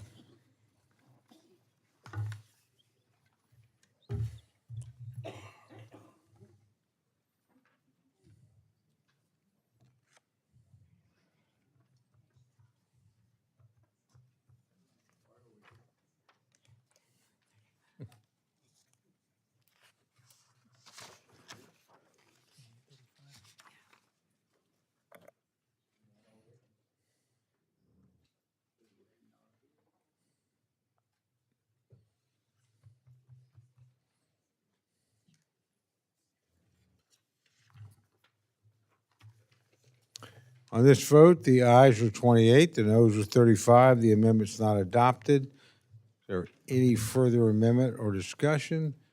Ms. Dean is recognized for an amendment. Mr. Chair, I have an amendment at the desk, and I ask unanimous consent to dispense with the reading. Without objection, the reading of the amendment is dispensed with, and the gentlelady is recognized for remarks on her amendment. Thank you, Mr. Chairman, and thank you, ranking members, chairs. I know the hour is getting late, but I ask everybody to please support my amendment number 1, which would simply increase funding for the Veterans Crisis Line by $5 million. It's a very small increase investment. I am heartened to see that we did come together on a single bill, a single amendment here, that we do recognize in a nonpartisan way, in just a human way, that we have a serious problem in this country with those who have served and the support that they need. When you consider that every single day, 18, 20, 22 veterans, men and women, take their own lives because of the struggles and the service that they have offered this country. I mean every single day. I mean yesterday. I mean today. I mean tomorrow. Every single day, we lose somewhere in the area of 20 veterans. I have a veterans advisory panel. We meet quarterly. They're from all over the country. I have one in particular who's out in San Diego. He's just an extraordinary man, Brian.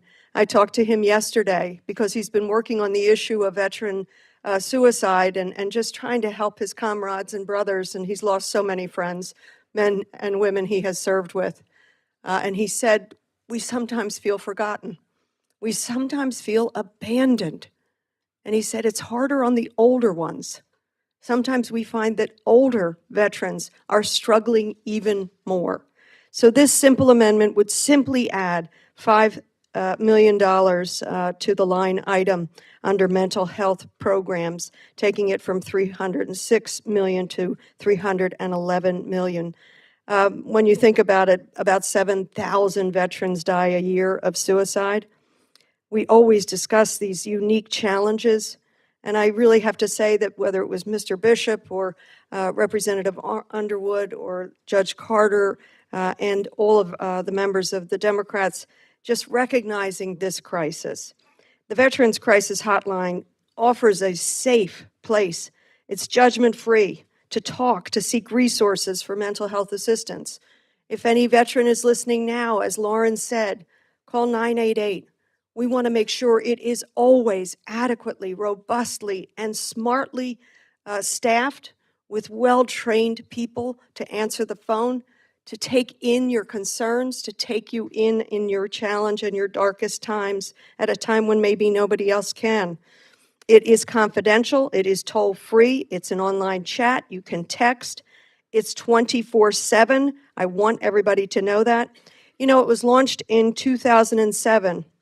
It's available to all veterans, whether or not they have enrolled in VHA services. As I said, 988 is the number. We should invest more because by doing so, we save lives. Since its launch, the Veterans Crisis Line has received, as of July of last year, more than 8 million calls. That's our veterans. 8 million of them in time of need had a helpful person on the other line. More than 975,000 chats, more than almost 400,000 texts, and has referred more than 1.5 million veterans to suicide prevention coordinators. It's saving lives. A 2022 study found that veterans who called VCL were over 5 times more likely to report reduced distress at the end of that call. Nearly 5 times more likely to have decreased suicidal thoughts, 11 times more likely to experience less urgency regarding their suicidal feelings. This is consistent with other studies that have found that calling the VCL may increase contact with healthcare, VA healthcare, and behavioral healthcare. As this administration continues with chaos and uncertainty, we've talked about the 24 persons who answered these important calls being dismissed, and then I guess we hope all being brought back on. We have a chance with this simple amendment and just an additional investment of $5 million to save more lives and to send that message that I think you sent so strongly just a moment ago, that we care about every veteran's life. We care about every veteran's mental health. We stand with you, and we are here to hear your concerns.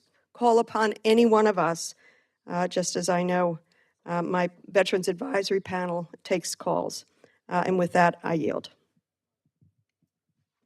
Thank the gentlelady. The gentleman from Texas, Mr. Carter, is recognized to respond to the amendment. Thank you, Mr. Chairman. I rise in support of this amendment, and I urge my colleagues to support the amendment.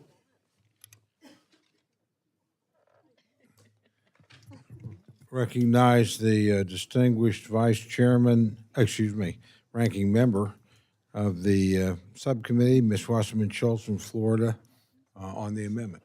Thank you, Mr. Chairman. I am glad that we could come together to make sure that we all send a clear message that we prioritize making sure we save our veterans in crisis. And I yield back and urge support of the amendment.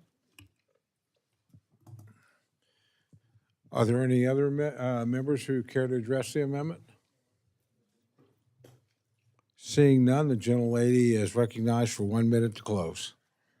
I want to tell you on behalf of my constituents, and I'm thinking of my veterans at VFWs in the 4th Congressional District of Pennsylvania. Thank you. Amen.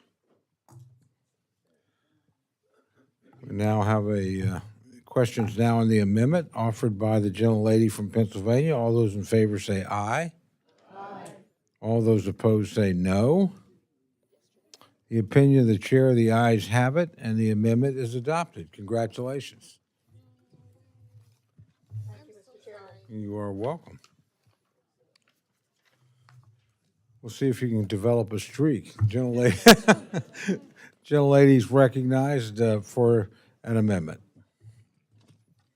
I have an amendment at the desk, Mr. Chairman. I do ask unanimous consent to dispense with the reading. Without objection, the reading of the amendment is dispensed with. Gentlelady's recognized for remarks on her amendment. I'd love to be on a roll here. Again, I do thank everyone for their support. My amendment has to do with PFAS, PFOA, the contamination that comes, and it's very often legacy, from firefighting foam on different naval bases, veterans bases, air bases. I first learned of the contamination of PFAS when I was a state representative, maybe about 8 or 9 or 10 years ago. I didn't know anything about it because, of course, PFAS is not something you can see or touch or taste or smell. It is invisible, but it is that forever chemical or set of chemicals, frankly, that is used in so many products, but is used so heavily in firefighting foam. We have a retired Naval Air Base.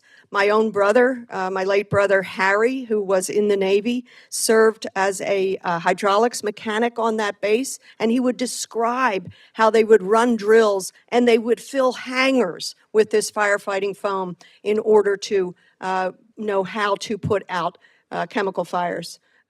You can imagine fires from fuel, jet fuel. It turns out that the manufacturers of PFAS have known what is actually my entire lifetime, decades and decades and decades, they have known the harms associated with PFAS contamination. It's in the soil, it gets into the water, and so it has taken a very long time, but states have begun to address it, and finally, our government, the EPA, has addressed it and set the safe maximum contamination level at 4 parts per trillion. PFAS is something you can filter for, so it's not as though it's impossible to get it out of the drinking water. And so finally, EPA and many states came up with what is an acceptable 4 parts per trillion drinking water. What this amendment would do is simply say that on BRAC facilities, these retired bases, that the DoD must recognize that maximum contamination level and set their maximum contamination level for the turning over of these bases, like the one in my area, in the Willow Grove area, at the 4 parts per trillion. It's a simple amendment.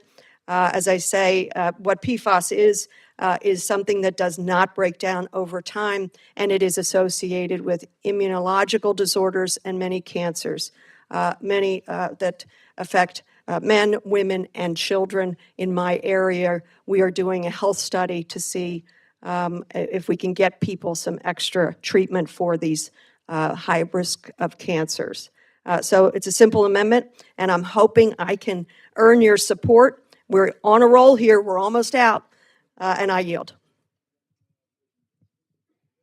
Thank you, gentlelady. The gentleman from Texas, Mr. Carter, is recognized to respond to the amendment. Well, no luck. I oppose this amendment. I support remediation of DoD sites and have included an additional $50 million above the president's budget for PFAS remediation in the bill. However, standards must be based on science and economic feasibility. Amendments seek to impose on costly Biden administration standards that are not supported by sound science. I urge my colleagues to oppose this amendment. Thank you. The gentlelady from Florida, Ms. Wasserman Schultz, recognized for her response on the amendment. Thank you, Mr. Chairman, and I rise in support of this amendment because we should remediate PFAS at closed military installations one time and properly. We should not remediate contamination to a lower standard that isn't science-based, just to have to redo the same work again at an increased cost to the taxpayer. Last year, the EPA published a regulation setting maximum contamination levels for drinking water of 4 parts per trillion of PFOS and PFOA, 2 prevalent PFAS forever chemicals. The administration walked back parts of the EPA regulation, and while the PFOS and PFOA standards still hold, the compliance deadline is being delayed. That is really problematic to the health and well-being of people who live near these closed spaces. DoD should plan now to push forward with the EPA standard, which is backed by sound science. The science behind the EPA's regulation is clear, and pushing the problem down the road achieves nothing when DoD's PFAS remediation efforts are already long and drawn out, much to mine and others' frustration. So locking in a DoD policy of remediating to the new regulatory standard and prevent DoD from remediating to a lower standard only have to pay the costs to restart all of its planning and survey work makes no sense and is damaging, costly in time and money even when done efficiently. And we need to make sure that we're measuring contamination to levels from the new standard so that we can make sure that that is based on sound science. I urge my colleagues to support the amendment. Thank the gentlelady. Do any other members wish to address the amendment? Gentlelady from Connecticut, the ranking member of the full committee, is recognized. I just to say very quickly, with regard to our firefighters, 9% are at greater risk, higher risk of being diagnosed for cancer. And if you go to any firehouse, if you're talking to any of the firefighters, they will tell you it's not about the equipment that they need or other equipment, fire trucks, et cetera, the latest. They'll tell you about the diagnosis, the high incidence of diagnosis with cancer from PFAS. And so I just want to applaud the gentlelady for this amendment, and we ought to be doing everything we can for everyone who comes into contact with these forever chemicals. But I wanted to particularly point out the danger to our firefighters. Thank the gentlelady. Do any other members wish to address the amendment? Gentlelady from Minnesota is recognized. Mr. Chair, I'm from Minnesota. 3M, Minnesota Mining and Manufacturing, the place where PFAS was created. The only company, I think, in the United States who is working to clean it up, putting research dollars to it. Other chemical companies have walked away from it. So 3M has a legacy that right now they're not proud of. They're not proud of the way it was handled in the past, but they have been cleaning up. I have 1, 2, 3 big cities who have to filter their water to get PFAS out. Fish advisories. But here's some good news. And so, Mr. Carter, Judge Carter, I hope in the future we can work together to accept this amendment. Let me give you some good news. I'm a strong supporter of your amendment, madam, to ensure that the Department of Defense cleans up PFAS pollution at BRAC installations. And it's AFFF that's in the fire extinguishers. And when I go on bases and I'm in hangars, I'm checking all the extinguishers all the time, and I'm happy to report the Department of Defense has cleaned out the old extinguishers. Our responsibility to surrounding communities to clean up contamination does not end when an installation closes. I have cleaned up many installations, not from PFAS and PFOA, but from other chemicals that had been left in Arden Hills and New Brighton, where we're filtering water from Army munitions plants. But just last month, the Environmental Protection Agency reaffirmed nationwide limits for drinking water for PFAS and PFOA at 4 parts per trillion. This amendment would require the DoD to remediate PFAS contamination at those levels. Anything less would be passing the buck for cleanup contamination for drinking water systems. Now, here's the good news. As chair of the Defense Appropriations Subcommittee, working with my ranking member at the time, Mr. Calvert, and the 117th Congress, it was directed to spend $700 million to address PFAS on military bases and communities across the United States. It included funding for detecting and cleaning up PFAS contamination on DoD installations and for research to develop new destruction technologies. Last month, I was able in Minnesota to celebrate the start of one of those Defense Department's key research demonstrations into PFAS destruction. It was at Lake Elmo, Minnesota. It is a test that's been worked in conjunction with General Dynamics and Bay West. U.S. Army Engineer Research and Development Center, working together with these private industry partners, are using a technology called supercritical water oxidation. It works. This EPA-tested and verified technology has the potential to safely and permanently destroy what we refer to as forever chemicals, breaking down PFAS and to a non-toxic waste stream, water and mist. The DoD is already funding the most innovative and effective ways to destroy PFAS. The department's working to bring those technologies to scale, and it would ensure that they could be used at BRAC installations on active duty bases, and yes, out in our communities. PFAS contamination and would change, especially as I pointed out in my district in Minnesota. The EPA has confirmed it's necessary that we do everything we can to protect human health when it comes to this. So I thank Ms. Dean for offering her amendment. And I know at this point you're not accepting it. But I think if we can continue to work, the next test is going to be at a military base in North Carolina. They did a test at Lake Elmo. They're showing civilian and military application for cleaning this up. This is a game changer, folks. This is exciting. And so if we can scale this up, we need to work together to make sure we clean up BRAC bases, we clean up military bases, and we do what we can to clean up contaminated water in our area. I thank the gentlewoman for offering this amendment and know that we continue to work with you in the Department of Defense Appropriations Committee on cleaning this up. I yield back. Thank the gentlelady. Are there other members wishing to address the amendment? Seeing none, the gentlelady is recognized for 1 minute to close. Thank you, Mr. Chairman, and I thank my colleagues for joining me with your wise words and your experience with all of this. It is based on science. This is not just pulled out of the air that it should be 4 parts per trillion. That would be a safe level in drinking water. This is based on scientific research that's been done over a long period of time. Again, I want to remind people that the producers, DuPont in particular, knew exactly what was at risk here. And they are not working to clean it up. They knew for 6, 7 decades of the risk to the surrounding community, to the people who worked on these bases. If you have any doubts about it, take a look at the movie Dark Waters from a couple of years ago. It will show you all the legal cases and the science that was connected with it.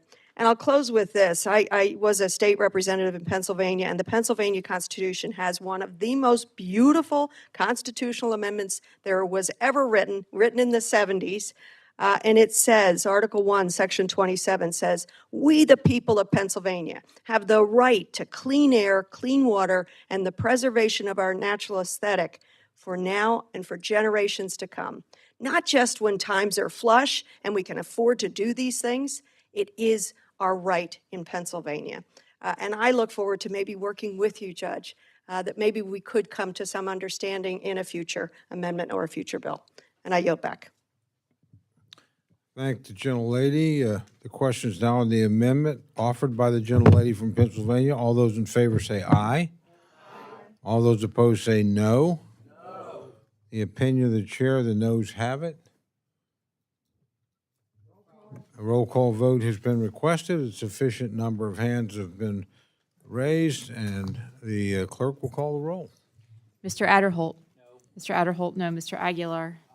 Mr. Aguilar, aye. Mr. Alford. Mr. Alford, no. Mr. Amadei. Mr. Amadei, no. Mrs. Bice. Mrs. Bice, no. Mr. Bishop. Mr. Bishop, aye. Mr. Calvert. Mr. Calvert, no. Mr. Carter. Mr. Carter, no. Mr. Case. Mr. Case, aye. Mr. Siscomani. Mr. Siscomani, no. Mr. Klein. Mr. Klein, no. Mr. Cloud. Mr. Cloud, no. Mr. Clyburn. Mr. Clyburn, aye. Mr. Clyde. Mr. Clyde, no. Mr. Cole.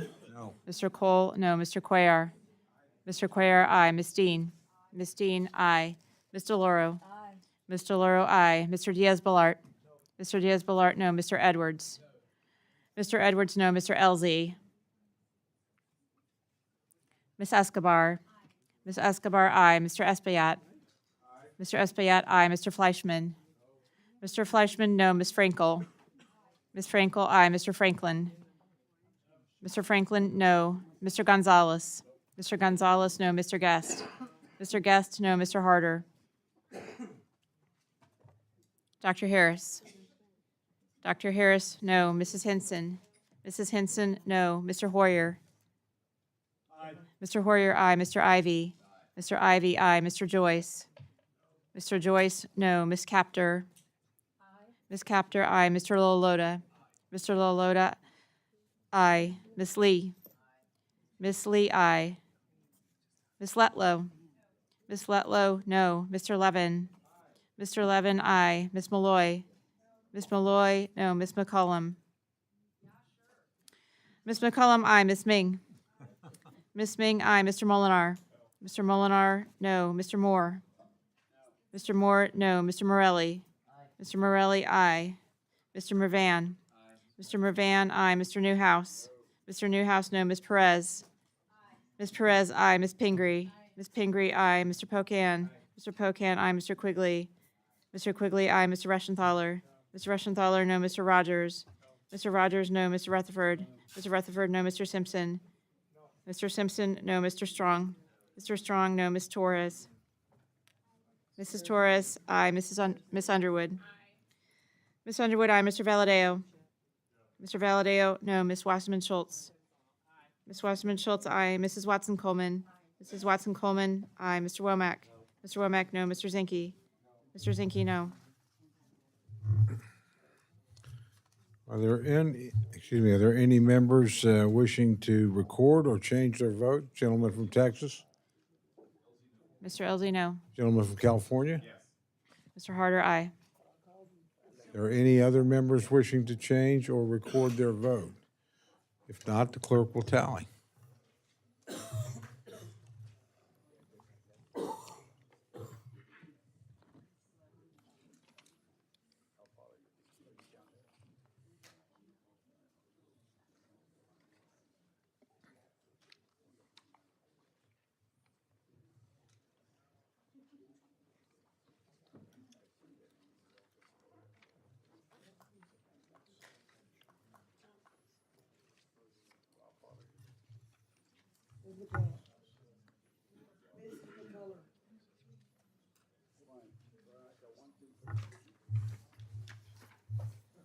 This vote, the ayes are 29, the noes are 34. The amendment's not adopted. And the gentlelady from Texas, Ms. Escobar, is recognized for the purpose of an amendment. Mr. Chairman, I have an amendment at the desk, and I ask unanimous consent that the reading of the amendment be dispensed with. Without objection, the reading of the amendment is dispensed with, and the gentlelady is recognized for remarks on her amendment. Thank you, Mr. Chairman. This amendment strikes Section 260 of the base bill text, which prohibits the VA from reporting a veteran to the federal background check system known as NICS, unless a judge or court rules that the veteran poses a risk to themselves or others. I know many of my colleagues on the other side of the aisle may support the original language of the bill because they want to increase rightful access to firearms, or because they believe this language will protect due process for veterans who could be wrongly determined by the VA to be mentally incapacitated. However, I believe this egregious and underlying provision does the very opposite. It goes too far in undermining longstanding law and public safety, and keeping this provision in the bill poses a great risk to our veterans, their loved ones, and their communities. Though most gun owners believe in safe, responsible ownership and handling of their firearms, the language in this bill does not align with those values. Allowing firearms in the hands of a veteran, or anyone else for that matter, who is mentally incapacitated or found to pose a risk to themselves or others is deeply irresponsible, endangering the safety of the veteran and their loved ones during their darkest moments. Further, this undermines the existing process within the VA where a veteran gets due process rights. In fact, veterans can pursue an appeal if they believe they were wrongly deemed incapacitated, including through the Board of Veterans' Appeals or the Court of Appeals for Veterans Claims. Placing the burden of making these short and long-term health determinations on our backlogged court system would allow far too many veterans to fall through the cracks. Every veteran who falls through the cracks is one we have failed to protect as a country and a Congress. And I say that because a host of research recognizes that one of the most significant challenges to veteran suicide prevention efforts is easy access to lethal means.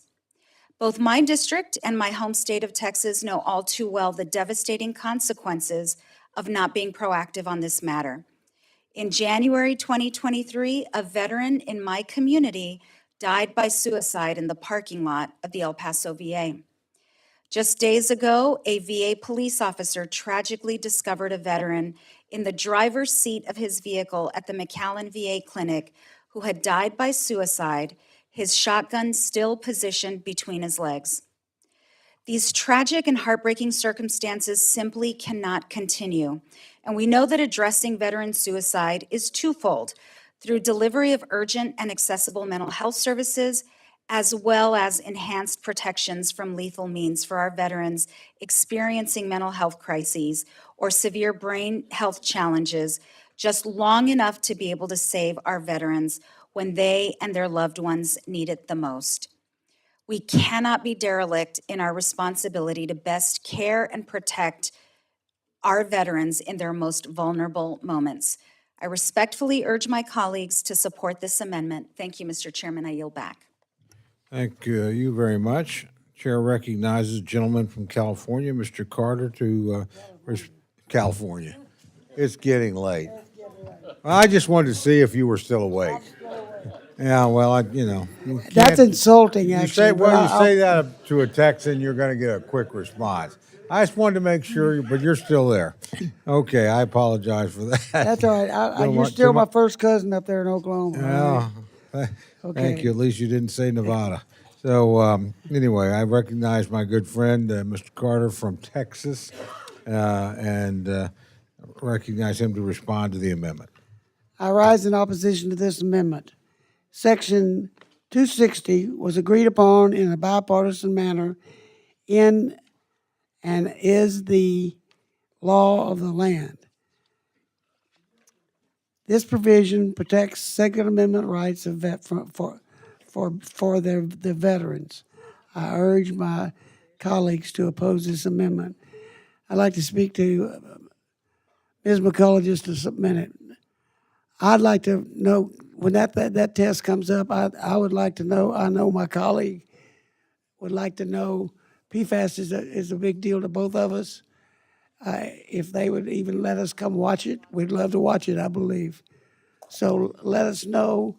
I'm sure this young lady would like to be there too, if they'll let us watch the test, because it would be really earth-shattering.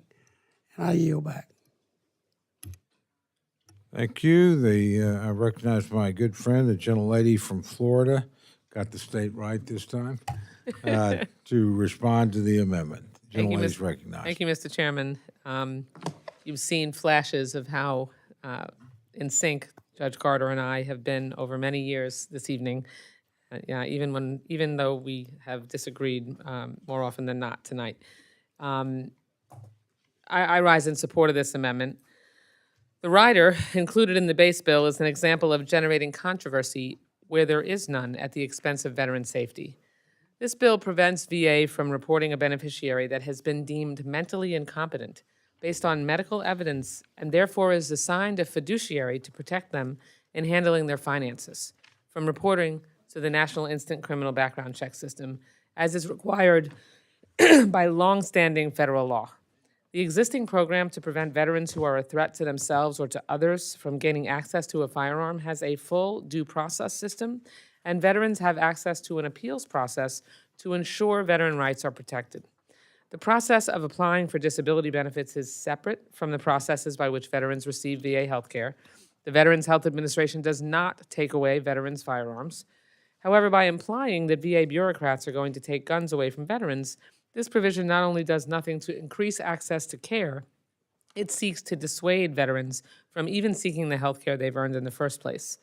The reporting of individuals to NICS is meant to keep veterans and those closest to them, safe. We have a major issue with veteran suicide, and suicide by firearm is the most commonly used suicide method. Veterans experience higher suicide rates than non-veteran adults, and 75% of veteran suicides involve firearms. This trend has tragically been increasing. We must deploy every tool we have to stop veteran suicide, as we saw the consensus we have on that tonight. But this poison pill rider does nothing to protect our veterans, and its inclusion in this bill is a deal breaker. So thank you to Congresswoman Escobar for her tireless work to end veteran suicide. I support the amendment to strike this rider and encourage my colleagues to do the same. I yield back. Thank the gentlelady for her comments. I now recognize my good friend from Georgia, Mr. Clyde, to address the amendment.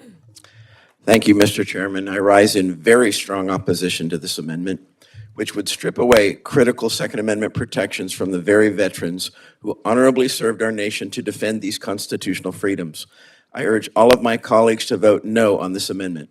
You know, federal law enacted in 1968 called the Gun Control Act prohibits individuals who have been adjudicated as a mental defective, and I quote, from possessing or acquiring firearms. This restriction is enforced primarily through the National Instant Criminal Background Check System, or NICS, which is consulted during a retail firearm purchase. At the same time, the Department of Veterans Affairs allows service-disabled veterans to receive their hard-earned benefits through a fiduciary when the VA determines that they are unable to manage their own finances. However, this determination is often made by VA officials who are not mental health professionals. When the VA makes such a determination, the veteran is automatically reported to NICS as a mental defective, resulting in the loss of their Second Amendment rights.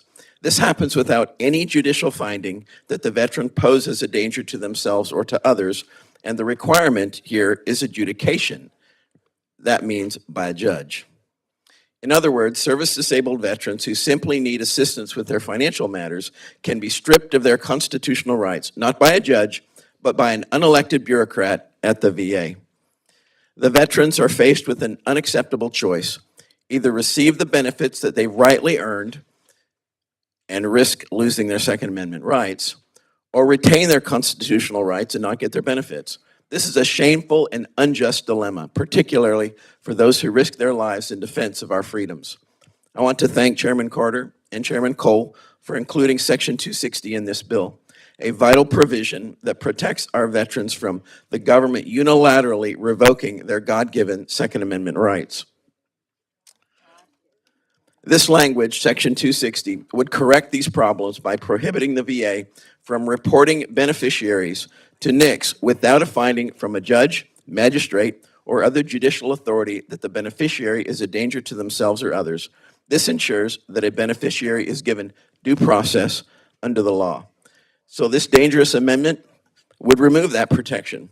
For that reason, I urge my colleagues to vote no on this amendment, and I yield back. I thank the gentleman. The chair recognizes the distinguished ranking member of the full committee, Ms. DeLauro, for her comments relating to the amendment. It is also my understanding that there is a due process procedure and the veteran can appeal. So the notion that there is no due process is false. I rise in support of this amendment, which would strike a rider that prevents the VA from reporting a beneficiary's information to the National Instant Criminal Background Check System, or NICS, for the purposes of prohibiting the transfer of a firearm by a licensed firearm dealer. I pause there. And it is crucial to note two things. First, this rider does not change federal law or regulations that bar these beneficiaries from possessing a firearm. Second, over 6,400 veterans die by suicide each year, and veterans account for roughly 1 in 5 firearm suicides in the United States. For veterans and non-veterans alike, our country's suicide problem is a gun problem, and there are those who do not want to recognize that. This rule has already caused VA to be unable to appropriately intervene and offer aid to veterans who are experiencing mental health struggles. Now, each year, nearly 20,000 individuals who are experiencing mental health struggles are able to access firearms every single year in a community that already has one of the highest risks for suicide. This rule was a death sentence in waiting for many veterans. We do not need more needless deaths among our veteran community. We need to repeal of this rule immediately. I urge my colleagues to support this amendment, and I yield back. I thank the gentlelady. I now recognize my good friend from the great state of Georgia, Mr. Bishop, for his comments on this amendment. Thank you, Mr. Chairman. I want to thank Ms. Escobar for addressing this concern and submitting this very important amendment that seeks to keep our veteran population and their families safe. Just as they faithfully served, sacrificed, and protected us during their military service, we have a responsibility to protect them and their families. And that includes the tough, uncomfortable decision of protecting veterans from themselves when that is necessary. Changes must be made to this bill to allow the VA to report veterans with documented mental health issues into the National Instant Background Check System. This amendment is not about taking guns away. It's about making sure that protections are in place to keep our veterans safe. Firearms remain the #1 method of suicide for our veteran population. Without this change, none of us can say in good faith that we are doing what we need to do to prevent veteran suicide. This is a good amendment. It's a common sense amendment. It's a life-saving amendment. And I thank Ms. Escobar for offering it. And I urge my colleagues to adopt it. Thank you, and I yield back. Thank the gentleman. I now recognize the gentlelady from Maine, Ms. Pingree, for her comments on the amendment. Thank you very much, Mr. Chair. I can be brief here. As we've been discussing, this amendment prohibits the VA from using any funds to report a veteran to the NICS system, even if the VA has determined the veteran to be mentally incompetent or incapacitated, unless a judge or court has ruled the veteran possesses a risk to themselves or other. This language in the bill does that. Unfortunately, in October of 2023, Maine experienced its worst mass shooting, with the perpetrator an Army reservist experiencing a mental health crisis, killing 18 people and injuring 13 before taking his own life. While this may be an extreme example, the United States is in the middle of a gun violence epidemic, and veteran suicides, as we know, the majority of which involve firearms, it's a significant and growing crisis. Approving this measure will invariably put more veterans, allowing this language to stay in the bill will invariably put more veterans at risk of firearm suicide when the proportion of veteran suicides that are with a gun is the highest it has been in 20 years, 72%. We should not be making it easier for veterans who are in danger to themselves or others to access guns. I yield back. Thank the gentlelady. Are there any other members wishing to address the amendment? Seeing none, the gentlelady from Texas is recognized for 1 minute to close. Thank you, Mr. Chairman. This amendment is very simple. It is yet another opportunity for us to keep the promise that we make to our veterans to protect them and to keep them safe, just as they have protected us and kept us safe. I ask my colleagues to consider the fact that this does not eliminate due process. In fact, this preserves due process for our veterans. What it does is it makes sure that we're not arming them in their darkest moments, and we are not increasing death by suicide for our veteran population because we have chosen not to act. Thank you, Mr. Chairman. I yield back. I thank the gentlelady. The question is now on the amendment offered by the gentlelady from Texas. All those in favor say aye. All those opposed say no. No.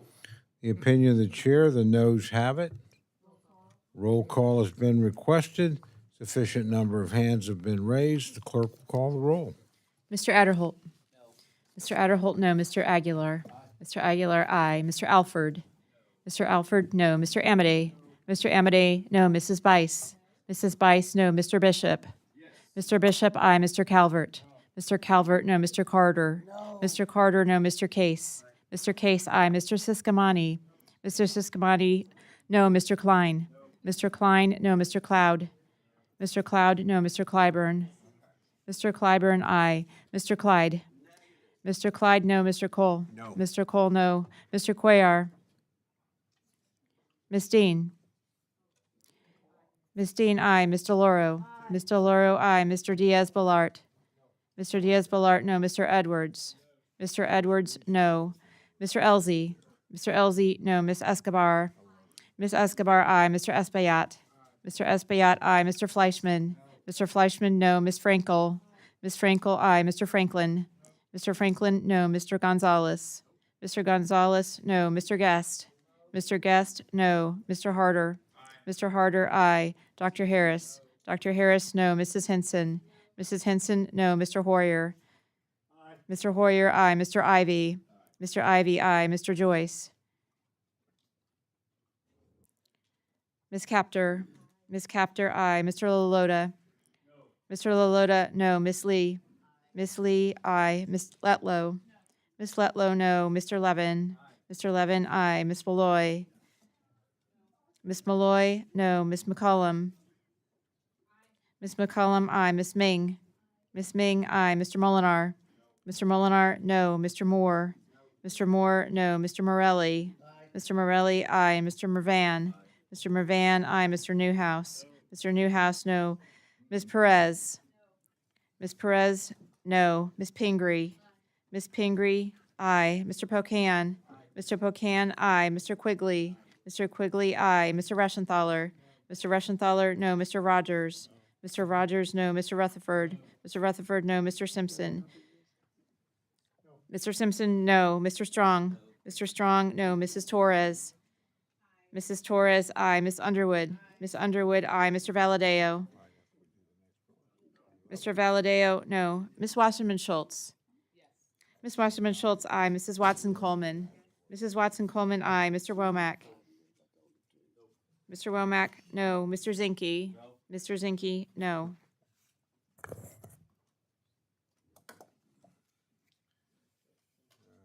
Mr. Joyce. Mr. Joyce is not recorded. So the clerk will tally. No, Mr. Joyce. Mr. Joyce I'm is not sorry. recorded. You again. Okay. No, I'm sorry. Many members yet to be recorded or want to change their vote. Gentleman from Ohio. Mr. Joyce votes no. Any others? Gentlemen from North Carolina? Or are you standing back there?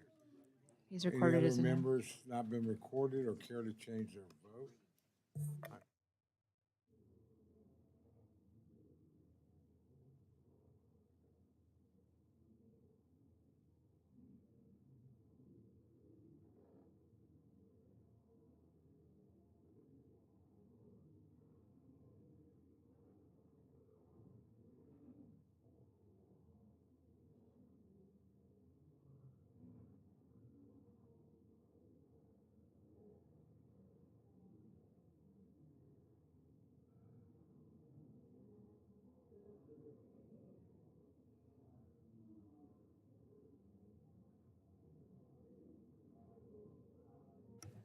On this vote, the ayes are 26, the noes are 36. The amendment is not adopted.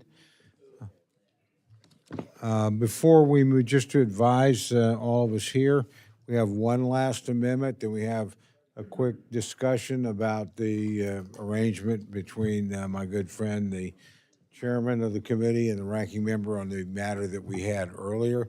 That point will be done. But before we go there, just two other points, because you'll start moving away quickly, as you should. Number one, remember, we start at 10 o'clock tomorrow, so it's been a long day. But again, I really want to thank all of you. I appreciate the civility, I appreciate the professionalism, and I appreciate people trying to stay within the time limit. So thank all of you on both sides. Just to reiterate, tomorrow, obviously, we have the presidential picnic. We're going to go till we get done. So I think we should have enough time. We only have one bill tomorrow, agriculture. But if we don't get done, we're just going to keep moving. So I would advise you, if you're planning to go to the presidential picnic and you've got guests or family. No, is tomorrow the baseball game? Oh, geez. Well, you mean today's the baseball game? Okay. Well, then I sort of have good news for you. We will start, at 10 o'clock. We only have one bill to do. We will stop at 4, which the majority leader has asked us to do. We have participants in this game on both sides. They've worked really hard. They're raising a lot of money for charity. We need to let them go. But after the baseball game, if we have not finished, we will come back and conclude. So again, that's just up to everybody here, and any way you want to do it is fine with me. So I apologize for that. I will tell you, when we get to the presidential picnic, we will be, again, trying to finish up. That's going to be a difficult day for us just because of the amount of work we have.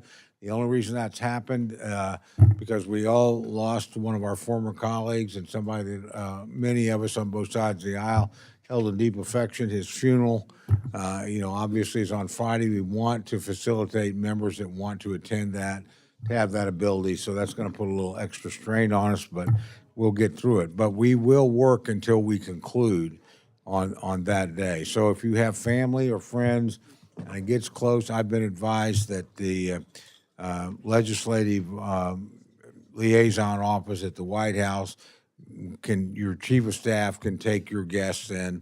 But again, that's what I've heard. I just, we'll try and work with you on both sides of the aisle to facilitate your attendance if that's what you want. So with that, let us move to our last, I'm sorry? I know, our last amendment. Then we have an agreement. I know we're voting on it. It's an amendment as well. So with that, thank you for correcting me. I recognize Ms. Escobar for an amendment. Thank you, Mr. Chairman. I have an amendment at the desk, and I ask unanimous consent that the reading of the amendment be dispensed Without with. objection, the reading of the amendment is dispensed with. The gentlelady is recognized for remarks on her amendment. Thank you. This amendment requires the Secretary of Defense to submit a detailed spend plan to lend full transparency into the department's reprogramming of military construction funds to support border barrier construction, as well as the redirection of about $1 billion designated for Army barracks renovations and repairs that are now going to support the border mission.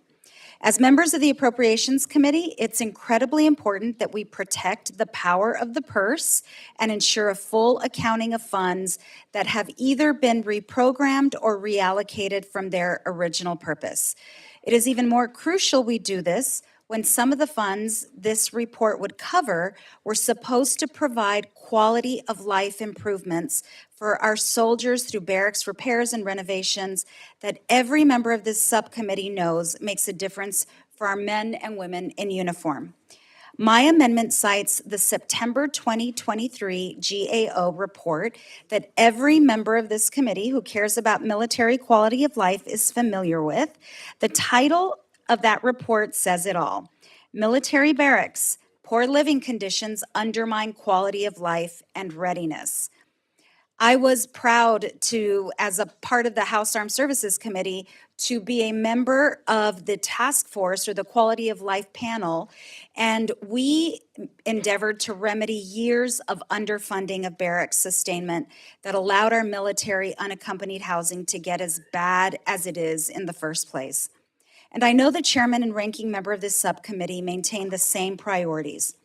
The bottom line is that shifting funds from barracks repairs to fund the DoD border operation is a huge shift. And that policy change was not ordered by Congress, which opted to prioritize the barracks for our service members. Further, reprogramming MilCon funds for border barriers does the same. It impacts the schedule and funds of military infrastructure projects that we all know are planned out years in advance. Allowing these changes to be made without any attempt to enforce transparency degrades our authority as appropriators, and it is entirely unacceptable. I urge my colleagues to support this amendment. Thank the gentlelady. By way of clarification, we have an additional amendment I was not aware of, but it's been submitted, which is perfectly fine. And I forgot to mention we have the 302Bs of the 4 bills we're dealing with this week to approve. So it's going to take a little bit longer, not going to take a lot longer. With that, I recognize my friend, Mr. Carter from Texas, to address the amendment. I rise in opposition to this amendment. I share my colleagues' concern with improving the conditions of DoD barracks. Yet this report is an attempt to play politics with this important issue.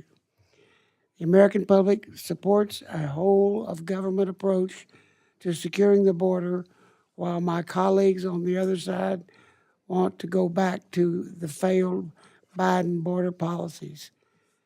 I urge my colleagues to oppose this amendment.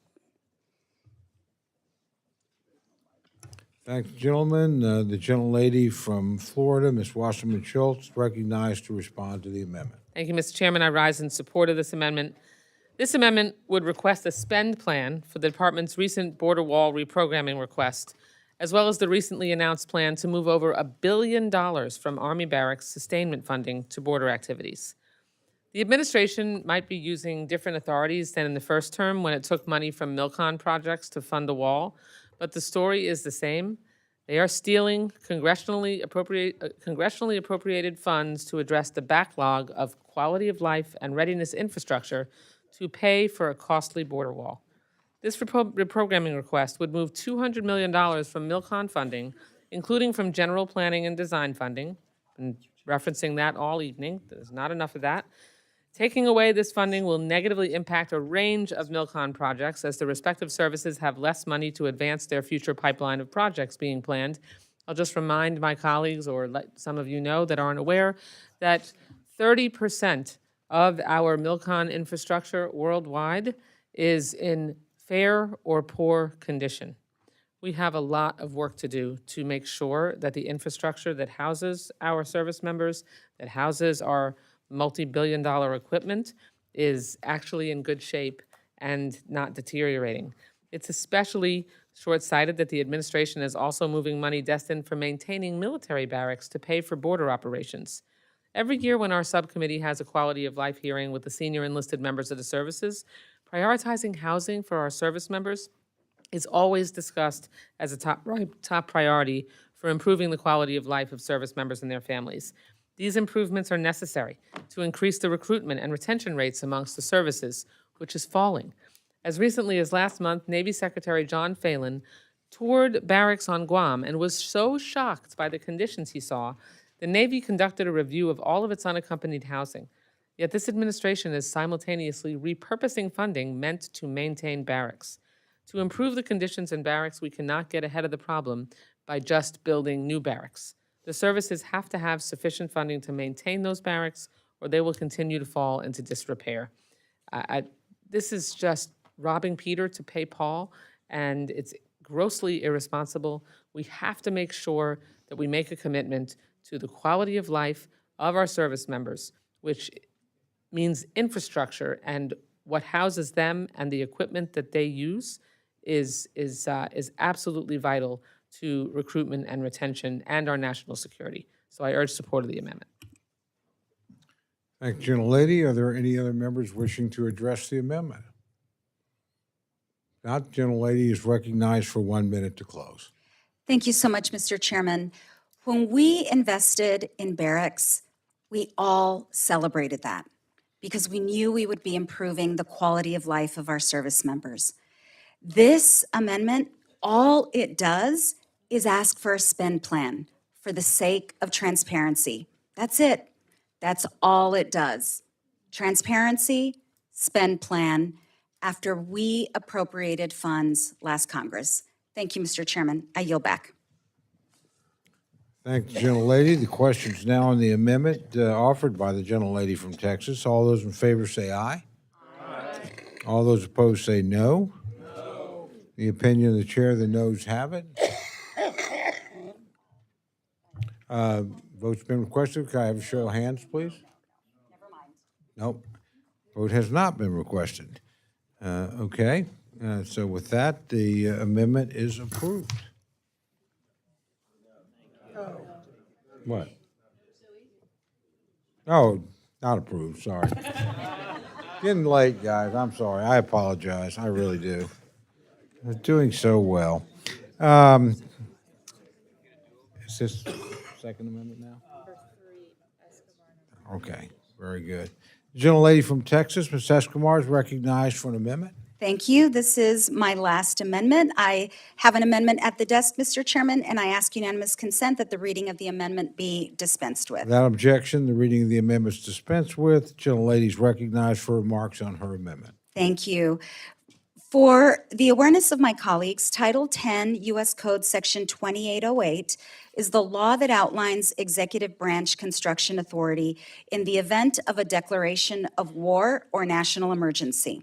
My amendment would modify existing presidential military construction authority in the event of an executive declaration of war or national emergency so that if the president activates emergency powers to start military construction projects during a war or national emergency, that power will automatically expire after 90 days unless the House and Senate Appropriations Committees agree to keep it going.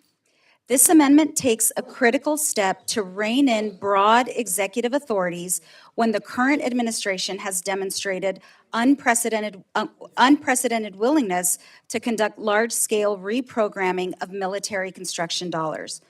All it does is implement a common-sense check on this authority, ensuring that Congress has a role in approving the extension of its use for a period longer than 90 days.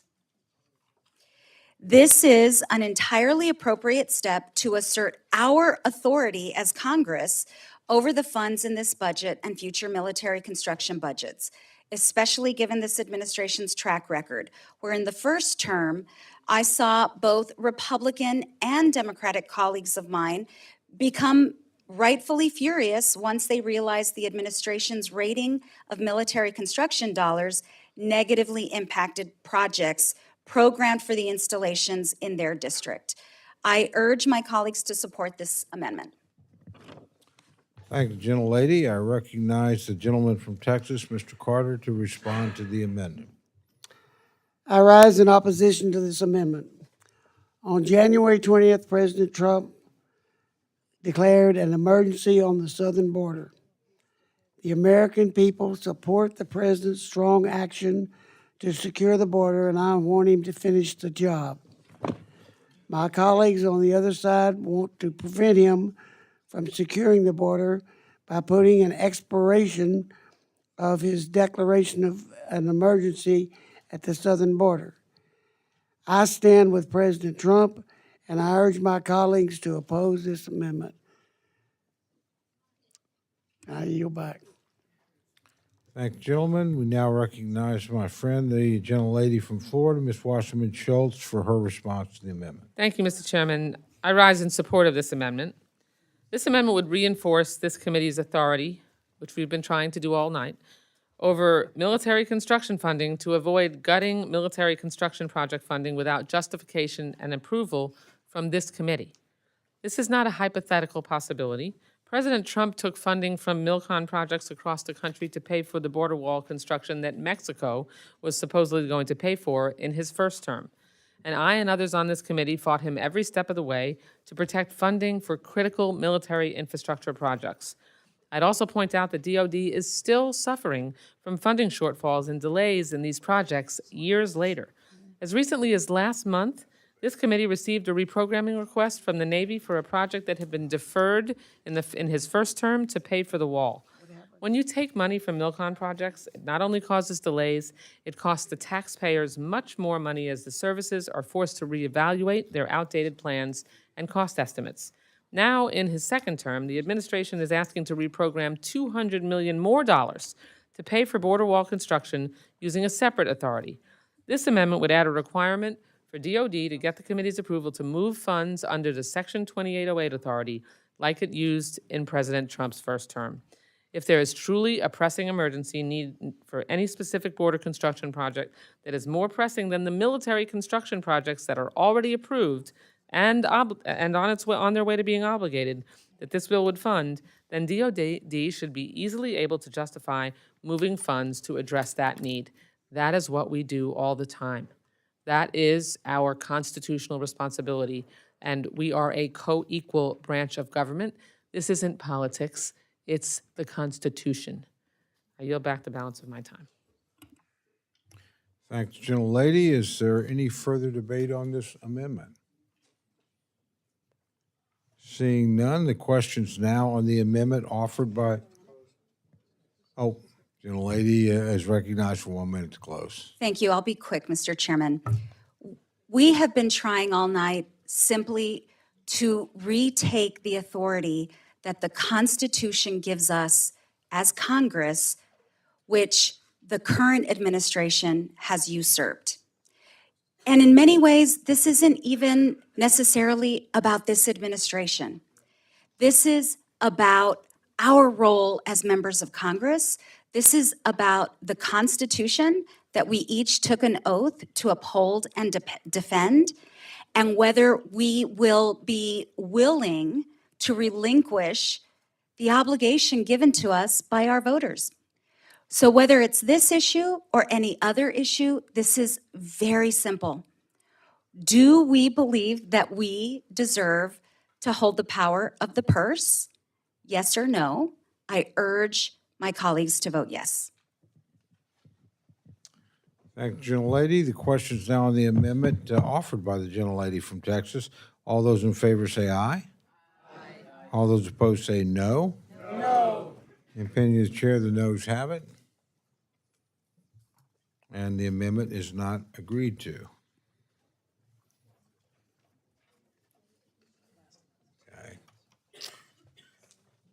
This is our last amendment, I believe, so I want to recognize my friend, Ms. Wasserman Schultz, is recognized for the purpose of an amendment. Thank you, Mr. Chairman. I have an amendment at the desk, and I ask unanimous consent that it be considered as read. Without objection, the reading of the amendment is dispensed with. The gentlelady is recognized for remarks on the amendment. Okay, take two. Thank you, Mr. Chairman. And I want to thank Chairman Carter for working with me over the course of this evening to reach what I think is a good compromise and a step in the right direction. What this amendment would do is it would advance fund the Toxic Exposure Fund for FY27. Judge Carter's second-degree amendment would have done it for 1 year. Our compromise is that we do that for 2 years, and then the funds, if not expended, would revert to the Treasury.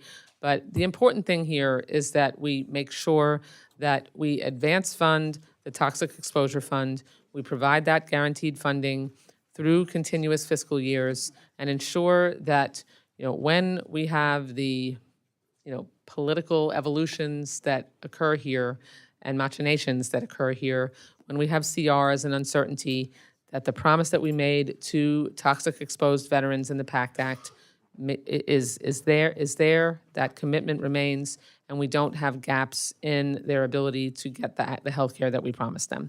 So I want to thank Judge Carter for working with me. I offer this amendment and would appreciate the members' support, and I yield back. Thank the gentlelady for her remarks. I recognize my friend from Texas, Mr. Carter, to address the amendment. I thank my colleague for working with us. We worked together pretty well. And I support this amendment and urge my colleagues to support the amendment. That's how it's done. Any other members seek to address the amendment? Seeing none. The question's now on the amendment offered by the gentlelady from Florida. All those in favor say aye. Aye.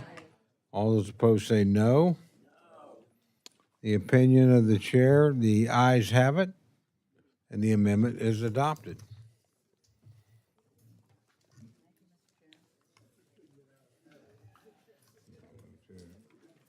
Okay, we have one last item. There are no further amendments, so I now recognize Mr. Rogers for a motion. Mr. Chair, I move to favorably report to the House the fiscal year 2026 Military Construction and Veterans Affairs Appropriations Bill.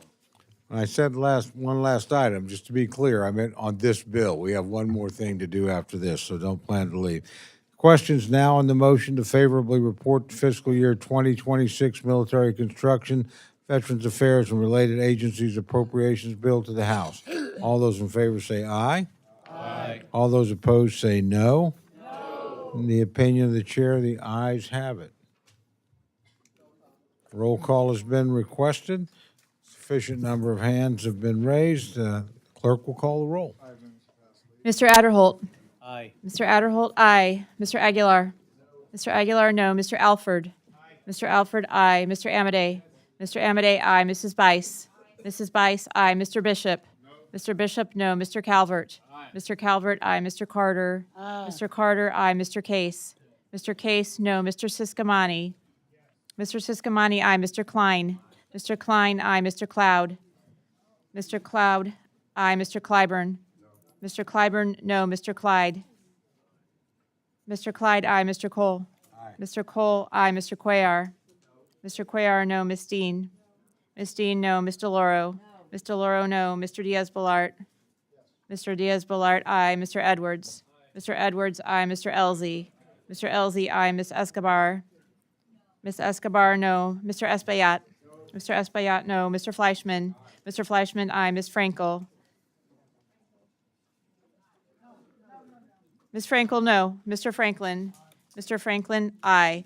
Mr. Gonzalez. Mr. Gonzalez, aye. Mr. Guest. Mr. Guest, aye. Mr. Harder. Dr. Harris. Dr. Harris, aye. Mrs. Hinson. Mrs. Hinson, aye. Mr. Hoyer. Excuse me, no.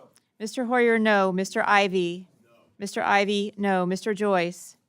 Mr. Joyce, aye. Ms. Capter. No. Ms. Capter, no. Mr. Loloda. Aye. Mr. Loloda, aye. Ms. Lee. No. Ms. Lee, no. Ms. Letlow. Ms. Letlow, aye. Mr. Levin. No. Mr. Levin, no. Ms. Malloy. Yes. Ms. Malloy, aye. Ms. McCollum. Ms. McCollum, no. Ms. Ming. Ms. Ming, no. Mr. Molinar. Mr. Molinar, aye. Mr. Moore. Mr. Moore, aye. Mr. Morelli. No. Mr. Morelli, no. Mr. Mervan. No. Mr. Mervan, no. Mr. Newhouse. Aye. Mr. Newhouse, aye. Ms. Perez. Aye. Ms. Perez, aye. Ms. Pingree. Ms. Pingree, no. Mr. Pocan. Mr. Pocan, no. Mr. Quigley. Mr. Quigley, no. Mr. Reschenthaler. Mr. Reschenthaler, aye. Mr. Rogers. Aye. Mr. Rogers, aye. Mr. Rutherford. Mr. Rutherford, aye. Mr. Simpson. Mr. Simpson, aye. Mr. Strong. Mr. Strong, aye. Mrs. Torres. Mrs. Torres, no. Miss Underwood. Miss Underwood, no. Mr. Valadeo. Mr. Valadeo, aye. Mrs. Wasserman Schultz. No. Ms. Wasserman Schultz, no. Mrs. Watson Coleman. No. Mrs. Watson Coleman, no. Mr. Womack. Mr. Womack, aye. Mr. Zinke. Mr. Zinke, aye.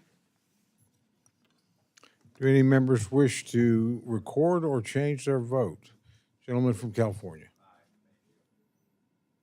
Do any other members Mr. wish Harder to? votes aye. Any other members wish to record or change their vote? Mr. Harder votes no.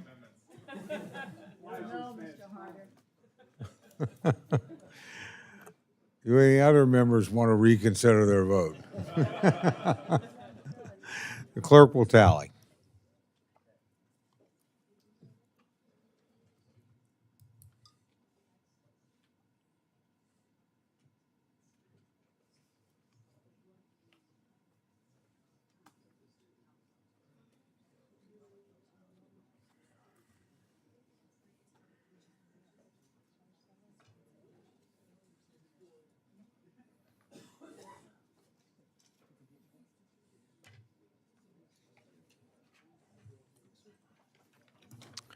On this vote, the ayes are 36, the noes are 27.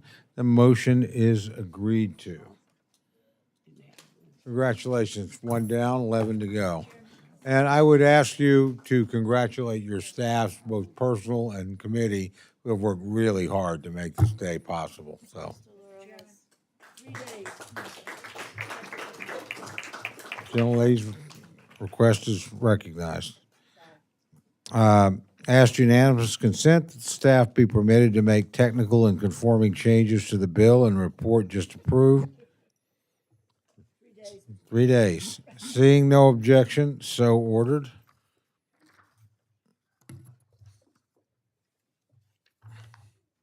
Our next order of business is consideration of the interim 302B subcommittee allocation for fiscal year 2026 for our first 4 bills. These interim allocations will allow us to begin our work. As we move forward, the committee is prepared to do hard work, line by line, to uphold the fiscal discipline and effective governance. Our FY26 process will target resources where they're needed most, reinforce the safety and security of the American people, and invest in high-impact missions. We'll take every step to ensure strong stewardship of taxpayer dollars. Charting a responsible fiscal path requires discipline in discretionary spending, while also acknowledging that mandatory spending is the primary driver of our long-term debt. Both are part of the conversations Republicans are having across committees of jurisdiction, because of securing America's future prosperity is a goal we all share.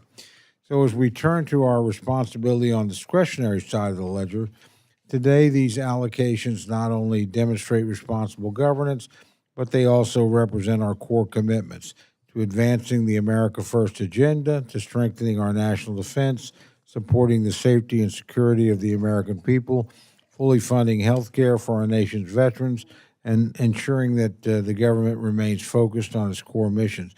I look forward to a robust debate today. I urge all members to support these 302B allocations. I would now like to recognize Ranking Member DeLauro for her remarks.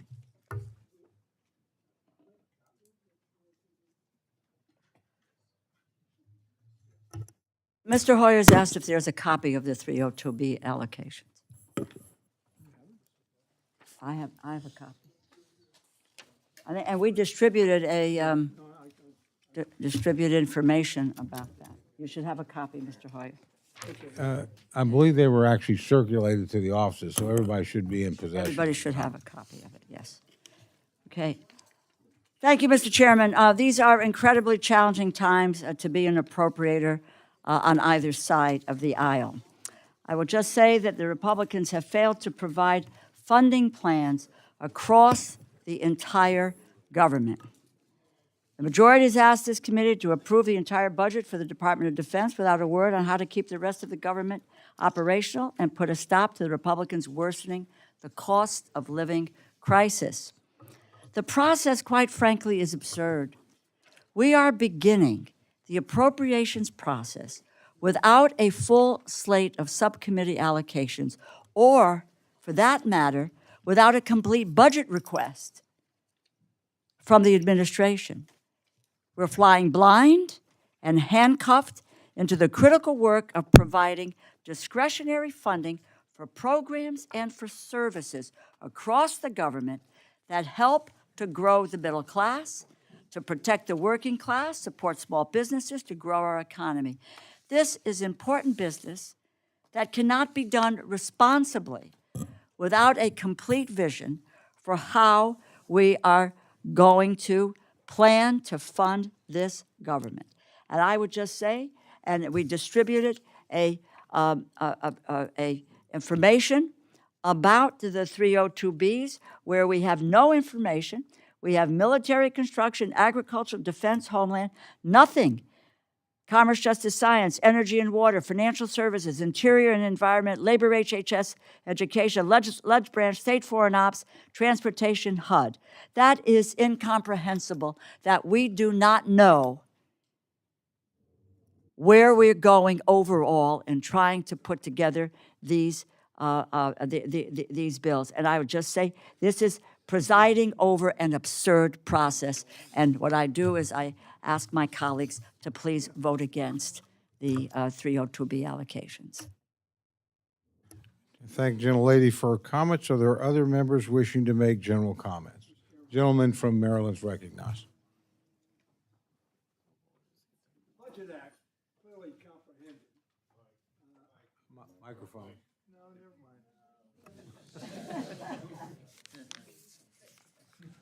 The Budget Act clearly comprehended a rational process. And what's a rational process? The 302A gives us $1,000. Then we divide it by 13. Now we divide it by 12. And then we figure out who's going to get the most because who needs the most. And you allocate it with consideration for the needs of all 12 of the objects of your allocation. How can you do that when you only have 4?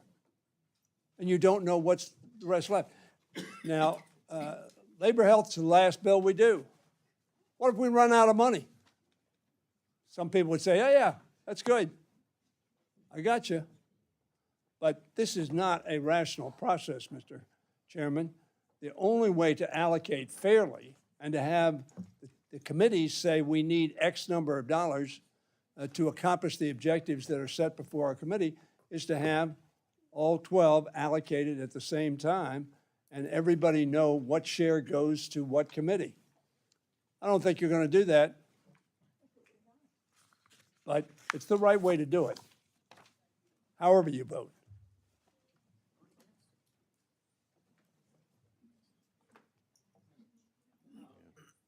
Do other members have comments? Oh, I gotta say something. Gentlelady from Ohio is recognized. Well, first of all, Mr. Chairman and Ranking Member, I want to thank you for your demeanor. As what time is it? 2:25. Yeah, well, I got about 40 minutes, things I want to say, and I know I'll be very popular, but I have never seen a budget process like this. I want to thank the chairman of the full committee for his patience and attempt to try to piece something together, but obviously we have nothing from the administration. That was clear at our defense hearing this morning. And I don't know who we're waiting for, Russell Vought or whoever he is over there. Can't we get him in here? This is the most ridiculous process I've ever seen in 42 years of serving in this Congress. And it isn't fair to the people of this country. We are Article 1. Article 1. They aren't. We used to be. All right? And so it just seems to me they're all rubber numbers. Everybody here works hard. Look at the hours we put in today. So you've created an empty vessel, and we're still waiting. What are we waiting for? They're spending money for this parade. I don't even know what account it's coming out of. And what are they? Got them imprisoned in some cell over there in the executive office building? Who are these people? We're elected, right? We're Article 1. We're right in front. We don't have the numbers. We don't have anything from them. So I would, implore my friends on the other side of the aisle, talk to your friends over there. What are they doing? What are they doing? We've reached a point of absurdity, really, and we got to depend on you folks on the other side of the aisle to produce something, whatever they've got, pull it out of them. So I'm not pleased with the way this looks to the country and to the world. And so we have to depend on our Republican colleagues. We put a good frosting on it today, but we're marking up to nothing. And it's not fair to the American people, nor this institution. Thank you very much. Get some rest. Thank you, gentlelady. Are there other members wishing to make general comments? Seeing none? Strong for the country. They can't. Seeing no further amendments? I recognize Mr. Rogers for a motion. Mr. Chair, I move to adopt the interim sub-allocation of budget allocations for fiscal 2026. Questions now on the motion to adopt the interim subcommittee allocations. All those in favor say aye. Aye. All those opposed say no. No. The opinion of the chair, the ayes have it. Roll call has been requested. Sufficient number of hands have been raised. The clerk will call the roll. Mr. Adderholt. Mr. Adderholt, aye. Mr. Aguilar. Mr. Aguilar, no. Mr. Alford. Mr. Alford, aye. Mr. Amadei. Mr. Amadei, aye. Mrs. Bice. Mrs. Bice, aye. Mr. Bishop. Mr. Bishop, no. Mr. Calvert. Mr. Calvert, aye. Mr. Carter. Mr. Carter, aye. Mr. Case. Mr. Case, no. Mr. Siscomani. Mr. Siscomani, aye. Mr. Klein. Mr. Klein, aye. Mr. Cloud. Mr. Cloud, aye. Mr. Clyburn. Mr. Clyburn, no. Mr. Clyde. Mr. Clyde, aye. Mr. Cole. Mr. Cole, aye. Mr. Cuellar. Mr. Cuellar, no. Miss Dean. Miss Dean, no. Ms. DeLauro. Ms. DeLauro, no. Mr. Diaz-Balart. Mr. Diaz-Balart, aye. Mr. Edwards. Mr. Edwards, aye. Mr. Elzey. Mr. Elzey, aye. Ms. Escobar. Ms. Escobar, no. Mr. Espaillat. Mr. Espaillat, no. Mr. Fleischman. Mr. Fleischman, aye. Ms. Frankel. Ms. Frankel, no. Mr. Franklin. Mr. Franklin, aye. Mr. Gonzalez. Mr. Gonzalez, aye. Mr. Guest. Mr. Guest, aye. Mr. Harder. Mr. Harder, no. Dr. Harris. Dr. Harris, aye. Mrs. Hinson. Mrs. Hinson, aye. Mr. Hoyer. No. Mr. Hoyer, no. Mr. Ivy. Mr. Ivy, no. Mr. Joyce. Mr. Joyce, aye. Ms. Captor. Big no. Ms. Captor, no. Mr. Lalota. Mr. Lalota, aye. Ms. Lee. Ms. Lee, no. Mrs. Letlow. Ms. Letlow, aye. Mr. Levin. Mr. Levin, no. Ms. Malloy. Ms. Malloy, aye. Ms. McCullum. Ms. McCullum, no. Ms. Ming. Ms. Ming, no. Mr. Molinar. Mr. Molinar, aye. Mr. Moore. Mr. Moore, aye. Mr. Morelli. No. Mr. Morelli, no. Mr. Mervan. No. Mr. Mervan, no. Mr. Newhouse. Mr. Newhouse, aye. Ms. Perez. Ms. Perez, no. Ms. Pingree. Ms. Pingree, no. Mr. Pocan. Mr. Pocan, no. Mr. Quigley. Mr. Quigley, no. Mr. Reschenthaler. Mr. Reschenthaler, aye. Mr. Rogers. Mr. Rogers, aye. Mr. Rutherford. Mr. Rutherford, aye. Mr. Simpson. Mr. Simpson, aye. Mr. Strong. Mr. Strong, aye. Mrs. Torres. Mrs. Torres, no. Miss Underwood. Miss Underwood, no. Mr. Valadeo. Mr. Valadeo, aye. Miss Wasserman Schultz. Miss Wasserman Schultz. Debbie. Miss Wasserman Schultz. No. Thank you. Mrs. Watson Coleman. Mrs. Watson Coleman, no. Mr. Womack. Mr. Womack, aye. Mr. Zinke. Mr. Zinke, aye. Are there any members wishing to change their vote or Are record their recorded vote? as a no. Clerk will tally.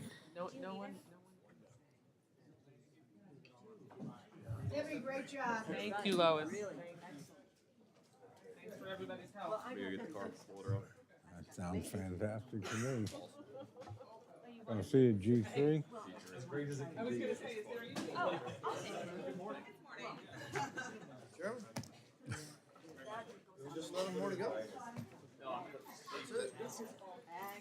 Next three will be a piece of cake. On the vote, the ayes are 35, the noes are 28. The motion is agreed to. I ask unanimous consent that staff be permitted to make technical conforming changes to the report just approved Seeing no objection, so ordered. 3 days. Without objection, so ordered. There being no further business, the committee stands adjourned.